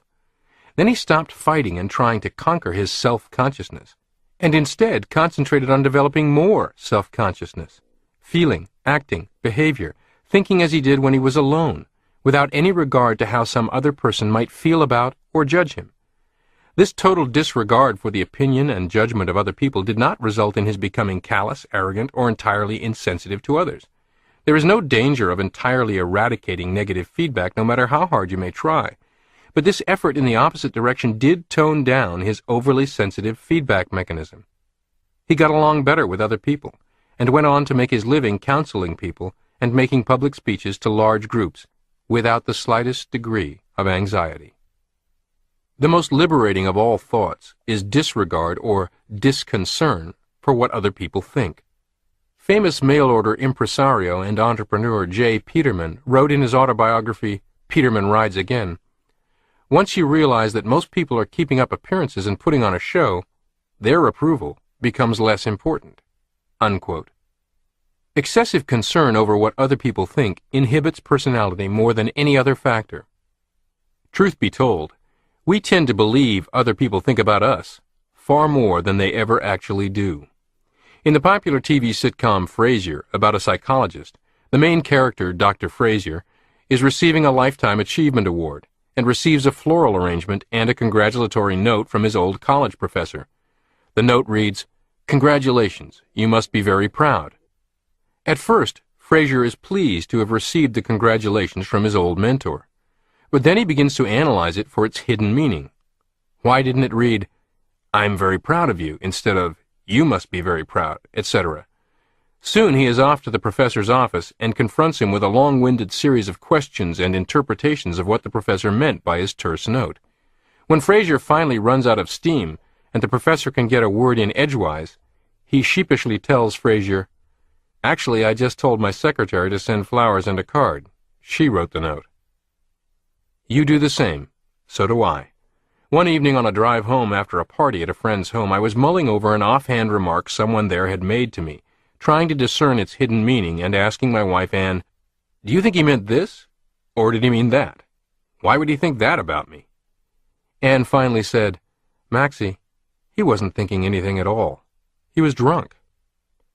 How many times have you obsessed over what somebody's remark or even their glance meant, devoting hours to it? While you stew, the other person forgot the matter within seconds and moved on to a myriad of other people, places, and things. An athlete's comeback based on a liberated self-image. Her name is Jennifer Capriati. once a 14-year-old tennis phenom growing up in the spotlight of massive media attention under the pressure of adult competition. In the first phase of her career between 1990 and 1993, she reached 3 Grand Slam semifinals and captured the 1992 Olympic gold medal at Barcelona. But then her career and confidence took such a dramatic downturn, she left the tour for 2 years and seriously considered giving up tennis altogether. In 1994, she made news with a drug arrest and a shoplifting incident. Despite winning the Olympic gold medal in 1992, she traces her frustration and disillusionment to a year earlier, when she lost the Grand Slam semifinal to Monica Seles, in a close match she initially controlled. "I never played well after that, except for the Olympics," she said. After a 2-year hiatus, Capriati returned, competing at top levels, this time proclaiming peace of mind instead of unbearable pressure. A journalist reporting on her return wrote in USA Today, "There seemed to be 2 key reasons for Capriati's renaissance, concluding it didn't matter what people believed about her, and learning to stop believing bad things about herself." Unquote. In 2001, she beat Martina Hingis in the final of the Australian Open, winning her first ever Grand Slam tournament.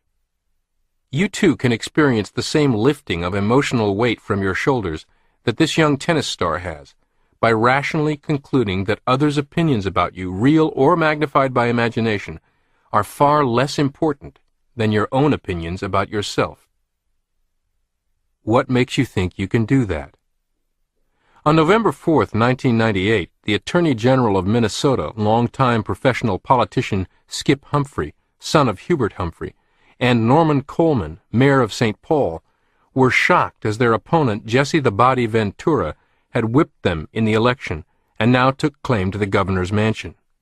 The long shot, third-party candidate, better known for his outrageous outfits and antics as a pro wrestler than for more cerebral pursuits, campaigning with far fewer resources, took 37% of the vote, more than enough to win in a tightly contested 3-candidate election. What on earth made Jesse Ventura imagine he could actually beat the 2 parties' credible and experienced candidates? If you've ever been asked, "What makes you think you can do that?" you might have taken some satisfaction in Jesse Ventura's underdog upset victory. All too often this question is asked of us by people who should be in our corner, building us up. Often they ask it with sincere concern for our well-being, sometimes with more concern for themselves. But it doesn't matter. The adverse effect is the same. I can remember everyone I knew but my mother repeatedly asking me what made me think I could jump right into private practice and succeed.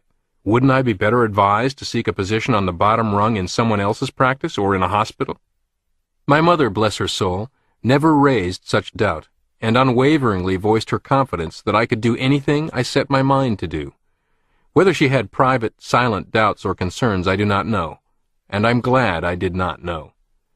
You will be asked this question, what makes you think, just about any and every time you attempt anything of significance? Fortunately, you can succeed no matter what others' doubts may be, as long as you are not controlled by them. Your strong self-image that counsels you that you can do anything you set your mind to is a most important ally. Many a person with a cheering section of 1 has confounded critics, baffled skeptics, amazed even close friends and family members in achieving remarkable things.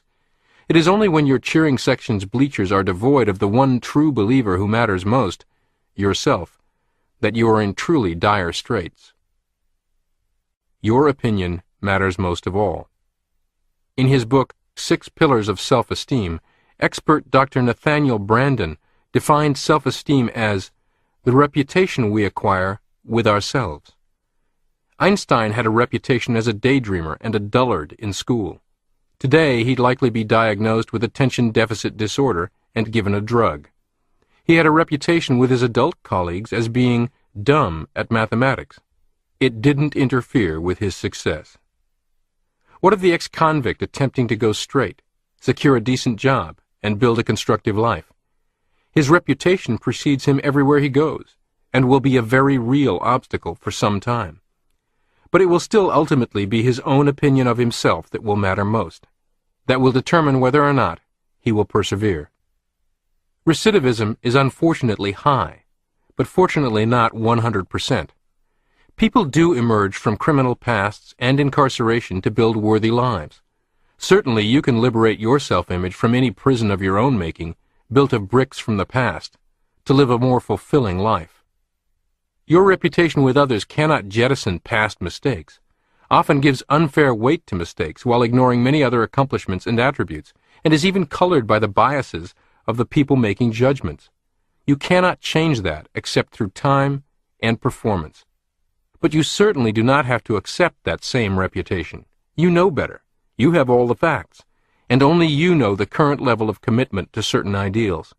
Determine for yourself what your reputation will be with yourself tomorrow, and live up to it today. As the axiom goes, one day at a time. Conscience doth make cowards of us all. So said Shakespeare, and so say modern-day psychiatrists and enlightened ministers. Conscience itself is a learned negative feedback mechanism having to do with morals and ethics. If the learned and stored data is correct concerning what is right and what is wrong, and if the feedback mechanism is not overly sensitive but realistic, the result, just as with any other goal-striving situation, is that we are relieved from the burden of having to decide constantly as to what is right and wrong. Conscience steers us or guides us down the straight and narrow to the goal of correct, appropriate, and realistic behavior insofar as ethics and morals are concerned. Conscience works automatically and subconsciously, as does any other feedback system. However, as Dr. Harry Emerson Fosdick says, your conscience can fool you. Unquote. Your conscience itself can be wrong.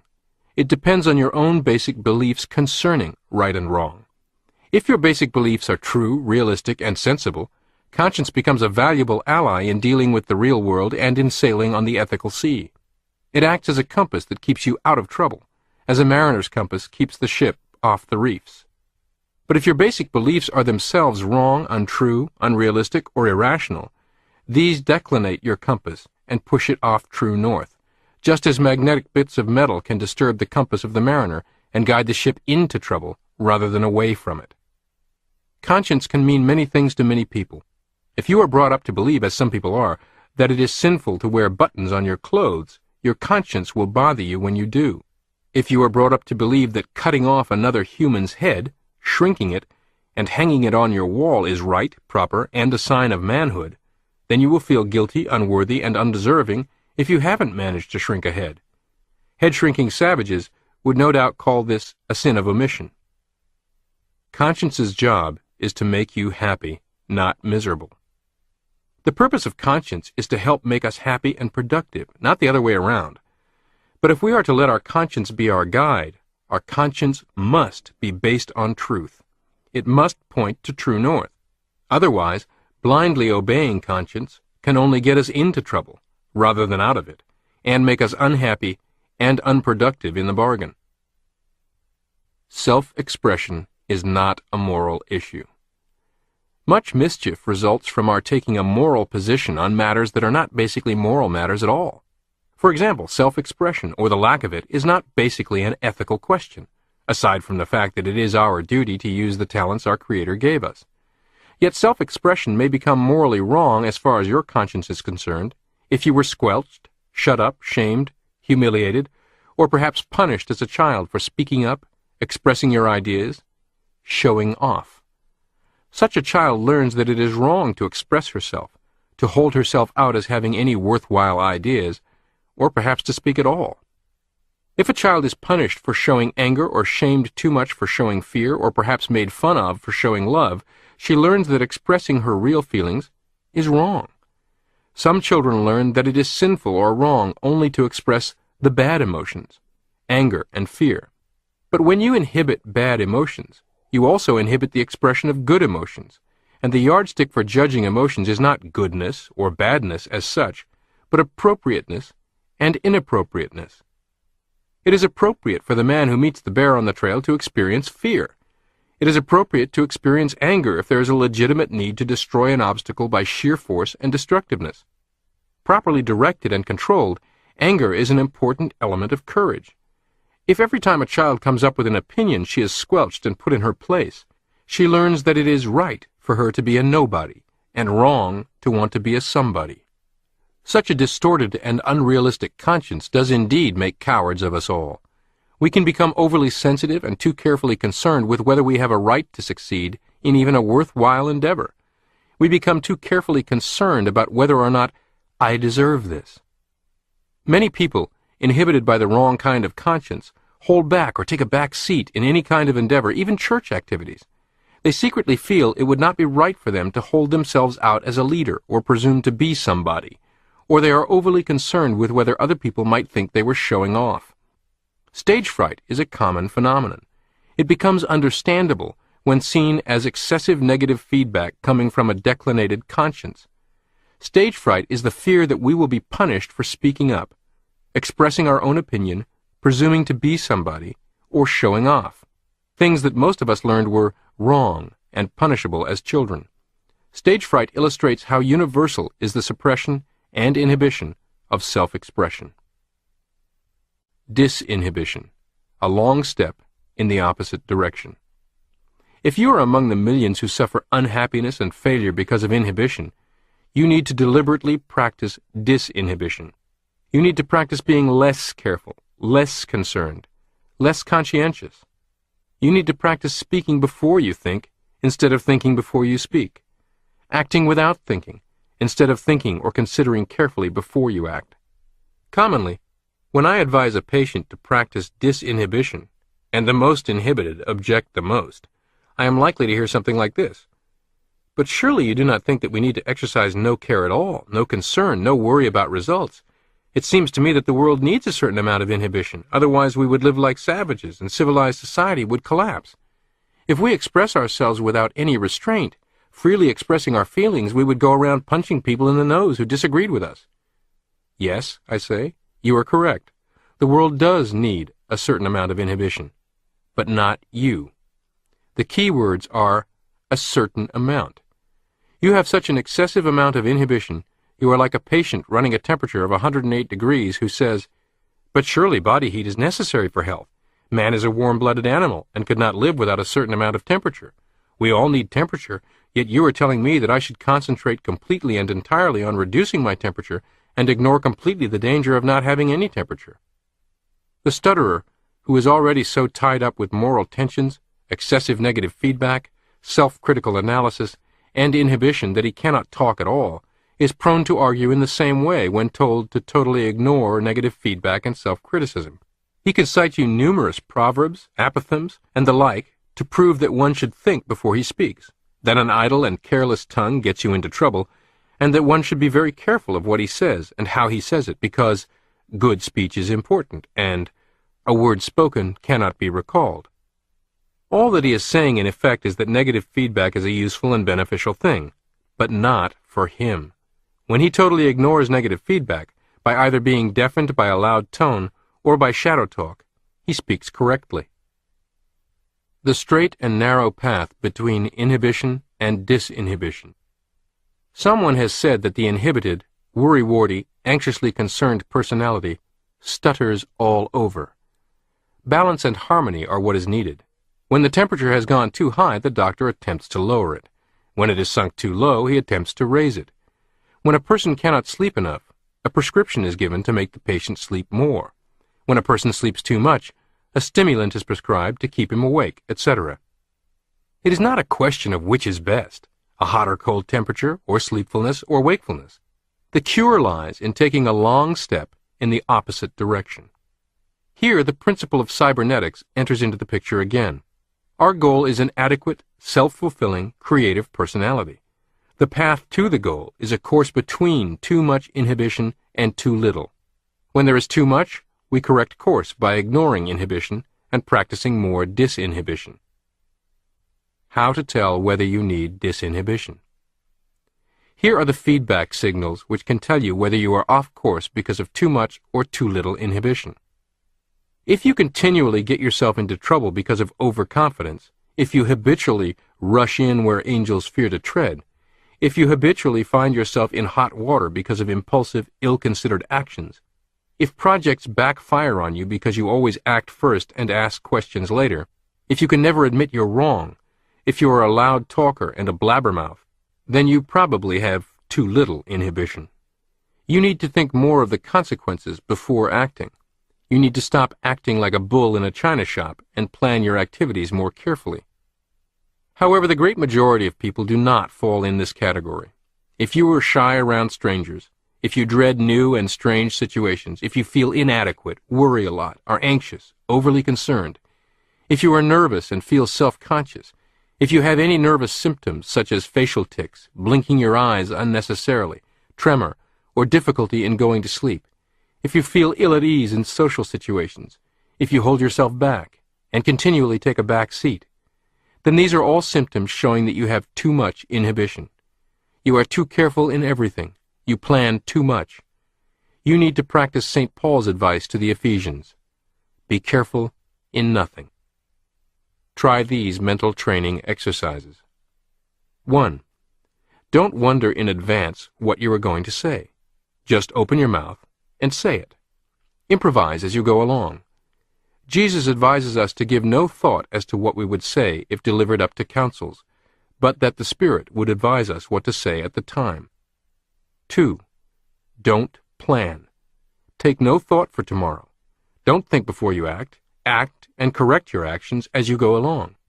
This advice may seem radical, yet it is actually the way all servo mechanisms must work. A torpedo does not think out all its errors in advance and attempt to correct them in advance. It must act first, start moving toward the goal, then correct any errors that may occur. 3. Stop criticizing yourself. The inhibited person indulges in self-critical analysis continually. After each action, however simple, she says to herself, "I wonder if I should have done that." After she has gotten up courage enough to say something, she immediately says to herself, "Maybe I shouldn't have said that. Maybe the other person will take it the wrong way." Stop tearing yourself apart.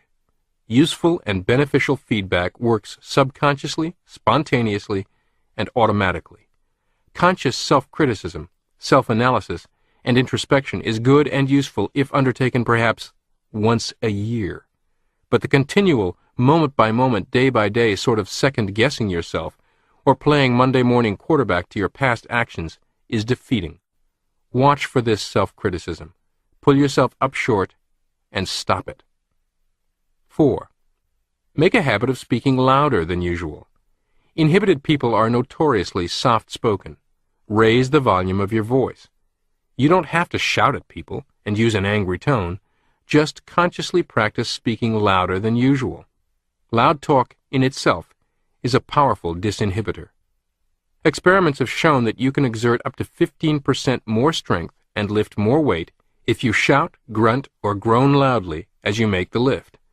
The explanation of this is that loud shouting disinhibits and allows you to exert all your strength, including what has been blocked off and tied up by inhibition.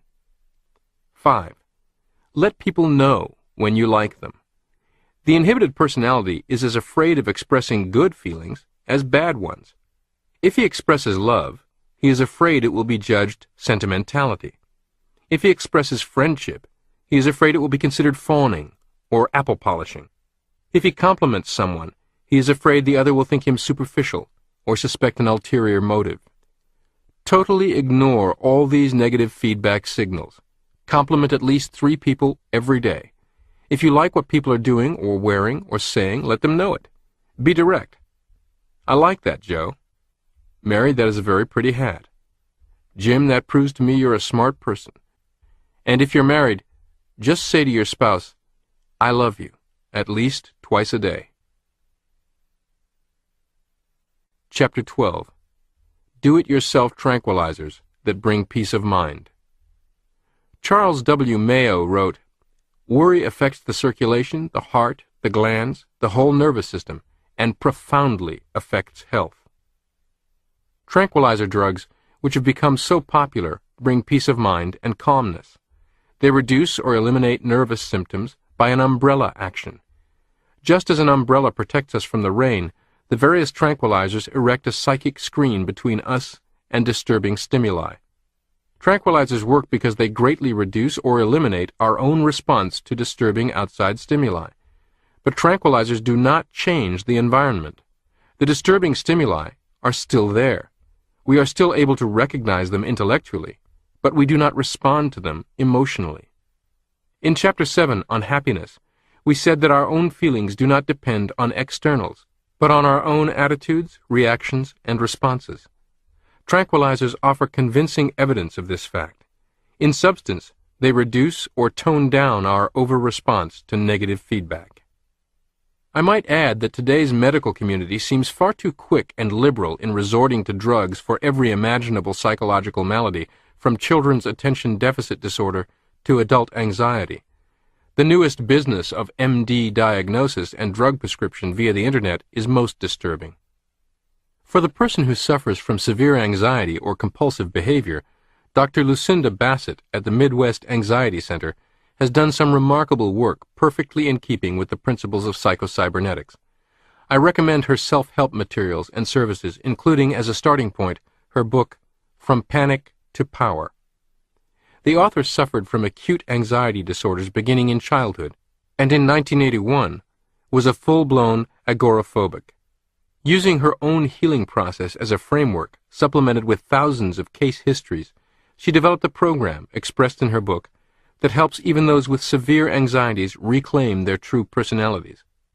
For a great many people, probably you too, neither drugs nor advanced anxiety treatment measures are needed. The do-it-yourself psycho-cybernetic tranquilizers you already possess are more than sufficient once you learn to use them. Over-response is a bad habit that can be cured. Let us suppose that as you listen to this program, you are sitting quietly in your den. Suddenly the telephone rings. From habit and experience, this is a signal or stimulus that you have learned to obey. Without taking thought, without making a conscious decision about the matter, you respond to it. You jump up from your comfortable seat and hurry to the telephone.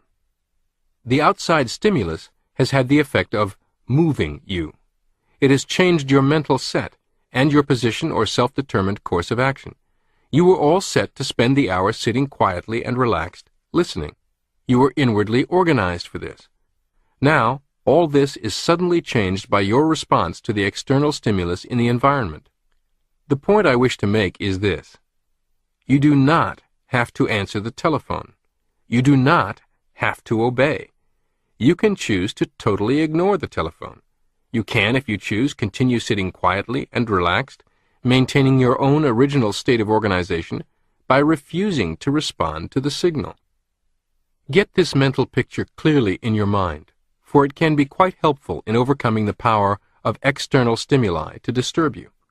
See yourself sitting quietly, letting the phone ring, ignoring its signal, unmoved by its command. Although you are aware of it, you no longer mind or obey it. Also, get clearly in your mind the fact that the outside signal in itself has no power over you, no power to move you. In the past, you have obeyed it, responded to it, purely out of habit. You can, if you wish, form a new habit of not responding. Also notice that your failure to respond does not consist in doing something or making an effort or resisting or fighting, but in doing nothing, in relaxation from doing. You merely relax, ignore the signal, and let its summons go unheeded. The telephone ringing is a symbolic analogy to any and every other outside stimulus you might habitually give control over to and now choose to very intentionally alter that habit. So-called road rage is nothing more than giving up control of your own emotional state to an outside stimulus. Stress brought on by having too much to do, that is, trying to do too many things at once, is giving up control to the fax machine, the cell phone, the email messages, the person hovering in your office doorway. How to condition yourself for equanimity. In much the same way that you automatically obey or respond to the ring of the telephone, we all become conditioned to respond in a certain way to various stimuli in our environment. The word conditioning in psychological circles grew out of Pavlov's well-known experiments where he conditioned a dog to salivate at the sound of a bell by ringing it just before presenting food to the dog. This procedure was repeated many times. First, the sound of the bell. A few seconds later, the appearance of food. The dog learned to respond to the sound of the bell by salivating in anticipation of the food. Originally, the response made sense. The bell signified that food was forthcoming, and the dog got ready by salivating. However, after the process was repeated a number of times, the dog would continue to salivate whenever the bell was rung, whether or not food was immediately forthcoming. The dog had now become conditioned to salivate at the mere sound of the bell. Its response made no sense and served no good purpose, but it continued to respond in the same way out of habit. There are a great many bells or disturbing stimuli in our various environmental situations, to which we have become conditioned to, and to which we continue to respond out of habit, whether or not the response makes any sense. But, my friend, you are not a poor, dumb animal who must go through life so unwittingly and easily manipulated and controlled. You are a human being with creative powers, with the power of rational thinking, with the ability to stand up on your hind legs and assert yourself. You must decide to be worked like a dog, or to be your own person, to be controlled, or to be in control. This is a decision with far-reaching consequences. It is the answer to the question, how can I get respect in a disrespectful world?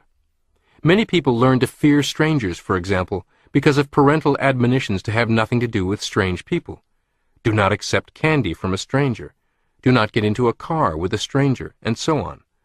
The response of avoiding strangers serves a good purpose in small children, but many people continue to feel ill at ease and uncomfortable in the presence of all strangers, even when they know that they come as friends instead of foes. Strangers become bells, and the learned response becomes fear, avoidance, or the desire to run away. In counseling sales professionals who are frozen and avoiding the task of prospecting by every imaginable excuse and contrivance, I frequently uncovered this bit of programming grooved into their servo mechanism. In counseling men and women who are unable to make new friends or meet and initiate relationships with members of the opposite sex, I often uncovered this same bit of programming. Still another person may respond to crowds, closed spaces, open spaces, persons in authority such as the boss, by feelings of fear and anxiety. In each case, the crowd, the closed space, the open space, the boss, or whatever acts as a bell that says, danger is present, run away, feel afraid. And out of habit, we continue to respond in the accustomed way. We obey the bell. It is time to disconnect these bells. How to extinguish conditioned responses. We can extinguish the conditioned response if we make a practice of relaxing instead of responding. We can, if we wish, just as in the case of the telephone, learn to ignore the bell and continue to sit quietly and let it ring. A key thought that we can carry with us to use whenever we are confronted by any disturbing stimulus is to say to ourselves, the telephone is ringing, but I do not have to answer it. I can just let it ring. This thought will key into your mental picture of yourself sitting quietly, relaxed, unresponsive, doing nothing, letting the telephone ring unheeded. It will act as a trigger or a clue to call up the same attitude that you had when letting the telephone ring. If you cannot ignore the response, delay it.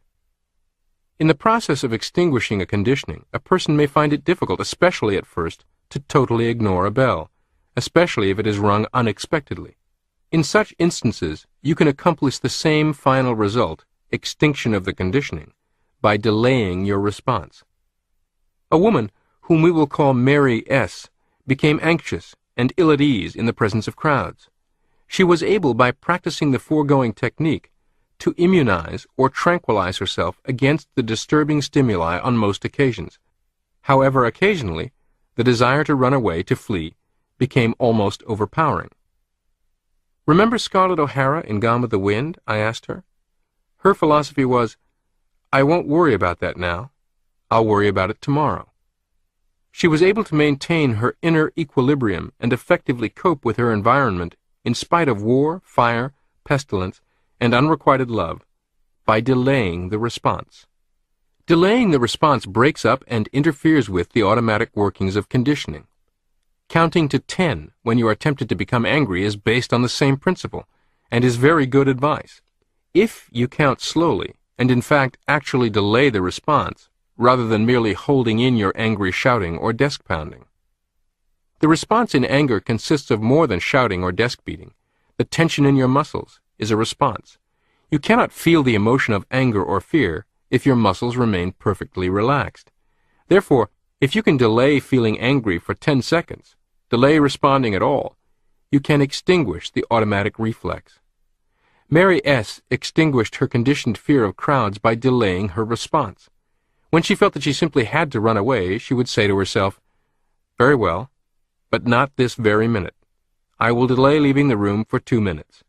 I can refuse to obey for only 2 minutes." Relaxation erects a psychic screen or tranquilizer. It is well to get clearly in your mind the fact that our disturbed feelings, our anger, hostility, fear, anxiety, insecurity, are caused by our own responses, not by externals. Response means tension. Lack of response means relaxation. It has been proved in scientific laboratory experiments that you absolutely cannot feel angry, fearful, anxious, insecure, unsafe, as long as your muscles remain perfectly relaxed. All these things are, in essence, our own feelings. Tension in muscles is a preparation for action, or a getting ready to respond. Relaxing muscles brings about mental relaxation, or a peaceful, relaxed attitude.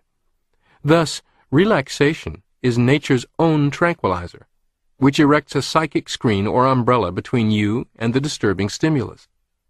Physical relaxation is a powerful disinhibitor for the same reason.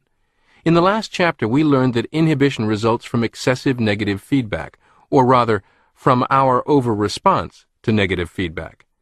Relaxation means no response.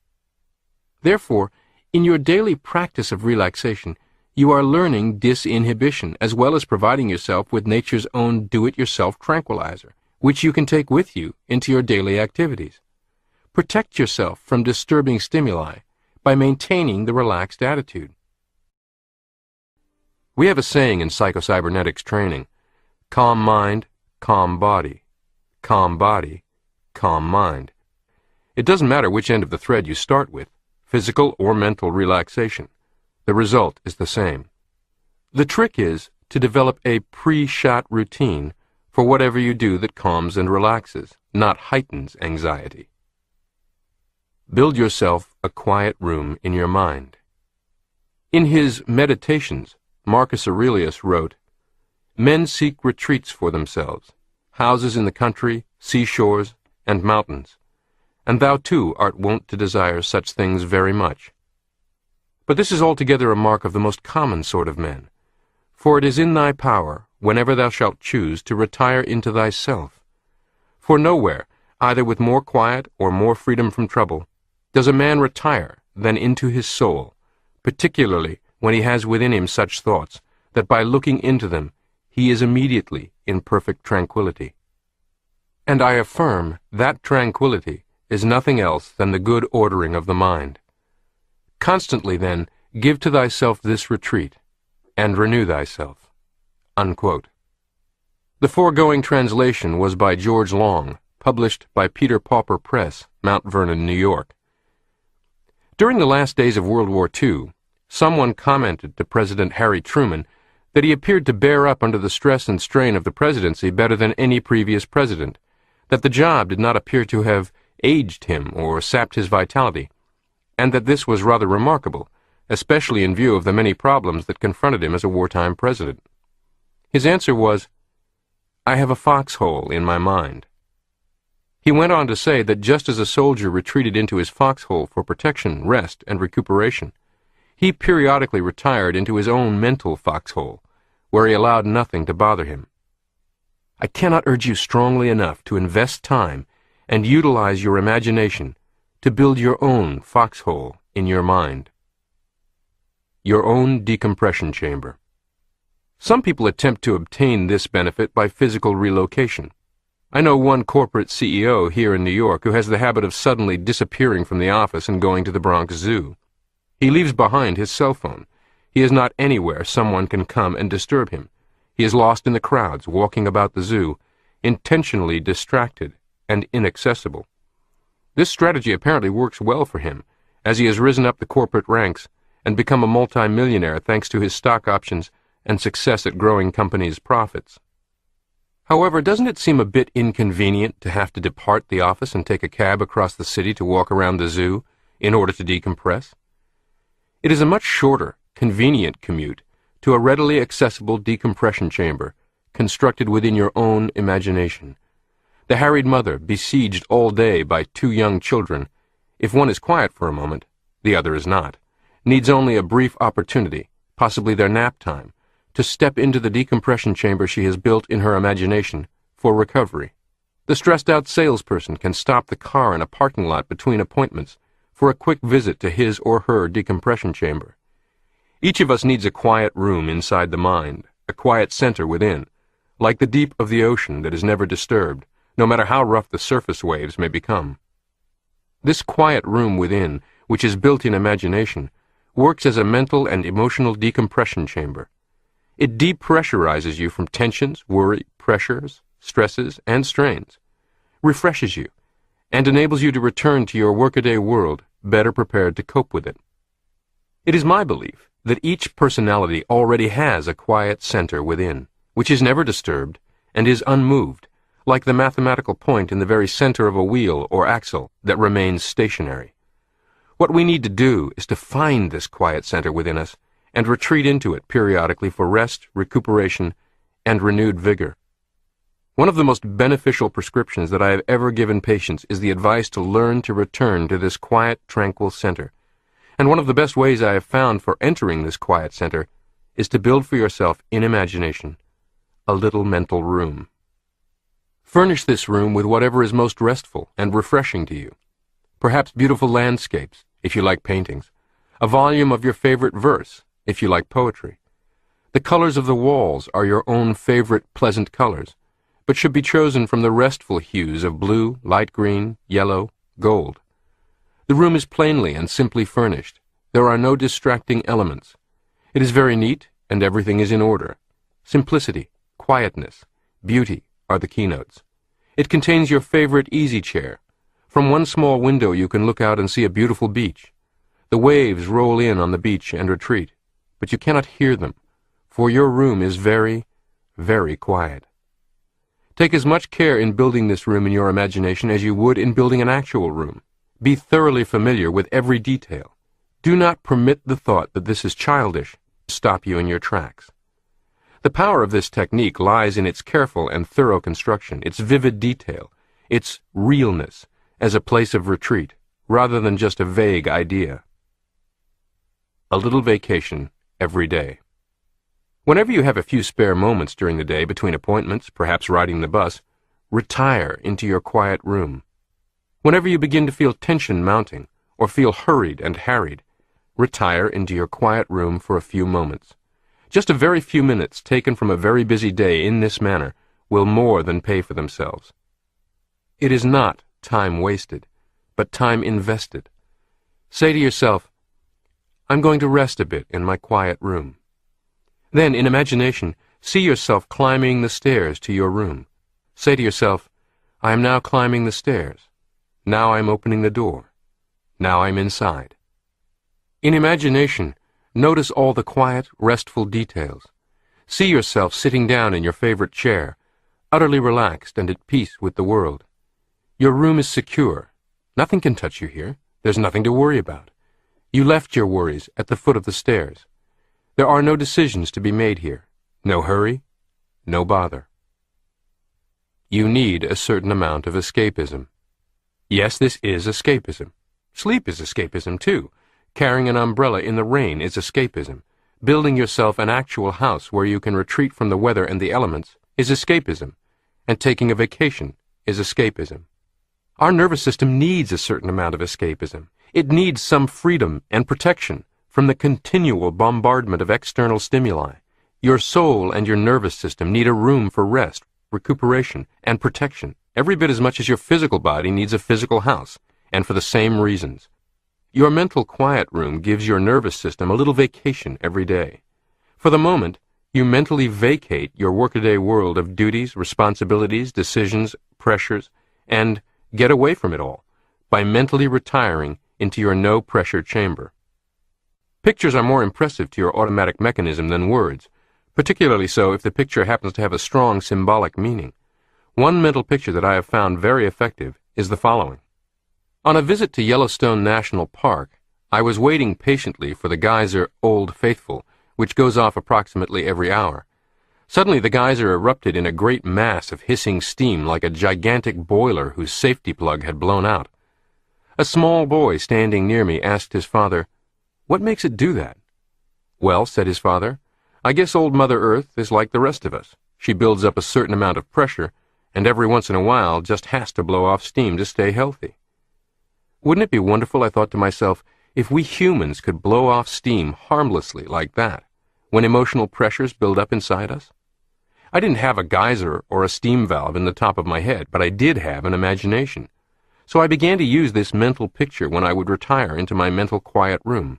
I would remember Old Faithful and form a mental picture of emotional steam and pressure coming out of the top of my head and evaporating harmlessly.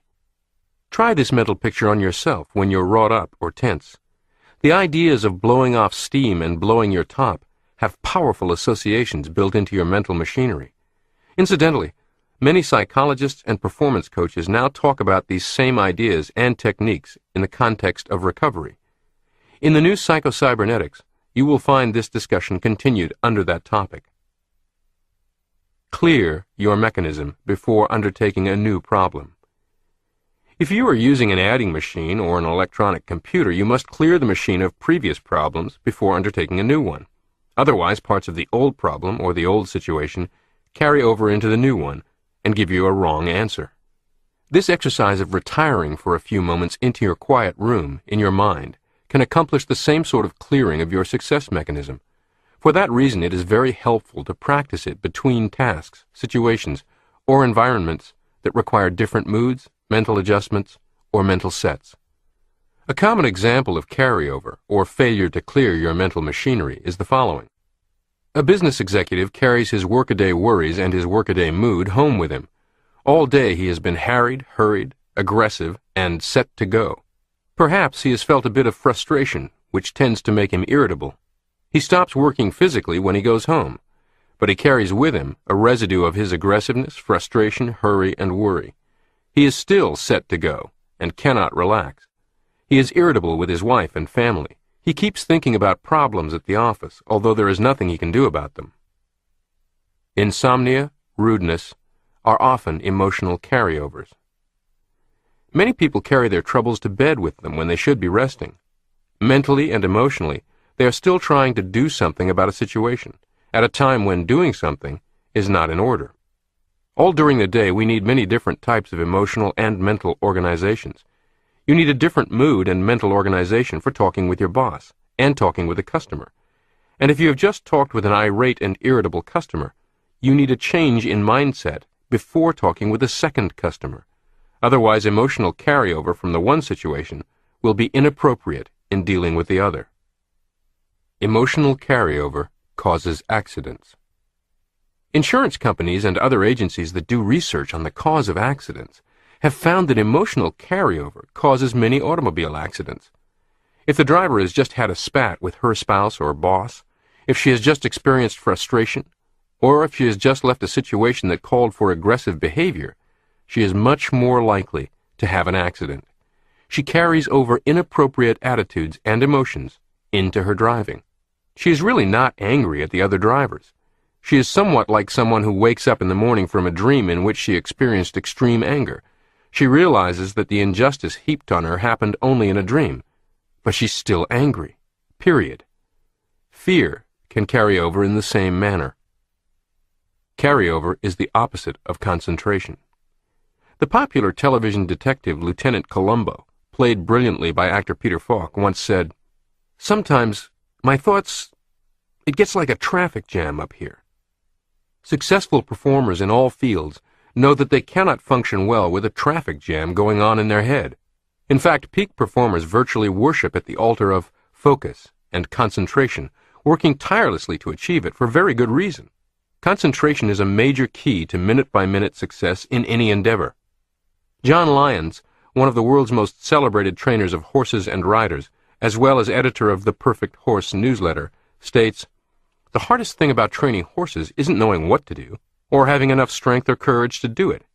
It is learning to stay focused." Unquote. The same statement may be made about golf or selling or parenting or you name it. The hardest thing is not the mechanics. It's staying focused. Mr. Lyons went on to say, "If I don't zero in on one thing at a time, I can't help my horse."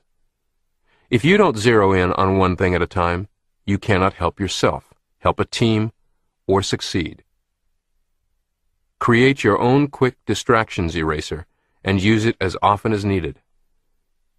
The visualization I taught for many years, which I called clearing the calculator, depicted clearing or storage for later work one mathematical problem on the calculator's little screen before you could attempt work on another. Hitting the clear button takes problem 1 completely off your screen. You must do so before addressing problem 2. Many people develop other illustrations and visualizations more useful to them. I've received many letters in which people describe visualizing using an eraser and wiping a chalkboard clean, a sponge to wipe a window clean, even stepping into the shower and rinsing clean. You can call up this mental picture and use it as an eraser in as short a time as a few seconds, such as those 5 seconds of imposed hesitation before answering the phone. Olympic champion high diver Greg Louganis reportedly mentally rehearsed each dive 40 times immediately prior to the dive. In reality, what he was doing was 1.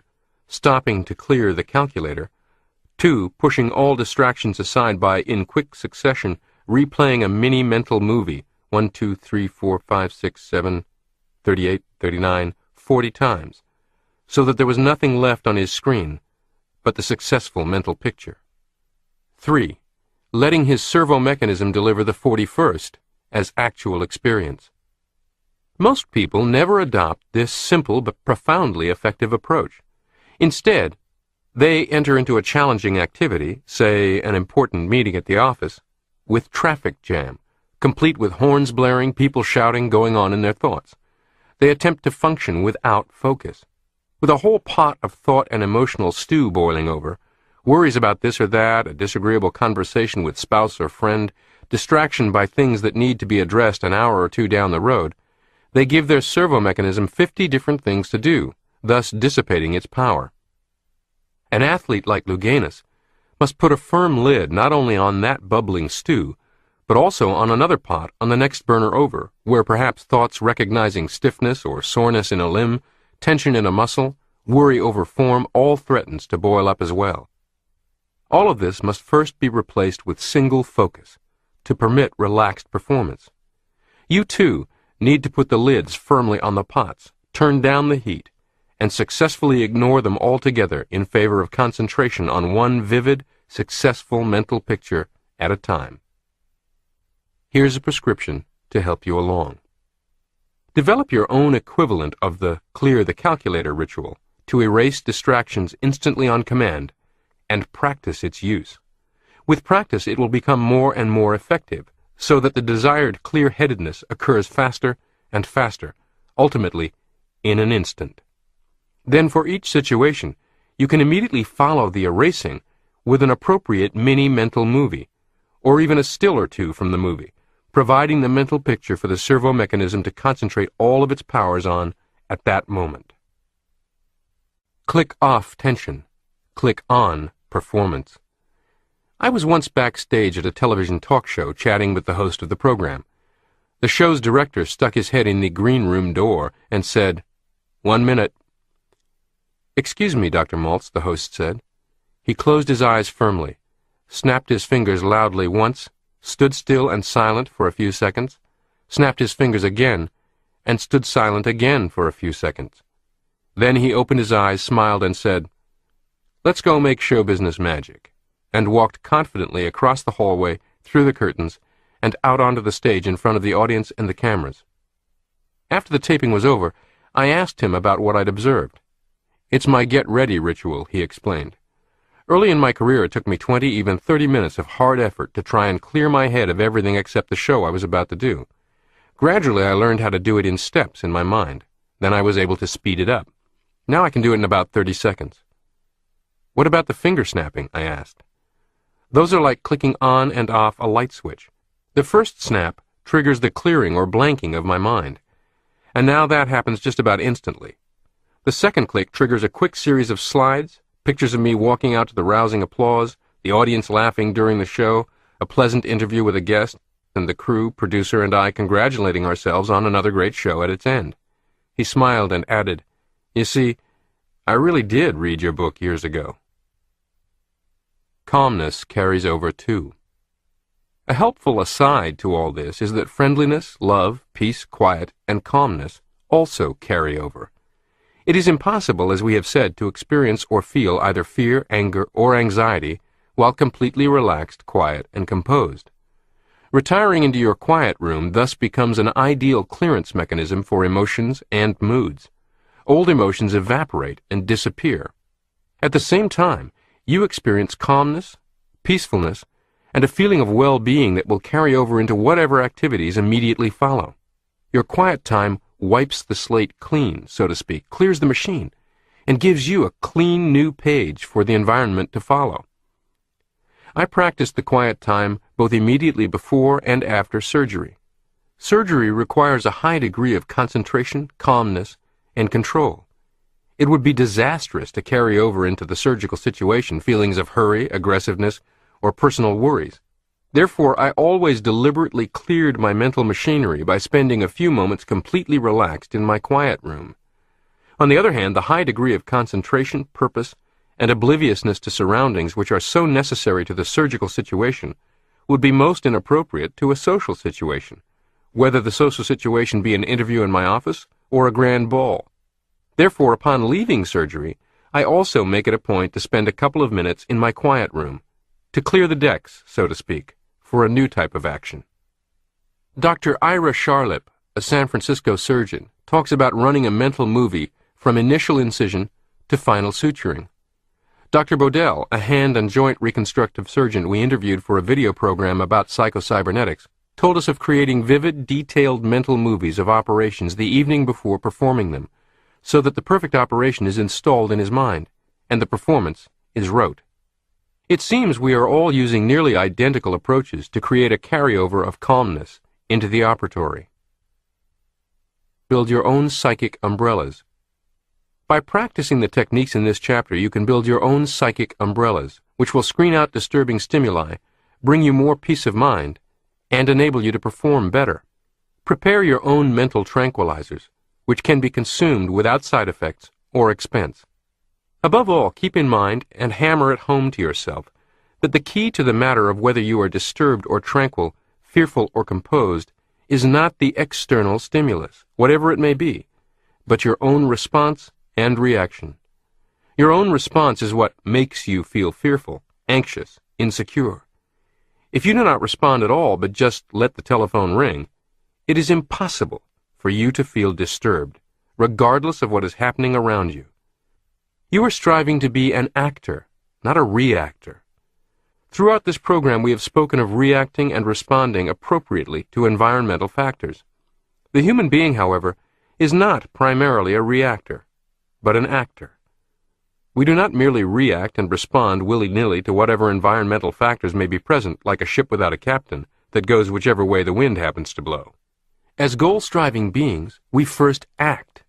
We set our own goal, determine our own course, then, within the context of this goal-striving structure, we respond and react appropriately, that is, in a manner that furthers our progress and serves our own ends.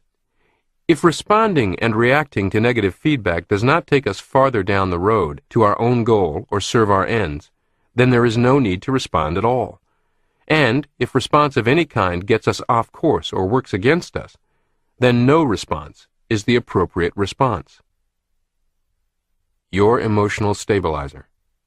In almost any goal-striving situation, our own inner stability is in itself an important goal to maintain. We must be sensitive to negative feedback data that advises us when we are off course, so that we can change direction and go forward. But at the same time, we must keep our own ship afloat and stable. Our ship must not be tossed and rocked and perhaps sunk by every passing wave, or even a serious storm. As Prescott Leckie expressed it, the same attitude must be maintained in spite of environmental changes. Our letting the telephone ring is a mental attitude that keeps our stability. It keeps us from being tossed about, knocked off course, or shaken up by every wave or ripple in the environment. Stop fighting straw men. Still another type of inappropriate response that causes worry, insecurity, and tension is the bad habit of trying to respond emotionally to something that doesn't exist except in our imaginations. Not satisfied with over-responding to actual minor stimuli in the actual environment, many of us create straw men in our imaginations and emotionally respond to our own mental pictures.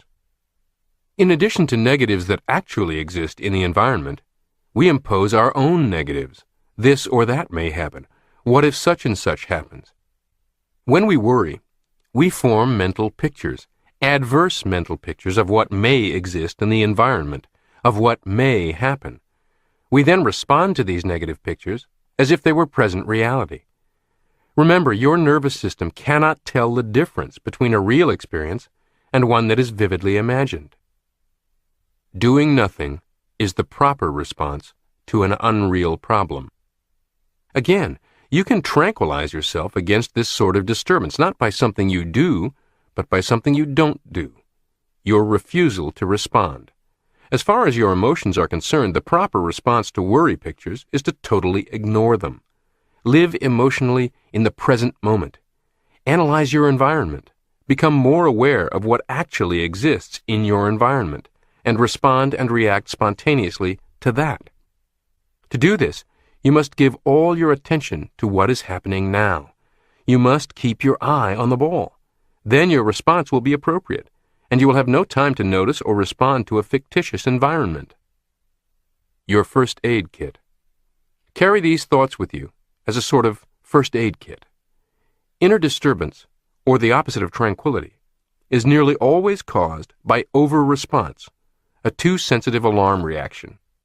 You create a built-in tranquilizer or psychic screen between yourself and the disturbing stimulus when you practice not responding, letting the telephone ring.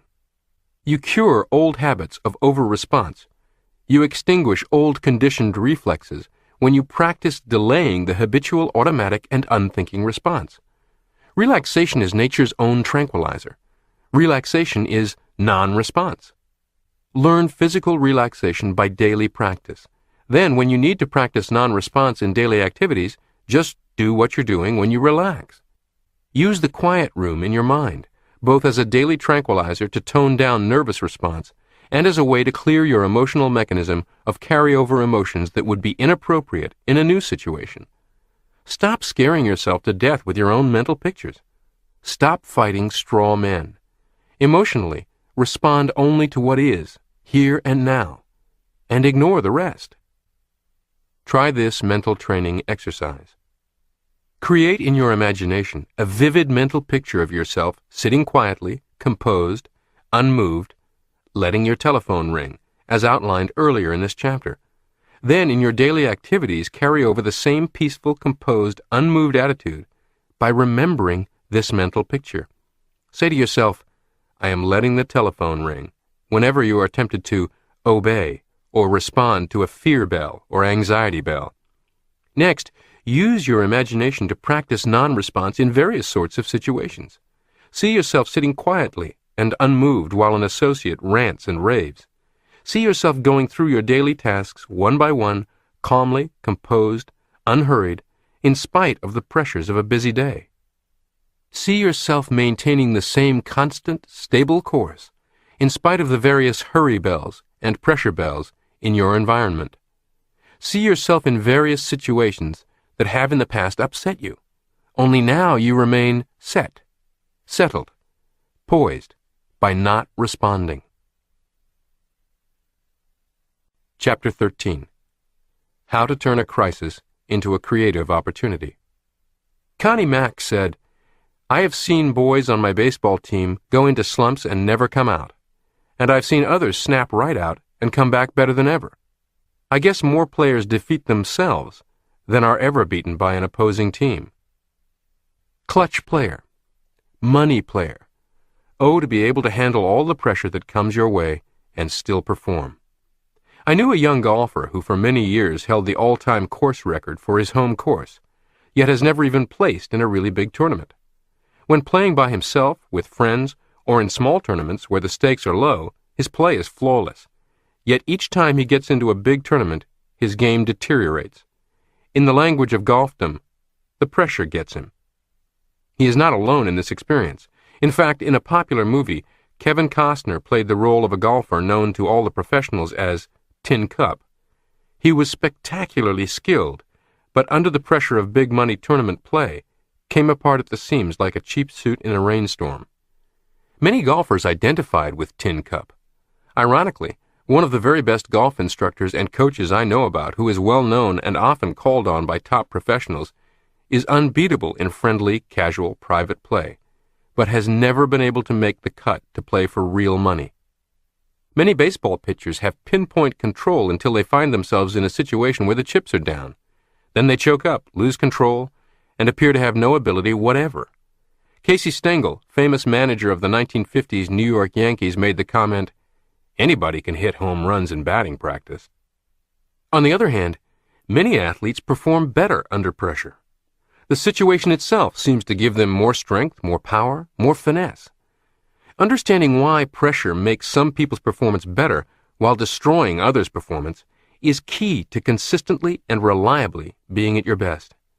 As an aside, let me quickly remind you that the golf pros or baseball pitchers coming apart at the seams does not make him a lousy golfer or a worthless pitcher, does not make either of them a choker.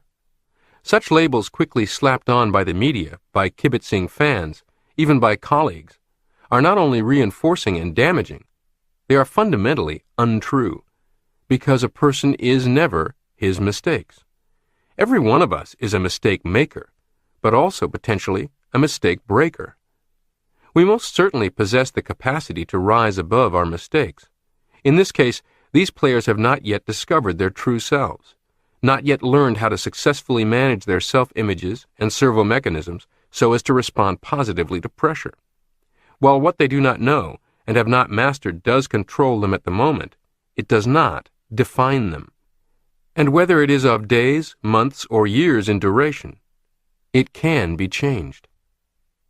People who come into their own in a crisis. One basketball player's foul shot average may be significantly better during practice than regular games, and better in regular games than in playoffs, while another exhibits the reverse behavior.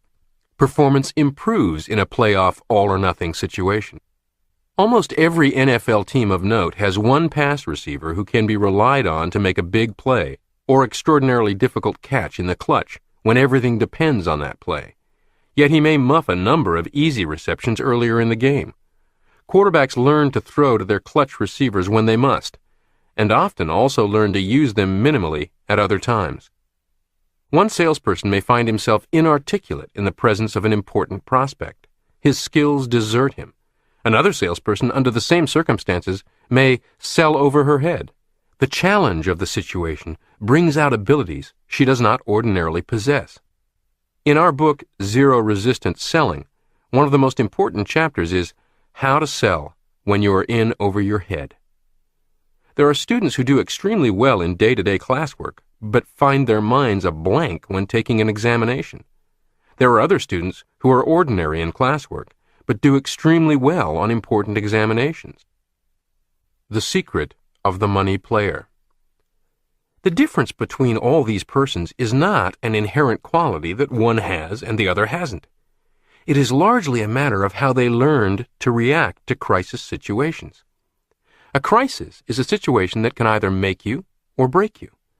If you react properly to the crisis, it can give you strength, power, wisdom you do not ordinarily possess. If you react improperly, a crisis can rob you of the skill, control, and ability that you ordinarily have to call on. The so-called money player in sports, in business, or in social activities, the person who comes through in the clutch, who performs better under the stimulus of challenge, is invariably the person who has learned either consciously or unconsciously to react well to crisis situations. To perform well in a crisis, 1. We need to learn certain skills under conditions where we will not be overmotivated. We need to practice without pressure. 2. We need to learn to react to crisis with an aggressive rather than a defensive attitude, to respond to the challenge in the situation rather than to the menace, to keep our positive goal in mind. 3. We need to learn to evaluate so-called crisis situations in their true perspective, to avoid making mountains out of molehills, or reacting as if every small challenge were a matter of life or death. In other words, making yourself into a money player is very doable, because it is totally dependent on a relatively short list of attitudes and skills that can be learned, exercised, and developed, and that can be accelerated in development and maintained through other psycho-cybernetics techniques. No one lacks what it takes to be a money player. Practice without pressure. Although we may learn fast, we do not learn well under crisis conditions. Throw a man who can't swim into water over his head, and the crisis itself may give him the power to swim to safety. He learns fast and manages to swim somehow. But he will never learn to become a championship swimmer. The crude, inept stroke that he used to rescue himself becomes fixed, and it is difficult for him to learn better ways of swimming. Because of his ineptness, he may perish in a real crisis, where he is required to swim a long distance.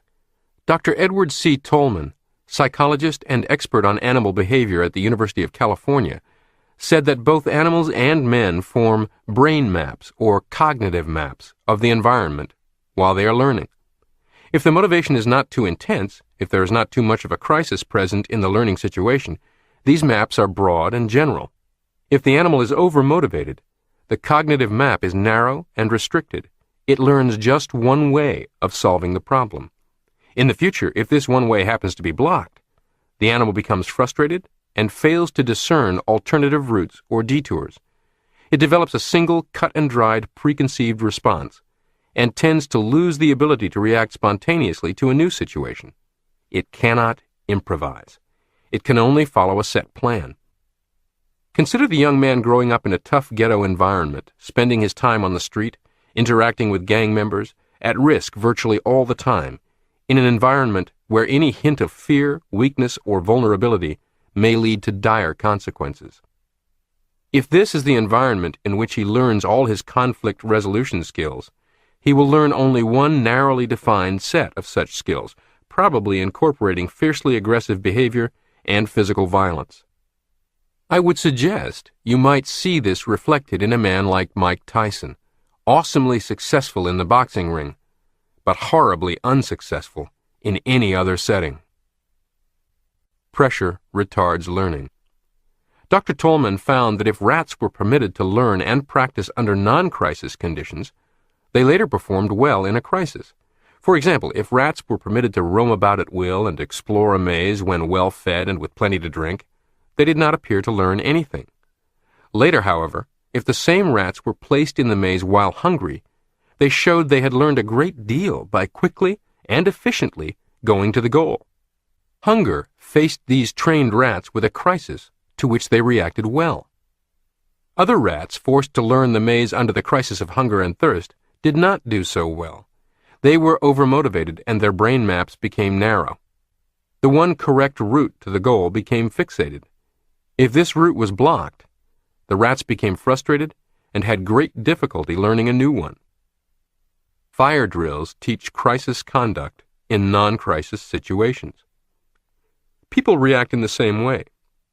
Persons who have to learn how to get out of a burning building will normally require 2 or 3 times as long to learn the proper escape route as they would if no fire were present. Some of them do not learn at all. Over-motivation interferes with reasoning processes. The automatic reaction mechanism is jammed by too much conscious effort, trying too hard. Something akin to purpose tremor develops, and the ability to think clearly is lost. The ones who manage somehow to get out of the building have learned a narrow, fixated response. Put them in a different building, or change the circumstances slightly, and they react as badly the second time around as the first. But you can take these same people, let them practice a dry-run fire drill when there is no fire. Because there is no menace, there is no excessive negative feedback to interfere with clear thinking or correct doing. They practice filing out of the building calmly, efficiently, and correctly. After they have practiced this a number of times, they can be counted on to act the same way when an actual fire breaks out. Their muscles, nerves, and brain have memorized a broad, general, flexible map. The attitude of calmness and clear thinking will carry over from practice drill to actual fire. Moreover, they will have learned something about how to get out of any building or cope with any changed circumstances. They are not committed to a rigid response, but will be able to improvise, to react spontaneously to whatever conditions may be present. The moral is obvious for either mice or men. Practice without pressure, and you will learn more efficiently, and be able to perform better in a crisis situation. Shadowboxing for stability. Famous boxer gentleman Jim Corbett made the word shadowboxing popular. When asked how he developed the perfect control and timing for his left jab, which he used to cut John L. Sullivan, the Boston strong boy, to ribbons, Corbett replied that he had practiced throwing his left at his own image in the mirror more than 10,000 times in preparation for the bout. Gene Tunney did the same thing. Years before he actually fought Jack Dempsey in the ring, he had fought an imaginary Dempsey more than 100 times in the privacy of his own room. He secured all the films of old Dempsey fights. He watched them until he knew every one of Dempsey's moves. Then he shadowboxed. He would imagine that Dempsey was standing before him. When the imaginary Dempsey would make a certain move, he would practice his counter-move. Billy Graham preached sermons to cypress stumps in a Florida swamp before developing his compelling platform personality with live audiences. Most good public speakers have done the same thing in one way or another. The most common form of shadowboxing for public speakers is to deliver their speech to their own image in the mirror. One man I know lines up 6 or 8 empty chairs, imagines people sitting in them, and practices his speech on the invisible audience. Another lectured to chickens on his farm. A female stand-up comedienne I know, who asked not to be identified by name, told me that early in her career, she practiced delivering her routine with full style and emotion as if before a big audience, but actually alone, standing completely naked, in front of 3 full-length mirrors arranged in an arc in front of her. She reasoned that she never felt more vulnerable and inhibited than being seen naked, which is why she preferred having sex only in a dark room. So if she could stand nude in a lit room looking at her mirrored reflections and still concentrate and deliver her routine there, she'd be able to do it easily, fully clothed, and thus protected in front of an audience. Prior to this conversation, I had heard of speakers visualizing their audiences stripped to their underwear so as to be less intimidating, but I'd never heard of a speaker going au naturel. She uniquely combined safe practice with simulated or synthetic pressure. For the record, she has gone on to become one of the most successful female comediennes in the business. My point is to find a form of shadowboxing that works for you. Easy practice brings better scores. When the great Ben Hogan was playing tournament golf regularly, he kept a golf club in his bedroom and daily practiced in private, swinging the club correctly and without pressure at an imaginary golf ball.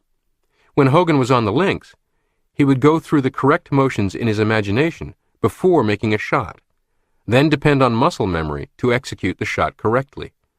Virtually all golf instruction today incorporates such relaxed practice and imagination practice. Shadowboxing turns on self-expression. The word express literally means to push out, exert, show forth. The word inhibit means to choke off, restrict.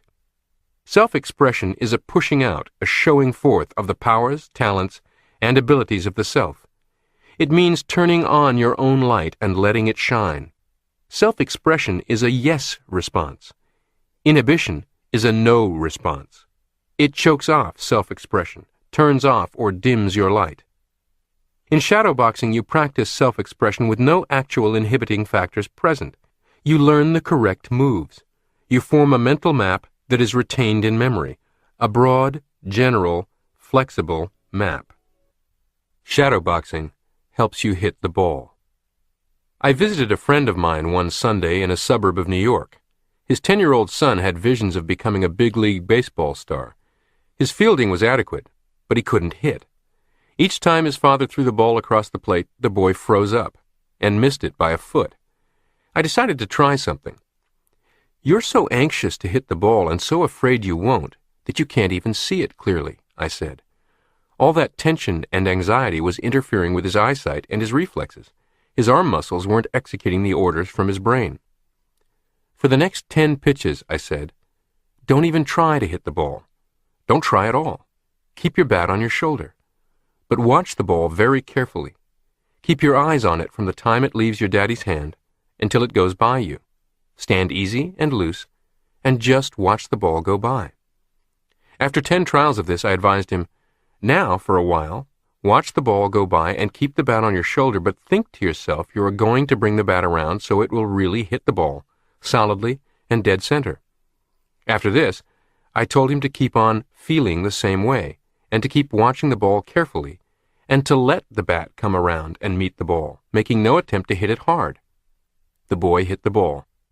After a few easy hits like this, he was knocking the ball a country mile, and I had a friend for life. The salesman who practiced not selling. You can use the same technique to hit the ball in selling, teaching, or running a business. A young salesperson complained to me that he froze up when calling on prospects. His one big trouble was his inability to properly reply to the prospect's objections. When a prospect raises an objection or criticizes my product, I can't think of a thing to say at the time, he said. Later, I can think of all kinds of good ways to handle the objection. I told him about shadowboxing and about the kid who learned to bat by letting the ball go by with the bat on his shoulder. I pointed out that hitting a baseball or thinking on your feet requires good reflexes. Your automatic success mechanism must respond appropriately and automatically. Too much tension, too much motivation, or too much anxiety for results jams the mechanism. I said, you think of the proper answers later because you're relaxed and the pressure is off. Right now, your trouble is you're not responding quickly and spontaneously to the objections your prospects throw at you. In other words, you're not hitting the ball that the prospect throws. I told him first of all to practice a number of imaginary interviews, actually walking in, introducing himself to a prospect, making his sales pitch, then imagining every possible objection, no matter how screwballish, and answering it out loud. Next, he was to practice with his bat on his shoulder on an actual live client. He was to go in with an empty gun as far as intents and purposes were concerned. The purpose of the sales interview would not be to sell. He had to resign himself to being satisfied with no order. The purpose of the call would be strictly practice. Bat on the shoulder, empty gun, practice. In his own words, this shadowboxing worked like a miracle. As a young medical student, I used to shadowbox surgical operations on cadavers. This no-pressure practice taught me much more than technique. It taught a future surgeon calmness, deliberateness, clear thinking, because he had practiced all these things in a situation that was not do or die, life or death. How to make your nerves work for you. The word crisis comes from a Greek word that means literally decisiveness or point of decision. A crisis is a fork in the road. One fork holds a promise of a better condition, the other of a worse condition. In medicine, the crisis is a turning point where the patient either gets worse and dies, or gets better and lives. Thus, every crisis situation is two-pronged. The relief pitcher who goes into the game in the 9th inning with the score tied and 3 men on base can become a hero and gain in prestige, or he can become a villain who loses the game. Hugh Casey, who was one of the most successful and the calmest relief pitchers of all time, was once asked what he thought of when he was sent in a game in the middle of a crisis situation. I always think about what I'm going to do and what I want to happen, he said, instead of what the batter is going to do or what may happen to me. He said he concentrated on what he wanted to happen, felt that he could make it happen, and that it usually did. This same attitude is another important key to reacting well in any crisis situation. If we can maintain an aggressive attitude, react aggressively instead of negatively to threats and crises, the very situation itself can act as a stimulus to release untapped powers. Keep your goal in mind. The essence of all this is remaining goal-oriented. You keep your own positive goal in mind. You intend to go through the crisis experience to achieve your goal. If you can do this, the crisis situation itself acts as a stimulus that releases additional power to help you accomplish your goal.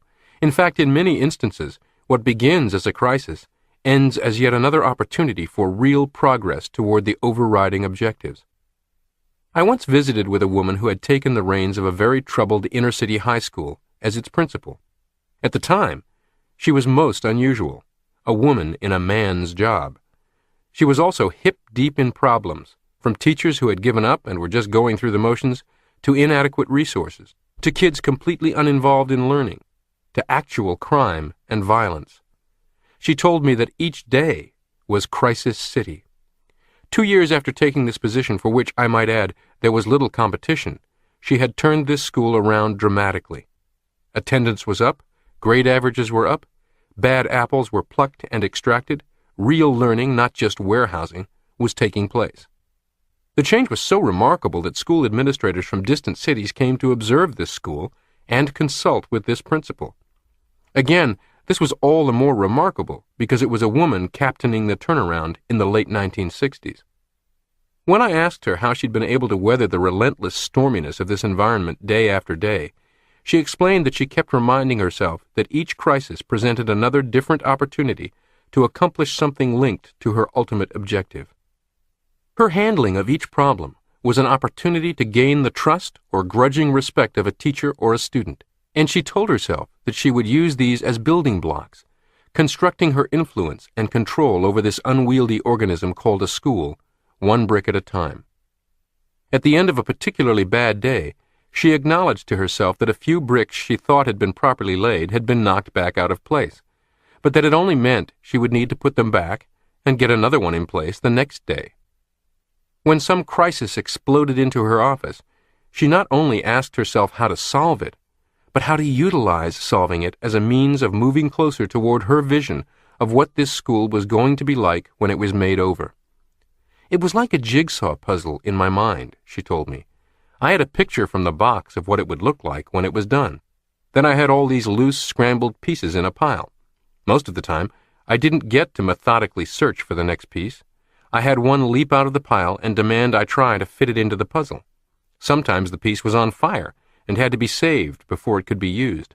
Sometimes it was crumbling and had to be taped together. But piece by piece, I was still completing a puzzle. The trick was to keep the box handy with the picture of the whole and not lose sight of it." Unquote. If you think about her experience and the words she used to explain her approach, you can clearly see that she was heavily relying on psycho-cybernetics for equilibrium in a pressure cooker situation. Prescott Leckie has said that the purpose of emotion is reinforcement, or additional strength, rather than to serve as a sign of weakness.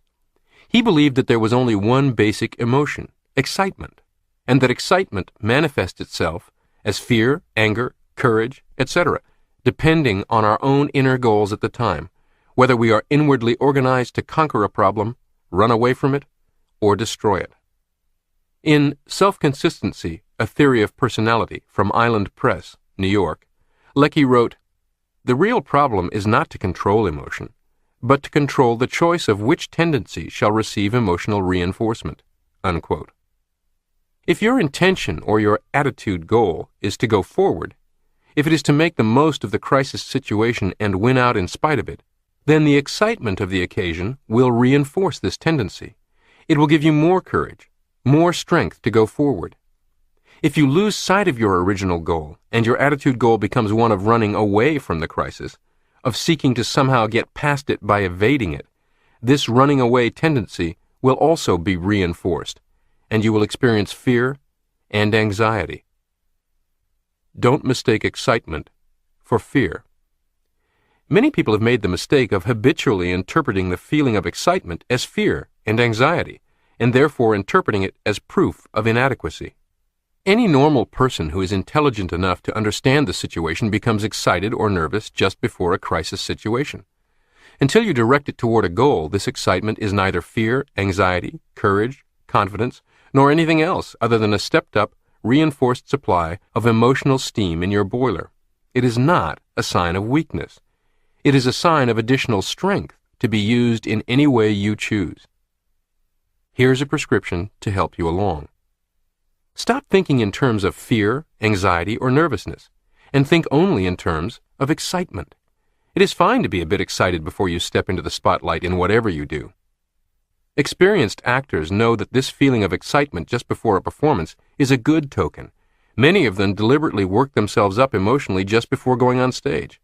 I've been told by those who would know that even after many years hosting The Tonight Show, Johnny Carson was still so hyper backstage that he would sometimes feel nauseous right before the curtains parted and he walked out to deliver his opening monologue.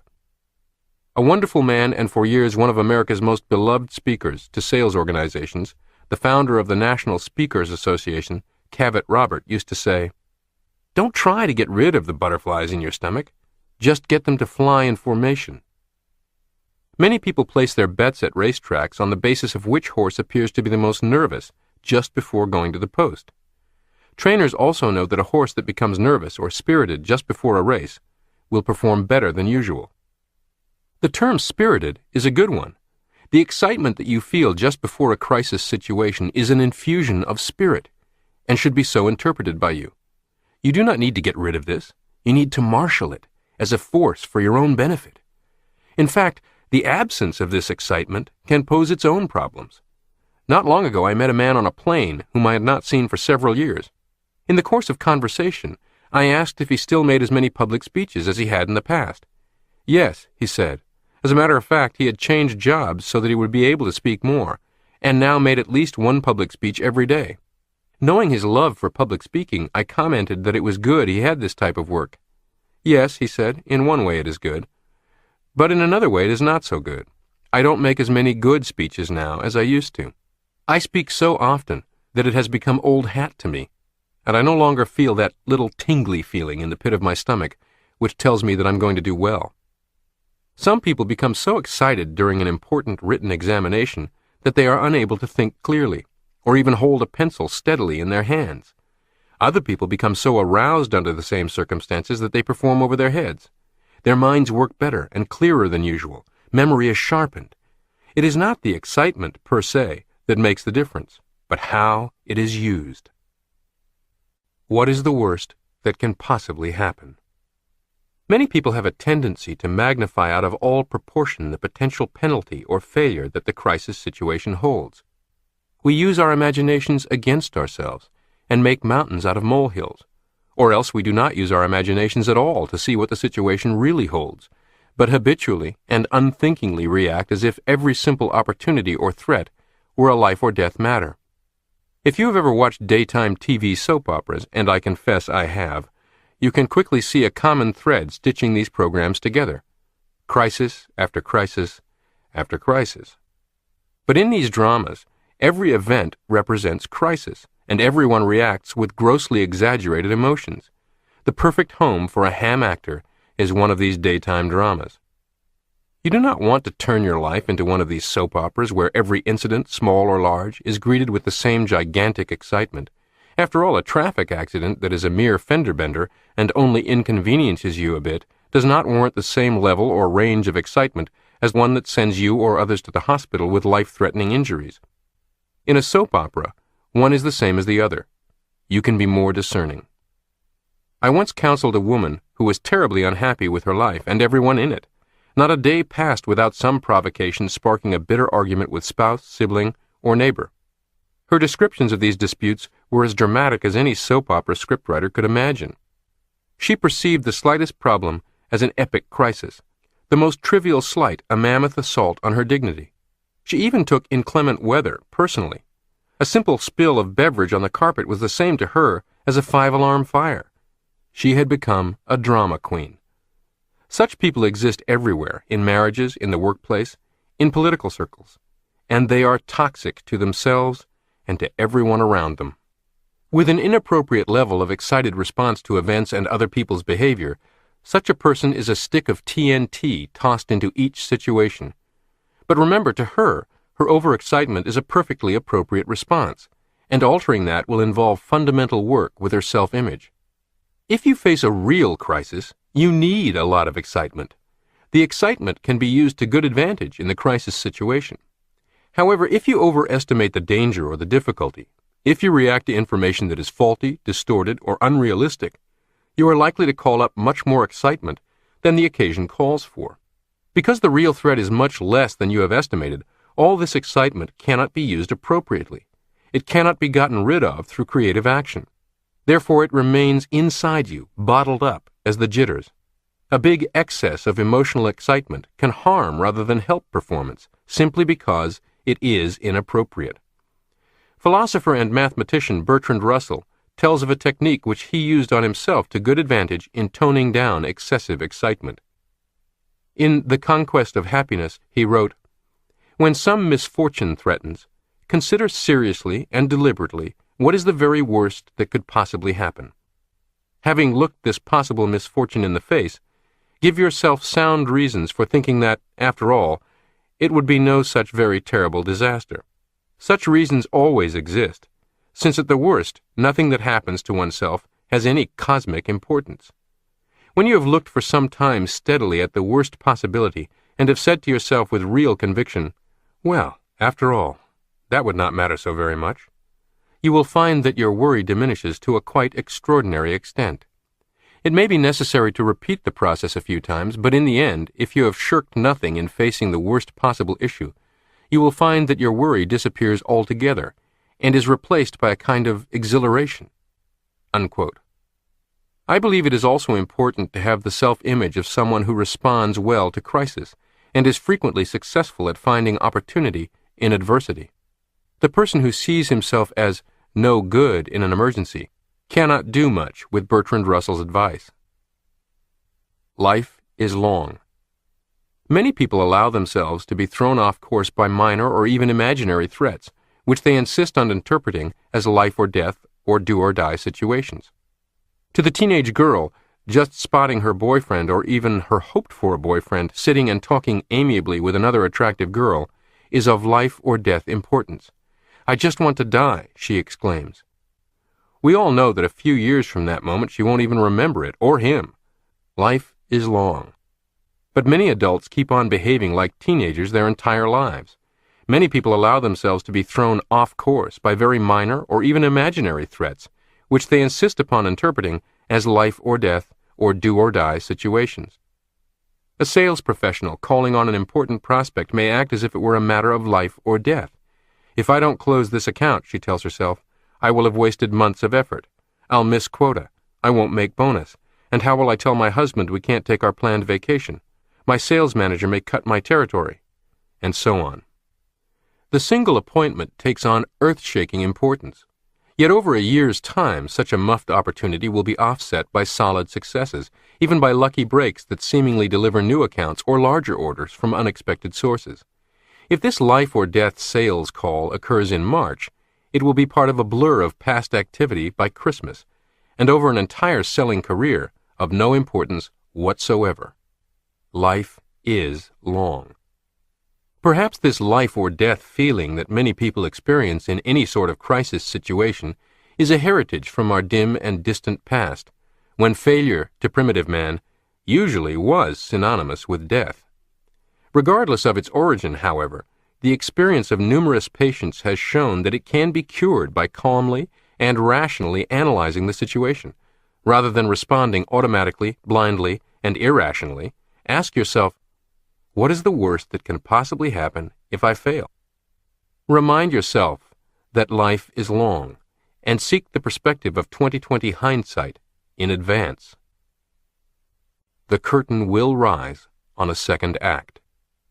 Close scrutiny will show that most of these everyday so-called crisis situations are not life or death matters at all, but opportunities to either advance or stay where you are. For example, what is the worst that can happen to the salesperson? She will either get an order and come out better off than she was, or she will not get the order and be no worse off than before she made the call. The applicant will either get the job or not. If he fails to get it, he will be in the same position as before he asked. Few people realize just how potent such a simple change of attitude can be. One salesperson I know doubled his income after he was able to change his attitude from a scared and panicky outlook, "Everything depends on this," to the attitude, "I have everything to gain and nothing to lose." Walter Pidgeon, the great actor, told how his first public performance was a complete flop. He was scared to death. However, between acts, he reasoned with himself that he had already failed, therefore he had nothing to lose. That if he gave up acting altogether, he would be a complete failure as an actor, and therefore he really had nothing to worry about by going back on. He went out in the second act relaxed and confident, and made a big hit. It seems there's always a second act waiting for you if you calmly organize yourself to take advantage of it. There was a time when Frank Sinatra's career was so far in the doldrums he couldn't find work. Few remember any of that. Sinatra is remembered as a giant. George Foreman had completely left boxing, was struggling as an evangelist, struggling just to earn sufficient money to feed his family, and was outright laughed at and ridiculed when he began his boxing comeback. During his first act, his personality had been so unpleasant, he had few friends in the media. He talks about how he deliberately mounted his comeback with a very different personality, so as to become a valuable sports personality by the end of the second act, not just a washed-up old boxer. And he succeeded masterfully, ultimately becoming a millionaire thanks to his immense popularity as a commercial spokesman, public speaker, and sports commentator. A small kitchen appliance company became a giant in short order on the strength of George Foreman's pitching its products on TV infomercials and TV home shopping channels in the late 1990s. Regis Philbin had bounced around the TV business hosting mostly local talk shows in different markets for 20 years and was widely regarded as a minor player in the industry and by critics, before his syndicated morning show and his hosting the enormously popular Who Wants to Be a Millionaire made him big and led to a reported $20 million contract with ABC. Regis's second act will make the 20 years that preceded it irrelevant. Former President Jimmy Carter had, by most measurements, a woefully unsuccessful and troubled presidency, was voted out of office after his first term in a landslide, and returned to small-town Plains, Georgia, with his tail between his legs, admittedly depressed. But his second act has led to prestige, prominence, influence, and bipartisan respect, and many historians agree that he has been the best former president. We can read about the second act in the lives of such famous people, but don't lose sight of the fact that most successful but non-famous people have second acts too. Many a prosperous business person has a business bankruptcy in the past that at its moment was humiliating and seemed of life or death importance. Many a gratified parent with a good relationship with grown son or daughter has a spectacularly rocky patch when the relationship was in shambles to look back on. Many happily married men and women have woefully unsuccessful first marriages and ugly, bitter divorces in their pasts. For the most part, today's crisis winds up being but one little blip on a long life history. For today, there's an immediate second act tomorrow. For this week, there's a second act beginning next Monday. For even the authentic tragedy, there's a second act waiting to be scripted and played out over time. Remember, above all, that the key to any crisis situation is you. Practice and learn the simple techniques of this chapter, and you, like hundreds of others before you, can learn to make crisis work for you by making crisis a creative opportunity. Try this mental training exercise. Creating 20/20 hindsight as foresight is yet another immensely valuable and creative use of your imagination. Stop and recall a few situations from your past that seemed of dire, earth-shaking consequence at the time, but have proven inconsequential over time. Then project yourself 3, 4, or 5 years into the future, looking back on today's event, and consider how you will feel about it, and how much impact it will have had on your life. Chapter 14. How to Get and Keep That Winning Feeling. Yogi Berra said, "Slump? I ain't in no slump. I just ain't hitting."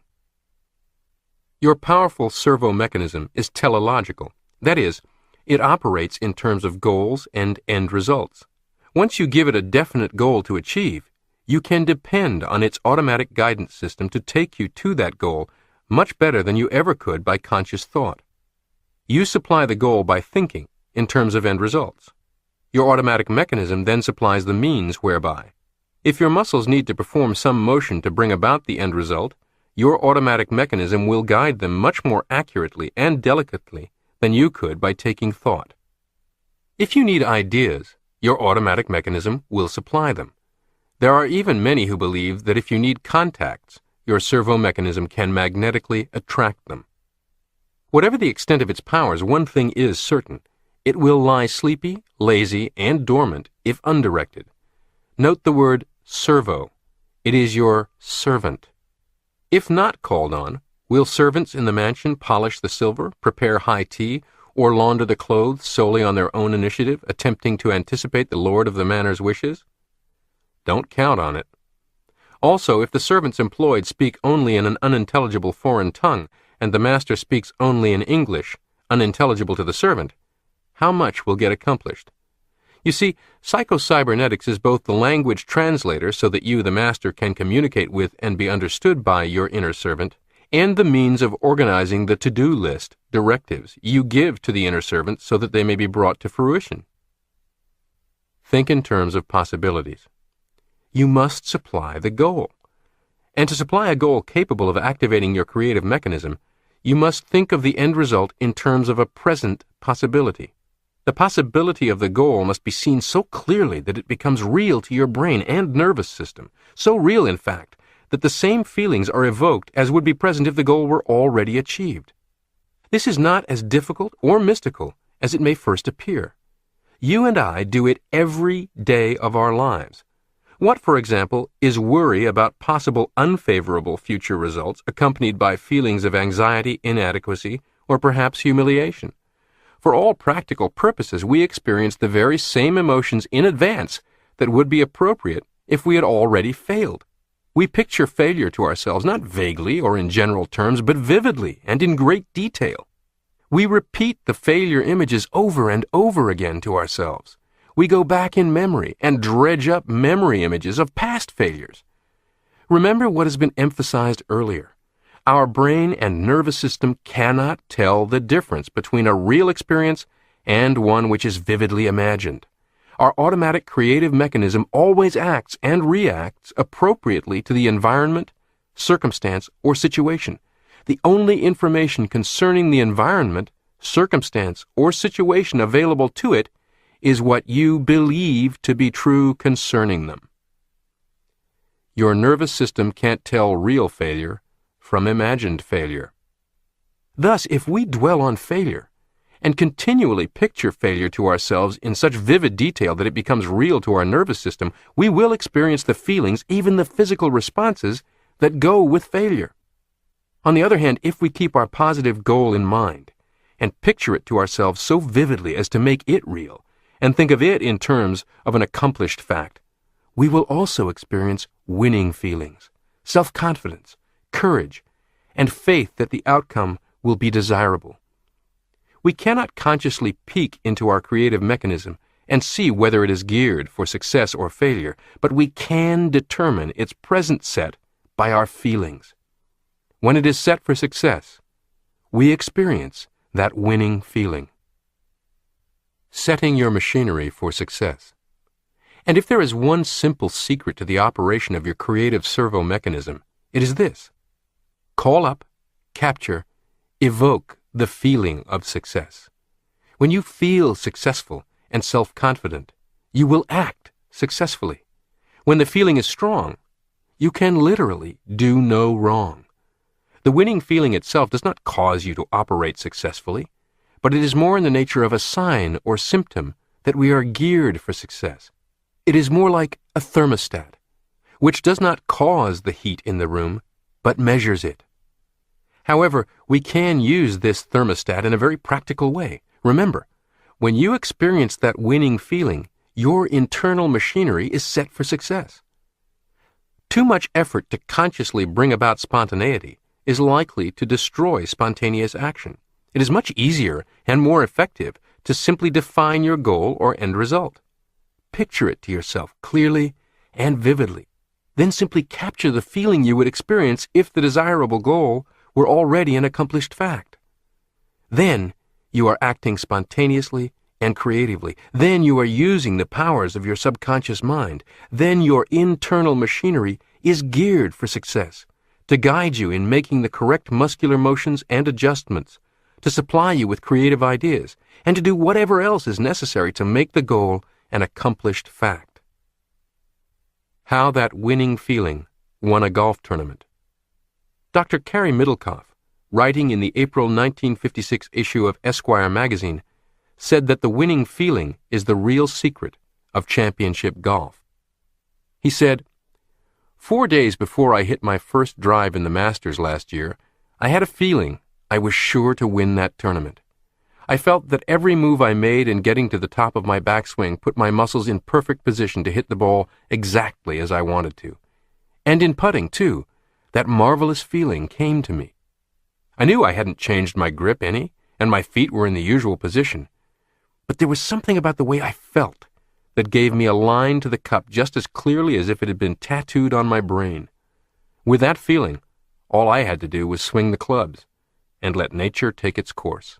Unquote.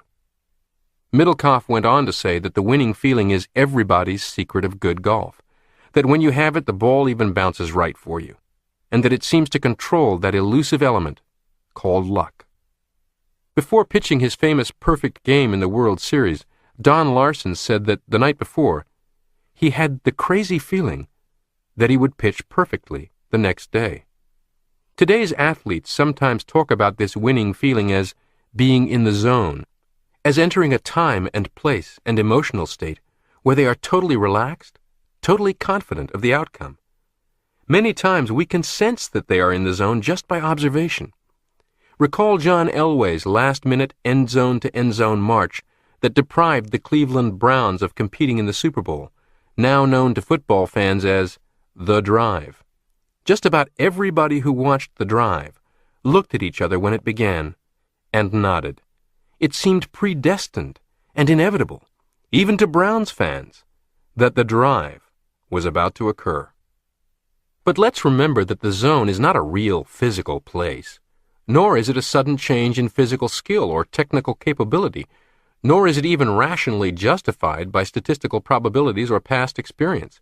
It is purely an emotional state. In my opinion, it is the complete and utter release of responsibility for hitting a target to the servo mechanism. It is, in a way, surrender to the servo mechanism to such a degree that all anxiety, worry, stress, and desperation disappear in an instant, and the person just goes about performing the necessary functions in a calm, businesslike manner.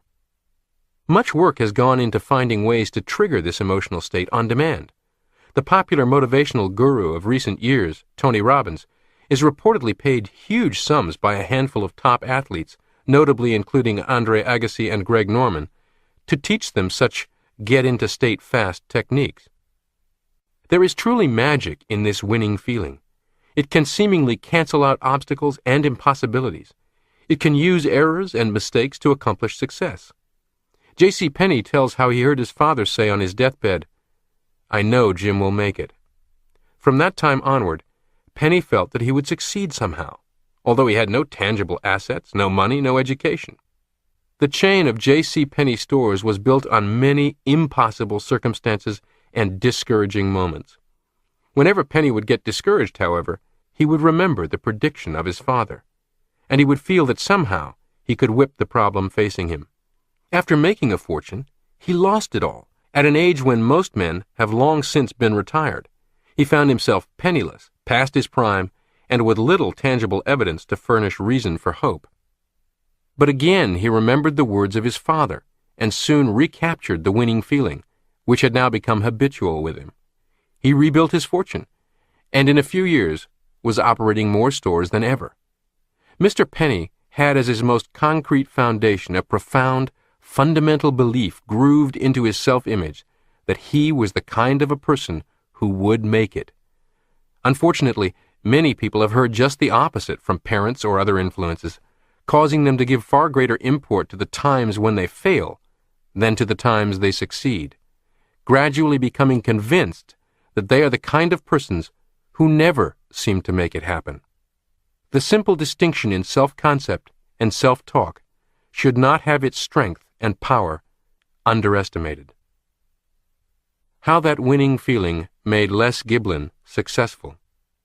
Les Giblin, founder of the famous Les Giblin Human Relations Clinics and author of the book How to Have Power and Confidence in Dealing with People, read the first draft of this chapter, then told me how imagination, coupled with that winning feeling, had worked like magic in his own career.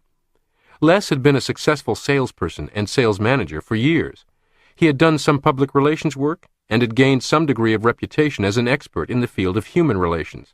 He liked his work, but he wanted to broaden his field. His big interest was people, and after years of study, both theoretical and practical, he thought he had some answers to the problems people often have with other people. He wanted to lecture on human relations.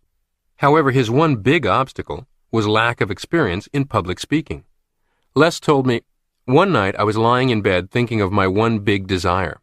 The only experience I'd had as a public speaker was addressing small groups of my own salesmen in sales meetings, and a little experience I'd had in the Army when I served part-time as an instructor. The very thought of getting up before a big audience scared the wits out of me. I just couldn't imagine myself doing it successfully. Yet I could talk to my own salesmen with the greatest of ease. I had been able to talk to groups of soldiers without any trouble. Lying there in bed, I recaptured in memory the feeling of success and confidence I'd had in talking to these small groups. I remembered all the little incidental details that had accompanied my feeling of poise. Then, in my imagination, I pictured myself standing before a huge audience and making a talk on human relations, and at the same time having the same feeling of poise and self-confidence I'd had with smaller groups. I pictured to myself in detail just how I would stand. I could feel the pressure of my feet on the floor. I could see the expressions on the people's faces, and I could hear their applause. I saw myself making a talk successfully, going over with a bang. Something seemed to click in my mind. I felt elated. Right at that moment, I felt that I could do it. I had welded the feeling of confidence and success from the past to the picture of my imagination of my career in the future. My feeling of success was so real that I knew right then I could do it. I got what you call that winning feeling, and it has never deserted me. Although there seemed to be no door open to me at the time and the dream seemed impossible, in less than 3 years' time, I saw my dream come true, almost in exact detail as I had imagined it and felt it. Because of the fact that I was relatively unknown and because of my lack of experience, no major booking agency wanted me. This didn't deter me. I booked myself, and still do. I have more opportunities for speaking engagements than I can fill." Unquote. Les Giblin became known as an authority on human relations. Over 200 of the largest corporations in America have paid him thousands of dollars to conduct human relations clinics for their employees. His book, How to Have Confidence and Power, has become a classic in the field, and it all started with a picture in his imagination and that winning feeling. Les's experience demonstrates how we must search our past experiences for signs that the goal we are now tentatively imagining can be achieved. Those signs are almost always there, or the goal would never have occurred to us in the first place. You undoubtedly have little past indications that you can do what it is you would most like to do, and if you will look for them and highlight them in your mind, you can begin proving to your self-image that you are in fact qualified to be as you desire to be. Secure its acceptance of this as new truth, and send your servo mechanism hurrying to make it so. When you shine your spotlight on these can-do indicators and consign everything else to the shadows, your winning feeling will be reflected back and envelop you in its warmth. Two men, two different feelings. I once had occasion to observe two men I knew quite well. They had remarkably similar backgrounds, education, intelligence, and skill, both attempting to master a brand new endeavor at the same time. Each was totally unknown to the other, but both observed by me. The details of the task being undertaken are unimportant. Suffice it to say it represented considerable difficulty, offered up considerable frustration, and required considerable patience. One of these men said to me, "I'll never get this. You know, Max, all my life, everything's been difficult for me. I've had to do everything the hard way. I can't recall ever getting a break. I just don't have it in me to fight my way through this, too." The other fellow said to me, "Max, I'll tell you something. All my life, everything's been difficult for me. Every single thing I now do well, every single thing I can now do effortlessly, and every success I've had, I started out doing it badly and struggled mightily to get from bad to good. If there's one thing I know exactly how to do, it is to go from being a bumbling incompetent to capable. Looks like I'm going to do that again with this.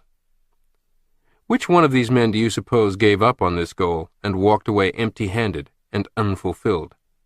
Which do you suppose wound up successful? This is more than just the old cliché about positive thinking, glass half full versus glass half empty. That's superficial and tends to be consciously forced. This is deeper, foundational, right there in the self-image. How these two men have interpreted their lives, how they feel about themselves. One will see the slightest improvement as encouraging proof that he is again progressing as usual, from ineptness to competence, while the other will see the exact same slight improvement as proof that he is mired in struggle so great and challenge so unyielding he is not up to the task. How your brain records success and failure. Much research in the workings of the brain has taken place since I wrote the original Psycho-Cybernetics book, but this explanation, condensed from it, remains helpful in understanding how the winning feeling or failure feeling comes about. The human cortex is composed of billions of neurons, each with numerous axons, feelers or extension wires, which form synapses, or electrical connections, between the neurons. When we think, remember, or imagine, these neurons discharge an electrical current that can be measured. When we learn something or experience something, a pattern of neurons forming a chain, or the tattooing of a pattern, is set up in brain tissue. The pattern is not in the nature of a physical groove, like a groove in a record, although the analogy is not far off the mark, but more in the nature of an electrical track, the arrangement and electrical connections between various neurons being somewhat similar to a pattern recorded on a CD. The same neuron may thus be part of any number of separate and distinct patterns, making the human brain's capacity to learn and remember almost limitless. These patterns, or engrams, are stored away in brain tissue for future use and are reactivated or replayed whenever we remember a past experience. In short, there is a tattooing, or action pattern of engrams, in your brain for every successful action you have ever performed in the past. And if you can somehow furnish the spark to bring that action pattern into life or replay it, it will execute itself, and all you'll have to do is swing the clubs and let nature take its course. When you reactivate successful action patterns out of the past, you also reactivate the winning feeling that accompanied them. By the same token, if you can recapture that winning feeling, you'll also evoke all the winning actions that accompanied it. View this as a circular process. Feeling begets action, action begets feeling, or imagined action, especially memory-based imagined action begets feeling, feeling begets action. Fortunately, it doesn't matter much where in that loop you strike the spark. Build success patterns into your gray matter. Dr. Eliot, when president of Harvard, once made a speech on what he called the habit of success. Many failures in elementary schools, he said, were due to the fact that students were not given at the very beginning a sufficient amount of work at which they could succeed, and thus never had an opportunity to develop the atmosphere of success, or what we call the winning feeling. Students, he said, who had never experienced success early in their school life had no chance to develop the habit of success, the habitual feeling of faith and confidence in undertaking new work. He urged that teachers arrange work in the early grades so as to ensure that students experienced success.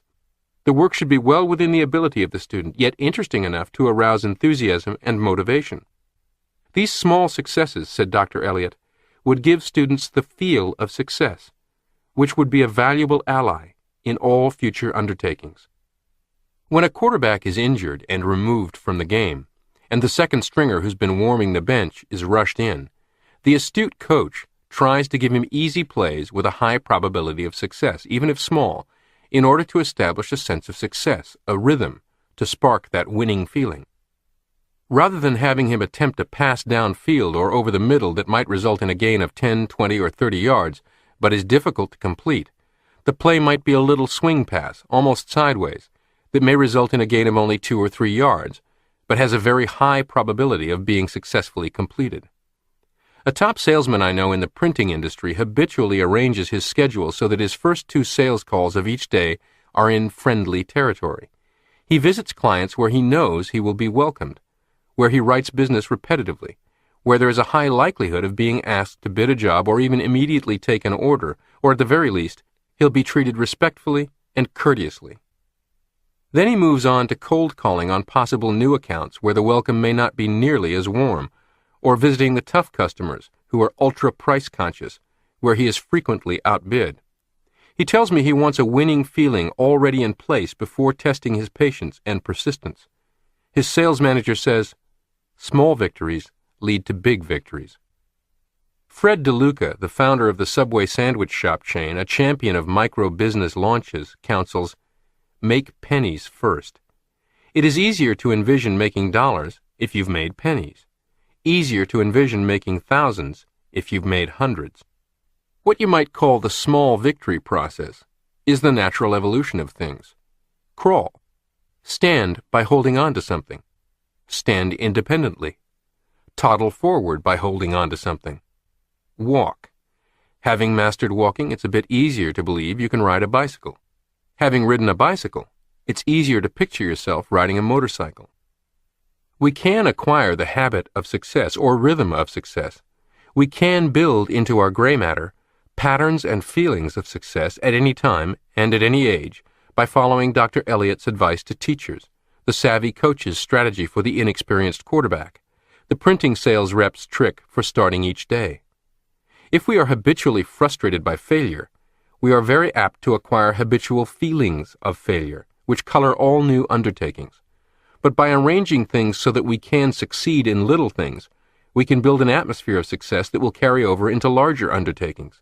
We can gradually undertake more difficult tasks, and after succeeding in them, be in a position to undertake something even more challenging.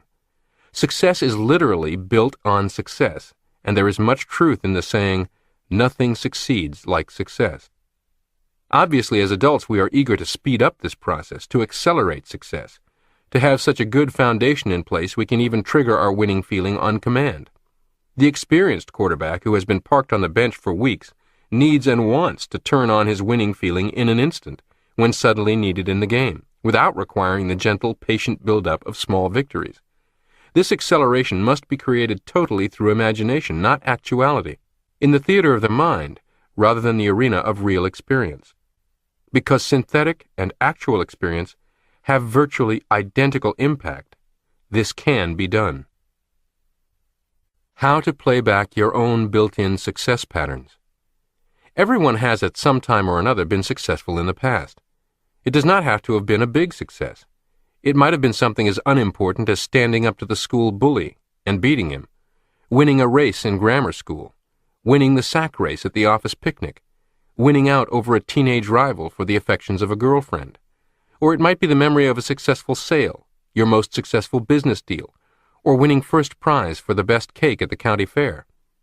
What you succeeded in is not so important as the feeling of success that attended it.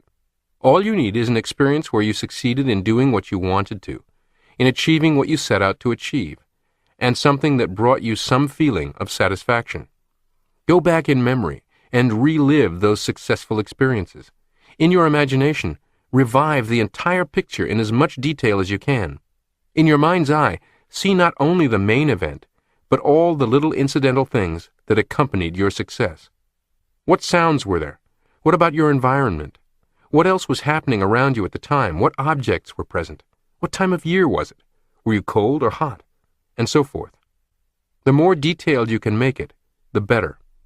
If you can remember in sufficient detail just what happened when you were successful at some time in the past, you will find yourself feeling just as you felt then.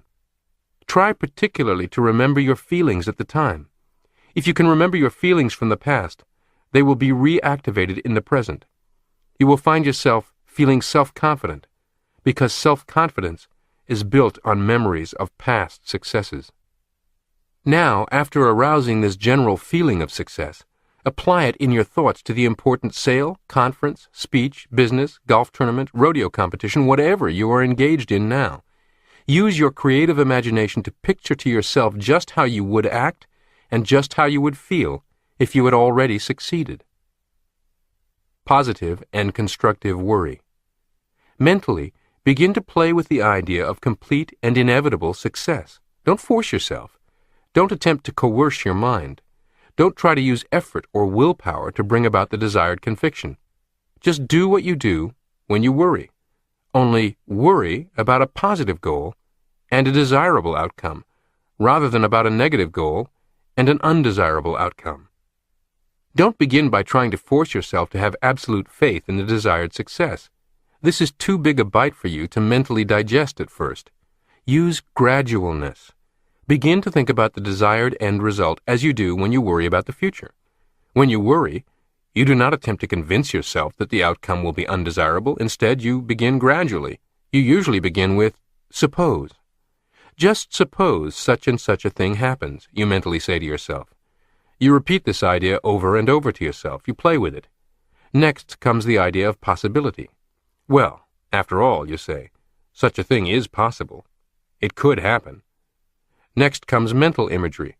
You begin to picture to yourself all the various negative possibilities. You play these imaginative pictures over and over to yourself, adding small details and refinements. As the pictures become more and more real to you, appropriate feelings begin to manifest themselves, just as if the imagined outcome had already happened. And this is the way that fear and anxiety develop. How to cultivate faith and courage. Faith and courage are developed in exactly the same way, only your goals are different. If you are going to spend time in worry, why not worry constructively?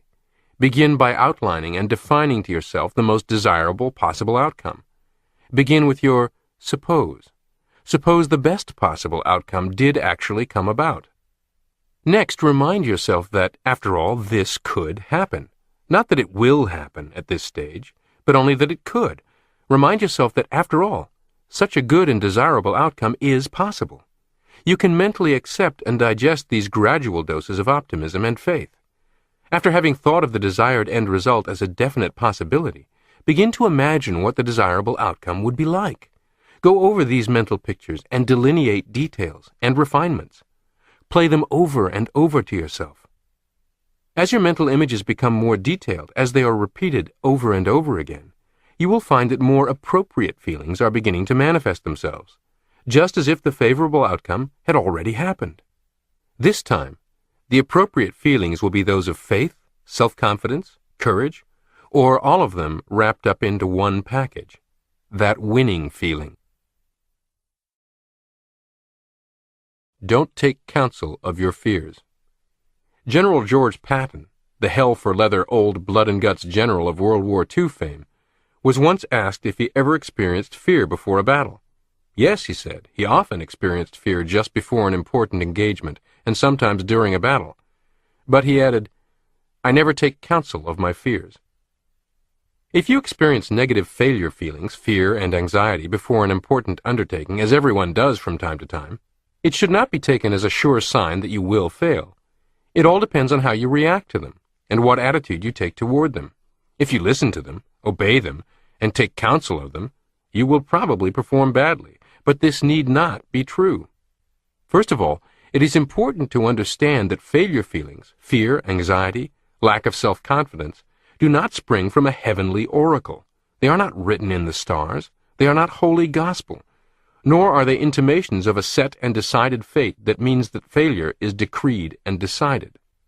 They originate from your own mind. They are indicative only of attitudes of mind within you, not of external facts that are rigged against you. They mean only that you are underestimating your own abilities, overestimating and exaggerating the nature of the difficulty before you, and that you are reactivating memories of past failures rather than memories of past successes. That is all that they mean, and all that they signify. They do not pertain to or represent the truth concerning future events, but only your own mental attitude about the future event. Knowing this, you are free to accept or reject these negative failure feelings, to obey them and take counsel of them, or to ignore their advice and go ahead. Moreover, you are in a position to use them for your own benefit. Accept negative feelings as a challenge. If we react to negative feelings aggressively and positively, they become challenges that automatically arouse more power and more ability within us. The ideas of difficulty, threat, and menace arouse additional strength within us if we react to them aggressively rather than passively. In the last chapter, we saw that a certain amount of excitement, if interpreted correctly and employed correctly, helps rather than hinders performance. It all depends on the individual and his or her attitudes, whether negative feelings are used as assets or liabilities. React aggressively to your own negative advice. Everyone has known individuals who can be discouraged and defeated by the advice from others that you can't do it. On the other hand, there are people who rise to the occasion and become more determined than ever to succeed when given the same advice. An associate of industrialist Henry J. Kaiser's said, "If you don't want Henry to do a thing, you had better not make the mistake of telling him it can't be done or that he can't do it, for he will then do it, or bust." It is not only possible, but entirely practicable, to react in the same aggressive, positive manner to the negative advice of our own feelings, as we can and should, when the negative advice comes from others. Overcome evil with good. Feelings cannot be directly controlled by willpower. They cannot be voluntarily made to order or turned on and off like a faucet. If they cannot be commanded, however, they can be wooed. If they cannot be controlled by a direct act of will, they can be controlled indirectly. A bad feeling is not dispelled by conscious effort or willpower. It can be dispelled, however, by another feeling. If we cannot drive out a negative feeling by making a frontal assault on it, we can accomplish the same result by substituting a positive feeling. Remember that feeling follows imagery. Feeling coincides with and is appropriate to what our nervous system accepts as real or the truth about environment. Whenever we find ourselves experiencing undesirable feelings, we should not concentrate on the undesirable feeling, even to the extent of driving it out. Instead, we should immediately concentrate on positive imagery, on filling the mind with wholesome, positive, desirable images, imaginations, and memories. If we do this, the negative feelings take care of themselves. They simply evaporate. We develop new feeling tones appropriate to the new imagery. If, on the other hand, we concentrate only on driving out or attacking worry thoughts, we necessarily must concentrate on negatives. And even if we are successful in driving out one worry thought, a new one or even several new ones are likely to rush in, since the general mental atmosphere is still negative. Jesus warned us about sweeping the mind clean of one demon only to have 7 new ones move in if we left the house empty. He also advised us not to resist evil, but to overcome evil with good. The substitution method of curing worry. Dr. Matthew Chappell, a modern psychologist, recommends exactly the same thing in his book, How to Control Worry. We are worriers because we practice worrying until we become adept at it, says Dr. Chappell. We habitually indulge in negative imagery out of the past and in anticipating the future. This worry creates tension. The worrier then makes an effort to stop worrying and is caught in a vicious cycle. Effort increases tension. Tension provides a worrying atmosphere. The only cure for worry, he says, is to make a habit out of immediately substituting pleasant, wholesome mental images for unpleasant worry images. Each time you find yourself worrying, use this as a signal to immediately fill the mind with pleasant mental pictures out of the past or in anticipating pleasant future experiences. In time, worry will defeat itself because it becomes a stimulus for practicing anti-worrying. The worrier's job, says Dr. Chappell, is not to overcome some particular source of worry, but to change mental habits. As long as the mind is set or geared in a passive, defeatist, I hope nothing happens sort of attitude, there will always be something to worry about. When I was a medical student, I remember being called on by the professor to orally answer questions on the subject of pathology. Somehow, I was filled with fear and anxiety when I stood up to face the other students, and I couldn't answer the questions properly. Yet on other occasions, when I looked into the microscope at a slide and answered the typewritten questions before me, I was a different person. I was relaxed, confident, and sure of myself because I knew my subject. I had that winning feeling and did very well. As the semester progressed, I took stock of myself, and when I stood up to answer questions, I pretended I didn't see an audience, but was looking through a microscope. I was relaxed, and substituted that winning feeling for the negative feeling when quizzed orally. At the end of the semester, I did very well in both oral and written examinations. The negative feeling had finally become a sort of bell that created a conditioned reflex to arouse that winning feeling. Today, I lecture and speak with ease at any gathering in any part of the world because I am relaxed and know what I'm talking about when I do speak. More than that, I bring others into the conversation and make them feel relaxed too. The choice is up to you. Within you is a vast mental storehouse of past experiences and feelings, both failures and successes. Like inactive recordings on tape, these experiences and feelings are recorded on the neural engrams of your gray matter. There are recordings of stories with happy endings and recordings of stories with unhappy endings.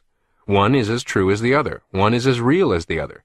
The choice is up to you as to which you select for playback.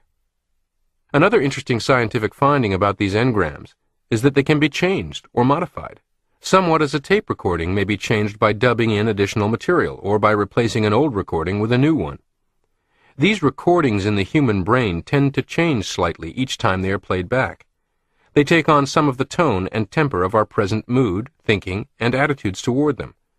We now know that not only does the past influence the present, but that the present clearly influences the past. In other words, we are neither doomed nor damned by the past. Our present thinking, our present mental habits, our attitudes toward past experiences, and our attitudes toward the future all have an influence on old recordings. The old can be changed, modified, replaced by our present thinking. Old recordings can be changed. Another interesting finding is that the more a given recording or engram is activated or replayed, the more potent it becomes. The permanence of engrams is derived from synaptic efficacy, the efficiency and ease of connections between the individual neurons that make up the chain, and further, that synaptic efficiency improves with use and diminishes with disuse. Here again, we have good scientific ground for forgetting and ignoring those unhappy experiences from the past and concentrating on the happy and pleasant. By so doing, we strengthen those engrams having to do with success and happiness, and weaken those having to do with failure and unhappiness. How we manufacture feelings, or state. When a family member or friend dies, we recall many past memories involving this person. We tend to set aside most of the bad memories, and not only recall but improve on and magnify the good ones. An uncle who was often sullen and distant and hypercritical, but occasionally warm and witty, is transformed into the life of the party, and a great encourager who will be sadly missed at every future family occasion. A sister you were quite content to see only 2 or 3 times a year at holidays, and never missed or thought of much in between, is now a confidant you'll miss talking to every day. This is all part of the mourning feeling. It is manufactured by choosing to replay only certain recordings, to completely forget about others, and even to modify the recordings played. History is literally rewritten to permit the mourning feeling we believe to be appropriate, based on everything programmed into our own self-image about the kind of person we are and how we should behave in these circumstances. I remember attending a funeral where the brother of the deceased, who had been estranged from his brother for years following a very bitter war over the family business, stood up and spoke for nearly 15 minutes, delivering an emotional, moving eulogy that had the halo glowing brightly over the coffin and left no dry eyes in the house. A few weeks later, I encountered him in a neighborhood coffee shop, and we sat down together to talk. I gingerly said, "Bill, I know all about the bad feelings between you and your brother, and I wonder, how did you find it in you to be so gracious at his memorial ceremony?" His answer reveals the chief secret to how we manufacture our feelings. He answered, "I'm the kind of person who never speaks ill of the dead." The phrase, "I'm the kind of person who," is incredibly revealing and incredibly powerful. It reveals what is at the core, not the circumference, of the self-image, to which all other thought, feeling, action, and outcome must conform. It also reveals exactly how you can lock in and assure the emergence of a winning feeling whenever it is appropriate. Try this mental training exercise. Change negative self-talk, the voice of the automatic failure mechanism, to a positive affirmation. I am the kind of person who... Repeat the affirmation as a personal mantra until it becomes an automatic response to any sliver of self-doubt that slips through the door. Here are a few examples. I am the kind of person who effectively plans the day ahead, sets goals, and accomplishes them. Listens carefully, then communicates confidently and persuasively. Takes the initiative in solving problems and suggesting ideas. Stays calm under pressure. Prefers fresh fruit and other healthy foods to junk food. Chapter 15. More years of life, and more life in your years. Dr. Arnold Hutschnecker wrote, "We age not by years, but by events, and our emotional reactions to them." The search for the fountain of youth. Does every human being have a built-in fountain of youth? Can the success mechanism keep you young? Does the failure mechanism accelerate the aging process? Woody Allen said, "I do not want to achieve immortality through my work. I want to achieve immortality by not dying." At my age, I identify with this statement. In fact, I'd gladly trade away whatever legacy I have thanks to my Psycho-Cybernetics work for another decade of comparative youth. But I have lived a very vibrant, healthy, interesting, and rewarding life without significant loss of vitality, activity, or acuity in my later years, so I have no complaint. I believe I have done so in large part by aggressively working on my psychological health and letting it take care of my physical health. I posit that the role of emotional well-being in anti-aging or longevity medicine will only expand and grow and become more accepted, respected, and prominent in the years to come. Truths that cannot yet be proven are nonetheless useful. William James once said that everyone, scientists included, develops his own overbeliefs concerning known facts, which the facts themselves do not justify. As a practical measure, these overbeliefs are not only permissible, but necessary. Our assumption of a future goal, which sometimes we cannot see, is what dictates our present actions and our practical conduct. Columbus had to assume that a great landmass lay to the westward before he could discover it. Otherwise, he would not have sailed at all, and having sailed, would not have known whether to set his course to the south, east, north, or west. Scientific research is possible only because of faith in assumptions. Research experiments are not helter-skelter or aimless, but directed and goal-oriented. The scientist must first set up a hypothetical truth, a hypothesis based not on fact, but on implications, before being able to know which experiments to make or where to look for facts that may prove or disprove the hypothetical truth. In this last chapter, I want to share with you some of my own overbeliefs, hypotheses, and philosophy, not as an MD, but as a man. As Dr. Hans Selye has said, certain truths cannot be used by medicine, but can be used by the patient. Life force, the secret of healing and the secret of youth. I believe that the physical body, including the physical brain and nervous system, is machine-like, composed of numerous smaller mechanisms, all purposeful or goal-directed. I do not believe, however, that a human is a machine. I believe that the essence of humans is that which animates this machine, that which inhabits the machine, directs and controls it, and uses it as a vehicle. Humans are not machines any more than electricity is the wire over which it flows, or the motor that it turns. I believe that the essence of humanity is extra-physical.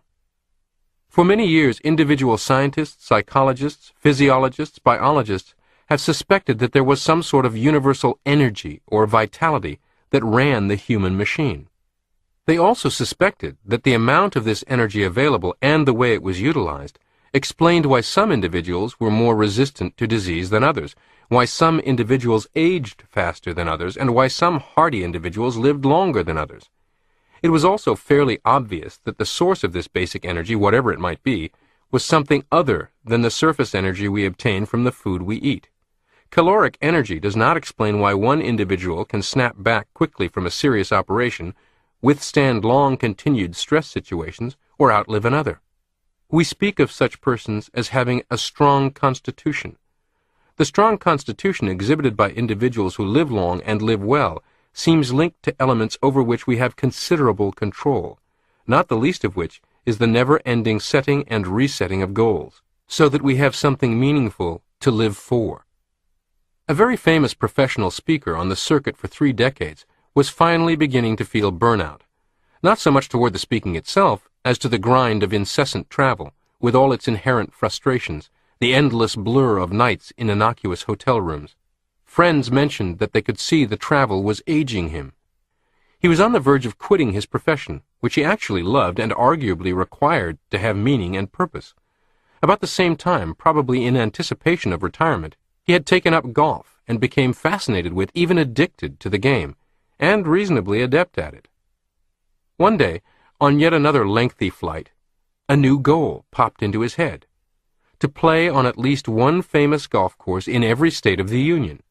He began mulling this idea over in his imagination, seeing himself being photographed after hitting a hole-in-one at the famously difficult Pebble Beach, chuckling at being in the real rough on a golf course in rural Alaska. The mulling over became increasingly serious, until he found himself thinking about it often over the ensuing days. He decided to test it by taking his clubs on his next 10-day trip and scheduling rounds of golf between his engagements.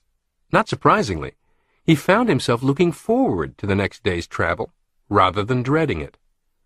Locked on this new target, he has uncovered a whole new level of passion and energy for securing speaking engagements in locations where there are golf courses he wants to play.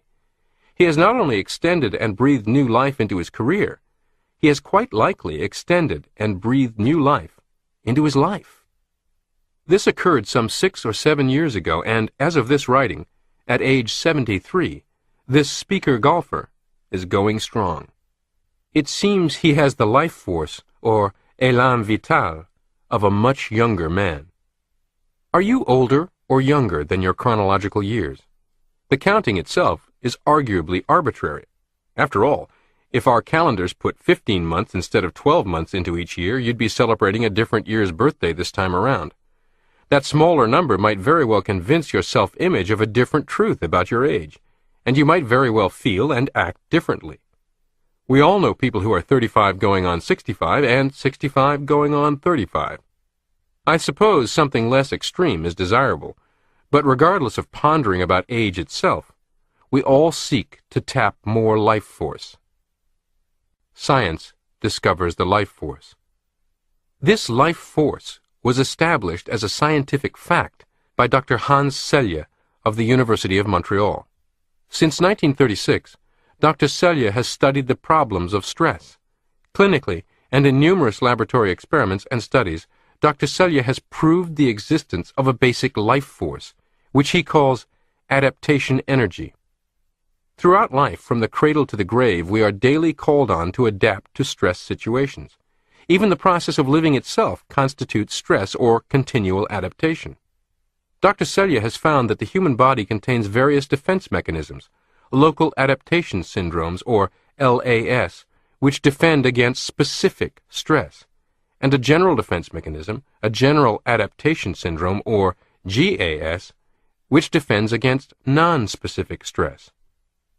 Stress includes anything that requires adaptation or adjustment, such as extremes of heat or cold, invasion by disease germs, emotional tension, the wear and tear of living, or the so-called aging process. In his book, The Stress of Life, Dr. Selye wrote, "The term adaptation energy has been coined for that which is consumed during continued adaptive work, to indicate that it is something different from the caloric energy we receive from food. But this is only a name, and we still have no precise concept of what this energy might be. Further research along these lines would seem to hold great promise, since here we appear to touch upon the fundamentals of aging." Unquote. Dr. Selye has written 12 books and hundreds of articles explaining his clinical studies and his stress concept of health and disease. It would be a disservice to him for me to try to prove his case here. Suffice it to say that his findings are recognized by medical experts the world over. And if you wish to learn more of the work that led to his findings, I suggest that you read Dr. Selye's book written for laymen, The Stress of Life. To me, the really important thing that Dr. Selye has proved is that the body itself is equipped to maintain itself in health, to cure itself of disease, and to remain youthful by successfully coping with those factors that bring about what we call old age. Not only has he proved that the body is capable of curing itself, but that in the final analysis, that is the only sort of cure there is. Drugs, surgery, and various therapies work largely by either stimulating the body's own defense mechanism when it is deficient, or toning it down when it is excessive. The adaptation energy itself is what finally overcomes the disease, heals the wound or burn, or wins out over other stressors. Is this the secret of youth? This élan vital, life force, or adaptation energy, call it what you will, manifests itself in many ways. The energy that heals a wound is the same energy that keeps all our other body organs functioning. When this energy is at an optimum, all our organs function better. We feel good, wounds heal faster, we are more resistant to disease. We recover from any sort of stress faster, we feel and act younger, and in fact, biologically, we are younger. It is thus possible to correlate the various manifestations of this life force and to assume that whatever works to make more of this life force available to us, whatever opens to us a greater influx of life stuff, whatever helps us utilize it better, helps us all over. We may conclude that whatever non-specific therapy aids wounds to heal faster might also make us feel younger. Whatever non-specific therapy helps us overcome aches and pains might, for example, improve eyesight. And this is precisely the direction that medical research is now taking, and that appears most promising. Science's Search for the Elixir of Youth. In the original edition of this book, in this chapter, I wrote at length about some medical research and promising medical miracles coming to the forefront at the time, that is, 1960. I think you would find it interesting to revisit those comments in light of what has actually transpired now more than 40 years later. What is unwaveringly true, regardless of changes in the specifics, is that the search for the elusive fountain of youth never ends. Today, human growth hormone, or HGH injections, are much the rage among Hollywood celebrities, wealthy executives, and aging athletes, and many over-the-counter nostrums purporting to mimic the effects of these injections populate the shelves of health food stores and pharmacies alike. Perhaps you've read about or used DHEA nutritional supplements, testosterone patches, on and on. Diet, exercise, certain herbal and nutritional supplements, as well as drug therapies, all have influence, and there will undoubtedly be many exciting discoveries and breakthroughs to come. We have, of course, made huge strides in medically extending physical life, but are less successful regarding quality of life. I have been more intrigued with psychological life extension and improvement. In bridging the two, physical and psychological, I once searched for other factors, or common denominators, that might explain why the surgical wounds of some patients heal faster than others. The medicine used for this purpose worked better for some people than for others. This in itself was food for thought, because the results obtained in mice were practically uniform. Ordinarily, mice do not worry or become frustrated. Frustration and emotional stress can be induced in mice, however, by immobilizing them so that they cannot have freedom of movement. Immobilization frustrates any animal. Laboratory experiments have shown that under the emotional stress of frustration, very minor wounds may heal faster, but any real injury is made worse, and healing sometimes made impossible. It has also been established that the adrenal glands react in very much the same way to emotional stress and to the stress of physical tissue damage. How the failure mechanism injures you. Thus it might be said that frustration and emotional stress, those factors we have previously described as the failure mechanism, literally add insult to injury whenever the physical body suffers damage. If the physical damage is very slight, some emotional stress may stimulate the defense mechanism into activity. But if there's any real or actual physical injury, emotional stress adds to it and makes it worse. This knowledge gives us reason to pause and think. If aging is brought about by a using up of our adaptation energy, as most experts in the field seem to think, then our indulging ourselves in the negative components of the failure mechanism can literally make us old before our time by using up that energy faster. What is the secret of rapid healers? Among my human patients who did not receive the serum, some individuals responded to surgery just as well as the average patient who did receive it. Differences in age, diet, pulse rate, blood pressure, etc. simply did not explain why. There was, however, one easily recognizable characteristic that all the rapid healers had in common. They were optimistic, cheerful, positive thinkers who not only expected to get well in a hurry, but invariably had some compelling reason or need to get well quick. They had something to look forward to, and not only something to live for, but something to get well for. I've got to get back on the job. I've got to get out of here so I can accomplish my goal. In short, they epitomized those characteristics and attitudes that I have previously described as the success mechanism. Thoughts bring organic as well as functional changes. We do know this much. Mental attitudes can influence the body's healing mechanisms. Placebos or sugar pills, capsules containing inert ingredients, have long been a medical mystery. They contain no medicine of any kind that could bring about a cure. Yet, when placebos are given to a control group in order to test the effectiveness of a new drug, the group receiving the phony pills nearly always shows some improvement, and quite often as much as the group receiving the medicine. Students receiving placebos actually showed more immunization against colds than the group receiving a new cold medicine. During World War II, the Royal Canadian Navy tested a new drug for seasickness. Group 1 received the new drug, and Group 2 received sugar pills. Of those groups, only 13% suffered from seasickness, while 30% of Group 3, which received nothing, got sick.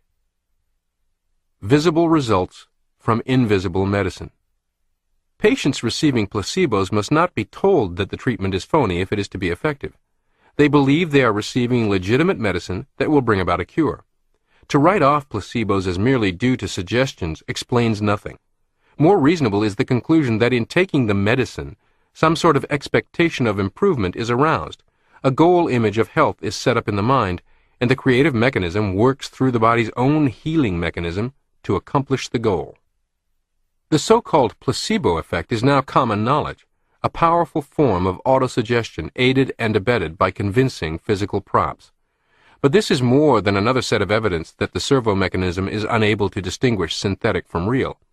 This is evidence that the servo mechanism can even bring about restorative physical changes without the assistance of actual medicine. Dr. John Schindler, in his book How to Live 365 Days a Year, published by Prentice Hall Incorporated, Englewood Cliffs, New Jersey, pointed out what he believed to be 6 basic needs that every human being has. 1. The need for love. 2. The need for security. 3. The need for creative expression. 4. The need for recognition. 5. The need for new experiences. 6. The need for self-esteem. To these 6, I would add another basic need, the need for more life, the need to look forward to tomorrow and to the future with gladness and anticipation. You might think of this as expectation and engagement. Look forward and live. This brings me to another of my over-beliefs. I believe that life itself is adaptive, that life is not just an end in itself, but a means to an end. Life is one of the means we are privileged to use in various ways to achieve important goals. We can see this principle operating in all forms of life, from the amoeba to man. The polar bear, for example, needs a thick fur coat to survive in a cold environment. It needs protective coloration to stalk game and hide from enemies. The life force acts as a means to these ends and provides the polar bear with a white fur coat. These adaptations of life to deal with problems in the environment are almost infinite, and there is no point in continuing to enumerate them. I merely want to point out a principle in order to draw a conclusion. If life adapts itself in so many varied forms to act as a means toward an end, Is it not reasonable to assume that if we place ourselves in the sort of goal situation where more life is needed, that we will receive more life? If we think of humans as goal strivers, we can think of adaptation energy or life force as the propelling fuel or energy that drives us forward toward our goal. A stored automobile needs no gasoline in the tank, and a goal striver with no goals doesn't really need much life force. I believe that we establish this need by looking forward to the future with joy and anticipation, when we expect to enjoy tomorrow, and above all, when we have something important to us to do and somewhere to go.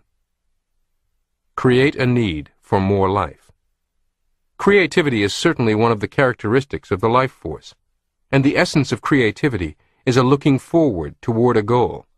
Creative people need more life force, and actuary tables seem to confirm that they get it.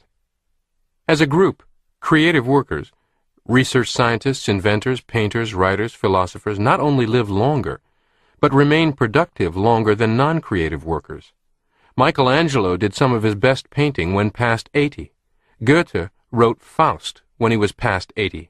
Edison was still inventing at 90. Picasso, past 75, dominated the art world. Wright, at 90, was still considered the most creative architect. Shaw was still writing plays at 90. One of the most visible poster boys for eternal youth is entertainment industry entrepreneur Dick Clark. People marvel and joke about his boyish look, his never seeming to age. Is he drinking some water, or taking some pill we don't know about? No, he is not. Is there some genetic edge involved? Probably, but that alone cannot explain the phenomenon we see. If you learn much about Mr. Clark, you will discover he is one of the busiest, most diversified, most innovative impresarios in all of the entertainment industry. He has, as they say, many irons in the fire, with no sign or suggestion of cutting back. This is not to suggest youthfulness requires continued work until you are carried out of your workplace by your pallbearers. For some people, any form of retirement could be anathema. But the secret is positive expectations and engagement, not necessarily in the same vocation you have built your career in or at the same pace. There are endless options for staying out of the proverbial rocking chair. I began my career as a writer and lecturer on Psycho-Cybernetics at age 61, after already having a long, varied, and colorful career. I remained active in both arenas for quite some time, sometimes performing a surgery in New York during the day, then flying to Los Angeles for a lecture that same night. At an age when too many men and women are thinking of stopping and fossilizing, I began anew, doing something that fascinated me. In my case, I have been very fortunate, as it has led to published books, lecturing, and meeting and corresponding with many fascinating people, fans of Psycho-Cybernetics, including Hollywood personalities like Jane Fonda, civic leaders like Nancy Reagan, even Salvador Dali, who presented me with his own original painting depicting the essence of Psycho-Cybernetics. But even if my work had not led to this kind of public acceptance and recognition, I would still be a happy and fulfilled man, engaged in activity meaningful to me and to others, setting and progressing toward goals. There is absolutely no rational reason that you cannot do the same. This is why I tell my patients to develop a nostalgia for the future instead of for the past, if they want to remain productive and vital. Develop an enthusiasm for life, create a need for more life, and you will receive more life. Have you ever wondered why so many actors and actresses manage to look far younger than their years and present a youthful appearance at age 50 and beyond? Could it not be that these people have a need to look young? That they are interested in maintaining their appearance and simply do not give up the goal of staying young, as most of us do when we reach the middle years? In the revised edition of The Will to Live, published by Prentice Hall Incorporated of Englewood Cliffs, New Jersey, Dr. Arnold A. Hutschnecker wrote, "We age not by years, but by events and our emotional reactions to them." The physiologist Rubner observed that peasant women who work as cheap labor in the fields in some parts of the world are given to early withering of the face, but they suffer no loss of physical strength and endurance. Here is an example of specialization in aging. We can reason that these women have relinquished their competitive role as women. They have resigned themselves to the life of the working bee, which needs no beauty of face, but only physical competence." Unquote. Hutschnecker also comments on how widowhood ages some women but not others. Quote, "If the widow feels that her life has come to an end and she has nothing to live for, her attitude gives outward evidence in her gradual withering, her graying hair. Another woman, actually older, begins to blossom. She may enter into the competition for a new husband, or she may embark on a career in business, or she may do no more than busy herself with an interest for which perhaps she has not had the leisure until now." Unquote. Faith, courage, interest, optimism, looking forward, bring us new life and more life. Futility, pessimism, frustration, living in the past, are not only characteristic of old age, they contribute to it. Retire from a job, but never retire from life. Many people go downhill rapidly after retirement. They feel that their active, productive life is completed and their job is done. They have nothing to look forward to. They become bored, inactive, and they often suffer a loss of self-esteem because they feel left out of things, not important anymore. They develop a self-image of uselessness, worthlessness, being worn out, a hanger-on. And a great many die within a year or so after retirement. It is not retiring from a job that kills these people. It is retiring from life. It is the feeling of uselessness, of being washed up, the dampening of self-esteem, courage, and self-confidence, which our present attitudes of society help to encourage. We need to know that these are outmoded and unscientific concepts. Some 50 years ago, psychologists thought that man's mental power peaked at the age of 25, and then began a gradual decline. The latest findings show that a man reaches his peak mentally somewhere around the age of 35 and maintains the same level until well past 70. Such nonsense as, "You can't teach an old dog new tricks," still persists, despite the fact that numerous researches have shown that learning ability is about as good at 70 as it is at 17. We are always about pluses and minuses. The young person embarking on a business career may have the advantages of great physical energy and stamina, a wide-open and uncluttered mind, intense curiosity, adventurousness, and a sharp and facile mind. A much older person competing in the same business arena may have far less physical stamina and may wrestle with certain physical difficulties. He or she may have certain built-up biases that block creativity and may be risk-averse and conservative, less mentally quick. However, the young buck lacks experience, emotional maturity, confidence built on competence, and credibility with others. The elder statesman has much more relevant experience, in some cultures still revered as wisdom, to draw on in making important decisions and in recovering from mistakes. Each has a different list of pluses and minuses. In business, if either is especially astute, they will counter their minuses with associates or advisors, much like a president constructs a cabinet. Lacking access to such an advisory committee made up of actual persons, a person can develop a round table in his or her own fertile imagination and solicit advice from any expert. My point is that at any age, even confronted with any adversity, tragedy, handicap, illness, people can determine how they are going to respond, and, with regard to the symptoms and exhibitions of aging, their determined emotional responses may have at least as much to do with their actual life experience of the moment as their biological calendar or genetics or medicine. If you accept this to any great degree, then you should have additional motivation for mastering the concepts and techniques of psycho-cybernetics to stay younger than your years. Why I believe in miracles. While confessing my overbeliefs, I might as well make a clean breast of it and say that I believe in miracles. Medical science does not pretend to know why the various mechanisms within the body perform as they do. We know a little bit about the how and something about what happens. We can describe what happens and how the mechanisms function when the body heals a cut. But description is not explanation, no matter in what technical terms it may be couched. I still do not understand why, or even the ultimate how, when a cut finger heals itself.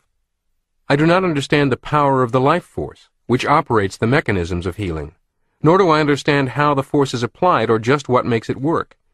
I do not understand the intelligence that created the mechanisms, nor just how some directing intelligence operates them. Dr. Alexis Carrel, in writing of his personal observations of instantaneous healings at Lourdes, said that the only explanation he could make as a medical doctor was that the body's own natural healing processes, which normally operate over a period of time to bring about healing, were somehow speeded up under the influence of intense faith. If miracles, as Dr. Carroll says, are accomplished by the acceleration of, or the intensifying of, natural healing processes and powers within the body, then I witness a small miracle every time I see a surgical wound heal itself by growing new tissue. Whether it requires 2 minutes, 2 weeks, or 2 months makes no difference insofar as I can see. I still witness some power at work that I do not understand. Medical science, faith, life, all come from same source. Dubois, the famous French surgeon, had a large sign in his operating room. The surgeon dresses the wound. God heals it. The same might be said of any type of medication, from antibiotics to cough drops. Yet I cannot understand how rational persons can forego medical help because they believe it inconsistent with their faith. I believe that medical skill and medical discoveries are made possible by the same intelligence, the same life force that operates through the media of faith healing. And for this reason I can see no possible conflict between medical science and religion. Medical healing and faith healing both derive from the same source and should work together. No father who saw a mad dog attacking his child would stand idly by and say, "I must do nothing because I must prove my faith." He would not refuse the assistance of a neighbor who brought a club or a gun.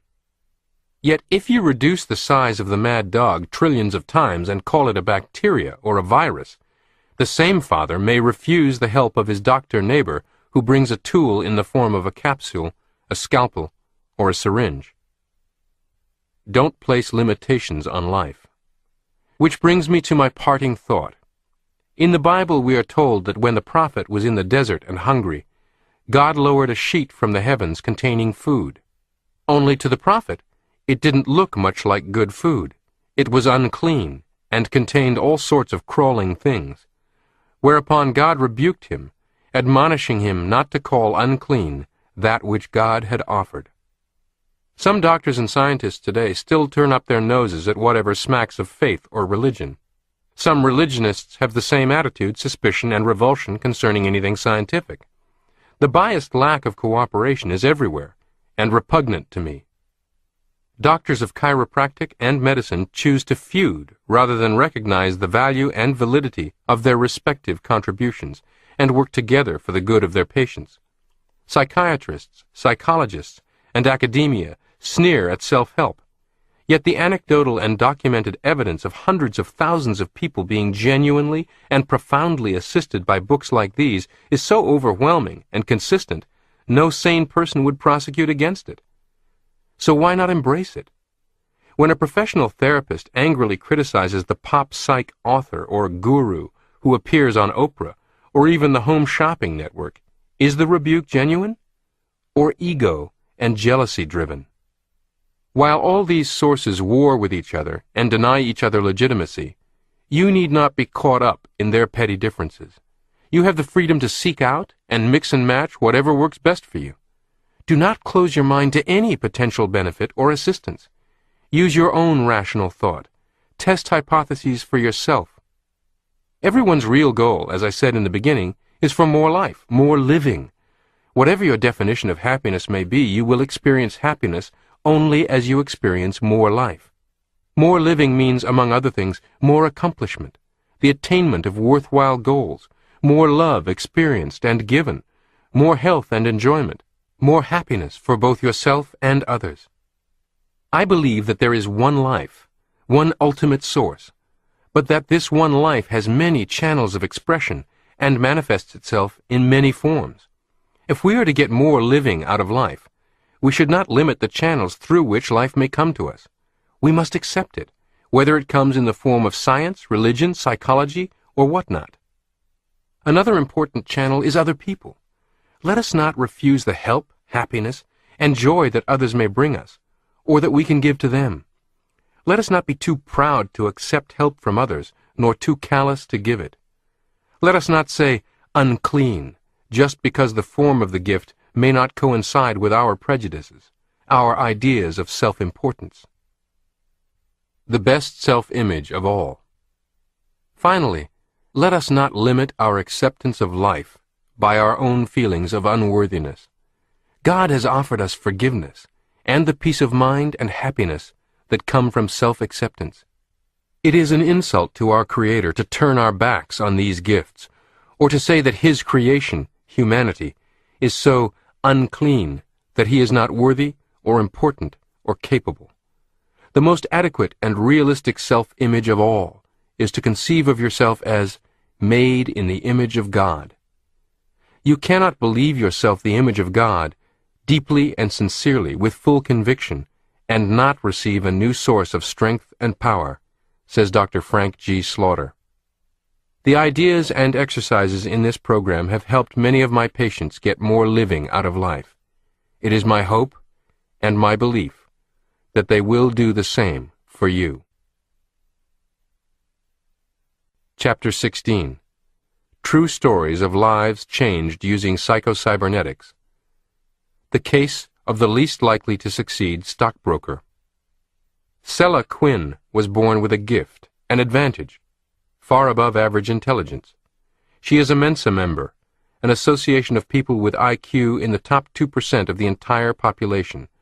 But this gift was of little use to her for quite some time, thanks to other birth disadvantages. She was born with a severe cleft lip and palate, a birth defect that is a split in the roof of the mouth and the upper lip, and that produces mangled speech. It is often accompanied by a deformed nose. Sella described hers as looking like a Quonset hut with one corner of the roof collapsed. The crude, minimal surgery of the time did not help her speech. Her speech was so unintelligible to many, she carried a pad and pencil with her to communicate with. Her jaw, teeth, and face often ached. Sella had a very difficult time in school. Other children picked on her, and even teachers presumed her stupid. "When you can't speak," Sella said, "people think you are stupid. My family, teachers, other children thought so, and even I started to believe it." She was 16 when she left home, catching a bus to the nearest big city with $44 in her pocket. She had no plan, no idea where she was going. She only knew she had to escape where she was. She got a dishwasher job at a drugstore lunch counter. She was able to rent a basement room from a black woman who worked as a prostitute. This woman encouraged Sella to improve herself, to continue her education, and to push to do something with her life. In conversations, Sella learned that the woman owned real estate and even invested in stocks, something that both surprised her and motivated her. A dentist who stopped for coffee each morning at the Walgreens lunch counter got a note passed to him one morning from Sella. It read, "My teeth hurt so much. I can only pay you $5 a month. Will you help me?" The dentist arranged for her to receive surgeries and subsequent dental care at a total cost of over $3,000. Sella remembers bursting into tears over the sum. However, she worked at multiple jobs, paid those bills, paid to attend business school to become a secretary, and saved up to pay for plastic surgery for her nose. Then she worked her way through the University of Nebraska, obtaining a degree in journalism after 12 years. For the next 7 years, she worked in Lincoln, Nebraska, as a reporter. An ad for a trainee for Merrill Lynch intrigued her. She soon began a career with Merrill Lynch. Somewhat to their surprise, she did well, and after 7 years, she was recruited by Smith Barney and made a vice president. Sella Quinn went on to achieve truly extraordinary success as a stockbroker, investment advisor, ultimately as president of her own investment firm. Her personal lifestyle has mirrored that of the rich and famous, complete with a mansion with a swimming pool in its living room, luxury automobiles, civic leadership, and security. How did this woman manage to persevere through so many disadvantages and hardships to achieve such success? She says her conversion was never easy.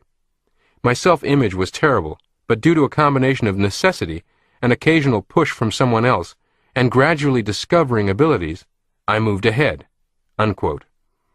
Early in her selling career, she consulted a psychiatrist to improve her self-esteem. He told her she was not stupid, as she believed. In fact, to the contrary, she was extremely intelligent, and he urged her to take the Mensa examination, and she passed. She discovered the original edition of this book while still working at Walgreens, and says it was pivotal in getting her to pursue and obtain plastic surgery. She also credits the book with giving her the courage to seek therapy. Finally, she began to understand that she need not be held back by any of her childhood traumas, and that she could take pride and confidence from the progress she had made. Dr. Maltz's ideas made it possible for me to go from an 88-cent an hour dishwasher to owning my own investment firm, says Sella Quinn. Regardless of the impetus, the important point is that Sella Quinn tested the truths about herself and discovered they were not true at all. Be inspired by this example and test every believed but limiting truth in your self-image's inventory. You too may very well discover some of the most inhibiting are not true at all. The case of the professor's F. I was flunking out of college and contemplating suicide when I first read Psycho-Cybernetics, and it literally turned my life around.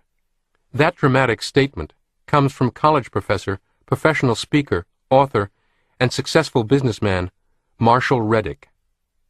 Mr. Reddick says that at age 20, he was struggling just to stay in college and believed he lacked the intelligence necessary to make it to graduation, let alone to go farther toward success in life. He was also painfully shy, a representation of his poor self-image and near total absence of self-confidence. After reading Psycho-Cybernetics, he began experimenting with some of its simplest, most basic prescriptions and techniques. I began to reprogram myself, he says. For example, I placed little notes all around me, in my pockets, on my mirror, in my car, reminding me that I was a confident person and a capable person. Sure enough, after just 21 days, I started to feel and behave differently." Unquote.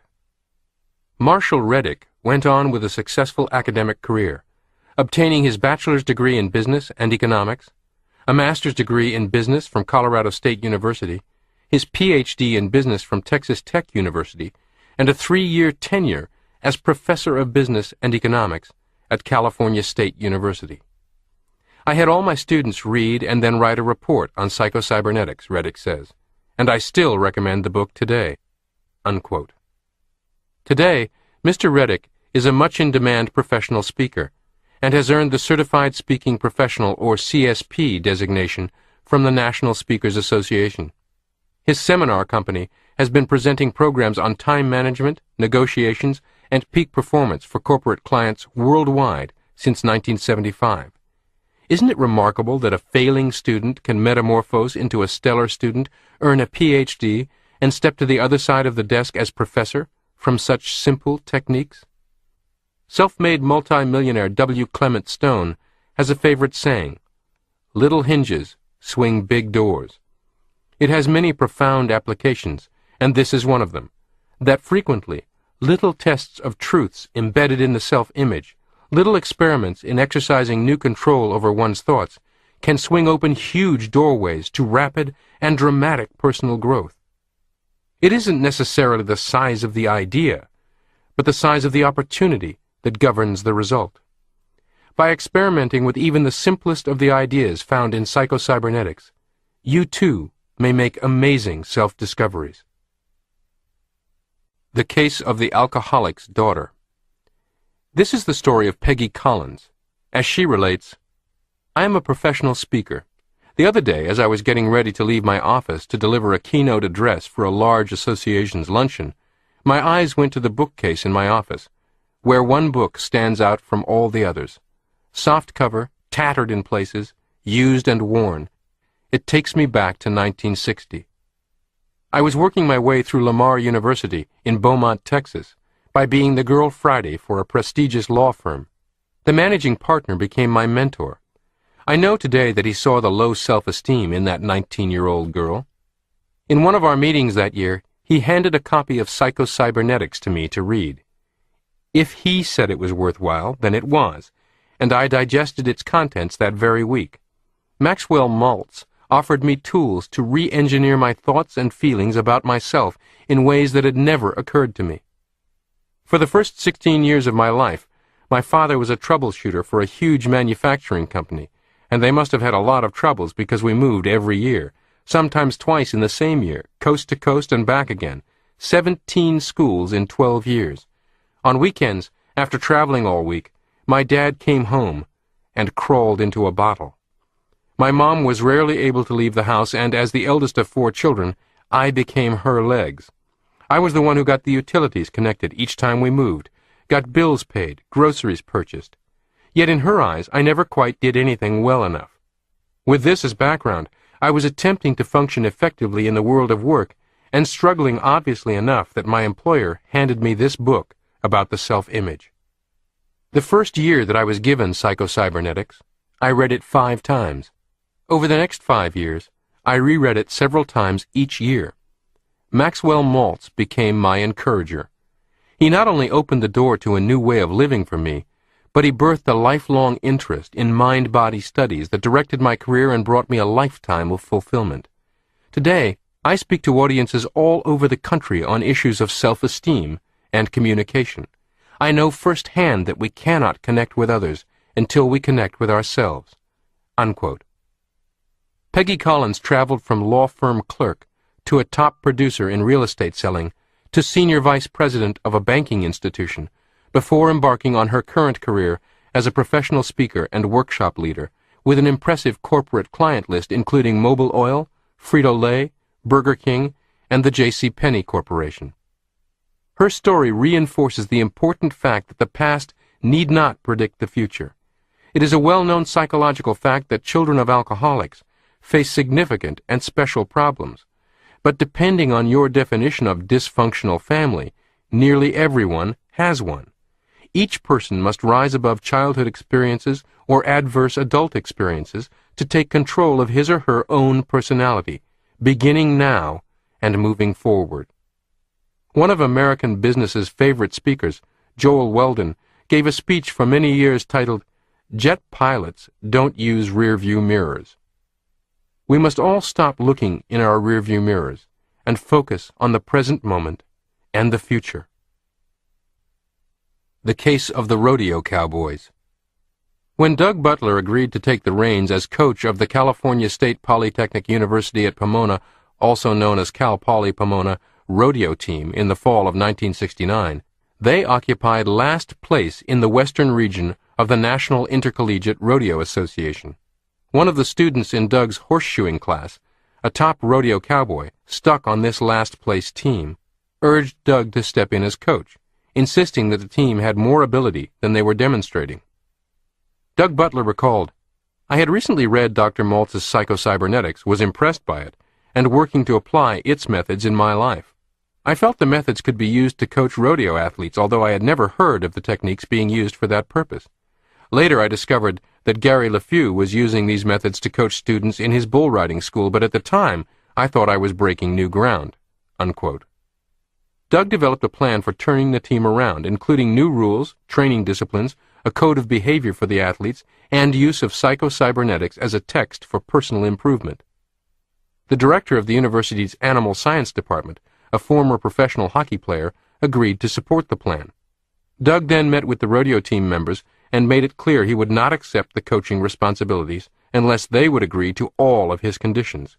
The rules included no alcohol, no tobacco, no drug use, good grades, even a well-groomed appearance, and participation in a rigorous practice schedule at the college rodeo arena 2 days a week, supplemented by daily mental practice.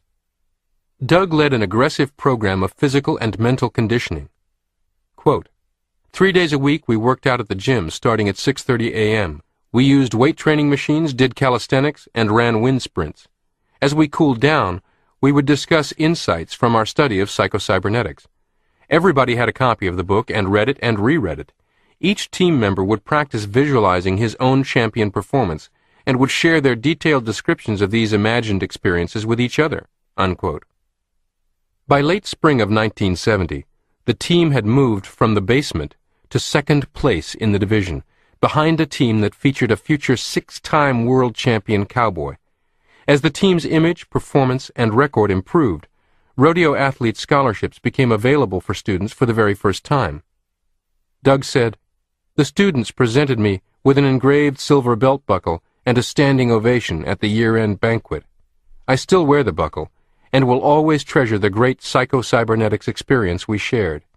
And every one of these team members has gone on to become successful in their chosen professions." Unquote. Doug Butler has his Ph.D. from Cornell University in veterinary anatomy and equine nutrition, is only one of 500 certified journeyman farriers, was 3 times a member of the North American horseshoeing team, and is the author of over 30 books and tapes on horseshoeing and horsefoot care. In 1980, he won the North American Challenge Cup horseshoeing contest. In 1997, he was inducted into the International Horseshoeing Hall of Fame, and in 1999, he won the Journalism Award from the American Farriers Association. Today, Doug conducts classes teaching blacksmiths to apply visualization techniques to be more efficient and competent craftsmen. He also speaks to business groups, associations, and corporate audiences on the Cowboy Code, dealing with character, leadership, and self-mastery. He says that his continued use of the techniques of Psycho-Cybernetics has steered him towards successful accomplishment of every goal. As you can see, it doesn't matter what your occupation or vocation is, even rodeo rider. The principles, concepts, and techniques of Psycho-Cybernetics are reliable tools for achieving peak performance. Also, as the story of Doug's team illustrates, it doesn't matter what your starting point may be. Even if, like his team, you are in last place, in disarray, absent focus, self-discipline, or self-confidence, all that can change at your own determination. No collection of circumstances founded on past experience need remain in control of your present or your future. The case of the woman who could not walk. Dear Dr. Maltz, please let me express to you my feelings of gratitude for your book, Psycho-Cybernetics. So began a letter much like thousands of others received in Dr. Maltz's office over the years. However, this letter went on to describe a truly amazing story. Quote, "What I am about to share with you is very personal and charged with emotion. When I think of how one paperback book has changed my whole life, is it any wonder I want to tell you my story, hoping it may help others? My life began in Providence, Kentucky, on October 1st, 1924, as a healthy, normal 9-pound baby girl. I was stricken with muscular dystrophy at age 10. I recall overhearing the doctor telling my parents that they might as well take me out of school, as I had less than 1 year to live. This etched fear deep into me. Gradual changes took place in my motor abilities. I began to stumble. Soon it became difficult to walk. Then I began to experience great difficulty using my hands. With loving and understanding, I began a journey that would span 20 years, trying to cope with this progressive disease, this shadow of doom, muscular dystrophy. Many summers were spent in hospitals, in body casts, in therapy. Finally, specially built shoes with steel braces attached were provided to help me walk. My whole body was showing signs of weakness. Tasks that were so simple for others were great frustrations for me. Still, in spite of numerous obstacles, I managed to complete my education, which included college. Then came 13 years teaching school. At the age of 25, I was told I must undergo an operation on both ankles or risk spending the remainder of my life in a wheelchair. After suffering these operations, almost a year of confinement in casts and wheelchair, I had to learn to walk again. It was months before I could stand for periods of time, several years before I was able to return to work. Even though for the most part the operations were a success, mental scars remained, and they became a greater handicap to me than did my physical disabilities. I lacked self-confidence, self-esteem, and self-reliance. I seemed to have lost a sense of direction and a purpose in living." Unquote. We will interrupt the author only for a moment to make this important point. It does not matter how or by what series of events a person loses the purpose for living, and with it self-esteem and self-confidence. It happens to tens of thousands of people, thousands of different ways. It certainly does not require severe physical handicaps or trauma to wind up in this very same emotional state. However, the pathway out of this darkness into the light is the same regardless of what brought on the darkness in the first place. The letter continues. Well-meaning friends and my family tried to help me. Inspirational booklets, books, and a desperate search into all types of philosophy filled every waking moment. I investigated everything from Buddhism to transcendental meditation. I even delved into some of the ancient Vedas. One day, while browsing in a bookstore, my eye caught sight of a book titled Psycho-Cybernetics. The title aroused my curiosity. I was told by the clerk in the store that she simply couldn't keep enough copies on hand, that it was one of the best-selling books in her store. That was all I needed to hear. I bought a copy and found that I couldn't lay it down. For the first time in my life, I began to gain an insight into my own behavior. When I finished the book, I decided that someday I would meet the author. I didn't know how this meeting could come about, but I knew I must have the opportunity to tell Dr. Maltz of my appreciation. Over a period of years, Psycho-Cybernetics has served as an action manual for me. My attitude has changed from the negative to a winning feeling. What now appears to be a miracle to others is simply my working to change my own self-image. I have become somewhat of a medical phenomenon. Every doctor that has examined me has said that I do not have the physical muscle ability to walk. From a medical standpoint, there seems to be no logical explanation for the fact that I do walk. I was recently named Handicapped Professional Woman of the Year at the District 4 Pilot International Convention. This award is jointly sponsored by Pilot and the President's Committee on Employment for the Handicapped. I have just been appointed to Governor Askew's Subcommittee on Information and Press Relations on Employment of the Handicapped here in Florida. Through my work in television, I have had the good fortune and pleasure of working with many well-known personalities. Among the notables was you, Dr. Maltz. I have come to know what it is to live a fulfilling, useful, and happy life. Signed, Jean Sanders.